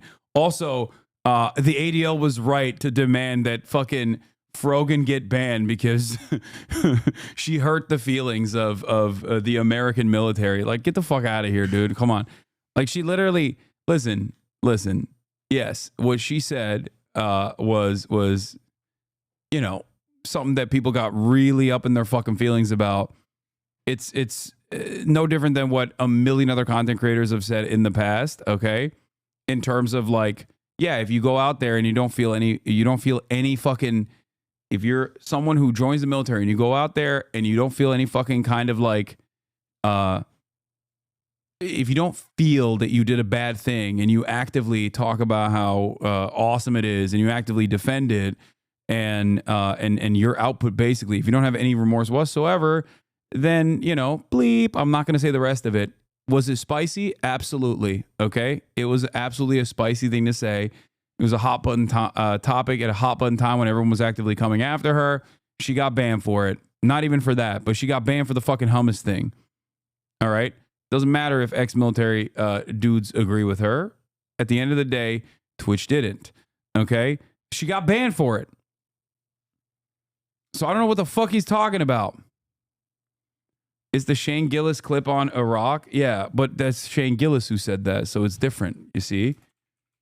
Let me see what Iraq Shane Gillis said. You notice the war in the Middle East is just on the internet. The whole fucking thing. Every dude out there on both sides was wearing GoPros the entire time. Like, you can watch it. We watched like 3 hours of the war in Iraq. And after the first hour, I found myself starting to cheer, not cheer, but like relate. I felt like I could relate more to the monkey bars guys. You know what I mean? They were a little more my speed. And they were proud of the monkey bars. You remember that video? You've seen them using the monkey bars.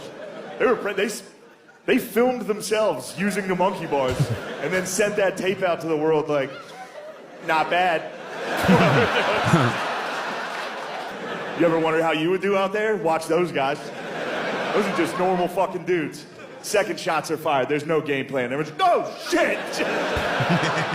Very relatable. Guns jamming. Trying to fire a rocket, it goes straight fucking backwards. They look like me trying to fire a gun. Their feet move when they shoot. Very relatable. They also never won. They got fucked up every single time. Bad. They would blow up like one truck every 5 months. They'd be just as surprised as everybody. Shit finally worked out. You could hear it in their voice. Someone would blow up, they'd be like, oh! Hello! It's like, yeah, dude, that's a human reaction. That's relatable. That's what I would do if I saw a fucking explosion. I'd go, oh! That's human. You ever watch us kill people? I can't relate to that at all. There's some Black Hawk helicopter with night vision, mows down like 40 people. Pilot gets on, he just goes, clear. Just flies away. It's like, yo, that's a psycho. That guy didn't give a fuck about that. At least ISIS is down there having fun. Dancing afterwards. You can get away with a lot if you can say it with with swag. with a little bit of charisma. Anyway, my point is Frogan was already fucking punished for not just that, but like some silly shit, as a matter of fact, which was directly the Sabra hummus thing. If asked, like a platform that punishes someone for saying Sabra hummus is mid-tier hummus, is like shitty hummus, okay, is of course not going to let back a dude who is actively defending pedophilia and lowering the age of consent laws, and also simultaneously fucking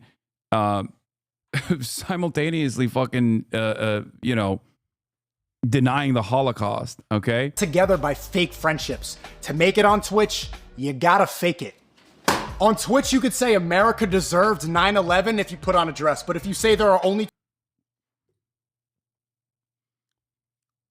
There's no way these guys actively believe this, right? Like, they think that,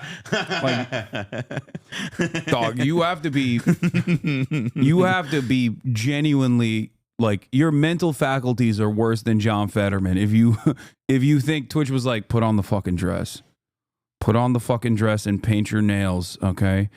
If you don't do that, you are not getting unbanned.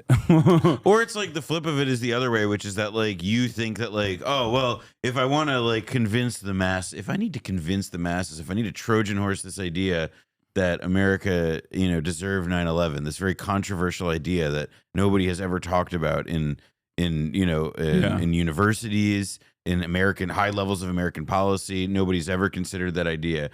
But if I want to Trojan horse that, then I need to wear a dress and paint my nails. I thought you were going to perhaps refer to a very good, well-researched podcast series called Blowback. I would never reference that. Very good, well-researched podcast series called Blowback that talks exactly about, how 9/11 happened. I mean, you could say America deserved 9/11 without it being like, oh yeah, America morally deserved it. Like that could be your opinion or not or whatever. But it's like you could just say like, yeah, America certainly earned it by in the on the matter of fact level. Like I don't mean that like America morally deserves. I'm talking explicitly about the idea that like I don't think these people care about nuance. No, I'm just letting you know. You're getting into the just that like we armed them in the 70s. We supported the war and the conflict. that was my point. Yes. That was precisely my point, which is why I got banned. So I'm just letting you know. All right. Okay. Anyway, but the point is, you should listen to the Blowback podcast. It's incredibly well researched and talks about exactly how America got to the 9/11 part of the story. But in any case, Noah and I will be wearing a dress for no particular reason right now. Put on the fucking dress. Yeah, we're gonna do our humiliation ritual real quick. Our humiliation ritual incoming. Our Hail Marys, etc. Okay. All jokes aside, like this is all over the place. Like, what is your fucking worldview, man? What like? Two genders, you'll get banned for unmoderated chat. Twitch is fucking retarded. It's retarded that an American company has decided freedom of speech doesn't matter. It's retarded how they created their own system of morality through the voices of multi-millionaire streamers who tell you to eat the rich. Through the voices of women whose job it is to cry on camera so pathetic men can fall in love through the screen. But it starts to make sense when you see. Yeah, dude, you're never getting unbanned, big dog. I'm gonna be honest. I gotta be. Like, what the fuck? Like, you can think it's because you're like, you can think it's because you're fucking based, but like, no, it's because you're brain dead. Like, it's just like, it's so stupid. It's like, it's so dumb. It's so unimaginably stupid, dude. Oh my god! Like I just like the idea of it's also like we're gonna say that word over and over again, and I'm gonna like smile and like break character a bit as I'm saying it because I have like the emotional regulation of an 8-year-old. Like all of it is just so. Dude, like it's funny because like these are the motherfuckers who need a job, bro. People, they do need a job. Like you need a job, brother. What are you doing? Get a job. Get a job. See who their CEO is. We could do a serial masturbator, a gooner. That's it. What? I was doing plenty. Bro, this is, by the way, this is literally like a rehashing of Ethan Klein's Nuke with some exceptions. He doesn't shit on like he shits on Frogan, but not Pokimane and Cinna and Valkyrie. But like aside from that, this literally is a condensed version, I think, of Ethan Klein's Nuke. Oh man, how Wait, funny. what's the trans 9/11? Oh, it's because you have to be trans to say that. I get it. Never mind. No, you come on, dude. I know we don't have to retread it. Keep up. There's a symbolism. I had to keep process up. the symbols. Keep up. Plenty of research and stopped when he showed his algorithm was a bunch of porn stars floating in hot tubs. CEO Dan Clancy is a pathetic libtard with no backbone, who makes a big speech boasting about new descriptive censorship policy. And I'm also, say that he doesn't really want to get unbanned. Yeah, I think he's just farming it. Yeah. Wait, he did a Muslims didn't do 9/11 video? Oh no. At this point, if I'm never what does that mean? Wait, is he saying maybe he's based? He's saying No, like maybe- Wahhabist Islam is not real Islam. That's what he's gonna say. I'm gonna be honest, Hassan. I don't think that's what he meant, and No. I have a bad feeling about where this one's going. No, he's gonna say Wahhabist Islam is not true Islam. Like they're fake, they're phony. I don't know, man. My Let's spidey see. senses be tingling. Also, what is it with these guys at all white apartments? I don't know, but like he actually does have like a. It's weird to say this, but he does have a like a decent understanding of aesthetic. I think not his apartment. I'm saying like the way he films Oh stuff. no, it's stylized real well. Like, At this that's point, if I'm not- never like, I reinstated buy on that. YouTube, Facebook, Totally. Instagram, TikTok, but admitted pedophile Chris Tyson is, it is what it is. Muslims didn't do 9/11. Like this is what I mean. He does like he is talented. That's the saddest part. Is just like he's just using it for garbanzo. I go through. It's a racist Casey Neistat video. Yeah, that's great. Yeah, it is Casey Race War. You're right. Yeah, holy shit. Oh my This god. is part 2 on the George Floyd Super Bowl halftime show because I'm still flabbergasted. What? George Floyd Super Bowl halftime show. Oh my god. And then he gets sad when his fucking own fan base of neo-Nazis are saying he eats cats and dogs. He's like, no, you guys don't understand. I'm half Haitian. We don't eat cats and dogs. And they call him the N-word. But then he calls the fucking Super Bowl halftime show the George Floyd Super Bowl halftime show. Bro, you're black. What's wrong with you, dude? Isn't he half black? Half black and Pinoy gang.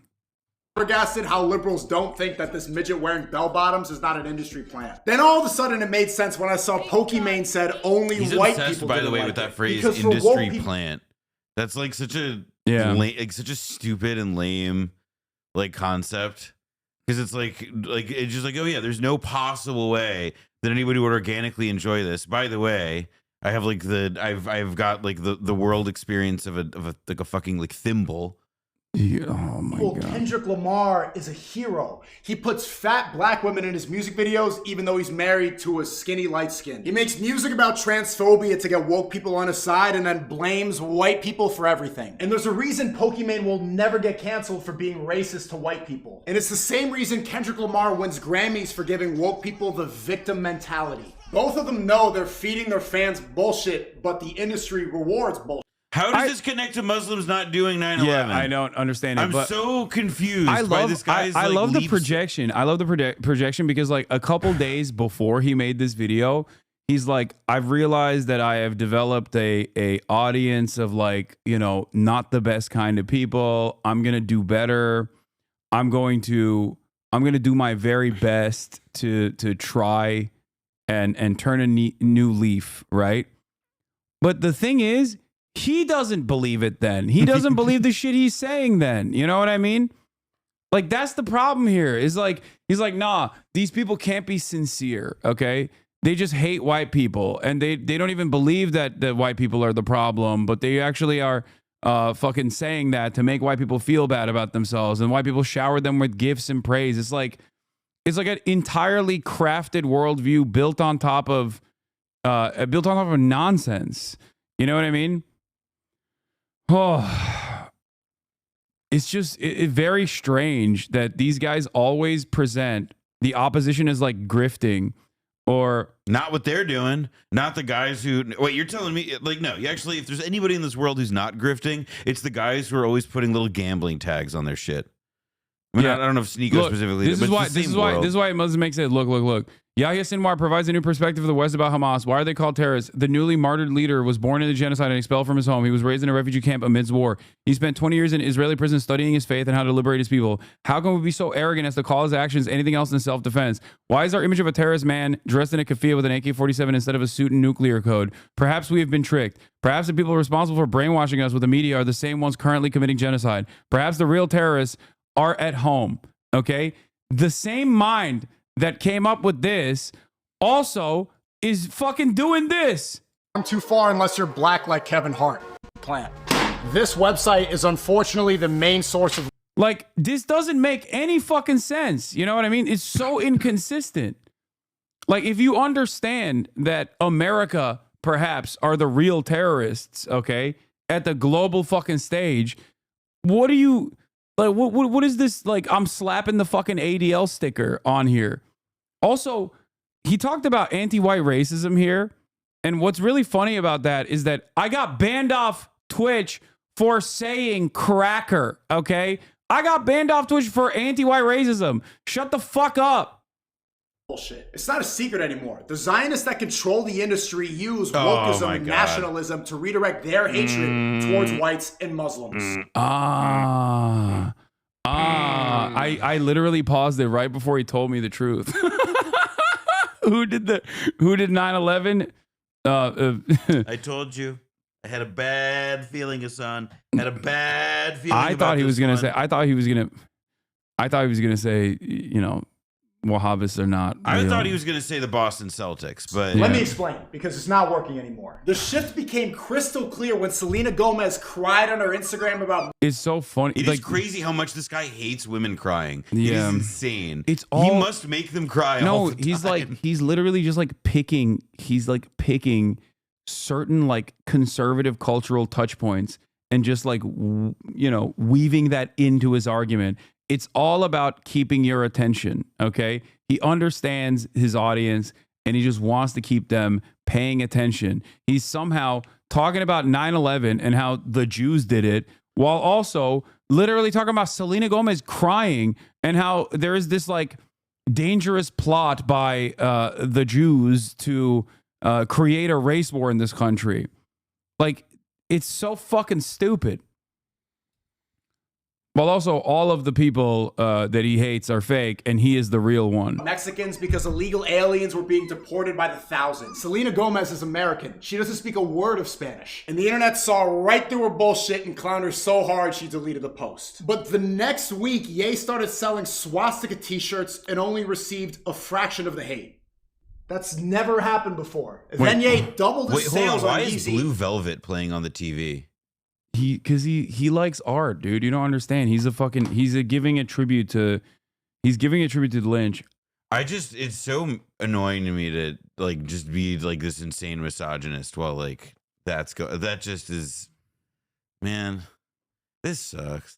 And his streams went up like he So dropped an bad, album. man. The only backlash was some of his team made statements of resignation, and then I realized, why have I never seen a tour manager quit because of Antichrist symbols? For decades, art... This is a brilliant point. He brought up a really good point. Yeah. Yeah, you can't say any. Yep. Noah, Jewish. Okay, mind blown. Yeah, that's right. I feel like I short-circuited just now. No, you just got exposed. I'm so confused, man. He's like, I thought I understood stuff. Why won't I thought I knew things? Yeah, no. Why won't managers quit due to Antichrist symbols? Bro. But they only quit due to the swastika. I'm gonna keep it real with you, Sneeko. You are fucking stupid. Oh my god. Yeah, no, you are like really stupid, dude. You are so stupid. No, I think it's different than that. I think he is, knows like, his cynical. audience Yes, is stupid. He's not actually. I mean, I want to emphasize that I think this is stupid. This is stupid things to say, etc. But he is himself pretty a cynical. literally tweeted that cynical motherfucker. Sneeko literally tweeted that Jews control the media, and you said he's right. Please pay attention to what he's saying. Wait, what? I didn't say he's right. What are you talking about? Why did you say Sneeko was right when he blamed the Jews? I'm joking, chatter. What the fuck? I don't think he's making any good points. He's not. I think I can speak for Hasan on this one. I think we can say we are down on Sneeko. We are low. We are buying low on Sneeko here. Yeah. Oh my god, it's amazing. This video is everything, dude. Artists are paraded around and even awarded for using satanic imagery. Bro. And nobody ever quits. Yeah, that's true. That's true. He's true. Nobody ever quits for it's satanic so imagery. true. Yeah. Yeah. Keep going. I got to see what he does here. You said the Yahya Sinwar thing was correct, and he literally said Jews control media in the post. Wait, he did? Did he?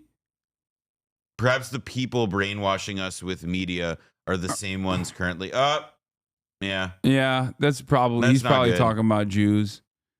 Yeah. Yeah, he's probably talking about Jews there. You're right. You're right, Chatter. You're right about that. I thought he was. I thought he was making a mature, reasoned point, but I thought he was doing Noam Chomsky. Yeah, exactly. It's like, it's is like it possible those that, those who wage war are manufacturing consent for said war because the entire system is designed around manufacturing weapons and justifying permanent war, which is a necessity. No, but that's not what this is. This is about the Jews. But this is also part of the reason why. It's just more subtle. This is also part of the reason why. I mean, yeah, he doesn't. He doesn't say the Jew word or Zionist, for example. Yeah, he just says the people.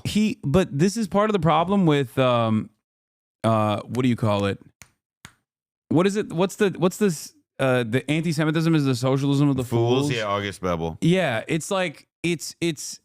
This is why it's so fucking dangerous to have anti-Semites run rampant, because just like when Tucker Carlson uses left-wing economic populism to drive home a very nefarious agenda of WASP nationalism, anti-Semites can fucking weave into regular discourse and get 60,000 fucking likes on a statement like this, when in fact, it is actually serving a different purpose. Not to talk about like the ways in which the double standard, or the ways in which like the old George Carlin bit of saying Israelis are commandos, Palestinians are terrorists. It's not about that, but it's about, Jews are doing it. Jews, Jew this, Jew that, Jew, like the fucking Alex Jones video.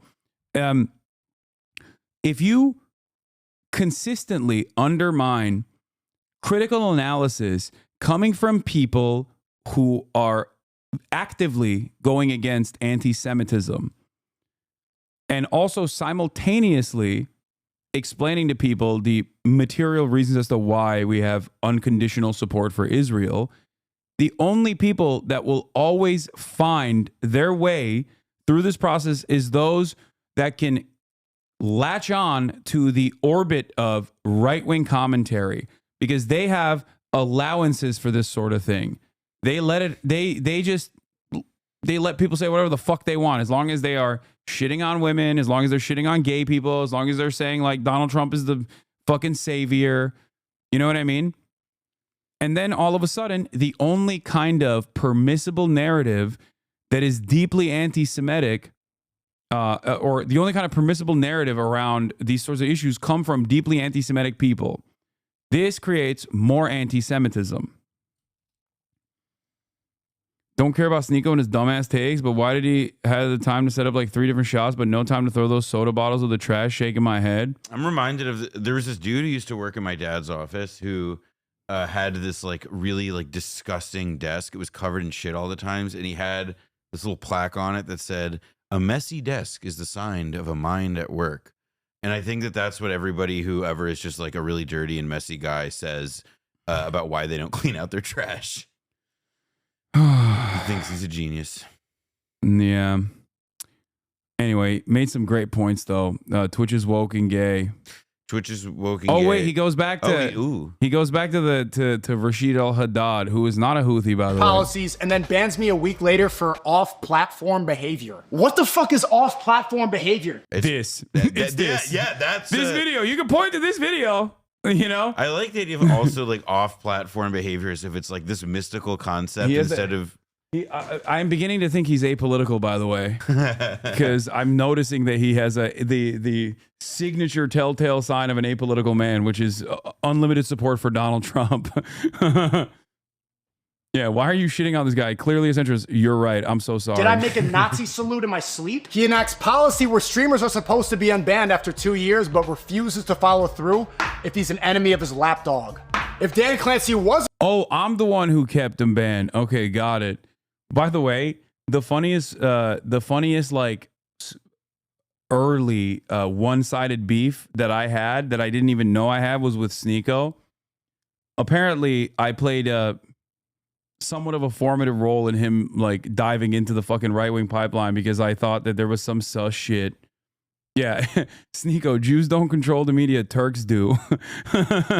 Yeah, that's Ethan Klein as well. We're gonna do it. Jews versus Turks. Who controls the media? Charity boxing match to figure that one, to get to the bottom of that one. Yeah, actually, if it's a boxing match, I think we know who will control the media after that.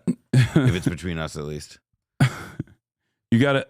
That's right. That's right. I'm not gonna fight you. Give me Michael Rappaport at least. You know what I mean? He wasn't retarded. He would grift the MAGA right wing just like Jeff Bezos and Mark Zuckerberg did after Trump won. But he is retarded. So when the ADL is applying pressure because his lapdog is promoting registered terrorists.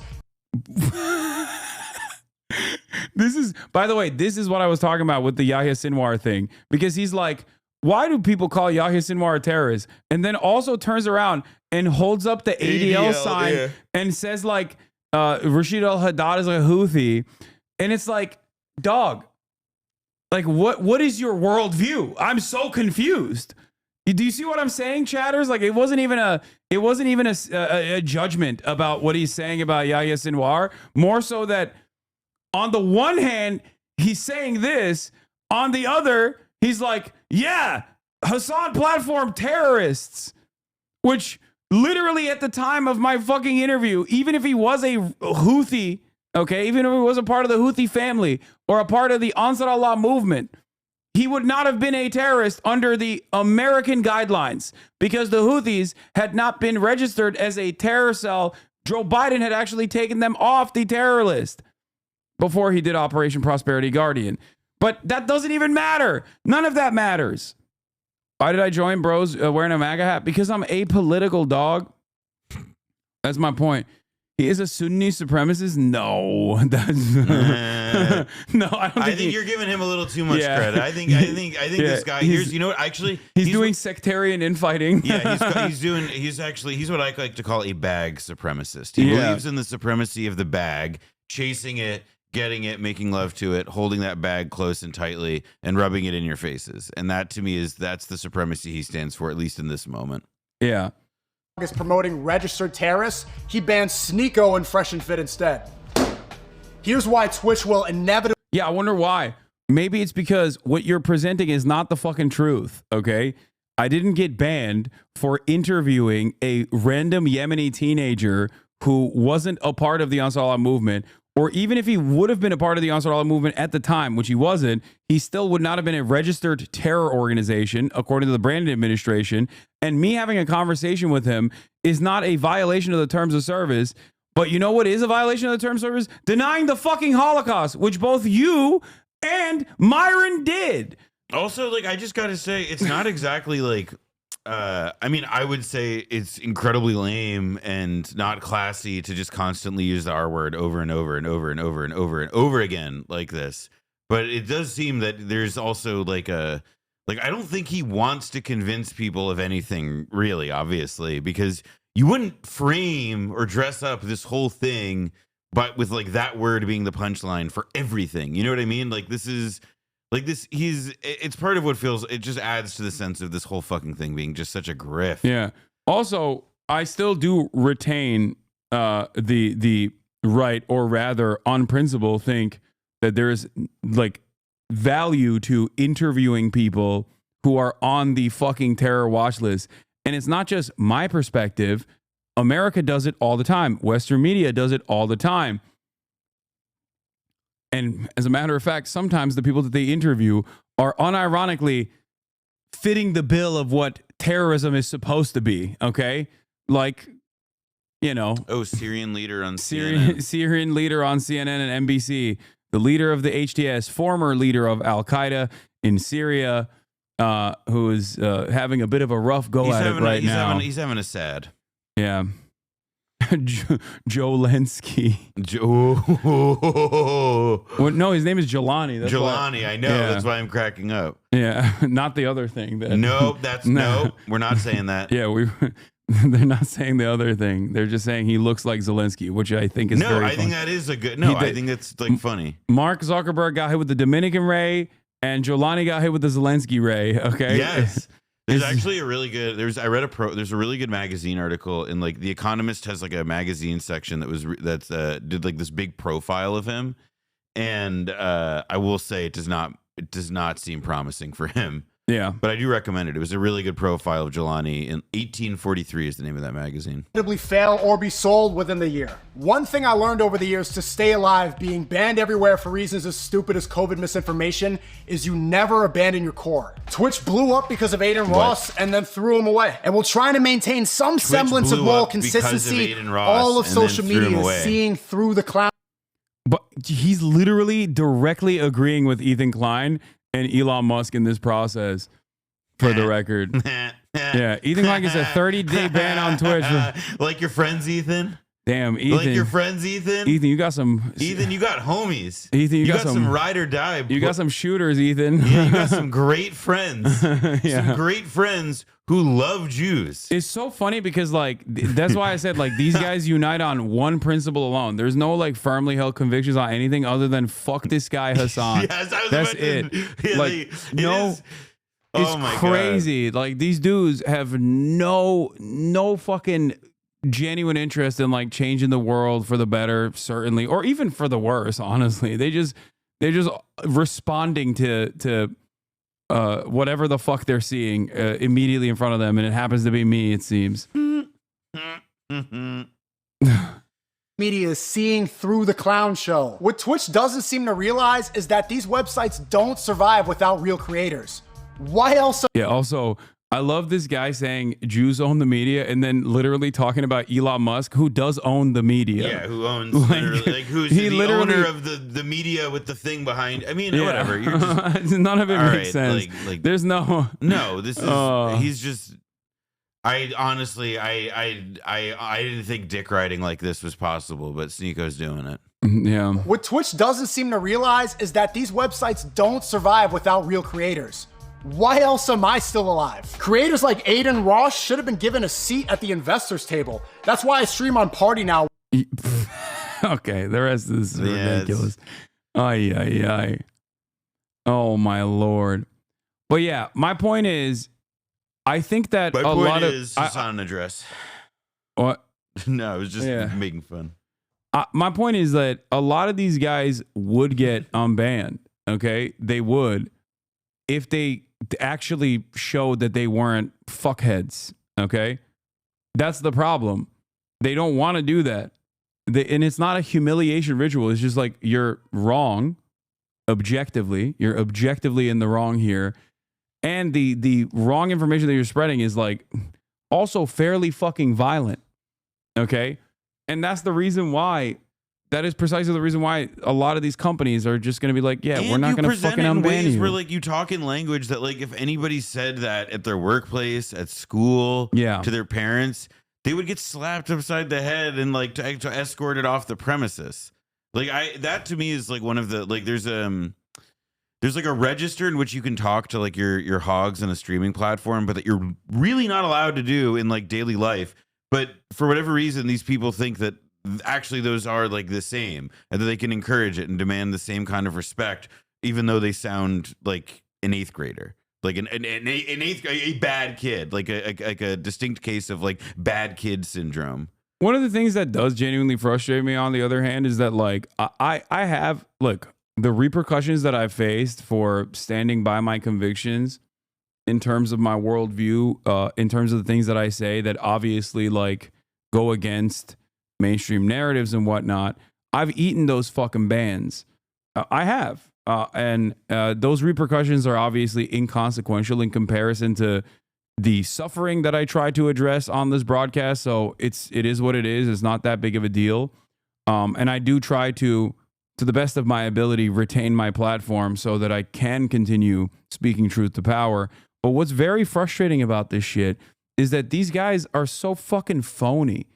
Like, they don't have firmly held convictions. They don't have like a fully flushed out worldview, a well-established worldview. And yet they constantly point the finger at other people and go, you're fake and gay. You're fake and you're actually, Your morals, those are fake morals. Yeah. Your morality's fake. Yeah. The also you platform terrorism. Yeah. Like the fuck? Actually, that thing they call the golden rule about treating others as you like to be treated. Yeah, fake and gay. Yeah. In any case, we also have this, obviously. Picking up after playtime, fake and gay. Yeah, here's the fun little thing that America's doing. This is from the Forward, as a matter of fact. State Department plan to deport pro-Hamas students, relies on a 1952 law that targeted Jews. Jewish Holocaust survivors suspected of Soviet sympathies were subject to the McCarran-Walter Act. I mean, listen, the internal security, it's in the middle of the Korean War. There's this, it's a whole, like in 47, it was a Democratic president who passed a loyalty pledge for all federal employees, or demanded one. Like that whole era was rife with going after some JOOs who had communist. Yeah, Jared Kushner's family was nearly prevented from immigrating because of that law. Well, now okay, I feel conflicted. Now I feel conflicted. Now I feel conflicted. What? Deplatform Stable, Ronaldo, Lazy, and PBM? Why the fuck would I do that? What are you saying? First of all, I don't have that power anyway, dumbasses. And secondly, like, why? What do you mean? Like, everybody makes mistakes. Everybody fucking says some shit sometimes that could be misconstrued, okay? Or sometimes they are misinformed, okay? That's fine. That happens.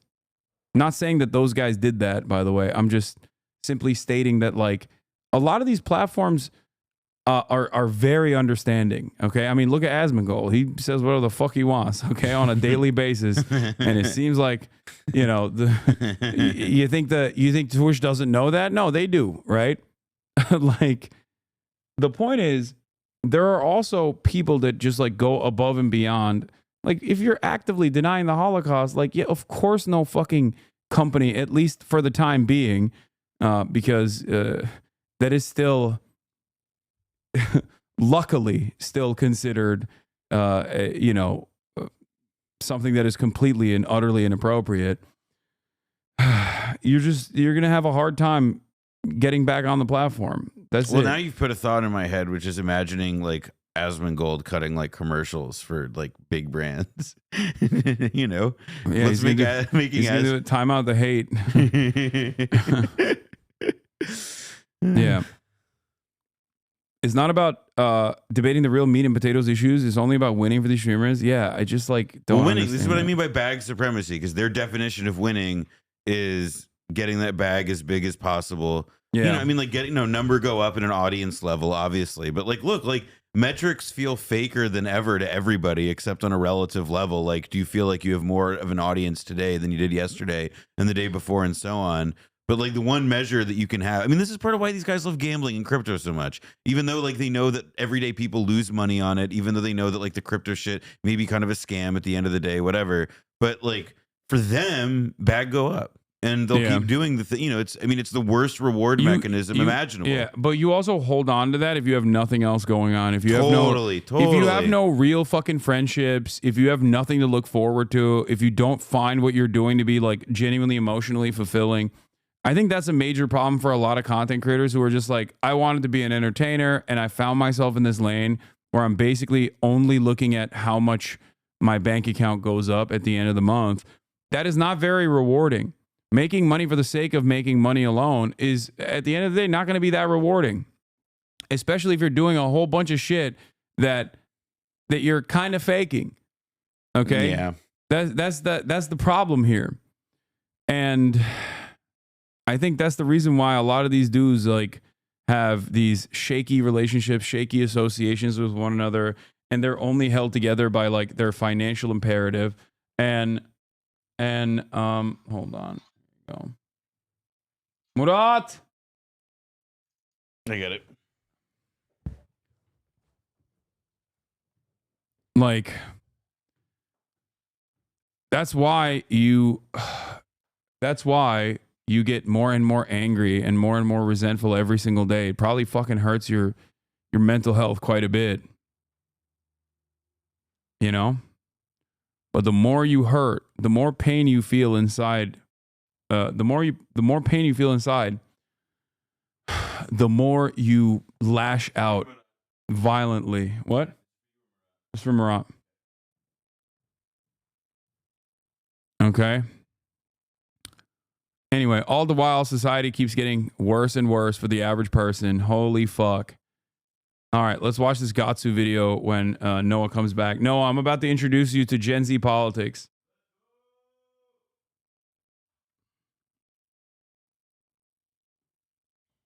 And then we'll do should have been me, should have been Emily, should have been love, should have been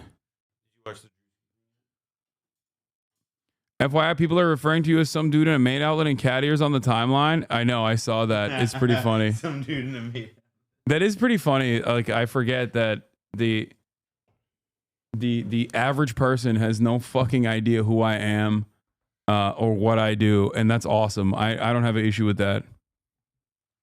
It's better that they not know who I am and encounter me as a dude in a maid outfit than to be like, this is the worst guy on the planet.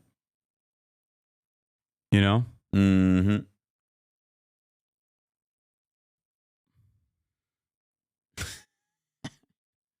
All right.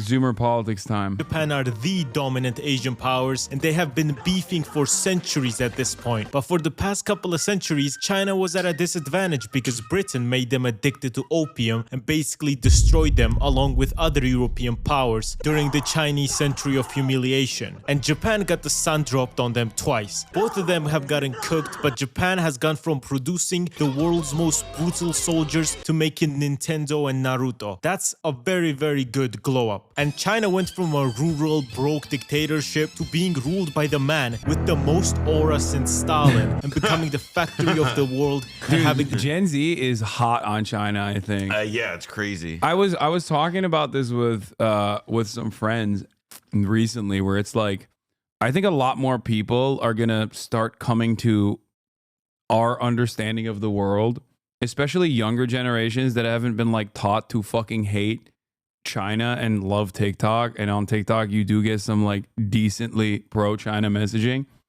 Like, why, like, if you're Gen Z and your life is dog shit, okay, and you're never gonna fucking retire, everything sucks, the future looks bleak, and the same people that you despise, that have ruined your fucking lives, okay, that have ruined your future, that robbed you of your future, okay, are telling you, you gotta hate these Chinese motherfuckers out there, okay? Meanwhile, you're on TikTok, you're seeing them eat delicious food and take advantage of public transit. Yeah, there's like cool trains in Chongqing that go through fucking buildings and shit.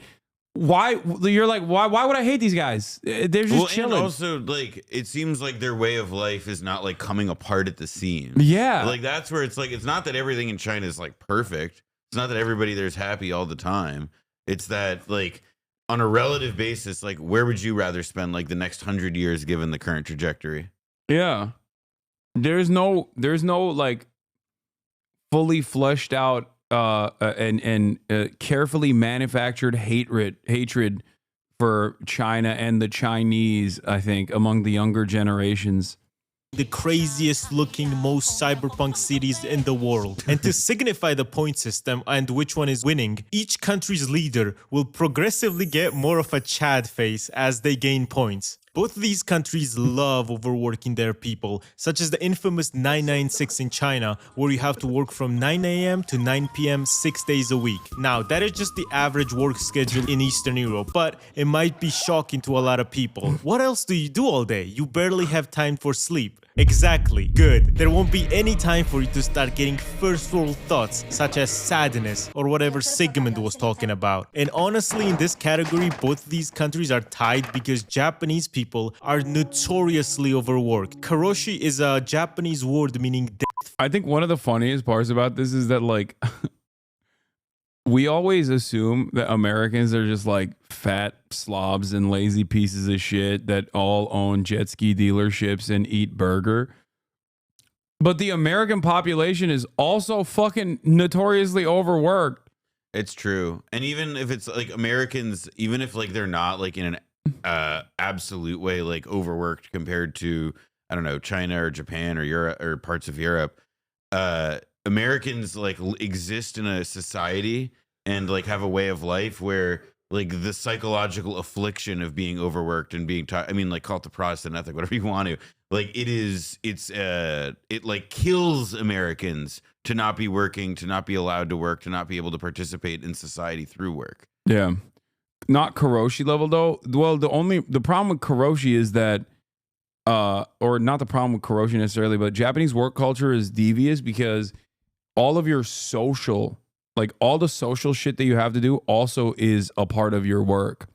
You have to go to drinks. You have to go get drinks with your fucking coworkers after work. And then that also factors into you not having enough healthy personal time. Yeah. And, you know, there's not really a lot of opportunities, no quitting, no nothing. Same with Korea too. Yeah. Like Korean culture Korean work culture is also pretty bad too.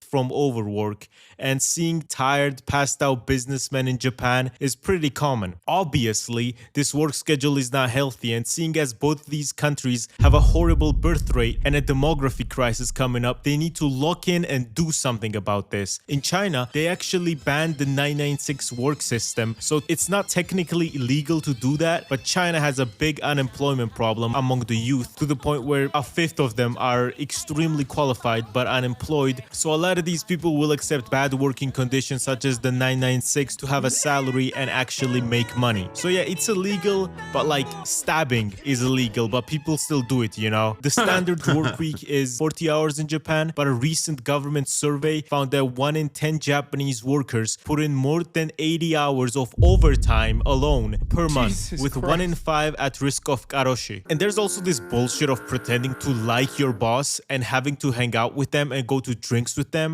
Man, I remember when I was in that call center.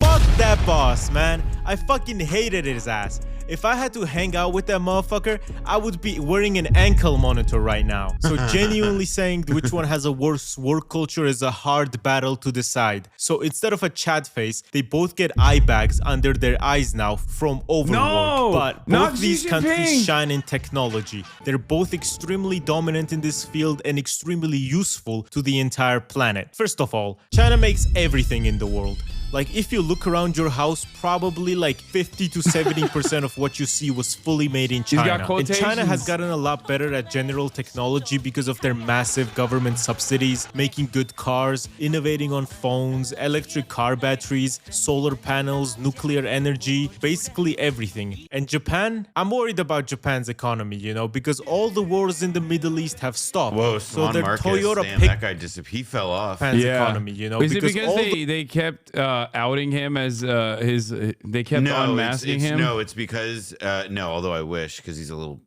Yeah, wasn't he like a sex pest who like moved to Thailand?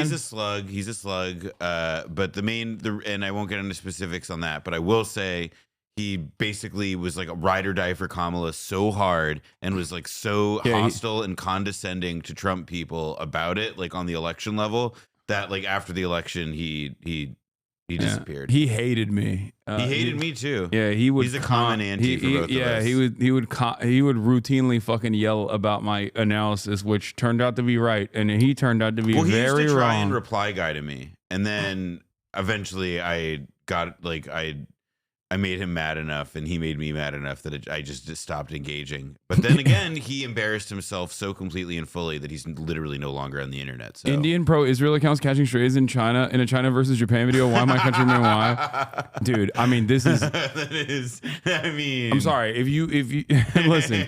Anybody that comes up with something like this, listen. It's called a world system. Okay, read some Emmanuel Wallerstein. Okay, dude, grow up. Okay. It's all connected. This all right. This is an amazing. This is a amazing, indecipherable world. This is Sneako's worldview. This is like it doesn't make any sense whatsoever. Like, the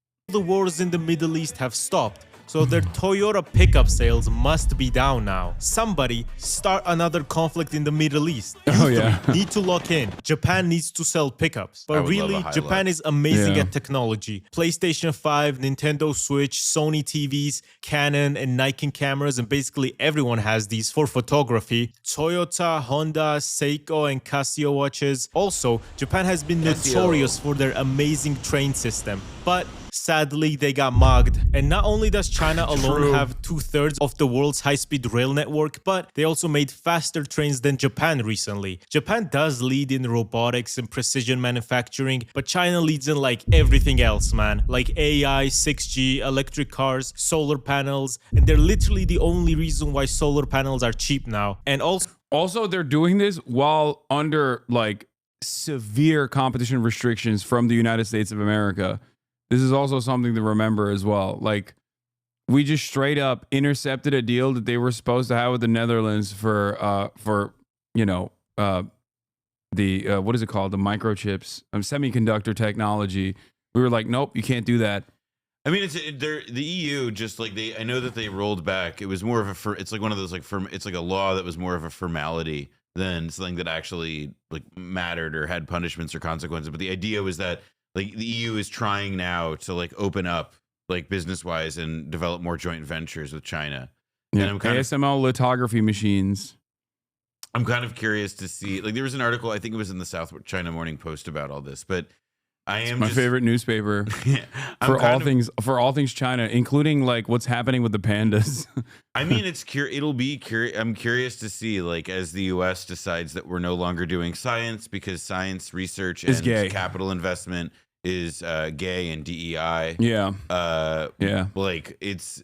I'm so glad. I'm so glad that we're cutting grants. It's wonderful. It's awesome. Yeah. There was a push notification since I started streaming with you from the New York Times that was like, critics are concerned that Trump's cuts to the National Weather Service may make it difficult to produce weather forecasts. Yeah. Who the fuck needs weather forecasts, Yeah. right? Virtually everyone. The answer is obviously air traffic control, agriculture, basically commerce in its entirety could stop.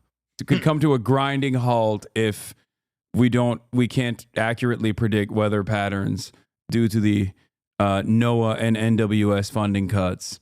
But hey, weather is also gay because they keep saying, those fucking gay ass scientists keep saying climate change is real, and Trump doesn't like that. So he's going to punish them. Okay? Good stuff. So if everything made in China suddenly disappeared, most of the shit in your house would disappear. And it would look like the True Detective house without the mattress. So while Japan put up a very good fight with amazing technologies, China does win this one. But who needs mass scale technology when you got the vibes, man? Japan is notorious for having the best vibes ever. And I'm gonna be honest, I think this is also gonna change. Like, I keep saying to everyone that will listen that going to China right now, you know, before the inevitable happens, hopefully it never happens. But going to China right now is like going to Japan in the 80s and 90s. Like it is the Japan of the 80s. It's just at the top currently. It's general aesthetic stuff. That's why someone said wrong. Philippines on top. True. Pinoy gang. They're weeaboos and not China-boos. China would have a very good chance at scoring points here, but Mao decided, I'm destroying the culture and I'm killing pigeons. Fuck you. Japan just looks like the best place ever, man. I'm actually gonna apply for a visa to go there. It looks amazing. And I haven't even watched anime in a while. Okay, like Tokyo is the coolest city ever. We all know this, but there are so many other gems in Japan as well, such as Okinawa. And this is literally just a tropical island. And just so many absolutely gorgeous little towns that has everyone soy facing. China is also beautiful, but the real deciding factor is, would you rather travel to a Chinese village or a Japanese village? See, the Phoenix Ancient City in China is a cool place. It's basically like the Kung Fu Panda as a town, and it looks very nice, but come on, man, Japan, bro. Also, if we're counting Hong Kong, because they're not mainland China, Hong Kong is fucking amazing. It's beautiful, amazing public transport too, and someone told me that. Let me tell you where you're not getting a visa from, Georgian man. Okay? The People's Republic. That's right. Okay? What is this fucking Hong Kong is amazing, but it's not a part of China attitude coming from you? If it? Yeah, it's on the table. It's on the table. It's even better than Hong Kong. I don't know if this is possible. Japanese embassy in Tbilisi, get in contact with me and give me a visa so I can see if it's truly better than Hong Kong. The only way Japan kind of fucks up its vibes is just some perv shit, right? You own cats, right? Yes. And there's cats here too. but they're not cats, they're teenage girls. Wow. So it's a bit of Diddy mode, but I guarantee Diddy wouldn't have gotten all this controversy if he had sakura trees in his backyard instead of beds on the basketball court. But Japanese culture is absolutely amazing, especially after they stopped being fascists. That's when they really became cool. I don't know why they still use that flag on their navy. Me personally, I would strive to change it, but hey, I didn't make JoJo or Death Stranding or Berserk, so don't take my word for it. However, no amount of vibes and aesthetic pink trees can cheer you up if your economy is ass. All three of these countries are gorgeous, but then you look at their economies and understand... World's angriest countries. Ass. All three of... Hey, yo. Chill, bro. Chill. Chill, okay? Fucking chill. Oh, my God.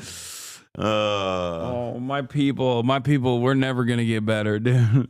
Oh, this is not a good way to get mentioned. Also, how the fuck is Argentina not on this? I don't understand. Well, because Milei hadn't taken over yet. No, but they also had hyperinflation before him too. It's not like their economy they're was used to it. It's their culture. You know what? Honestly, maybe they've had so many government collapses over the year. No, they're like instability for them is. I mean, they're angry, but it's their whole thing. And you look at their economies and understand why they're so angry. Lebanon having a black market currency rate, Turkey having their official currency rate, which is somehow worse, and Armenia having these real estate prices. I'd be mad too. It's a reasonable crash out. And China has been growing a lot economically, and generally people have been enjoying a higher quality of life. It is also probably gonna become the biggest economy on the planet, but they have 1.4 billion people, which means their GDP per capita is less than $13,000, which means it's lower than Mexico, Kazakhstan, Chile, and Bulgaria. Because yeah, I mean, this should be a fairly decent indicator that like maybe that metric is not. Yeah, it's not the best way to understand quality of life. Well, because like GDP per capita means that like somebody in Mississippi enjoys like a higher quality of life than somebody in Hamburg. You know what I mean? Yeah. Like there are other things to look at here, but it's also not. It's not like I will say it's not totally wrong. There are a lot of like China still has a peasantry. That's not something that the U.S. has. But also on top of that, like the American GDP is as vast as it is, not because it's like a manufacturing hub or whatever, but because we are an economy that revolves around finance capital and just like inventing new fake middlemen that shouldn't fucking exist for services that otherwise should be handled by the goddamn federal government. That plays a pretty formative role in our GDP, I think. You know, Mississippi has peasantry too. As people living in the big cities make 5 to 10 times as much money as people living in the rural areas. Of course, most places have this income gap, but usually... What is this? This is probably not actually true, by the way, because IMF is systematically undercounted services in China because MLs don't value services like we do. I can get into this more if you're interested. It's likely that the Chinese economy will be valued 50% more if China values services the same way that we do. I'm open to the idea that like we're not measuring China totally correctly or by a set of standards that don't capture it. I think 50% more value. Yeah, that seems, so that's a little. That seems like a little bit too much of copium coming from also central like, it's, again, underscore like, it's community. Not, it doesn't mean it doesn't necessarily mean that it's awesome that a country is like wealthy or rich, because like that also means is we are now currently experiencing in America that we have got a long way to fall, and that like. You know what I mean? Like, there's to me, there's just. Do you think that like an Appalachian guy, they use more concrete in the last 3 years than America did in the last century? God damn, it's true. That is pretty crazy. It's because they're building fake cities. It's because they're building fake cities for no reason. For all those apartment buildings that nobody's ever gonna live in. Yeah, please don't check in 10 years later. Don't do that. Don't do that. don't. Well, 10 years later, they'll fucking point the finger at also, another new city being built. And by the way, like we have had, I know that it seems like alien in this particular moment, but like in the 1980s, like there, like you had like apartment blocks in like Texas and like Sunbelt cities that were like teetering into dust because there was nobody buying them. Like it's not like it's a problem that we've never had in any event. Usually not as much as China, such as Japan, which does also have an income gap between big cities and rural areas, but nowhere near as much. And people in Japan generally enjoy a much higher quality of life with nearly triple the GDP per capita. But the thing is, Japan's economy has been stagnant since 1991. So stagnant, in fact, that it's referred to as Japan's lost decades. For example, in 1993, Japan's economy was 4.5 trillion, and this year it's 4.39 trillion. So like all these people are being overworked and the GDP is still not growing. It's a pretty bad situation, to be honest, and their currency has fell a lot in the last 10 years as well. But compared to like an average person in China, you would assume that the quality of life is still better. So because this one is about just a normal person living and not the nationwide GDP or some bullshit, this one goes to Japan. But otherwise, I also disagree with this. I think the quality of life I suspect the quality of life for like someone living in Tokyo versus someone living in, I don't know, like a major tier 1 city, China probably clears Japan on that front too. At least from what I've seen. And also, I can't even talk about the countryside in Japan because it's literally non-existent at this point. It's fucking insane. You know what I mean? Like they're straight up just dying. They're well, just, yeah, I mean, there's as in like literally dying like, because they're old. Like aging. There's an insane story I recommend that people read in the New Yorker about like how fertility issues look around the globe, and it's like a non-scaremongery article. It like takes it seriously, and they talk, and it has some like very interesting moments about Korea and Japan specifically. We're not talking about the average Japanese adult is several times richer than the Chinese. We're not talking about averages like that. We're talking about quality of life. Obviously would go to China. They make everything, bro. Now you guys know Japan as this cute country with a very cute flag that looks gorgeous, has these cute vending machines, but there is a reason Japan is the only country in the world to have a nuke dropped on them. And it's because in World War II, the shit they were doing was so heinous that a literal German Nazi heard about what they were doing to Chinese people and tried to stop the Japanese. And the Chinese were so thankful to this Nazi that saved them from at least some of the Japanese atrocities that they built a statue for him. He was just like, okay guys, we are evil. We have skulls on our uniforms, but come on, we're not that evil. And the Chinese and Koreans have a very bad opinion of Japan, and it isn't because of the typical Asian racism, like this argument between two Asians, an Indonesian and an Estonian. The Republic of Indonesia is made up of tens of thousands of islands, hundreds of cultures and languages. The Estonia is made up of meat and onion slop-eating Hungarians who polished the cocks of German horses for 1,000 years before being elevated to sapiens by the USSR. It's because of the horrible things they've done to their neighbors, and the craziest thing is... God damn! Wash. God damn! I mean, holy shit. Japan doesn't even acknowledge it. To this day, they deny it, which is fucking insane. Also, it's insane, but it worked. That's the worst part about it. Like, just straight up truth nuke. Yeah. Straight up. Don't deny any of the... Don't address any of the war crimes and even actively celebrate the war criminals. And then seemingly, if you make enough anime, people will stop talking about it. It's crazy. Japan PR is fucking insane. Straight up. The other Axis member was like, oh, we did it and we're so sorry. But Japan doesn't give a fuck. A World War II general secretary literally wrote a book named Fabrication of the Nanjing Massacre, where not only does he deny it happened, but blames the war on the Chinese. Or when the governor of Tokyo was being interviewed by Playboy in 1994 and said, people say that the Japanese made a Holocaust, but that is not true. It is a story made up by the Chinese. It has tarnished the image of Japan, but it is a lie. Imagine if the governor of right-wing just doing a little spicy geopolitics in Playboy. God, the 90s were crazy. Dude, the 20th century, really. No, right-wing Japanese people are so insane and so funny. I love learning about Japanese hogs. When I was there last time, I got a better introduction to it. There's this attitude that like the Korean comfort women was also made up. Like they claim that it's also made up, and that the Koreans made it up to like get reparations from the Japanese, even though they still kind of deny it. But also simultaneously, there is like some pay. There's like, I think there's some payment structure in place, but that attitude, I've talked about this before. That attitude is now amongst the new right wing movement growing in Japan, has seeped into Assassin's Creed.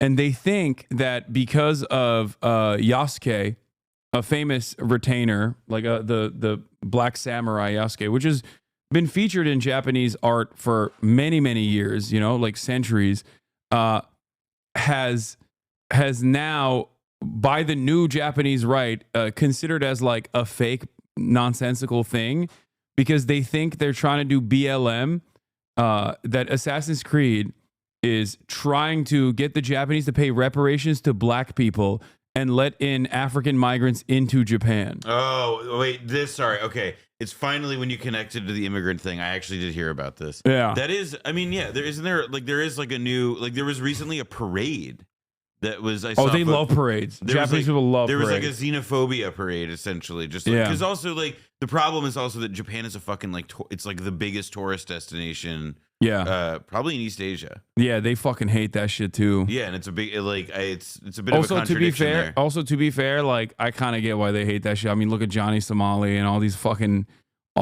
goddamn streamers, cake streamers especially, going to Japan and fucking it up. I'm sorry, you are missing the OG Japan don't do that live stream, dude moment, which is obviously the Suicide Forest. Oh yeah, that's true. Oh, Logan Paul, you're right. And playing the Pokemon with Asian people. Yeah, the new crop of live streamers have made me forget that they forgot their elders. They forgot the people who were racist and then had to do multi-part apologies who came before them. Someone's gonna make a movie about Logan Paul eventually doing that in Japan. I'm not ready for that. That's when I'm gonna know I'm old. Berlin said this, bro. It would be fucking insane. But all of this does not matter if you're living in a society that isn't free. China does not get a lot of party switches. It's always just the CCP. And the main changes that are their policy changes. So they've been in power for 75 years straight. Isn't that crazy, guys? While on the other hand, Japan's ruling party, the Liberal Democratic Party, has only been ruling for 69 years. Take that, China. They've been... Yeah. Dude, that was a really I always love pointing that out to people that are like, China is not a democracy, unlike Japan, which is a democracy, even though they also have a one-party rule, which is different in China when it's a one-party rule. Whereas in Japan, it's cool because the CIA, because America wanted it that way. Sony, Casio, Well, I guess not that different from Korea either. No, it just seems weird that whenever America has a foothold in your country and basically uses it like a fucking fleshlight, okay, for its military operations against the bulwark of communism, it turns out that you have a very similar structure. One-party rule dominated by, what's the Japanese term for it? That also exists in Korea too. The chaebol, but originally it was what is it, zaibatsu? No. Yeah, zaibatsu. Yeah, zaibatsu. Sorry, not a fleshlight, but a tenga. America uses Japan like a tenga. Yeah. The zaibatsu structure, which is not dissimilar to the chaebol structure. Well, it's interesting because there are differences. Like, so for example, like the way South Korea resolved that was that it was basically just a military dictatorship until like the 80s. And then like what happened subsequently though is that like their system has been set up so as to almost have like a kind of like it's like, I mean, it produced the instability that we just saw because basically it's one party in, one party out, one party in, one party out because of the whole term limits thing. Like it feels like they're two different ways at like entrenching the same kind of establishment and political economic structure. Yeah. Korea one time had a liberal takeover and talked to the North, went right back. Yep, Moon Jae-in. Yeah. You know, I mean, Donald Trump's going to unify Korea. I don't think so. No, I mean, it's, you know, that's one where I would love to believe. JD Pondon, I do think that he He was mainly also jumping in on stuff that was already like developing and percolating on the peninsula under Moon Jae-in, and like he's always looking for a deal, but he loves it. He loves the that deal. but I don't think there's a deal right now. I will never There's forget. not a deal. No, of course not with the current situation in South the Korea. interesting way in would have been through Russia, maybe. Yeah. Considering that we're now trying to make Putin our pal, but even that is like has a time limit. Yeah. Well, also, I don't think China is all too fond of the developing relationships between the DPRK and Russia in general. Correct. So that's also a tricky situation for them. This has been the grand strategy game of like for many years, which is that like in the Cold War, right? Like after the Sino-Soviet split, it took a while, but America finally picked up on what was going down, and they teamed up with China, and the two countries essentially like made sure that wherever the Soviet Union was in the globe, they were taking the opposite side for like the next 15, 20 years. Yeah. And so, now you see the kind of same thing where it's like, all right, like, well, China and Russia are, nominally friends, part of this like grand strategic friendship that they announced not long after the Ukraine invasion. But you can kind of see how, even though, before it was China, now it's Russia, that like, you can see perhaps that like Trump is doing, if there's like one dimension of what he's trying to do that may last, it's that like we do have an interest in trying to befriend Russia and trying to use them to like put pressure on China. How successful that will be in the long run, I don't know, but like you can see that there is like a grand strategic logic there. Hasan, there's a big difference between the two countries, especially in terms of political freedom and individual liberty.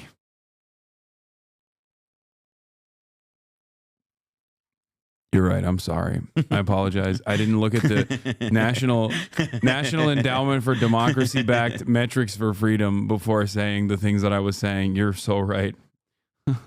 This chatter, if he was subscribed, would be able to send me that link from the Wikipedia page that will summarize the freedom index that is paid for by the National Endowment for Democracy, which is a CIA funding scheme. Formerly, now defunct. It's gone. Yeah, we got rid of it. Well, nope. Amy Covid Barrett saved it. Oh, right. Oh, yeah. Well, did you see how that she saved it though? How? It's not ideological. I thought it was like, oh, Amy Coney Barrett siding with the moderates. Apparently, they appealed the Trump people. I'm not kidding. The Trump people appealed the wrong order in their like. Oh, it was a process. Decision. Oh, I didn't know that. That's what there was an article in Vox that was very difficult. That was not well written. But like somebody pointed it out to me, and it's true. Like there was an error, which is awesome. It's very funny. God, they're so incompetent. Ruling Japan since 1955, except for one corruption scandal where they were out for a year, and between 2019 to 2012 where they lost and then immediately got re-elected. Also in both countries, if you find yourself in a courtroom, you're cooked. Both China and Japan have a 99% prison conviction rate. Saul Goodman is not going to be able to save you. If you end up in a Japanese or a Chinese... Okay, the only thing that I will say, to be fair of this, is that the American justice system is notoriously way worse than both of these countries. Even though he's right, they will force you to say that you're guilty, but the punishments in comparison to the American criminal justice system are like not even comparable. There are people who stole candy who are serving like life in jail. Yeah. Like that's not a lie. That's not cap. Like that is a like more or less like that is like the state of play in parts of this country. Yeah, we have a much worse prison system than every other country, I would say. Like maybe, I don't know, like people say like Russia. I know people always, because of Midnight Express or Midnight Orient Express or whatever. It's called Midnight Express, the Turkish prison movie. Yeah, like people always think like Turkish prison system is like so much worse. And there is a lot of political repression, political persecution in Turkey, of course. Like there's no free speech or anything like that. But even then, even with all of that, like with the exception of El Salvador, I would say the United States is like the worst. Well, there's the historian Bruce Cummings. We use this quote in season 3 of Blowback, but like he makes this point about like North Korean labor camps and how like even in North Korea, like people who were sentenced to, like internal exile, let's call it, sent to a deep, like a labor camp, sent to some other kind of prison camp, they could bring families with them. There was a there's like a caricature we have in our head of the severity of the prisons that everybody else has, in part because of the imagination that in our imaginary we think they're so primitive and so brutal, when it's like we have antiseptic, sanitized, like perfect new machine, computer controlled, whatever. Not to say that they don't have those in other countries, but just that like we have something far more brutal by many measures in our own country, and that Bruce Cummings, the historian we interviewed, and he wrote in a book, he calls them our own gulags, and he's totally right. I mean, there's a famous book by the famous prison abolitionist Ruth Wilson Gilmore called "The Golden Gulag," describing the construction of California prisons. Yeah, it's not an accident that we have I believe we still have the highest.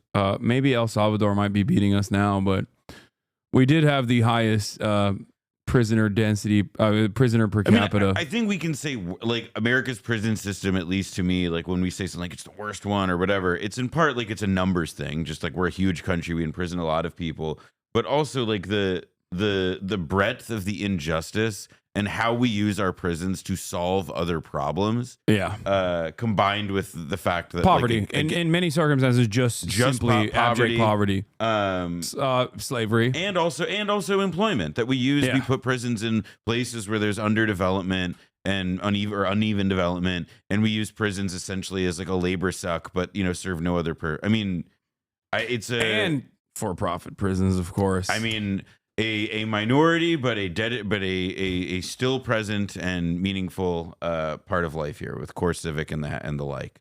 Yeah. Chinese core, you are cooked. However, where Japan really beats China is the fact that Japanese people can go on YouTube and watch this video, while Chinese people need a VPN to watch this. The Great Firewall of... It's not bad. That's good for them. It's keeping... I think there might have been a time when it was, to make sure that there wasn't propaganda and CIA initiatives like the curve back. But I think now, every day I log on to Twitter, chat, and the things I see on there are abhorrent. Makes you think maybe the Chinese had a point. Yeah. Maybe they had a point. Maybe they knew something about the internet we didn't. I don't know. Every day I fucking log on to Twitter and I think to myself, perhaps the Chinese were right. Okay? Why the fuck would they ever entertain that kind of shit going into their social medias? You think? I don't think there's no Chinese Aiden Ross as far as I know. No, because he'd be in fucking prison. He would be in prison. He would be in prison. He would actually so just hard. be in prison. He would have already been rehabilitated, talking about the fucking glorious. Yeah, Chinese Aiden Ross would now be like forced to spend years like apologizing to women. Yeah, in front of crowds of people. He would make Puyi look like a terrible story where no rehabilitation happened. Okay, like he would. Yeah, he would make Puyi look like a villain. The Chinese Aiden Ross, respecter of women. Chinese Aiden Ross is like planting trees with little kids. Yeah, he's like emphasizing his reform. He's saying donating all of his earnings to Nanking Restoration Project or whatever, and explaining that giving like presentations on the dangers of internet. Yeah, like why too much internet bad for kids, and also how like eventually he was like. He eventually learned how to read after like a large like chunk of his life not knowing and being confused by letters and whatever. He could maybe even, like Xi Jinping, go to the countryside and then come back and become a powerful party member and a valuable part of the Communist Party of China. That's all I'm saying. Like Xi Jinping, they actually are like straight up when we think about like who needs to go to the countryside in America. Yeah, kick streamers. Absolutely. First on the list. Yeah, just like most social media content creators that are outwardly right wing, for sure. You gotta work at the farm a little bit. You know what I mean? Just a little bit. Just like pick onions. Yeah, write every day about all the counter-revolutionary sentiment that you have in your heart. Yeah, and then, eventually, like when your confession and your apology is like strong and sophisticated enough and reflects the time and effort that you've put into self-correction, then you can leave the farm and you can go become, you know, an advocate for global wokeness. Someone said, "Imagine Asmongold." Oh, that would. He comes back be brawling. awesome. He comes back brawling after toiling the land. No, okay, I'll put a pin in that one because Asmongold would not get through the physical. They would be like, "What the fuck is going on with this blood wall in your room, dog? You're not allowed to like. We need to send you to the doctor. We need you to like. Yeah. We need you to get some help." Sedentary king. Yeah. Aiden Ross, welcome Asian Ross. China is a huge minus for me, honestly. And while they do have their own domestic stuff and they don't need YouTube for jack shit, as a Chinese person, you wouldn't need that. It would still be nice if the internet wasn't censored and you could go on websites like YouTube, Google, and etc. Keep Elon's Twitter banned though, please. I also don't like the re-education camps in Xinjiang. And generally, Japan has much better laws on free speech, and they really have their hand up on this one. And this is a very big factor as well, you know, because Japan has maybe too much. Like they have you can like sell rape comics there. Yeah, and also you can literally successfully sue someone. Let's say a powerful Japanese corporate executive has been outed as a pedophile. Okay, if the newspaper writes about such a case, that successful Japanese businessman could then successfully pursue litigation for defamation and win, because you can say something truthful about someone in Japan and still successfully be sued for defamation. Did you know that? Yes. It's fucking insane. Okay. Well, they also, and they have, I mean, part of it though is like, again, the corporate structure, like the power structure. I mean, in addition, they have different norms about speech and so on, but it is like, it just reminds me of like other countries that don't have like the American fetish for like free speech. And like, it's like, yeah, like why would powerful people tolerate the ability for others to like, talk shit at them? I will say this though, they do not fuck around about Google reviews out there, and I love that shit. What do you mean? In Japan, Google reviews are the law, basically. Like if you see a restaurant that has like 4.3 stars, it's probably going to be one of the best dining experiences you've ever actually encountered in your whole life. All reviews, they take it very seriously, and I always will see like random accounts that like talk about what's going on in Japan pop up. One of the things I saw recently was that this restaurant put out a hit on 2 customers that left a bad review. One bad review. They put their faces on a billboard and they said, "We're tracking these guys, and if you find them, like, we'll reward you." So do you think the restaurant fucked up, or do you think they were just like really annoying customers? No, they left a bad review, and they. No, but I'm asking, but the bad review was the bad review truthful? Is what I'm asking. I don't know, but it doesn't matter if it's truthful or not, because they were fucking. Yeah, 1 million. I mean, like, what if they were 1 million yen per head? It's amazing, dude. It's so funny. Oh, here it is. A Kyoto ramen shop has put a bounty on the heads of 2 people who left negative restaurant reviews. Oh, well, if Dexter 2 said it. No. This is I saw the photo too. I think there was like a photo of the 2 dudes. The only thing he can do is come back, eat again, and write a good review with a photo. I told him I won't forgive him otherwise. Not even for the safety of his family. If he does that, he'll be killed right away. This kid is so scared. He'll really do it. So he'd better just come back and eat. $600? Damn, I would feel so bummed if that were me.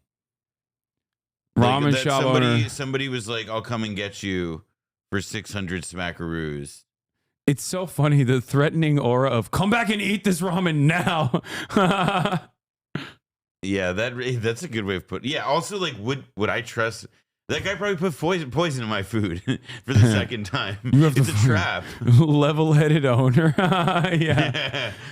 Could be vital to a lot of people on whether or not they fuck with the country. People leave their countries and their hometowns because their government is repressive or they don't fuck with the suppressive laws, so big up to Japan. But while the Japanese government wins this section, China prosecutes their billionaires, which, judging by my personal experience with billionaires and now also looking at America, you know, I'm not gonna say it. Dude, come on. Yeah, that's like, that's straight up. And they don't always get executed, for the record. They commute those sentences as long as they don't like reoffend in the time frame. But to be fair, the notion that billionaires get actually prosecuted and see jail time is so far outside of the scope of belief that I have for, like, that is not. This is arguably like the thing that sets them apart from us the most. Like, it's not burger, because Chinese love burger too. Like, Chinese people love burger. That's the other thing. China is so American coded. People don't understand that. They fucking love America. Love Yellowstone. They love all of it. But the thing is that it's actually that like they've developed and cultivated a independent power that can hold capital to account when the time comes. Not as like a system, it can't hold capital to account, but it can hold the individual hyper powerful capitalist to account without like making the entire, throwing the whole capitalist class into disarray. Because like, imagine, by the way, like in America, imagine right now how many chairs on, how many people would start assembling. It'd be like the fucking Avengers getting together. If like Elon Musk, for example, we're prosecuting you for fraud or for being really annoying, for being the most annoying man we've ever had. Like, and we're prosecuting you, we're punishing you. But then what would happen? Jeff Bezos, Mark Zuckerberg, everybody at the Trump inauguration who was there to fillet him would show up. And and the surrogates for everybody else, the whole thing, they would align, and it would be impossible. It's already barely possible to prosecute people for rug pulls. My other favorite thing that they do is also they just basically do this and go Chinese Prosperity Fund now. Like, they will routinely, whenever a billionaire wants to speak out of turn, okay, and criticize the Chinese Communist Party, they'll go up and they'll say, hey, it's time to add to the Chinese Prosperity Fund. They do. They actively will go after wealthy people when they feel as though their wealth is now a threat to the power of the government. Americans think about that with a fucking 1997 Honda Civic as the only thing that they have to their names and go, that's terrifying. That's fucking terrifying. What? Like, don't worry, big dog. They're not coming after you. You know what I'm saying? Like, that's Americans think that is scary, which is very funny, because why the fuck do you care? You're never going to be in that position. Okay. None of us are going to be in that position. Anyway. The latest case of this, China literally made the top delivery companies give their drivers full social benefits. Chinese equivalent of Amazon DoorDash will pay full social benefits to delivery drivers one day after Xi met with private sector leaders. I mean, that's when we'll wait on the receipts for it. Yeah. Interesting. Well, I'll wait on the receipts for it when CBS Mornings covers it as a negative. When they cover it as the Chinese government is extorting American delivery companies, forcing them to make their workers pay. Yeah, like, that's when I'll know it's especially real. That's how you know. There was a news article that I read about the new ice cream, like the Chinese ice cream store that is like finally overtaken McDonald's as like the most franchised restaurant. Yeah. And it's like cheap, affordable ice cream.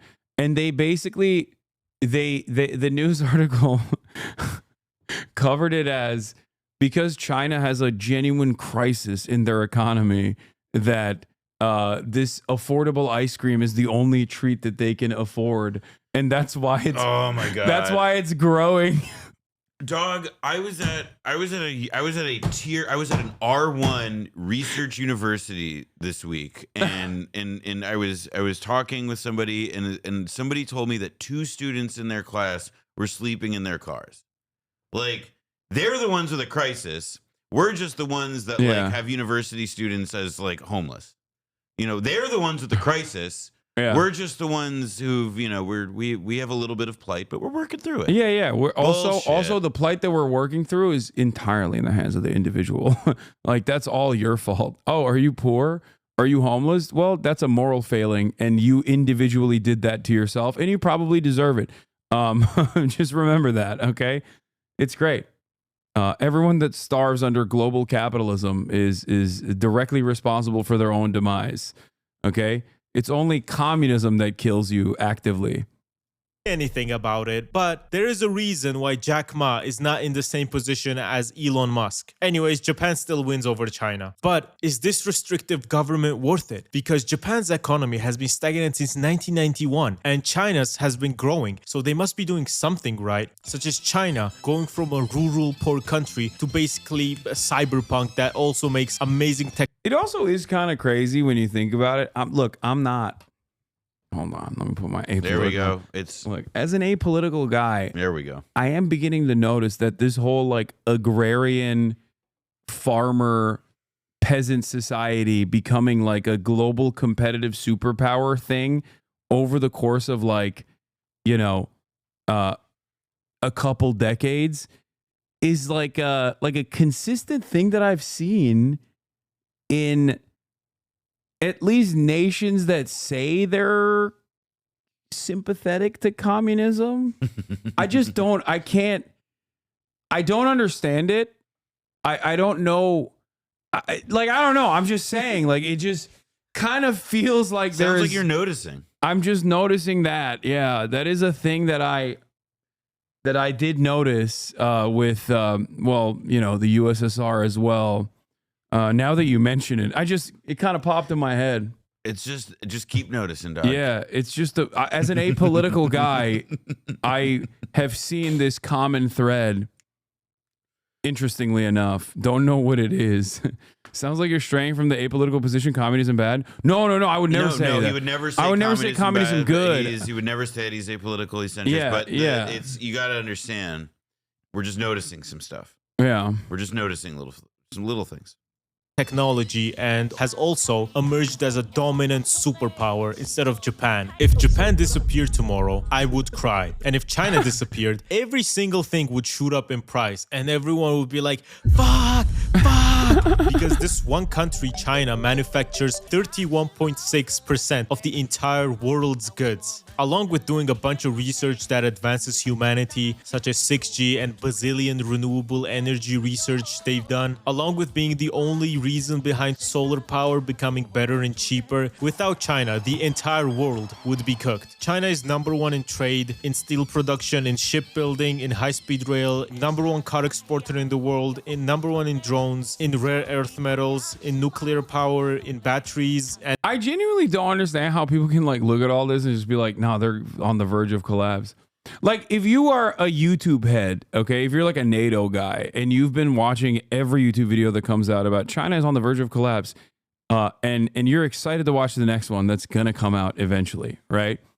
Like, after like, I don't know, 5 years of doing that, at a certain point you gotta be like, maybe I was wrong. Maybe these fucking assholes don't know what they're talking about. Well, but this is though where it becomes about how like, well, then you come up with like the next phase of the logic is coming up with the reasons why they didn't collapse, and those same reasons why they didn't collapse are the same reasons about why they're fucking you in the ass. You know? Yeah. Like it's about how because like, they stole the IP. Exactly, they stole the tech transfer. Yeah, which by the way, like if you go to the they still are, and it doesn't change the manufacturing relationship we have. Like, this has been like this. If there's been like an anxiety underpinning the U.S. relationship with China that like precedes what is now like this geopolitical like power standoff. It was always like this stuff. It was the idea that the Chinese manufacturing boom, the fact that we very willingly, helped them get into the WTO, began offloading and like moving our manufacturing capacity out of the country, moving it to places like, free trade zones in northern Mexico or whatever, but also obviously the bulk of it to China. Like we had to come up with like a version of that story that was about how they stole all of our shit. Bro, she got lucky this year. He shouldn't get used to it. China's geopolitical fortunes improved in 2023 through no doing of its own. Next year, it will require tougher choices. This article you can literally plaster 1,000,000 times over in 2025, by the way, because Donald Trump is president now. And, they are doing a lot. When people say do nothing win and they post a Xi Jinping photo, I get what you're trying to say. America is fucking the bag up, okay? Like, you got on the one hand blowing a 13 colony lead. Okay, shouts out to England. And then you have what America is doing right now, which is not dissimilar. Okay. Having said that, it's not like they're not doing anything. They are doing things. They're doing things that I wish we would do here. Okay. All the time. Like, my argument isn't like China's the best. I am white Chinese. I want to actually move to China and be a Chinese white monkey. My argument is I want America to do the good shit that China's doing. And also, I would add that, like, just because, like, it doesn't also mean that, like, oh yeah, China being like this industrial workshop for the world, like putting all of that in one country, probably not ideal for the world system either. Yeah. But there is like this, again, like it's a, like, well, what is it that like we're offering? Like, what is it that we're exporting? I mean, the thing that I think is kind of hardest and darkest, and again, China, as well as Vietnam, other communist powers, they export weapons to a lot of people whom I would like them not to export weapons to. Israel for one of them. But again, like, what is the country and which side of the globe is right now, like, you know, like banging on about having this gigantic, like, military, you know, like a reinvestment? Where is our, like, you know, like our financial services, the capacity and finance that we developed for ourselves to help afford, you know, better quality of life for different American citizens, giving them the ability to take on debt that other countries' citizens don't necessarily have? Well, now we've got crypto. Now we've got, like, we've got the AI stonk game. We've got, there's just it's just getting increasingly shittier schemes. And so it just ends up, it's like, yeah, like, is the Chinese system perfect? Do I got criticism? No. Do I have criticisms of it? Absolutely. But again, like, held in balance. How dare you? Held in balance with whatever the fuck we're doing. I don't have those criticisms. I don't know who the fuck this guy is, okay? I'm telling you right now, G, if you're listening, if you're watching, I know you're a big fan. Between you and I, this guy, I don't know. I don't know what he's saying. I would never criticize China.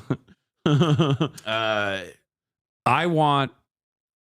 I'll admit it. I want Ben Norton's life. Okay, I want to live like Ben Norton, Mr. Multipolar. Yeah, he got it down. Okay, he figured it the fuck out. All right, he pieced out.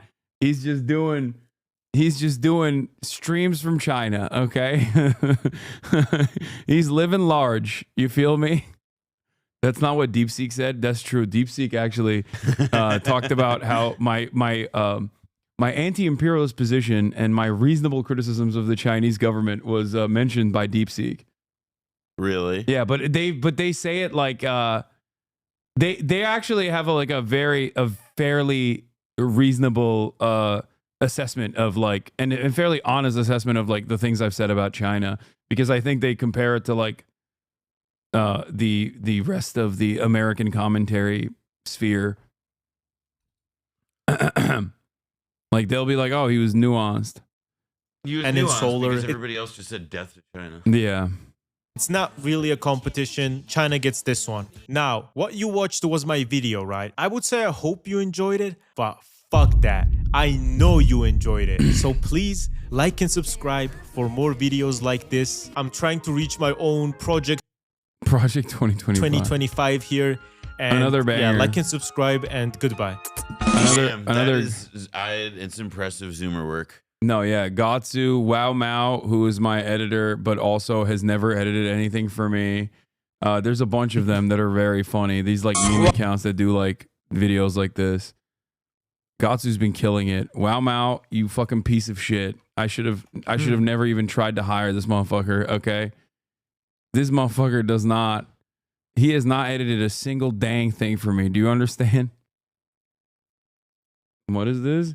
USA is doing this shit. Legendary fall off. What? Elon and SpaceX got to be stopped. This debris field is massive. That is pretty big. That's like all of Cuba. I mean, cool. We just dropped a bunch of shit on Cuba. Oh yeah, here was the 80 in the DR. Here was the DeepSeek. Oh, critique of Western media imperial. Hasan often challenges U.S. media portrayals. I didn't even exaggerate. No, read it out loud, dude. Hasan often challenges U.S. media portrayals of China, arguing that they can be biased or exaggerated, particularly in contexts like COVID-19 origins or human rights issues. He poses xenophobic rhetoric and scapegoating, emphasizing the need for context and skepticism toward U.S. government narratives, given historical precedents, e.g., Iraq WMDs. 2. Recognition of Chinese achievements. He acknowledges China's success, such as poverty reduction and infrastructure development, viewing them as notable socialist achievements. However, he distinguishes these from Western capitalism, sometimes referencing socialism with Chinese characteristics. 3. Authoritarianism and human rights. While critical of U.S. imperialism, Hasan does not unequivocally endorse China's government. He likely critiques authoritarian practices, including labor and environmental issues, and advocates for independent investigations into human rights concerns, for example, Uyghur treatment, cautioning against using such issues to justify U.S. intervention.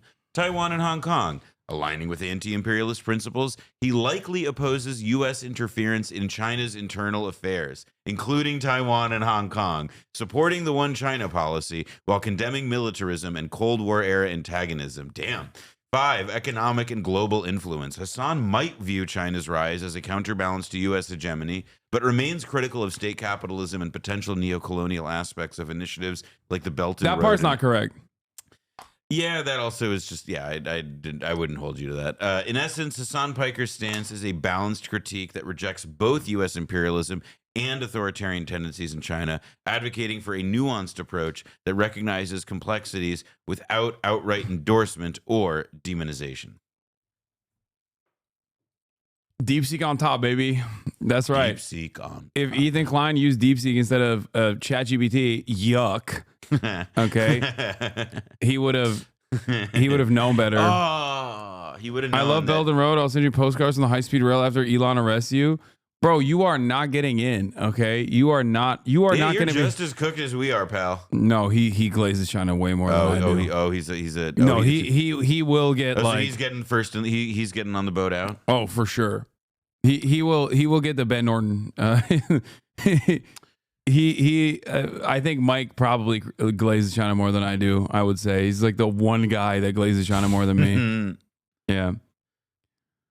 If Theo want to use DeepSeek, yeah. Although, can Westerners use DeepSeek still? I thought they like closed accounts or something. I don't fucking know. I don't use AI. I don't use AI shit. Yeah, Are we boomers for that? I feel like it's a principled stance, and also it's stupid. It's principle, but it's like I've yet to encounter like. Here, I'll give you an example, right? Like before AI, ChatGPT became the frame through which people talked about this. Like I've used things that are like AI audio transcription that save me a lot of time and pain in my ass. But like the idea of it's like I'm going to rely on this magic text box, and by say magic, I mean that like a text box that doesn't show its homework and gives me false shit all the time. Yeah.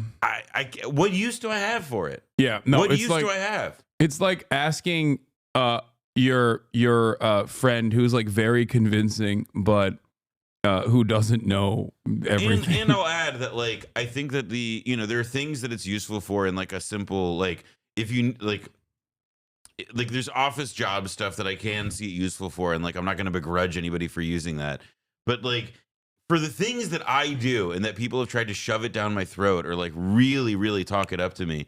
It's like everything that they're describing. It's like, no, I've got a better process for that I do with my much smarter human brain that processes the information. And that, by the way, like people are paying for me to do, not for like a shitty computer imitation of me to do. Yeah.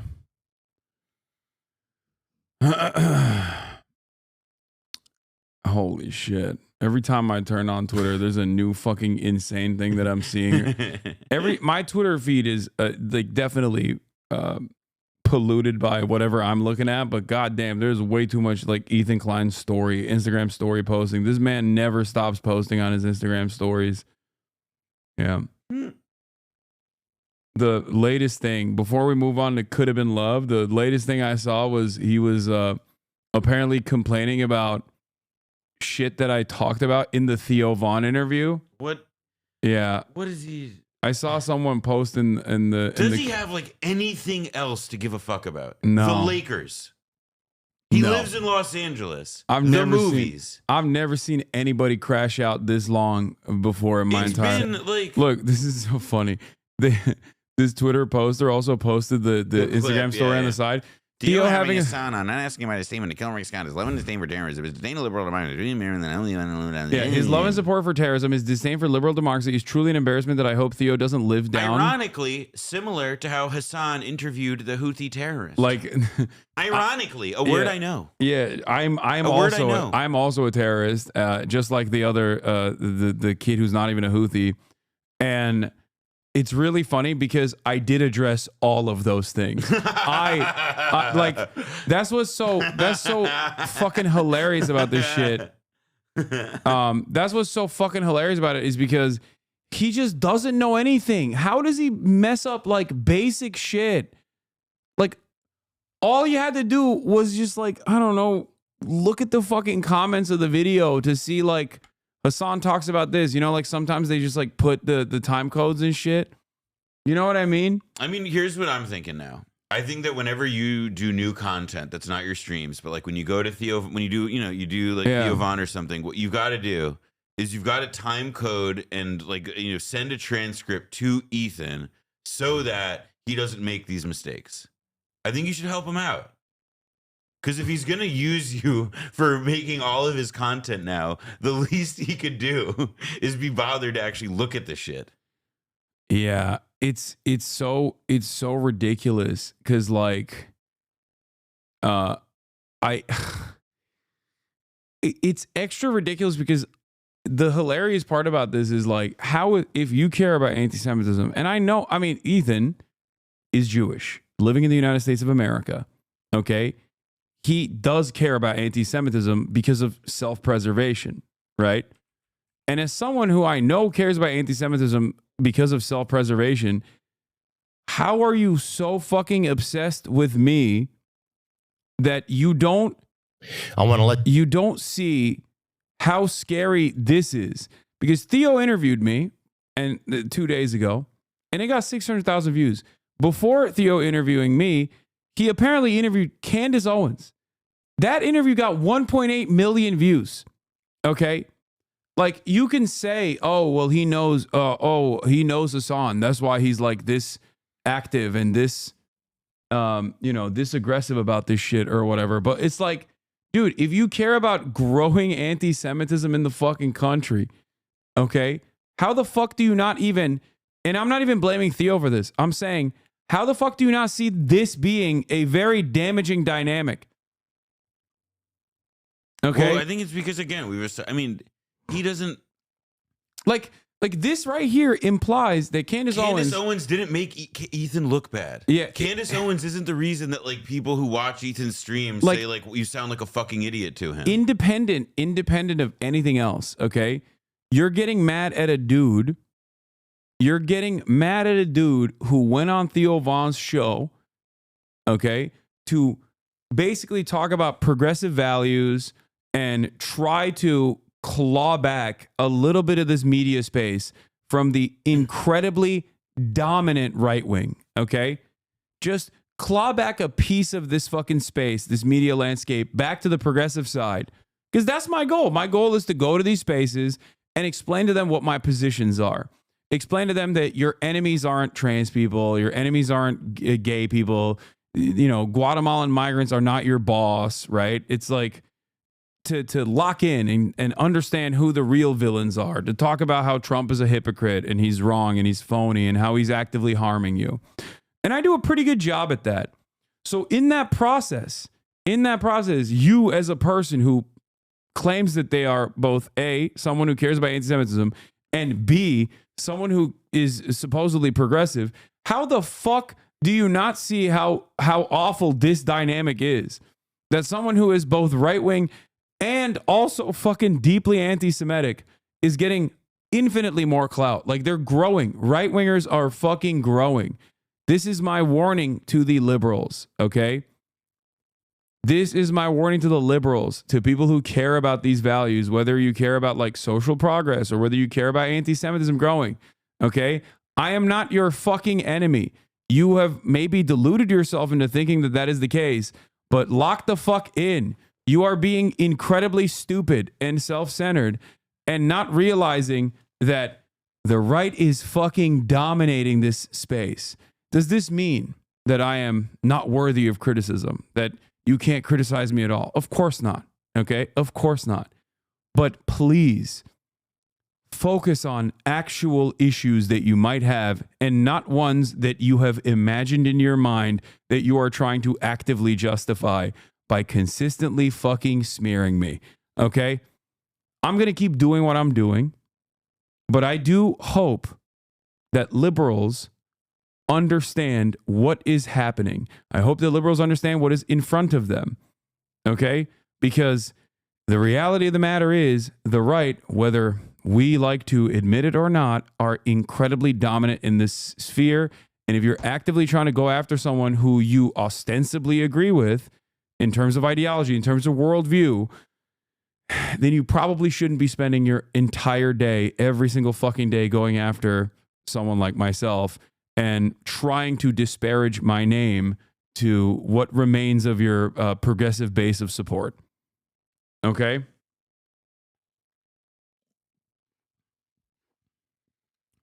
Or maybe you just don't give a shit. I don't know. That's probably the I mean, second. that's what I think. That's what I've been saying. Is that I think here's what I think. I'll repeat myself, and I've said this before here. That again, he doesn't care about anti-Semitism. That's not what the issue is here.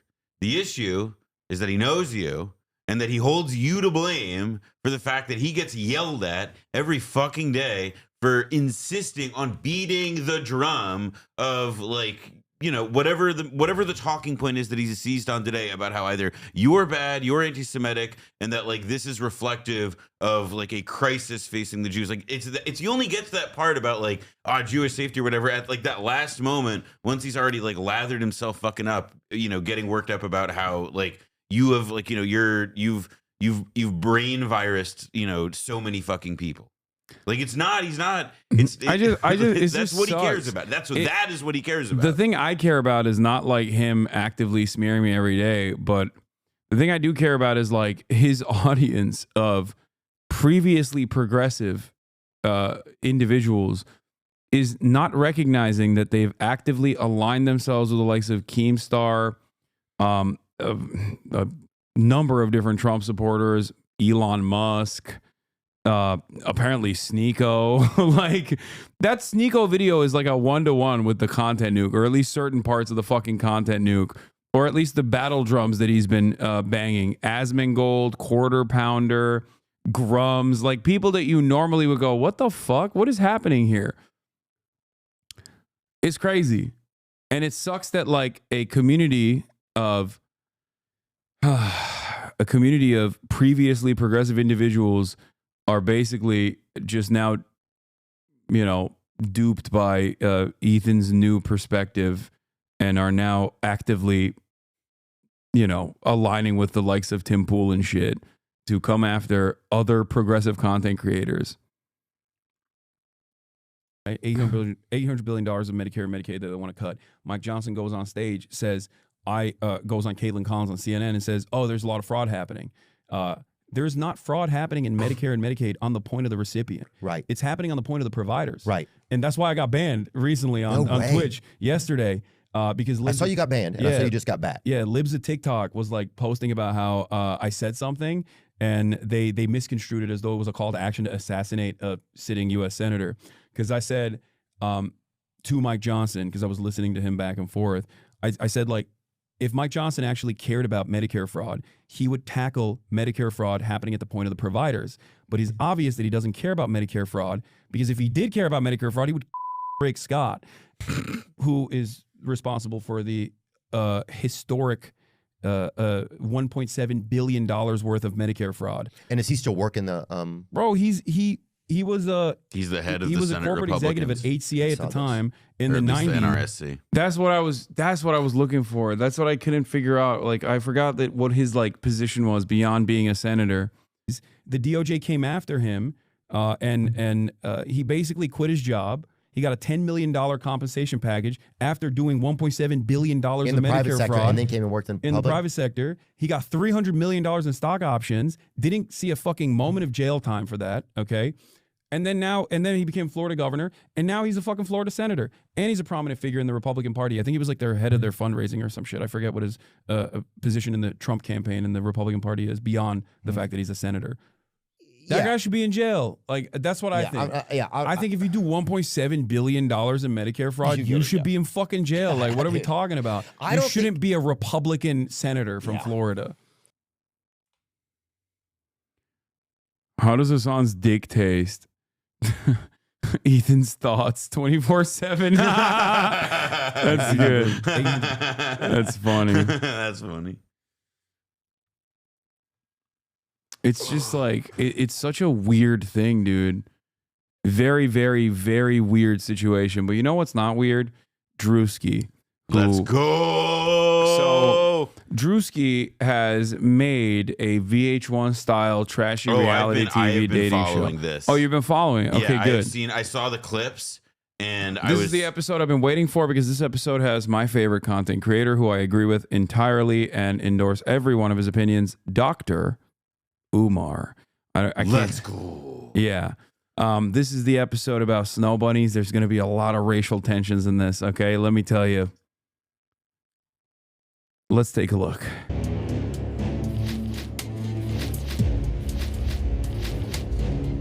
She got like 2 meatballs in the back of her ass, you feel me? What's that supposed to mean? You got a big booty. Get the out of my room! This week on Could Have Been Love.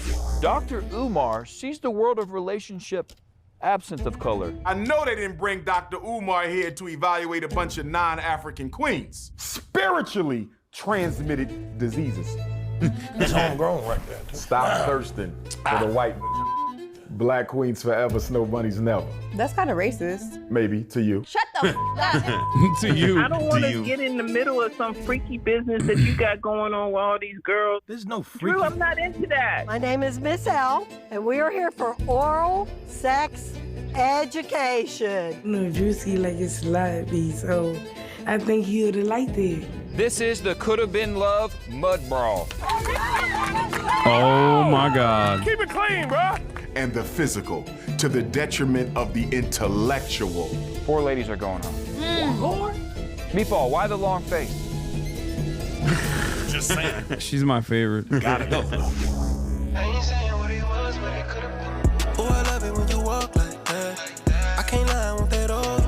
What are you exposing? Friend of the show, Noah Colwyn to. That's what I will say. I have never seen that spelling before. Impressive. That's like he made you Catholic. That's like you're like you're Irish Catholic. Oh, no, it looks like Welsh to me. I'm Welsh now. Yeah, Noah Colwyn. Noah Colwyn. I can subscribe in good faith with this behavior of yours. Your behavior, yeah. I'm gonna be honest. Hasan didn't need to expose me to Drewski. Could Have Been Love. I have been watching some of it. Yeah, as much as I can take. No, you can take it. This is it's so this good. is good shit. Well, no, it's Dr. Umar. Yeah. Are you out? It could have been me. It could have been LOV. All right. It could have been love. It could have been. It could have been love. Could have been. While other experts claim the topic of love is as simple as black and white, this man believes it exists somewhere in the gray. As literally the #1 therapist in the world, Dr. Umar sees the world of relationship absent Kayla was of a really color. good pick for this. Whether black, white, Asian, or midget, it's all clear to him. I'm hanging out in Georgia with my big brother Drewski. Could have been love. Who will be his future queen? I know they didn't bring Dr. Umar here to evaluate a bunch of non-African queens. Black queens forever, snow bunnies never. What's up? What's good? Voluptuous woman. Thinks she might have had a little work done. That's her business, not mine. First question. He's so woke. He's so understanding. Like he's saying, you know, that's your business if you did exactly. that. That is open-mindedness personified. Yeah, this is a man with conviction. That's it. Except for that one time in that Cherry Hill Mall in New Jersey. Except for that one time. Except for that one time where convictions failed for a brief moment, albeit for a brief moment. Just a simple small lapse. That's all. Yeah. Background. What's your ethnicity? I'm Lebanese. I'm Middle Eastern. As a young Lebanese young lady, why would you be interested in dating a black man? That's kind of racist. Maybe to you. God, I don't know who the f. He actually liked that though. Yeah, he liked that response from her. Well, because it is the proper response. Yeah. If it is like, so do you have any hangups about dating a black guy? The only answer to that is that's kind of racist. That's true. Owned. 0.1 for Snow Bunny here. He think he is? I don't even know who the f that is. But I'm not f***ing with him. That man is racist as f. Being Dr. Umar, it's a no-go on the interracial relationships. Why do you want a black man? I feel like people don't realize how hard that really is to do. Well, she's also a good girl. She understands me. You know, we met at the club last night, and she's a good woman. What do you think you bring to the table? What's 3 qualities you have that you think would fit perfectly with his life path? I'm ambitious. All right. I have a hustle, like a strong hustle. Okay. Good support. Another word for ambitious. Yeah. As well. Yeah, she supports. Okay. Yeah, and I'm loyal. Like I'm very, very, very loyal. Ambitious, strong hustle, loyal, good support system. A lot of women would say the same thing. What That's fine. separates you? I am the table. There ain't nothing more to talk about right now. Show him. You can stand up and show him. About tables. Oh no, you can stand up. You can stand up. Show him your assets. No. Dr. Umar, and don't He show me famously that. hates interracial relationships. I don't know if you caught that. Wait, what? What? Dr. No. Umar? No. Okay. Black queens forever, snow bunnies never. First of all, I told you I wasn't a snow bunny, so why the is you calling me a snow bunny? You don't even know what the you're talking about, and the internet eats you up. The is really wrong with all y'all that watch him? Okay, I watch him, and I think that's disrespectful. That's crazy that you said that. We are apolitical Dr. Umar supporters. We are apolitical for everything except for believing in the word of Dr. Umar. He lame as in my books. I didn't say anything that was offensive. Asking a non-black woman why you want to marry a black man when black women don't have enough black men to marry them, that should have not been offensive. Like, ain't nobody looking at you. You see, that's racist. You're racist. I don't care to even talk to you no more. I'm so sorry. I can't talk to him. When I told her to step up, she said she'd bring the table. So I got you. I got you. You've seen it sit on that shelf. I got you. It sit on that shelf. It ain't black, but it looked like. She should have answered that question. You feel me? Nah, you right. You got to answer that. Answer that. Yeah, you right. Because you're in America. You know what I mean? Answer that. He said black queens over snow bunnies. I'm not a snow bunny, and even if I was, why is you saying that? His first question to me was racist as His last conversation was racist as like, shut the up, nigga. And I know they didn't bring Dr. Umar here to evaluate a bunch of non-African. All right, well, tables have turned. My sympathies are elsewhere now. I would like to... yeah, Noah's saying he's now on her side. Whoa, whoa, whoa, whoa, whoa, whoa, whoa! I would like to stand by my previous convictions of supporting Dr. Umar. He never doubt the doctor. He exposed her. He exposed her for her snow bunny ways. I need an apology for him for Dr. Umar. Yeah, being a snow bunny is a mindset, and she demonstrated that regardless of her Lebanese background. African queens. I gotta find a way to get these tickets, man. Hey, me! I'm telling you how much I Me! Yo! Oh, God. What are you doing, man? I'm trying to buy some tickets. You don't need to buy tickets. I'm gonna show you. Just get in the car. Just trying to get some tickets, that's all. I'm just trying to get the best I got tickets. an app. I got SeatGeek, Morgan Wallen, Beyonce, Post Malone, even sporting events, NFL, NBA. I love using SeatGeek. You can get all that on this app right here. Back here. Okay. Hey, Swayze, how you doing there? This is Good Dr. to see Umar. you. All right. Dr. Umar. Dr. Umar. Yes, indeed. Yes, indeed. What's your ethnicity, young lady? I'm Chinese. Why are you interested in my brother Drewski? He a funny ass dude. Okay. Seen some of his videos? Okay. Funny. I think he's genuine. I think Okay. he's straight up. That's real. But you want to be more than a fan. You want to be his queen. What are you bringing to the table that can What am I support bringing his to the team? table? I was making fried rice for the whole goddamn team. All right. What else can you do? You got What the is food. that? What else? What was this Everything else. look he Everything just else. gave? What else? A wild card. What else? How You could gotta you give me afford- what else? Listen, you go to Asia, don't you need a translator? But he's not gonna be living in Asia all the time. He'll That's what I'm visit. saying, you'll visit. You can hire a translator. Lip hungry harlot. Thank you for the 5 gifted subs. You want to be the wifey.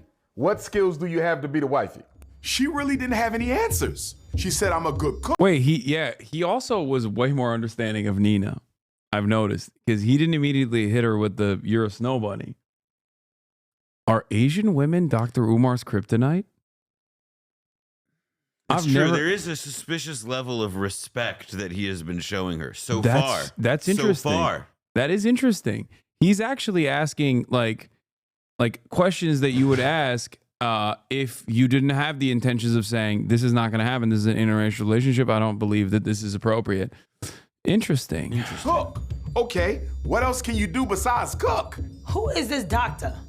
Where did they get this doctor from?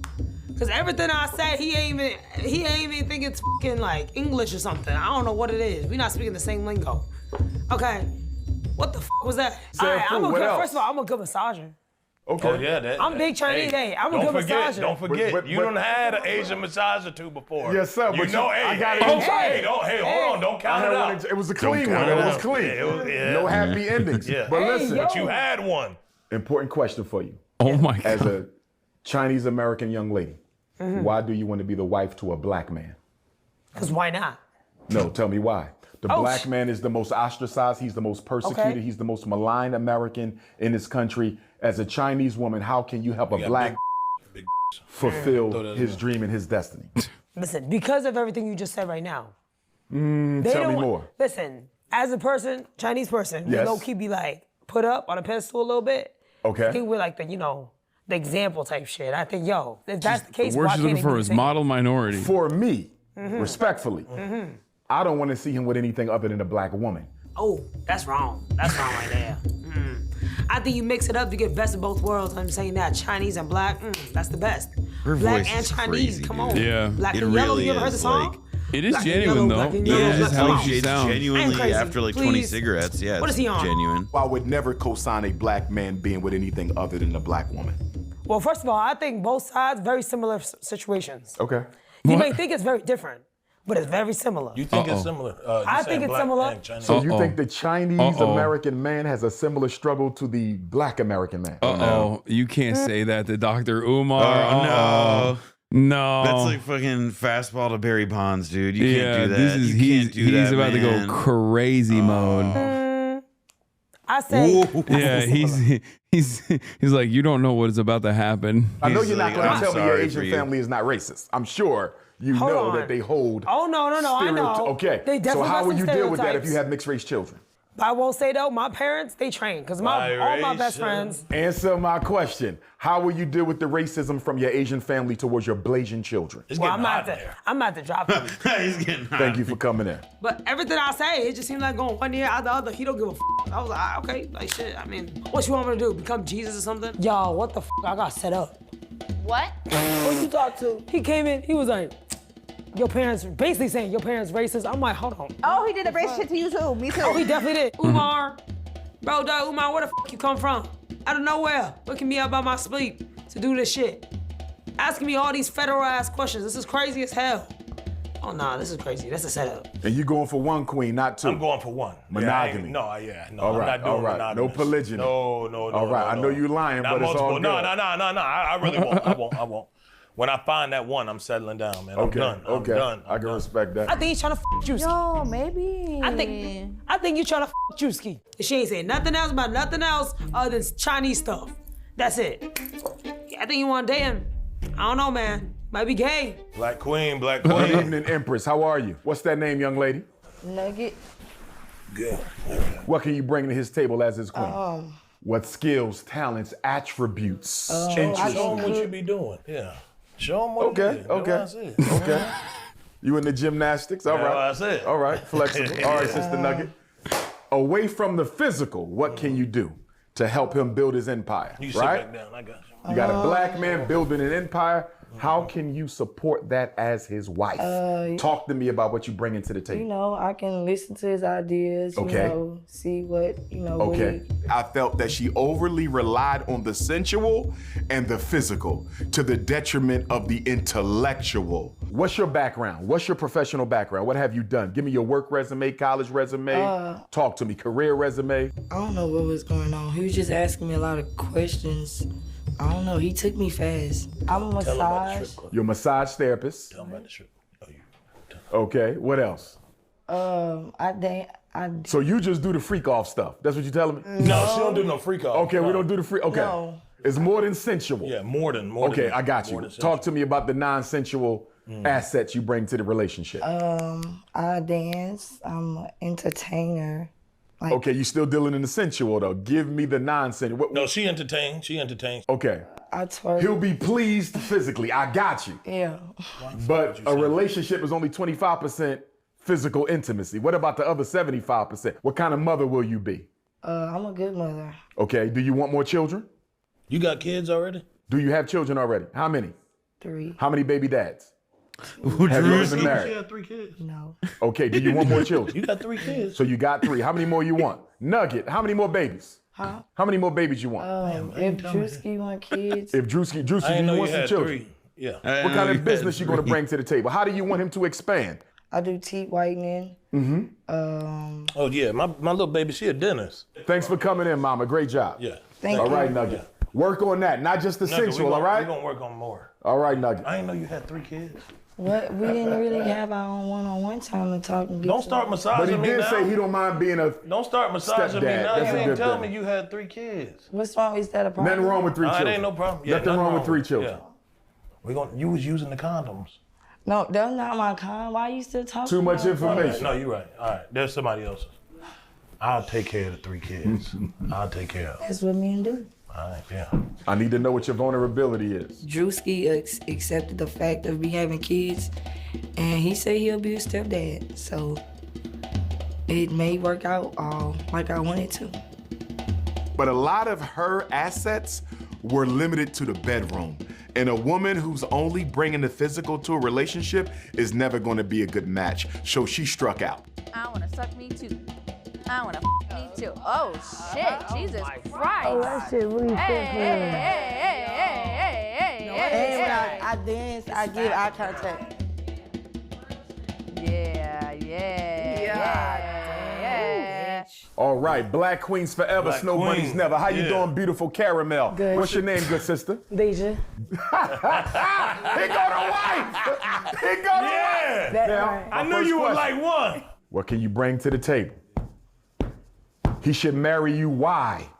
He should put you on the throne. Why? Happy International I'm Women's that Day, bitch. everybody. I mean, Yes. we- Yeah, Lord have mercy. You're seriously. that queen. Yeah, we give off the same Queen, not energy. bitches. We both Queens. I mean, Stop cursing, Philly. oh, my fault, I'm sorry. Queen That's the status. background, that's the Queen background. status. What you bringing to the table? Talent, skills, gifts, interests. Food. You can cook. Yes. Everybody who done sat here can cook. Give me something other than food. We had can do- Chinese food, Lebanese She food. talented, man. We had I'm small telling you. woman food. Now we got Philly food. What can we do besides food? I don't know, I'm a rider. But he's a businessman. He ain't a corner boy now. Now, if he was a corner boy, you could be a ride or die chick. Yeah. He's a businessman. How can you add to the empire? Come on, Philly. Come on, Philly. Good, he good. Come on. You can tell Dr. Umar likes meatball because he's feeding her answers. Okay, which is not something he did prior to this interview. Philly. What separates you apart? Well, she's smart. I do always tell you that. Do you have any children? I do tell you Any that. children? I do tell you that. Any children? I tell you that. Yeah. How many? Do you have children? Not at all. Do you want children? Yeah. Okay. What type Dr. of Umar mother do you soon think be- you'll be Yeah, to your just children? You posted that She posted what? never mind. She Yeah, had, he's so cute, hello Yeah, kid. my He's bad. really a boy. No, what was that? We might need to evaluate. Nah, it's up to her. That's her business. Okay, that's it. Okay. Hey, yo. How does your last relationship end? Not so good. Not so good. Was it abusive? Not at all. It wasn't abusive. No. What was the main issue as to why it failed? I feel like it Was it money? Was it infidelity? Was it lack of communication? Was it poor sex? What was it? Jealousy. It was a using situation. He was controlling? Yeah. And he was using. He But was see, with us, a manipulator. I feel like we both. He bring was a something to the manipulator. table. Yeah. Do you think you're going to carry something? Dr. Umar does not give a fuck about Drewski's input. He doesn't give a fuck about anybody's Yeah, input. he's just- Dr. Umar has like a script and he's just staying to it. He's sticking Spears to it. into a relationship with Drewski? Not at all. If you're Not a at all? manipulating ass motherfucker, No, I then ain't. Okay. And at the same time, you're No, not. he's not a Well, manipulating ass motherfucker. Okay, You're you just don't on like a narcissists. reality TV Are you a show. narcissist? Because most successful black men are. Drewski, are you a narcissist? Are you a narc or a narcissist? She said the wrong one, man. No. Are you a Negro? Are you a narcissist? I'm neither. You neither. Neither. Okay, I ain't no that's narc good. or no narcissist. How do we know you won't step outside the relationship given his busy schedule? Do you have some infidelity tendencies? I ain't even gonna lie. I'm really a faithful type of person. Okay, so But you do ride you and die. get horny? Okay. The question is, do you get horny? The Well, that's question what ain't. you, so have you ever cheated? You could be loyal all you Have want, you but ever do you cheated get in a horny relationship? when I'm out the house? Yeah. because she was honest and offered her answer in front of Drewski and myself, in front of 2 black men in a room full of white video men, I was very impressed by her honesty. Damn. No, I ain't fart. Something on that chair. You can't leave no skid mark on my couch now. All right, Philly. So far, Philly winning. She good, man. Now I told you, I said we got some most real. women ain't gonna be that honest. Most women ain't gonna be You that understand? honest. Have you ever slept with a woman outside of the black race? Never. Never. You can Never. say that with a straight face. In the presence of my ancestors, never. Now let me clarify. It's not because I'm against the Arab or the Jew or the Anglo-Saxon or the Latino or the East Indian or the Chinese or the Mexican. It's not about He named all of the races. Yeah, he was. He left nothing. He left nothing on the table. Yeah. about loyalty to the black woman. I don't believe you've never stuck your in some white pink. The Most High Almighty It God. is some good white pink out here, man. I'm trying to convince Listen, you on it. But you ain't had it yet. But listen, you might with the be carnal. I need you to deal with the consciousness, Drewski. Stay with me, because every time you lay with a woman, you exchange spiritual energy, not just physical fluids, brother. So you don't use facts. Yes, but when you get, even if you use the condom, there's still a such thing as spiritually transmitted diseases. Spiritually transmitted diseases. You can pick up a demon laying with that woman, brother. Well, some of them demons. You ever get out of bed and feel a little differently than the way you got in it? Don't you put that demon on me, Dr. Umar. Don't you put that demon on me. Don't you do that. No. Don't you do that. No, but check it out, Drewski. It depends if they identify as black. And by the way, my paternal great-grandfather was a Cuban, right? That's what I'm but saying. Stay with me. But they got to identify with the race. In other words, you can have So two. you f***ed a Cuban before? No, I've never dated a Latino. A Puerto Rican? Wait, yes, I've dated a Puerto Rican. I told you. I said it. No, that's you not don't f*** outside the race. That's not African American, man. Drewski. That's Latino. They speak another language, brother. Language don't matter. Race is not a language and race is not a culture. Stay with me. So you can be Puerto Rican. That's your nationality. You can speak Spanish. That's your language. You have white Latinos. You have black Latinos. You have white. Drewski is doing journalism here. Like, he's doing investigative Drewski reporting. is trying to get Dr. Umar to. He hasn't even said that she's black. Like he has yet to reveal that this Puerto Rican lady that Dr. Umar has sex with is a black woman. Puerto Ricans, you have black Puerto Ricans, you have indigenous Puerto Ricans, you have white Cubans, you have black Cubans, you have indigenous Cubans, you have white Dominicans, black Dominicans, indigenous Dominicans. Drewski, you could walk in here right now and say you feel you identify as a white Well, I man. sometimes be telling them I'm Puerto Rican. Look, Supreme you got a little Latino. You have Latino black? No, I got German in me a little bit. I actually got That's a the little slave bit. master. Yeah. Oh, yeah. We not counting him. Yeah, we ain't gonna count that. How we doing there, my beautiful African queen? Hey, what's up? What's the name? Bambi the motherfucking goat. Baby the goat. Bambi. Bambi the goat. What are you the goat of, Bambi? Me, I'm a Capricorn, so yeah. So, I'll be honest with you, I didn't know who the that was. You just got in the bathtub. That's crazy. Actually, that shocks me. When someone doesn't know who Dr. Umar is, just anyone. Like, unless they're, I don't know, like some Midwestern accountant or some shit. But even then, I'm like, how do you not know? I mean, I do now. How do you not know about the good word of Dr. honestly Umar? I think introducing my parents to the thoughts and teaching of Dr. Umar Yeah, will Dr. be like Dr. it's like Umar a great thought. activity. That's awesome. Like Hasan, that's like, no one knows who Dr. Umar is? Wait, really? What? Damn. This is a very white community, to be fair. I think we need to bring Dr. Umar into the Jewish community. I think that he would drive them insane. Oh my God. We should get Dr. Umar on Ethan's stream. That's what I'm saying now. We should get him on my stream. I want to have him on the stream. I just got Hasan Piker. Nah, I just got to go to sleep. You need to get in the tub. I've been telling you to Nah, get I in had the to. fucking You tub. ain't f***ing told me. I told you to get in the tub 2 days ago. You been should have gotten in You the ain't tub. told me get no motherfucking We're not gonna do that. We're not gonna do this in front of Dr. Umar. Baby the goat. This a doctor. This a doctor. I'll put that on your face and let you smell it, man. Juice Kid, you wild ain't that ass. Okay, what's your background? You want to be my brother's queen? Tell me what you bring to the table. Shit, I Assets, gifts, talents, interests, experience. I cook, clean, serve, shut the fuck up. You clean and you know how to shut up. So you would be more of a servant wife. You're just gonna do what you told. More like submissive, yeah. I don't have a problem with submissiveness. But normally, shocking. Some men, when they're empire building, he's empire building, I'm empire building, we tend to want a woman who can be submissive. Yeah. but who also has... And who will shut the As a black person, you introduced me to Dr. Umar. Granted, I used to never be online, and I still hardly am. You can't say that while you're in this community. This is an extremely online space. True, but who also has some assertiveness. Right. Oh, Lord, stop it. That's why I said, you get you a little mess going before you get up out of here. I got you. Go ahead. Stay focused, Bambi. Consciousness over the cookies, Drewski. Okay. Politics over the punani. You right. Revolution over the romance. Yeah. Institutions over intimacy. We must build before we have love. You right. Otherwise, what we have... He's so good at like speaking in like these catchphrases. That's TMI. That's TMI. That's real hood. You're acting real ghetto. Dr. Umar, you ain't gonna like nothing wrong with no head, man. Just a little bit of that sloppy, man. Bambi's my The problem with favorite. In the Black first America episode, she was the is fucking we got best. black people and we got ninjas. Y'all acting like ninjas right now. I need y'all to act like black folks. Now, what are you bringing to the marriage? Man, I'm big as hell. I'm already saying up. Act like a queen. She's cute.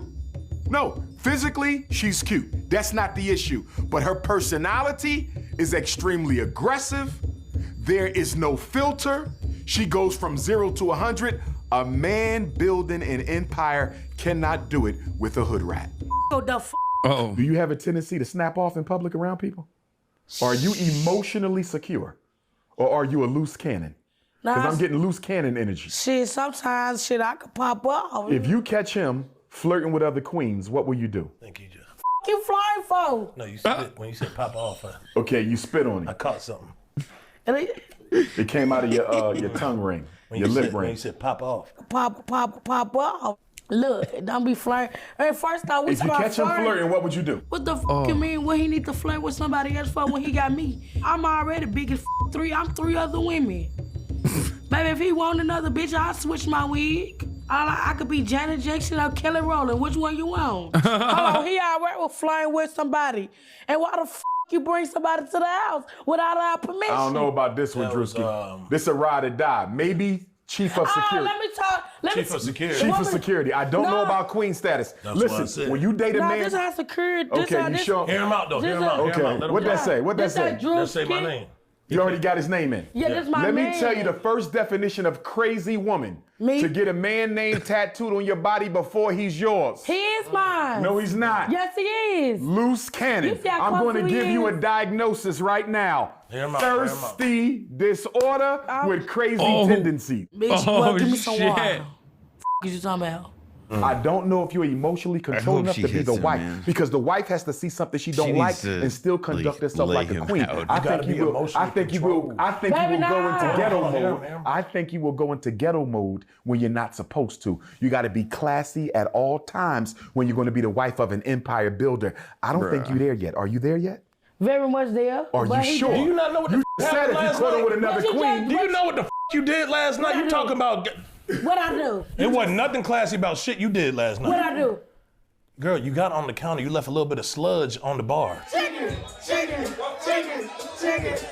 What's sludge? What's sludge? What's sludge? That liquor was wasted. Stop lying, nigga. Every day I take a motherfucking shot. I told you, you want me to put this on your nose. She's not going to be the wife. I am gonna be I am No, his wife. we're done. I know I'm getting off. I'm gonna stand out business about my man. I'm going to refer gonna you to come the and grab security you. team. You would be an excellent security guard at the front gate. I mean, No, thank you, my queen. Black queens forever, snow bunnies never. huh? Black queens forever, snow bunnies never. You're a black queen. You a black queen. I had to make sure I heard what you said correctly. What you thought I said? I thought you said something about he need a snow bunny or something. No, we don't bunny hop. No bunny hopping. Drewski, stop playing with me. African queens only. But I want you to get rid of that pink hair. I want your natural hair. Go I natural. ripped this wig off so quick, you better not play with it. Don't. If you really think about it, Dr. Umar's the Bernie Sanders of self-help podcasters, always on message. It's true. Oh my God. He sticks to it. He really does not leave the he's got billionaire class, African queens. He's got snow bunnies. Tremendous message The discipline. billionaire class are hoarding all of our African queens. Yeah. Take it off. With the natural hair. Take it off. Get rid of them damn weaves. Bring that nappy hair back. If I can't grab it, I can't have it. He talked too motherfucking much. She was ratchet. She was the fellatio She's queen. right, dog. This white chocolate. Good afternoon, white chocolate. The name. Are you a mixed race sister? He said white chocolate. Yeah. Or are you mixed. Caucasian? I'm Caucasian. And what is your Caucasian ethnicity? What do you mean? Are you Swedish, Nordic? Are you British? I have Puerto Rican in me. Okay, so you got some Puerto Rican. Which parent is Puerto Rican? My dad's side. And your mama's side is? White. And then she Just got white. So family- Anglo-Saxon and white Puerto Rican. And her family members are? Like mainly black. I got a black family. My stepdad. Okay, but you identify as Caucasian, correct? Correct. Okay, so we definitely Snow Bunny. I was not aware of Drewski's type, but if I had to guesstimate what his type is, I would unfortunately have to say I think Brother Drewski prefers a non-African woman. She is not a melanated queen. My first question, as a white woman, as a Caucasian young lady, why do you want to marry a black man? She's actually never dated a white dude at all, ever. Okay. She dated all So black she guys. loves chocolate, nothing but chocolate milk. That's why we call her white chocolate. Why? Yeah, she loves chocolate milk. I'm just not attracted. I look, I'm just not. They just don't do it for me. The white guys don't do it for you. What are you attracted to in the black men? I like all the ranges of skin tones. Okay. Get some of that milk in there. Like Yeah, I can like it relate too. to them more. Mhm. So I feel like with me always being around black people, being with black people, Being around black is not the same as being black. absolutely, Okay. you're absolutely right. But I feel like I just relate to them. Like I can listen to what they have She to can say. relate to me in a lot of ways, yeah. Okay. I do listen. I'm here to She listen. listens to rap Listening. music. Other than She dating listens to black rap men, music. have you ever actually tried to help the black struggle as opposed to help yourself to black men? Right. I've been at 3 protests that were near me. We, Just 3. just been to 3 3, that was yeah, near me. Yeah. Let me ask you. I'm gonna go That's to a the next lot, one. I'm gonna go because- to the next one with you too, baby. I'll go to it with you. I'm He's a thirsty. nurse. He's definitely wanting the white milk. Yeah, no, He's a bunny hopper. But here's my question. At times. My question. I can't indulge. She didn't let her I can't emotions get the indulge. best of her like Mrs. Lebanese. But nonetheless, not It is being so the sister, weird seeing, she like, cannot be a Drewski, recommendation. like, If I get pulled over and a black person's with me, we're getting They searched. manage these I know responses. that. Okay, hold on. So now. That that's- ain't all the time. That's not all the time, but Yeah. it's way more slow your likely. roll. It's way Slow your more roll. likely. Will you be willing to sign a prenuptial agreement? And the reason I'm asking is when we look at RG3, we look at Michael Strahan, we look at Tiger Woods. Would you be willing to sign an ironclad prenuptial agreement? Yeah, prenup is not an issue when you make your own money. Let's bring it out. Okay. Let's, She's good with the prenup. Get the papers. Will I sign a prenup? Yes. Money's not the problem. Money never the problem. Holy shit. You sound like a decent woman, and I wish you well. Thank you. Thank you. Thank you, white chocolate. Thank you. Yeah. That's homegrown right there, too. Stop thirsting. That's what's wrong with you, right, nigga. you right. Stop thirsting for the white vagina. Yeah, you right, you right. And as you know, Dr. Umar's rules is black queens forever, snow bunnies never. Oh, I do not support I didn't know interracial that was one marriages of at his all. rules. I had no idea. Dr. Prize Umar's Picks is whole the most ethos fun is a I've bit of a had, cipher to winning me. I up don't really know what he's 25 up times my to. money this season. Yeah, I can't tell what his perspective is on this, Place on the your matter of first interracial brewski relationships, to get $50 instantly. on the matter of Place your first miscegenation. Lady. Daily fantasy sports made easy. Oh, it's the dick sucking class. Ladies, I've tonight seen these we're implements going before. back to school. And not because I We're took doing one. it with the best teacher in the world. She is a perfect example of what happens when you persevere, put your mind to something, and put in the 10,000 hours. That was frame 1. You clocked it being a dick sucking class instantly. That was, I'm sorry. You're So not, did you not see banana, eggplant, you hot are dog? not convincing anybody that you have not attended a dick sucking class with that. You just went, you clocked it. I course look of at work it takes images to become and a I true examine what's in them.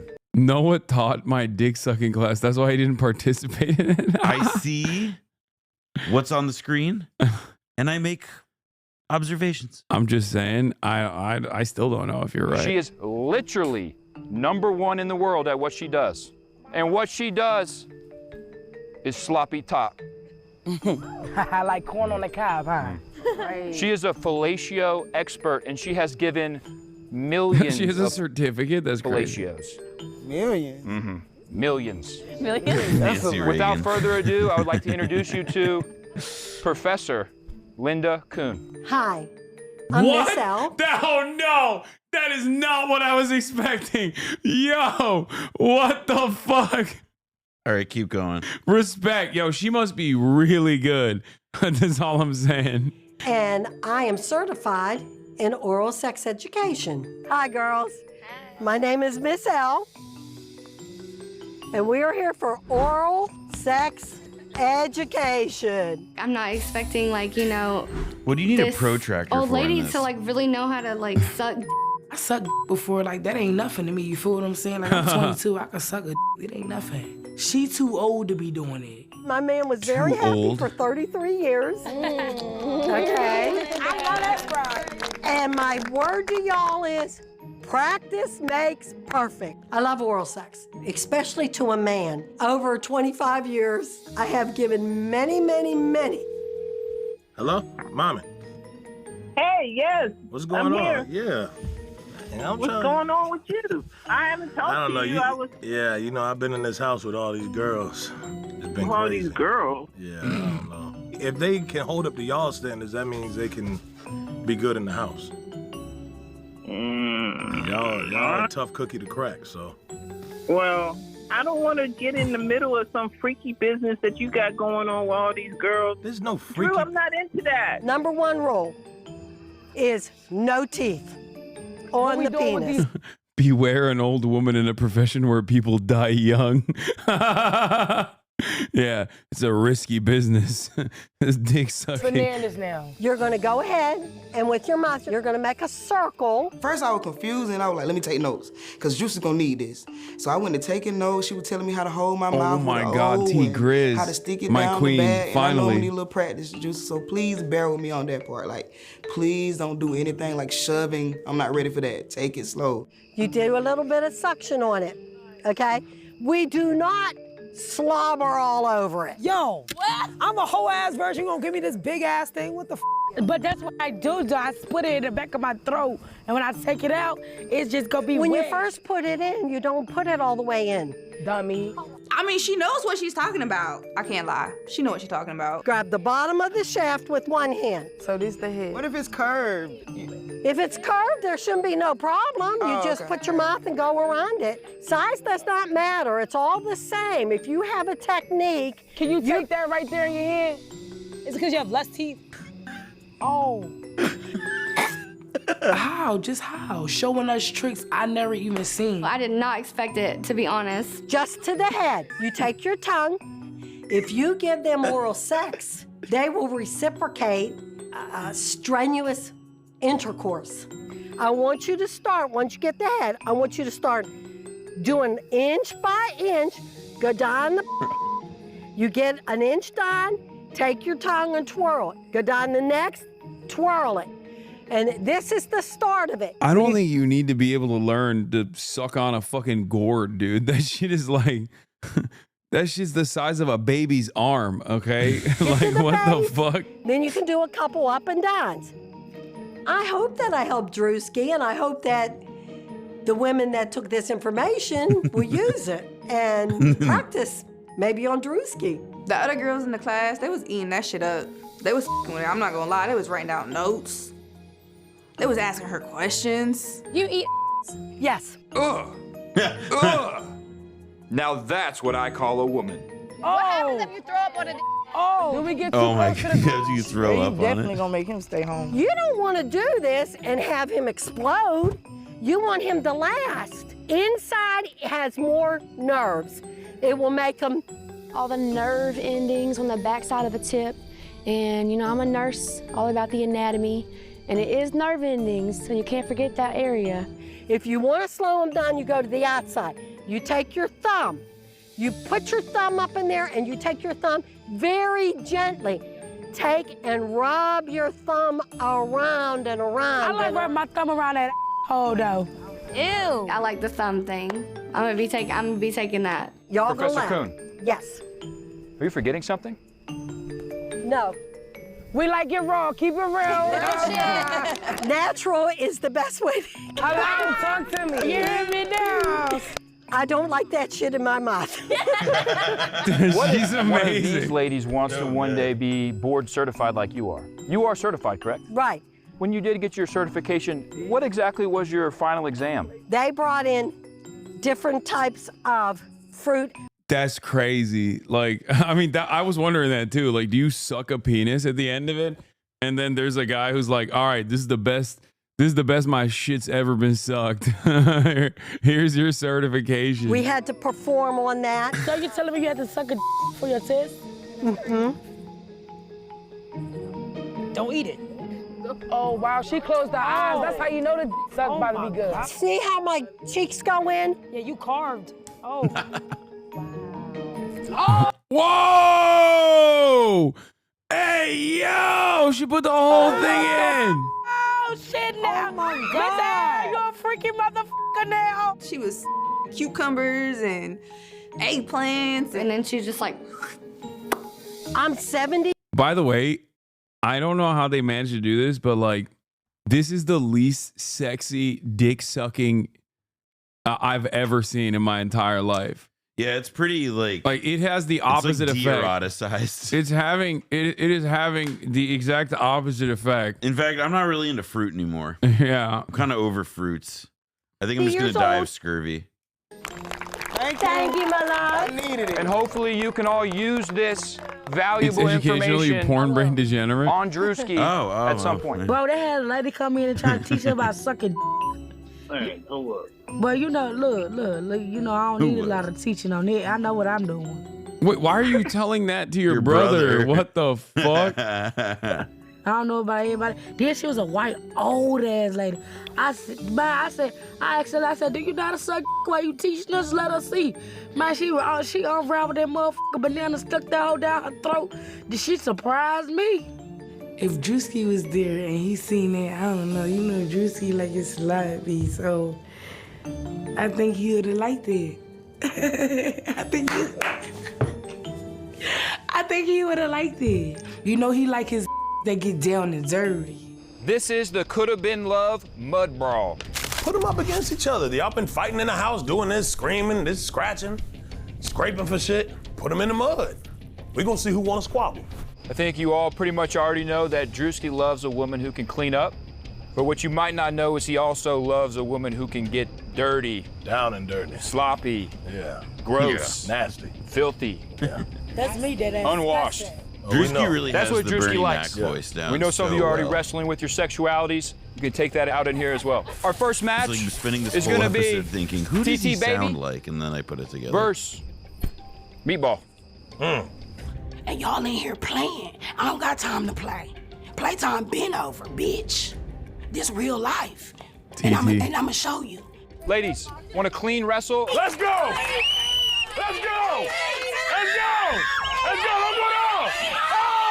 shit!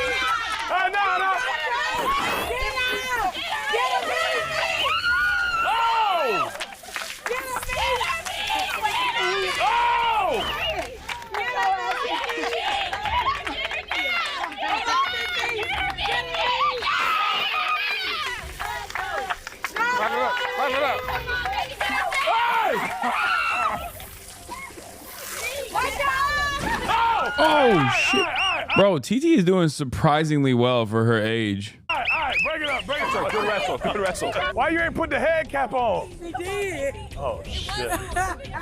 Meatball. Yeah, clap it up. Next wrestling matchup, we have Bambi. Bambi, BBL against.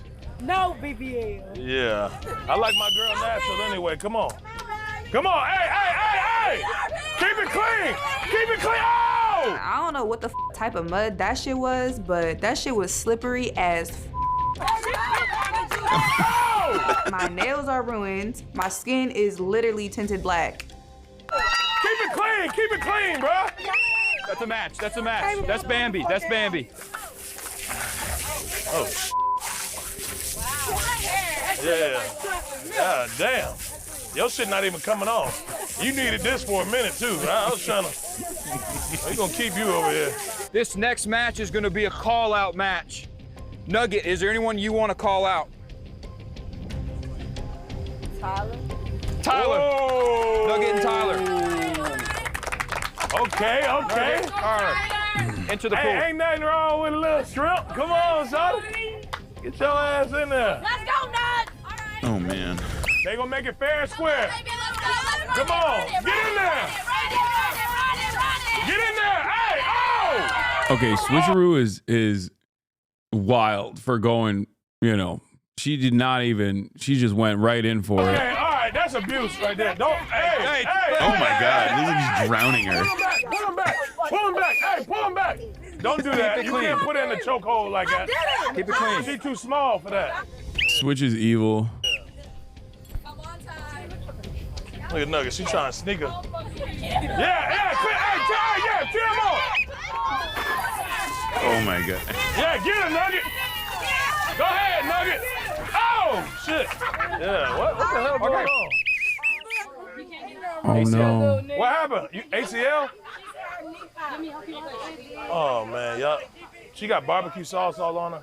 Should I go get somebody else? No, you done enough damage. Yeah, huh.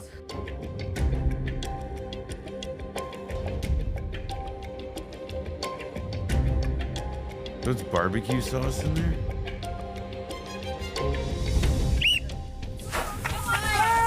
Let's do it. Come on, T-Grin, show them what it is.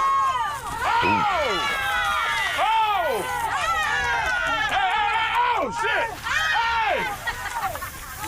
Hey, come on, T-Grin. Come on, T-Grin.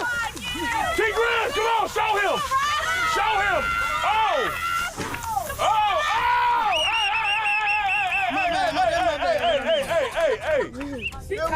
Yeah. Round two.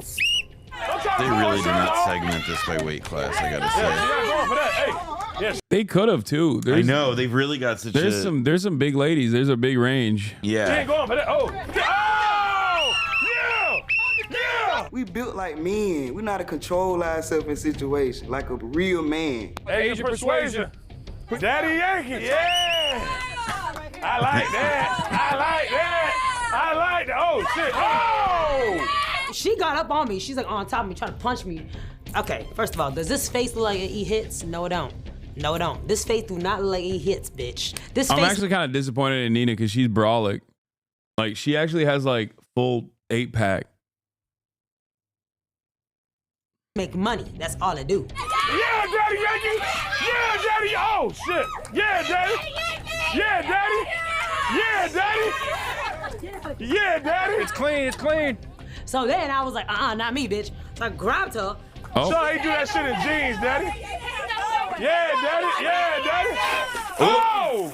Oh, turn it back around. That might be a tie. Turn it back around. Tie. Okay, Drewski wanted Nina to win. Okay, he tilted the scales in her favor. Got country and demon. On the whistle. Don't be scared. Hey. She's got me up, down, all around. I'm backwards. I gotta She kind pee. of swept the floor with my ass. Oh, shit. Hey, break it up. Ladies, great job out there. The wrestling was great, but I think what we like to see the most was the sportsmanship and the support you showed for your Clap it up for yourselves. Your fallen soldier Nugget as well. Yeah. Unfortunately, the next step of this process is one of you or more of you are gonna have to head home. We're gonna go directly to eliminations from here. We'll meet you up there. Only one girl can win my heart, and that's that. We gotta do cutting at some point. It is what it is.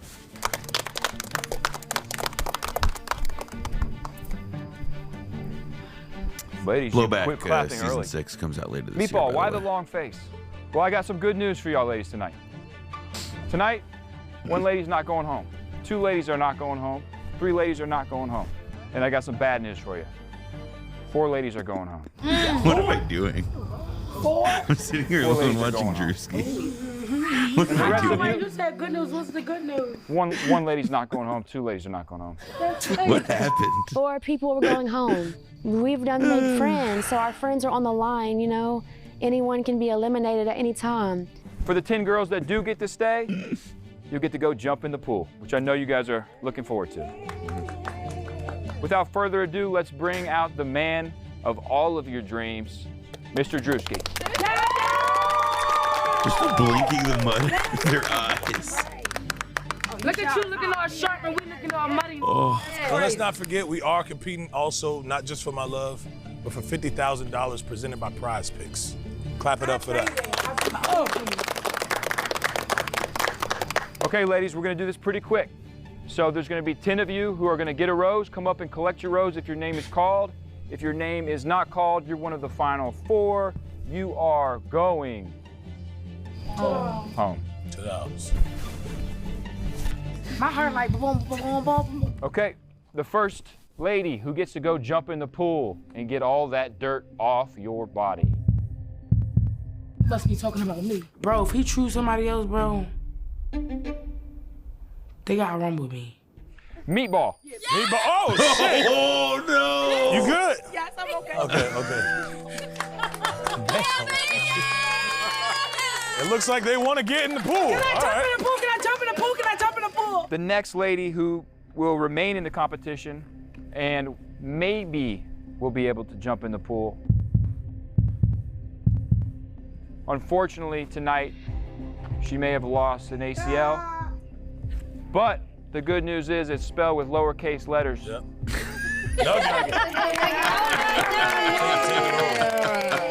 Come on. Oh, man.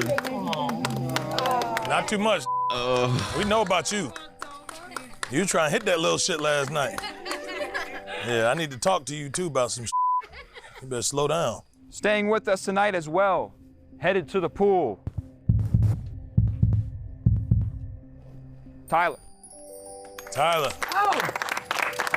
Yeah, that was a given. Not a chance. Get your ass in the pool. No, I'm not. Hey! Take a shower, baby. Yeah. Girl, y'all not getting in that bed with Drewski. Let's be real. You're not getting in the bed with him. I'm gonna be in the bed with him.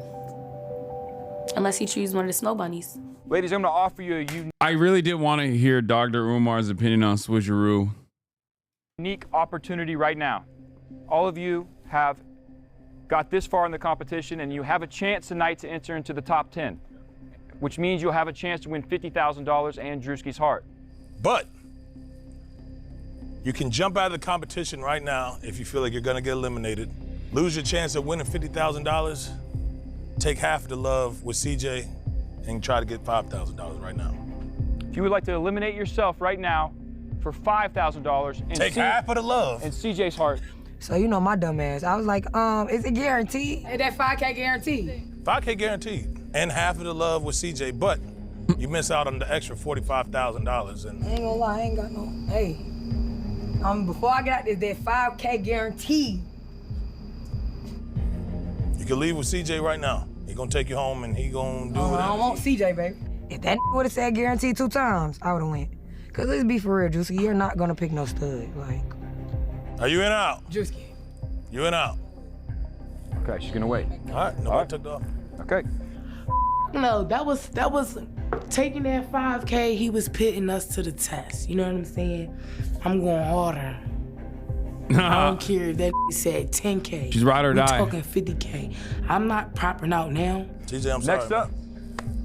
Nobody want a piece of that midget ass. You know what I'm saying? Like, you could have said you. A little one night stand with you or something could have got there. But not no CJ. Next up, staying in the competition, headed to the pool.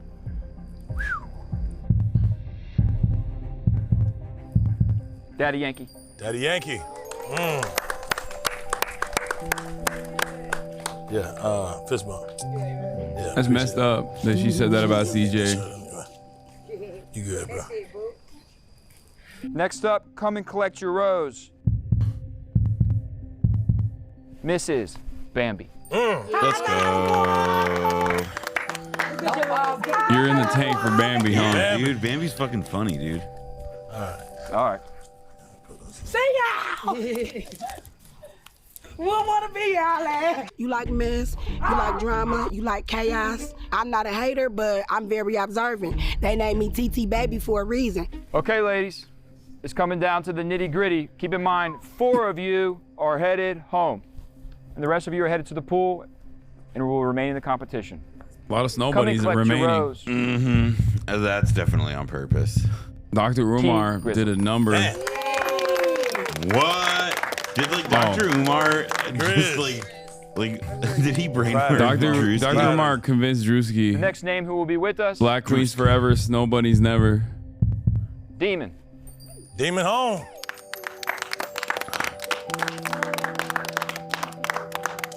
She got them titties out.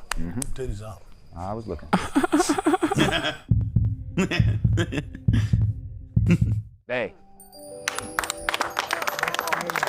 Yeah, that's crazy because she's a last minute, like Drewski went to a nightclub and picked her up at the nightclub and brought her into the game. See, it's brilliant. That's a strategy. Like she is not even supposed to be there. Like she was a addition after people had been eliminated already. And she said the N-word is true. That too. It was like, oh wow, making snarky little comments. Like, what the is oh wow? Like, why would I have gotten eliminated my first night here? Get that camera in my face.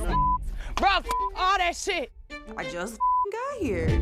And you guys love Bay. She did get 3 BBLs. They tried to kick her out of the room last night. Like, out of all people, like, why her? Like, at the end of the day, fool, you in the house now. So at this point, I'm gonna let you 4 know. I'ma give you BBLs, the my rundown bad, of what it 4, is. not I'ma let you 3. know that's my man. Let me ask you, ladies. We have 6 remaining. 2 of you will be staying. 4 of you will be going home. How are you feeling? Nervous. Shaking like a stripper, tighten up. It is what it is. Next, staying with us tonight, come and collect your rose, please. Himothy. Himothy. Damn. You almost left the competition. Yeah, she almost ran How away. does it feel to leave for almost $5,000? I wasn't gonna do it. I just wanted to test the water. Shaking like a stripper, tighten up. You know what I'm saying? I had to. She wanted to. The water was warm. Water was warm. That's all. That big too, and them. He got big. And you love. You can see it through them briefs. Yeah, That's he's crazy. showing off my mood like. I felt good. Like, that was a compliment. Like, I don't give Drewski, would you like to address the final 5 because only one of them will be staying with you tonight? Final 5, you know, we've been through a lot, y'all. Everybody, you know, did what they needed to do in this competition. It's about love at the end of the day. So I'll still even if you ain't in the competition. But you just don't have my heart. And he will. Ladies, if I call your name, come and collect your This is rose. a crazy. Go get in the pool and enjoy your night here at the Could Have Been Don't Love eliminate Estate. Nina. Don't do it, If I do not Drewski. call your name, it's over for you. Call Nina. Gotta get on the bus. He's gonna We ain't going to the club somebody. The name is? Time to sub. If you want to know who actually won, you got to subscribe, chat. That's right. Thank you to the chatter who reminded me because I keep forgetting. That's right, baby. You're right. Woo! Yeah, let's get those subs going. Sub train running. About 350. Thank you for the 5 gifted. Everyone's ranker. Thank you for the 5. I can't. Oh shit. Fuck. King Conquer. Sec the King. Lesbian Boulevard. Thank you for the 5. Young Nut. Young Nut. There's some Lip Hungry Harlot with another 5. Yeah. Do you want to know who wins? Oh, wow, Gertz there's a big Burgers. one. The Forever Spawn. You just got a big one. Yeah, I'm trying to keep up, but I can't. Grandma Name. Dude, this community loves they love reality TV show reacts. It's crazy. Last time I did this, like, it fried the system, basically. Not even hiding like the announcement or anything, but just straight up, I was like, if you want me to watch another one, subscribe. And then I can't even read it anymore. It's like bricked. Scuff Seal. JD Pondon. Lord Ducky Bear. Iridescent Vulture. Adrian is online. Thank you for the 10. X-Lone Sentinel. Roguelite Bearer. Meggie with the 50. Demon Girl, let me with the 10. God damn. Been in while since unusual meme. Quadriplegic. Thank you for the 10.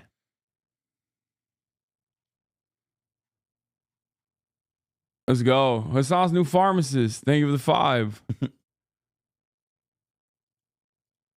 It's not even triggering a hype train. I don't know why.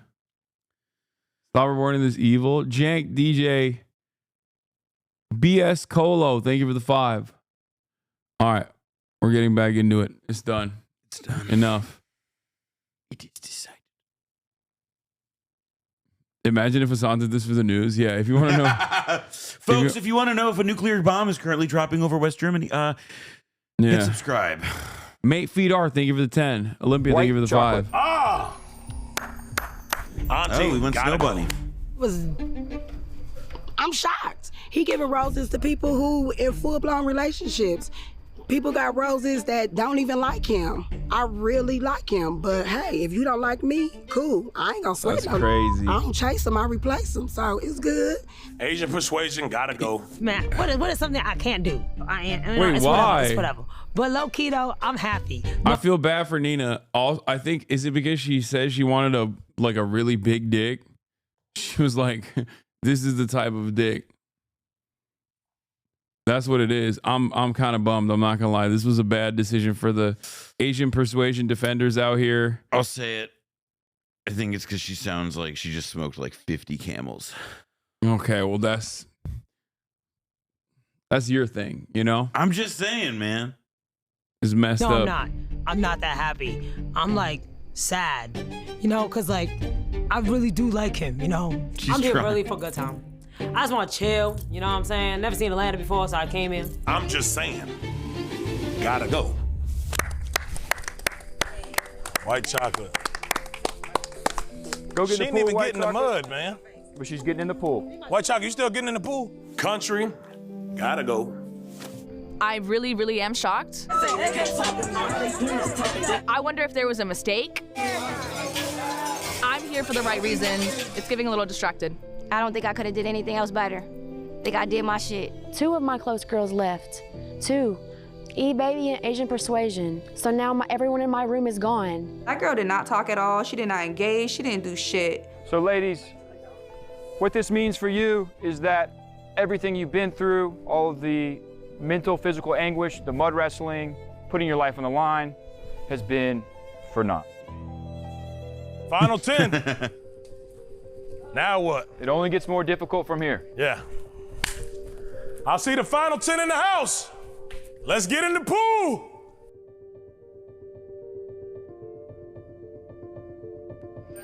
It's sad. There's a somber tone to all of this in the backdrop, as there is plenty of And then love there lost. were 10. Hey! With Jesus' 10 disciples. Girls, congratulations. You still have a chance at Drewski's heart, which I know is the only reason you're here. Hello? Right. But also $50,000 is on the table. Yeah, yeah. Put it on the floor. My song. Yeah. You like a bitch that get down and dirty. Yeah. Well, listen, I know you girls are I hope feeling Nugget's the muddy. medical You're tent. feeling gross. I heard some of you are feeling itchy in your I'm still privates. wondering about Just that sounds not situation. fun. I feel bad for her. And for that reason, and as a congratulations jump, I'm going to say the words, and you guys get into this chlorine and wash your bodies. I peed on myself. Meatball just peed. I had to pee before I got in the pool. Most people pee in the pool. Yeah, I couldn't hold it. You just peed? Hey, respect for that. You know, Respect for that. Yo. Respect for that. These people, man. I've seen it all. Oh my God. Yo, bitch, you're officially the realest bitch in the world. Bro. Fucking way. I've never seen anything like that in my life. Meatball. I got pee on my pinky toe. Ladies, you can now baptize yourself in this could have been love water.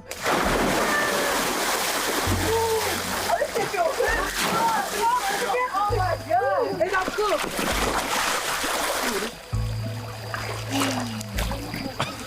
And Meatball, the bathroom's inside.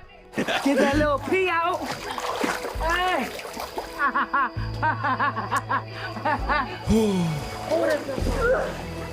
Can I stand here? Y'all see the titties, y'all better catch it.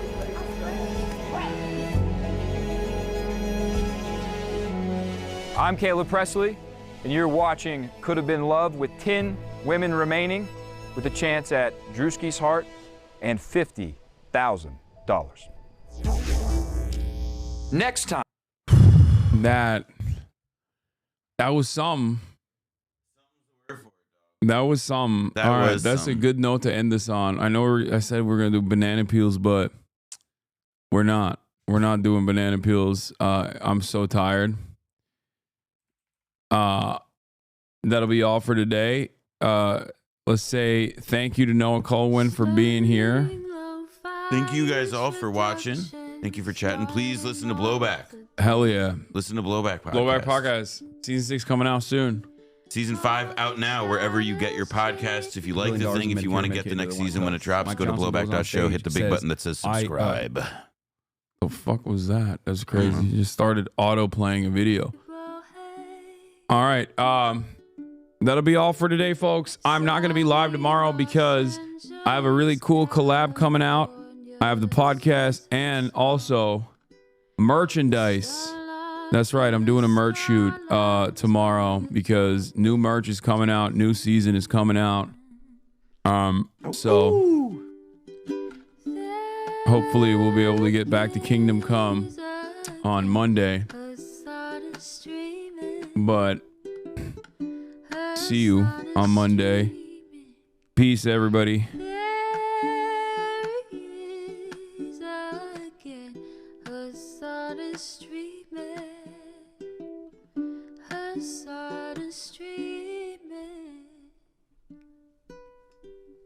Reviewing the P.O. box, Uncle Uger's face.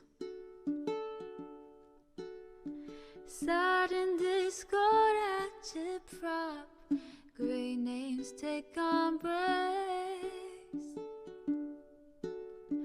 Tiny Bernie Sanders, LGBTQ Air Force. The whole left at your fingertips, on at your door. H3 crowded debate, the Young Turks online show. 3 full fucking years of this, plenty more to go. 90-day fiance talks of champagne bourgeoisie. A Trump rally live reaction, a mass riot at DC.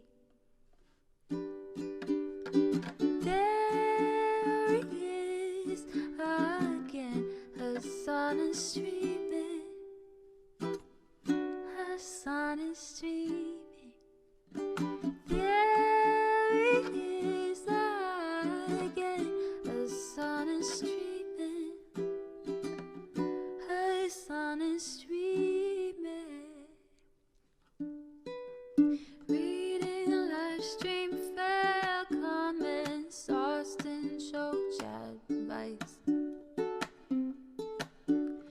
And all the ways the right-wing pipeline can suck you in a line. JCS react, Lord frame gets broken, cover blown. A full-blown mass pandemic, monster streaming at your home. Total radicalization coming out to find. The system you were taught to trust in was broken the whole time. All these daily streams, whether big or whether small, have helped me and so many find the meaning through it all. There he is again, her son is streaming. Her son is streaming.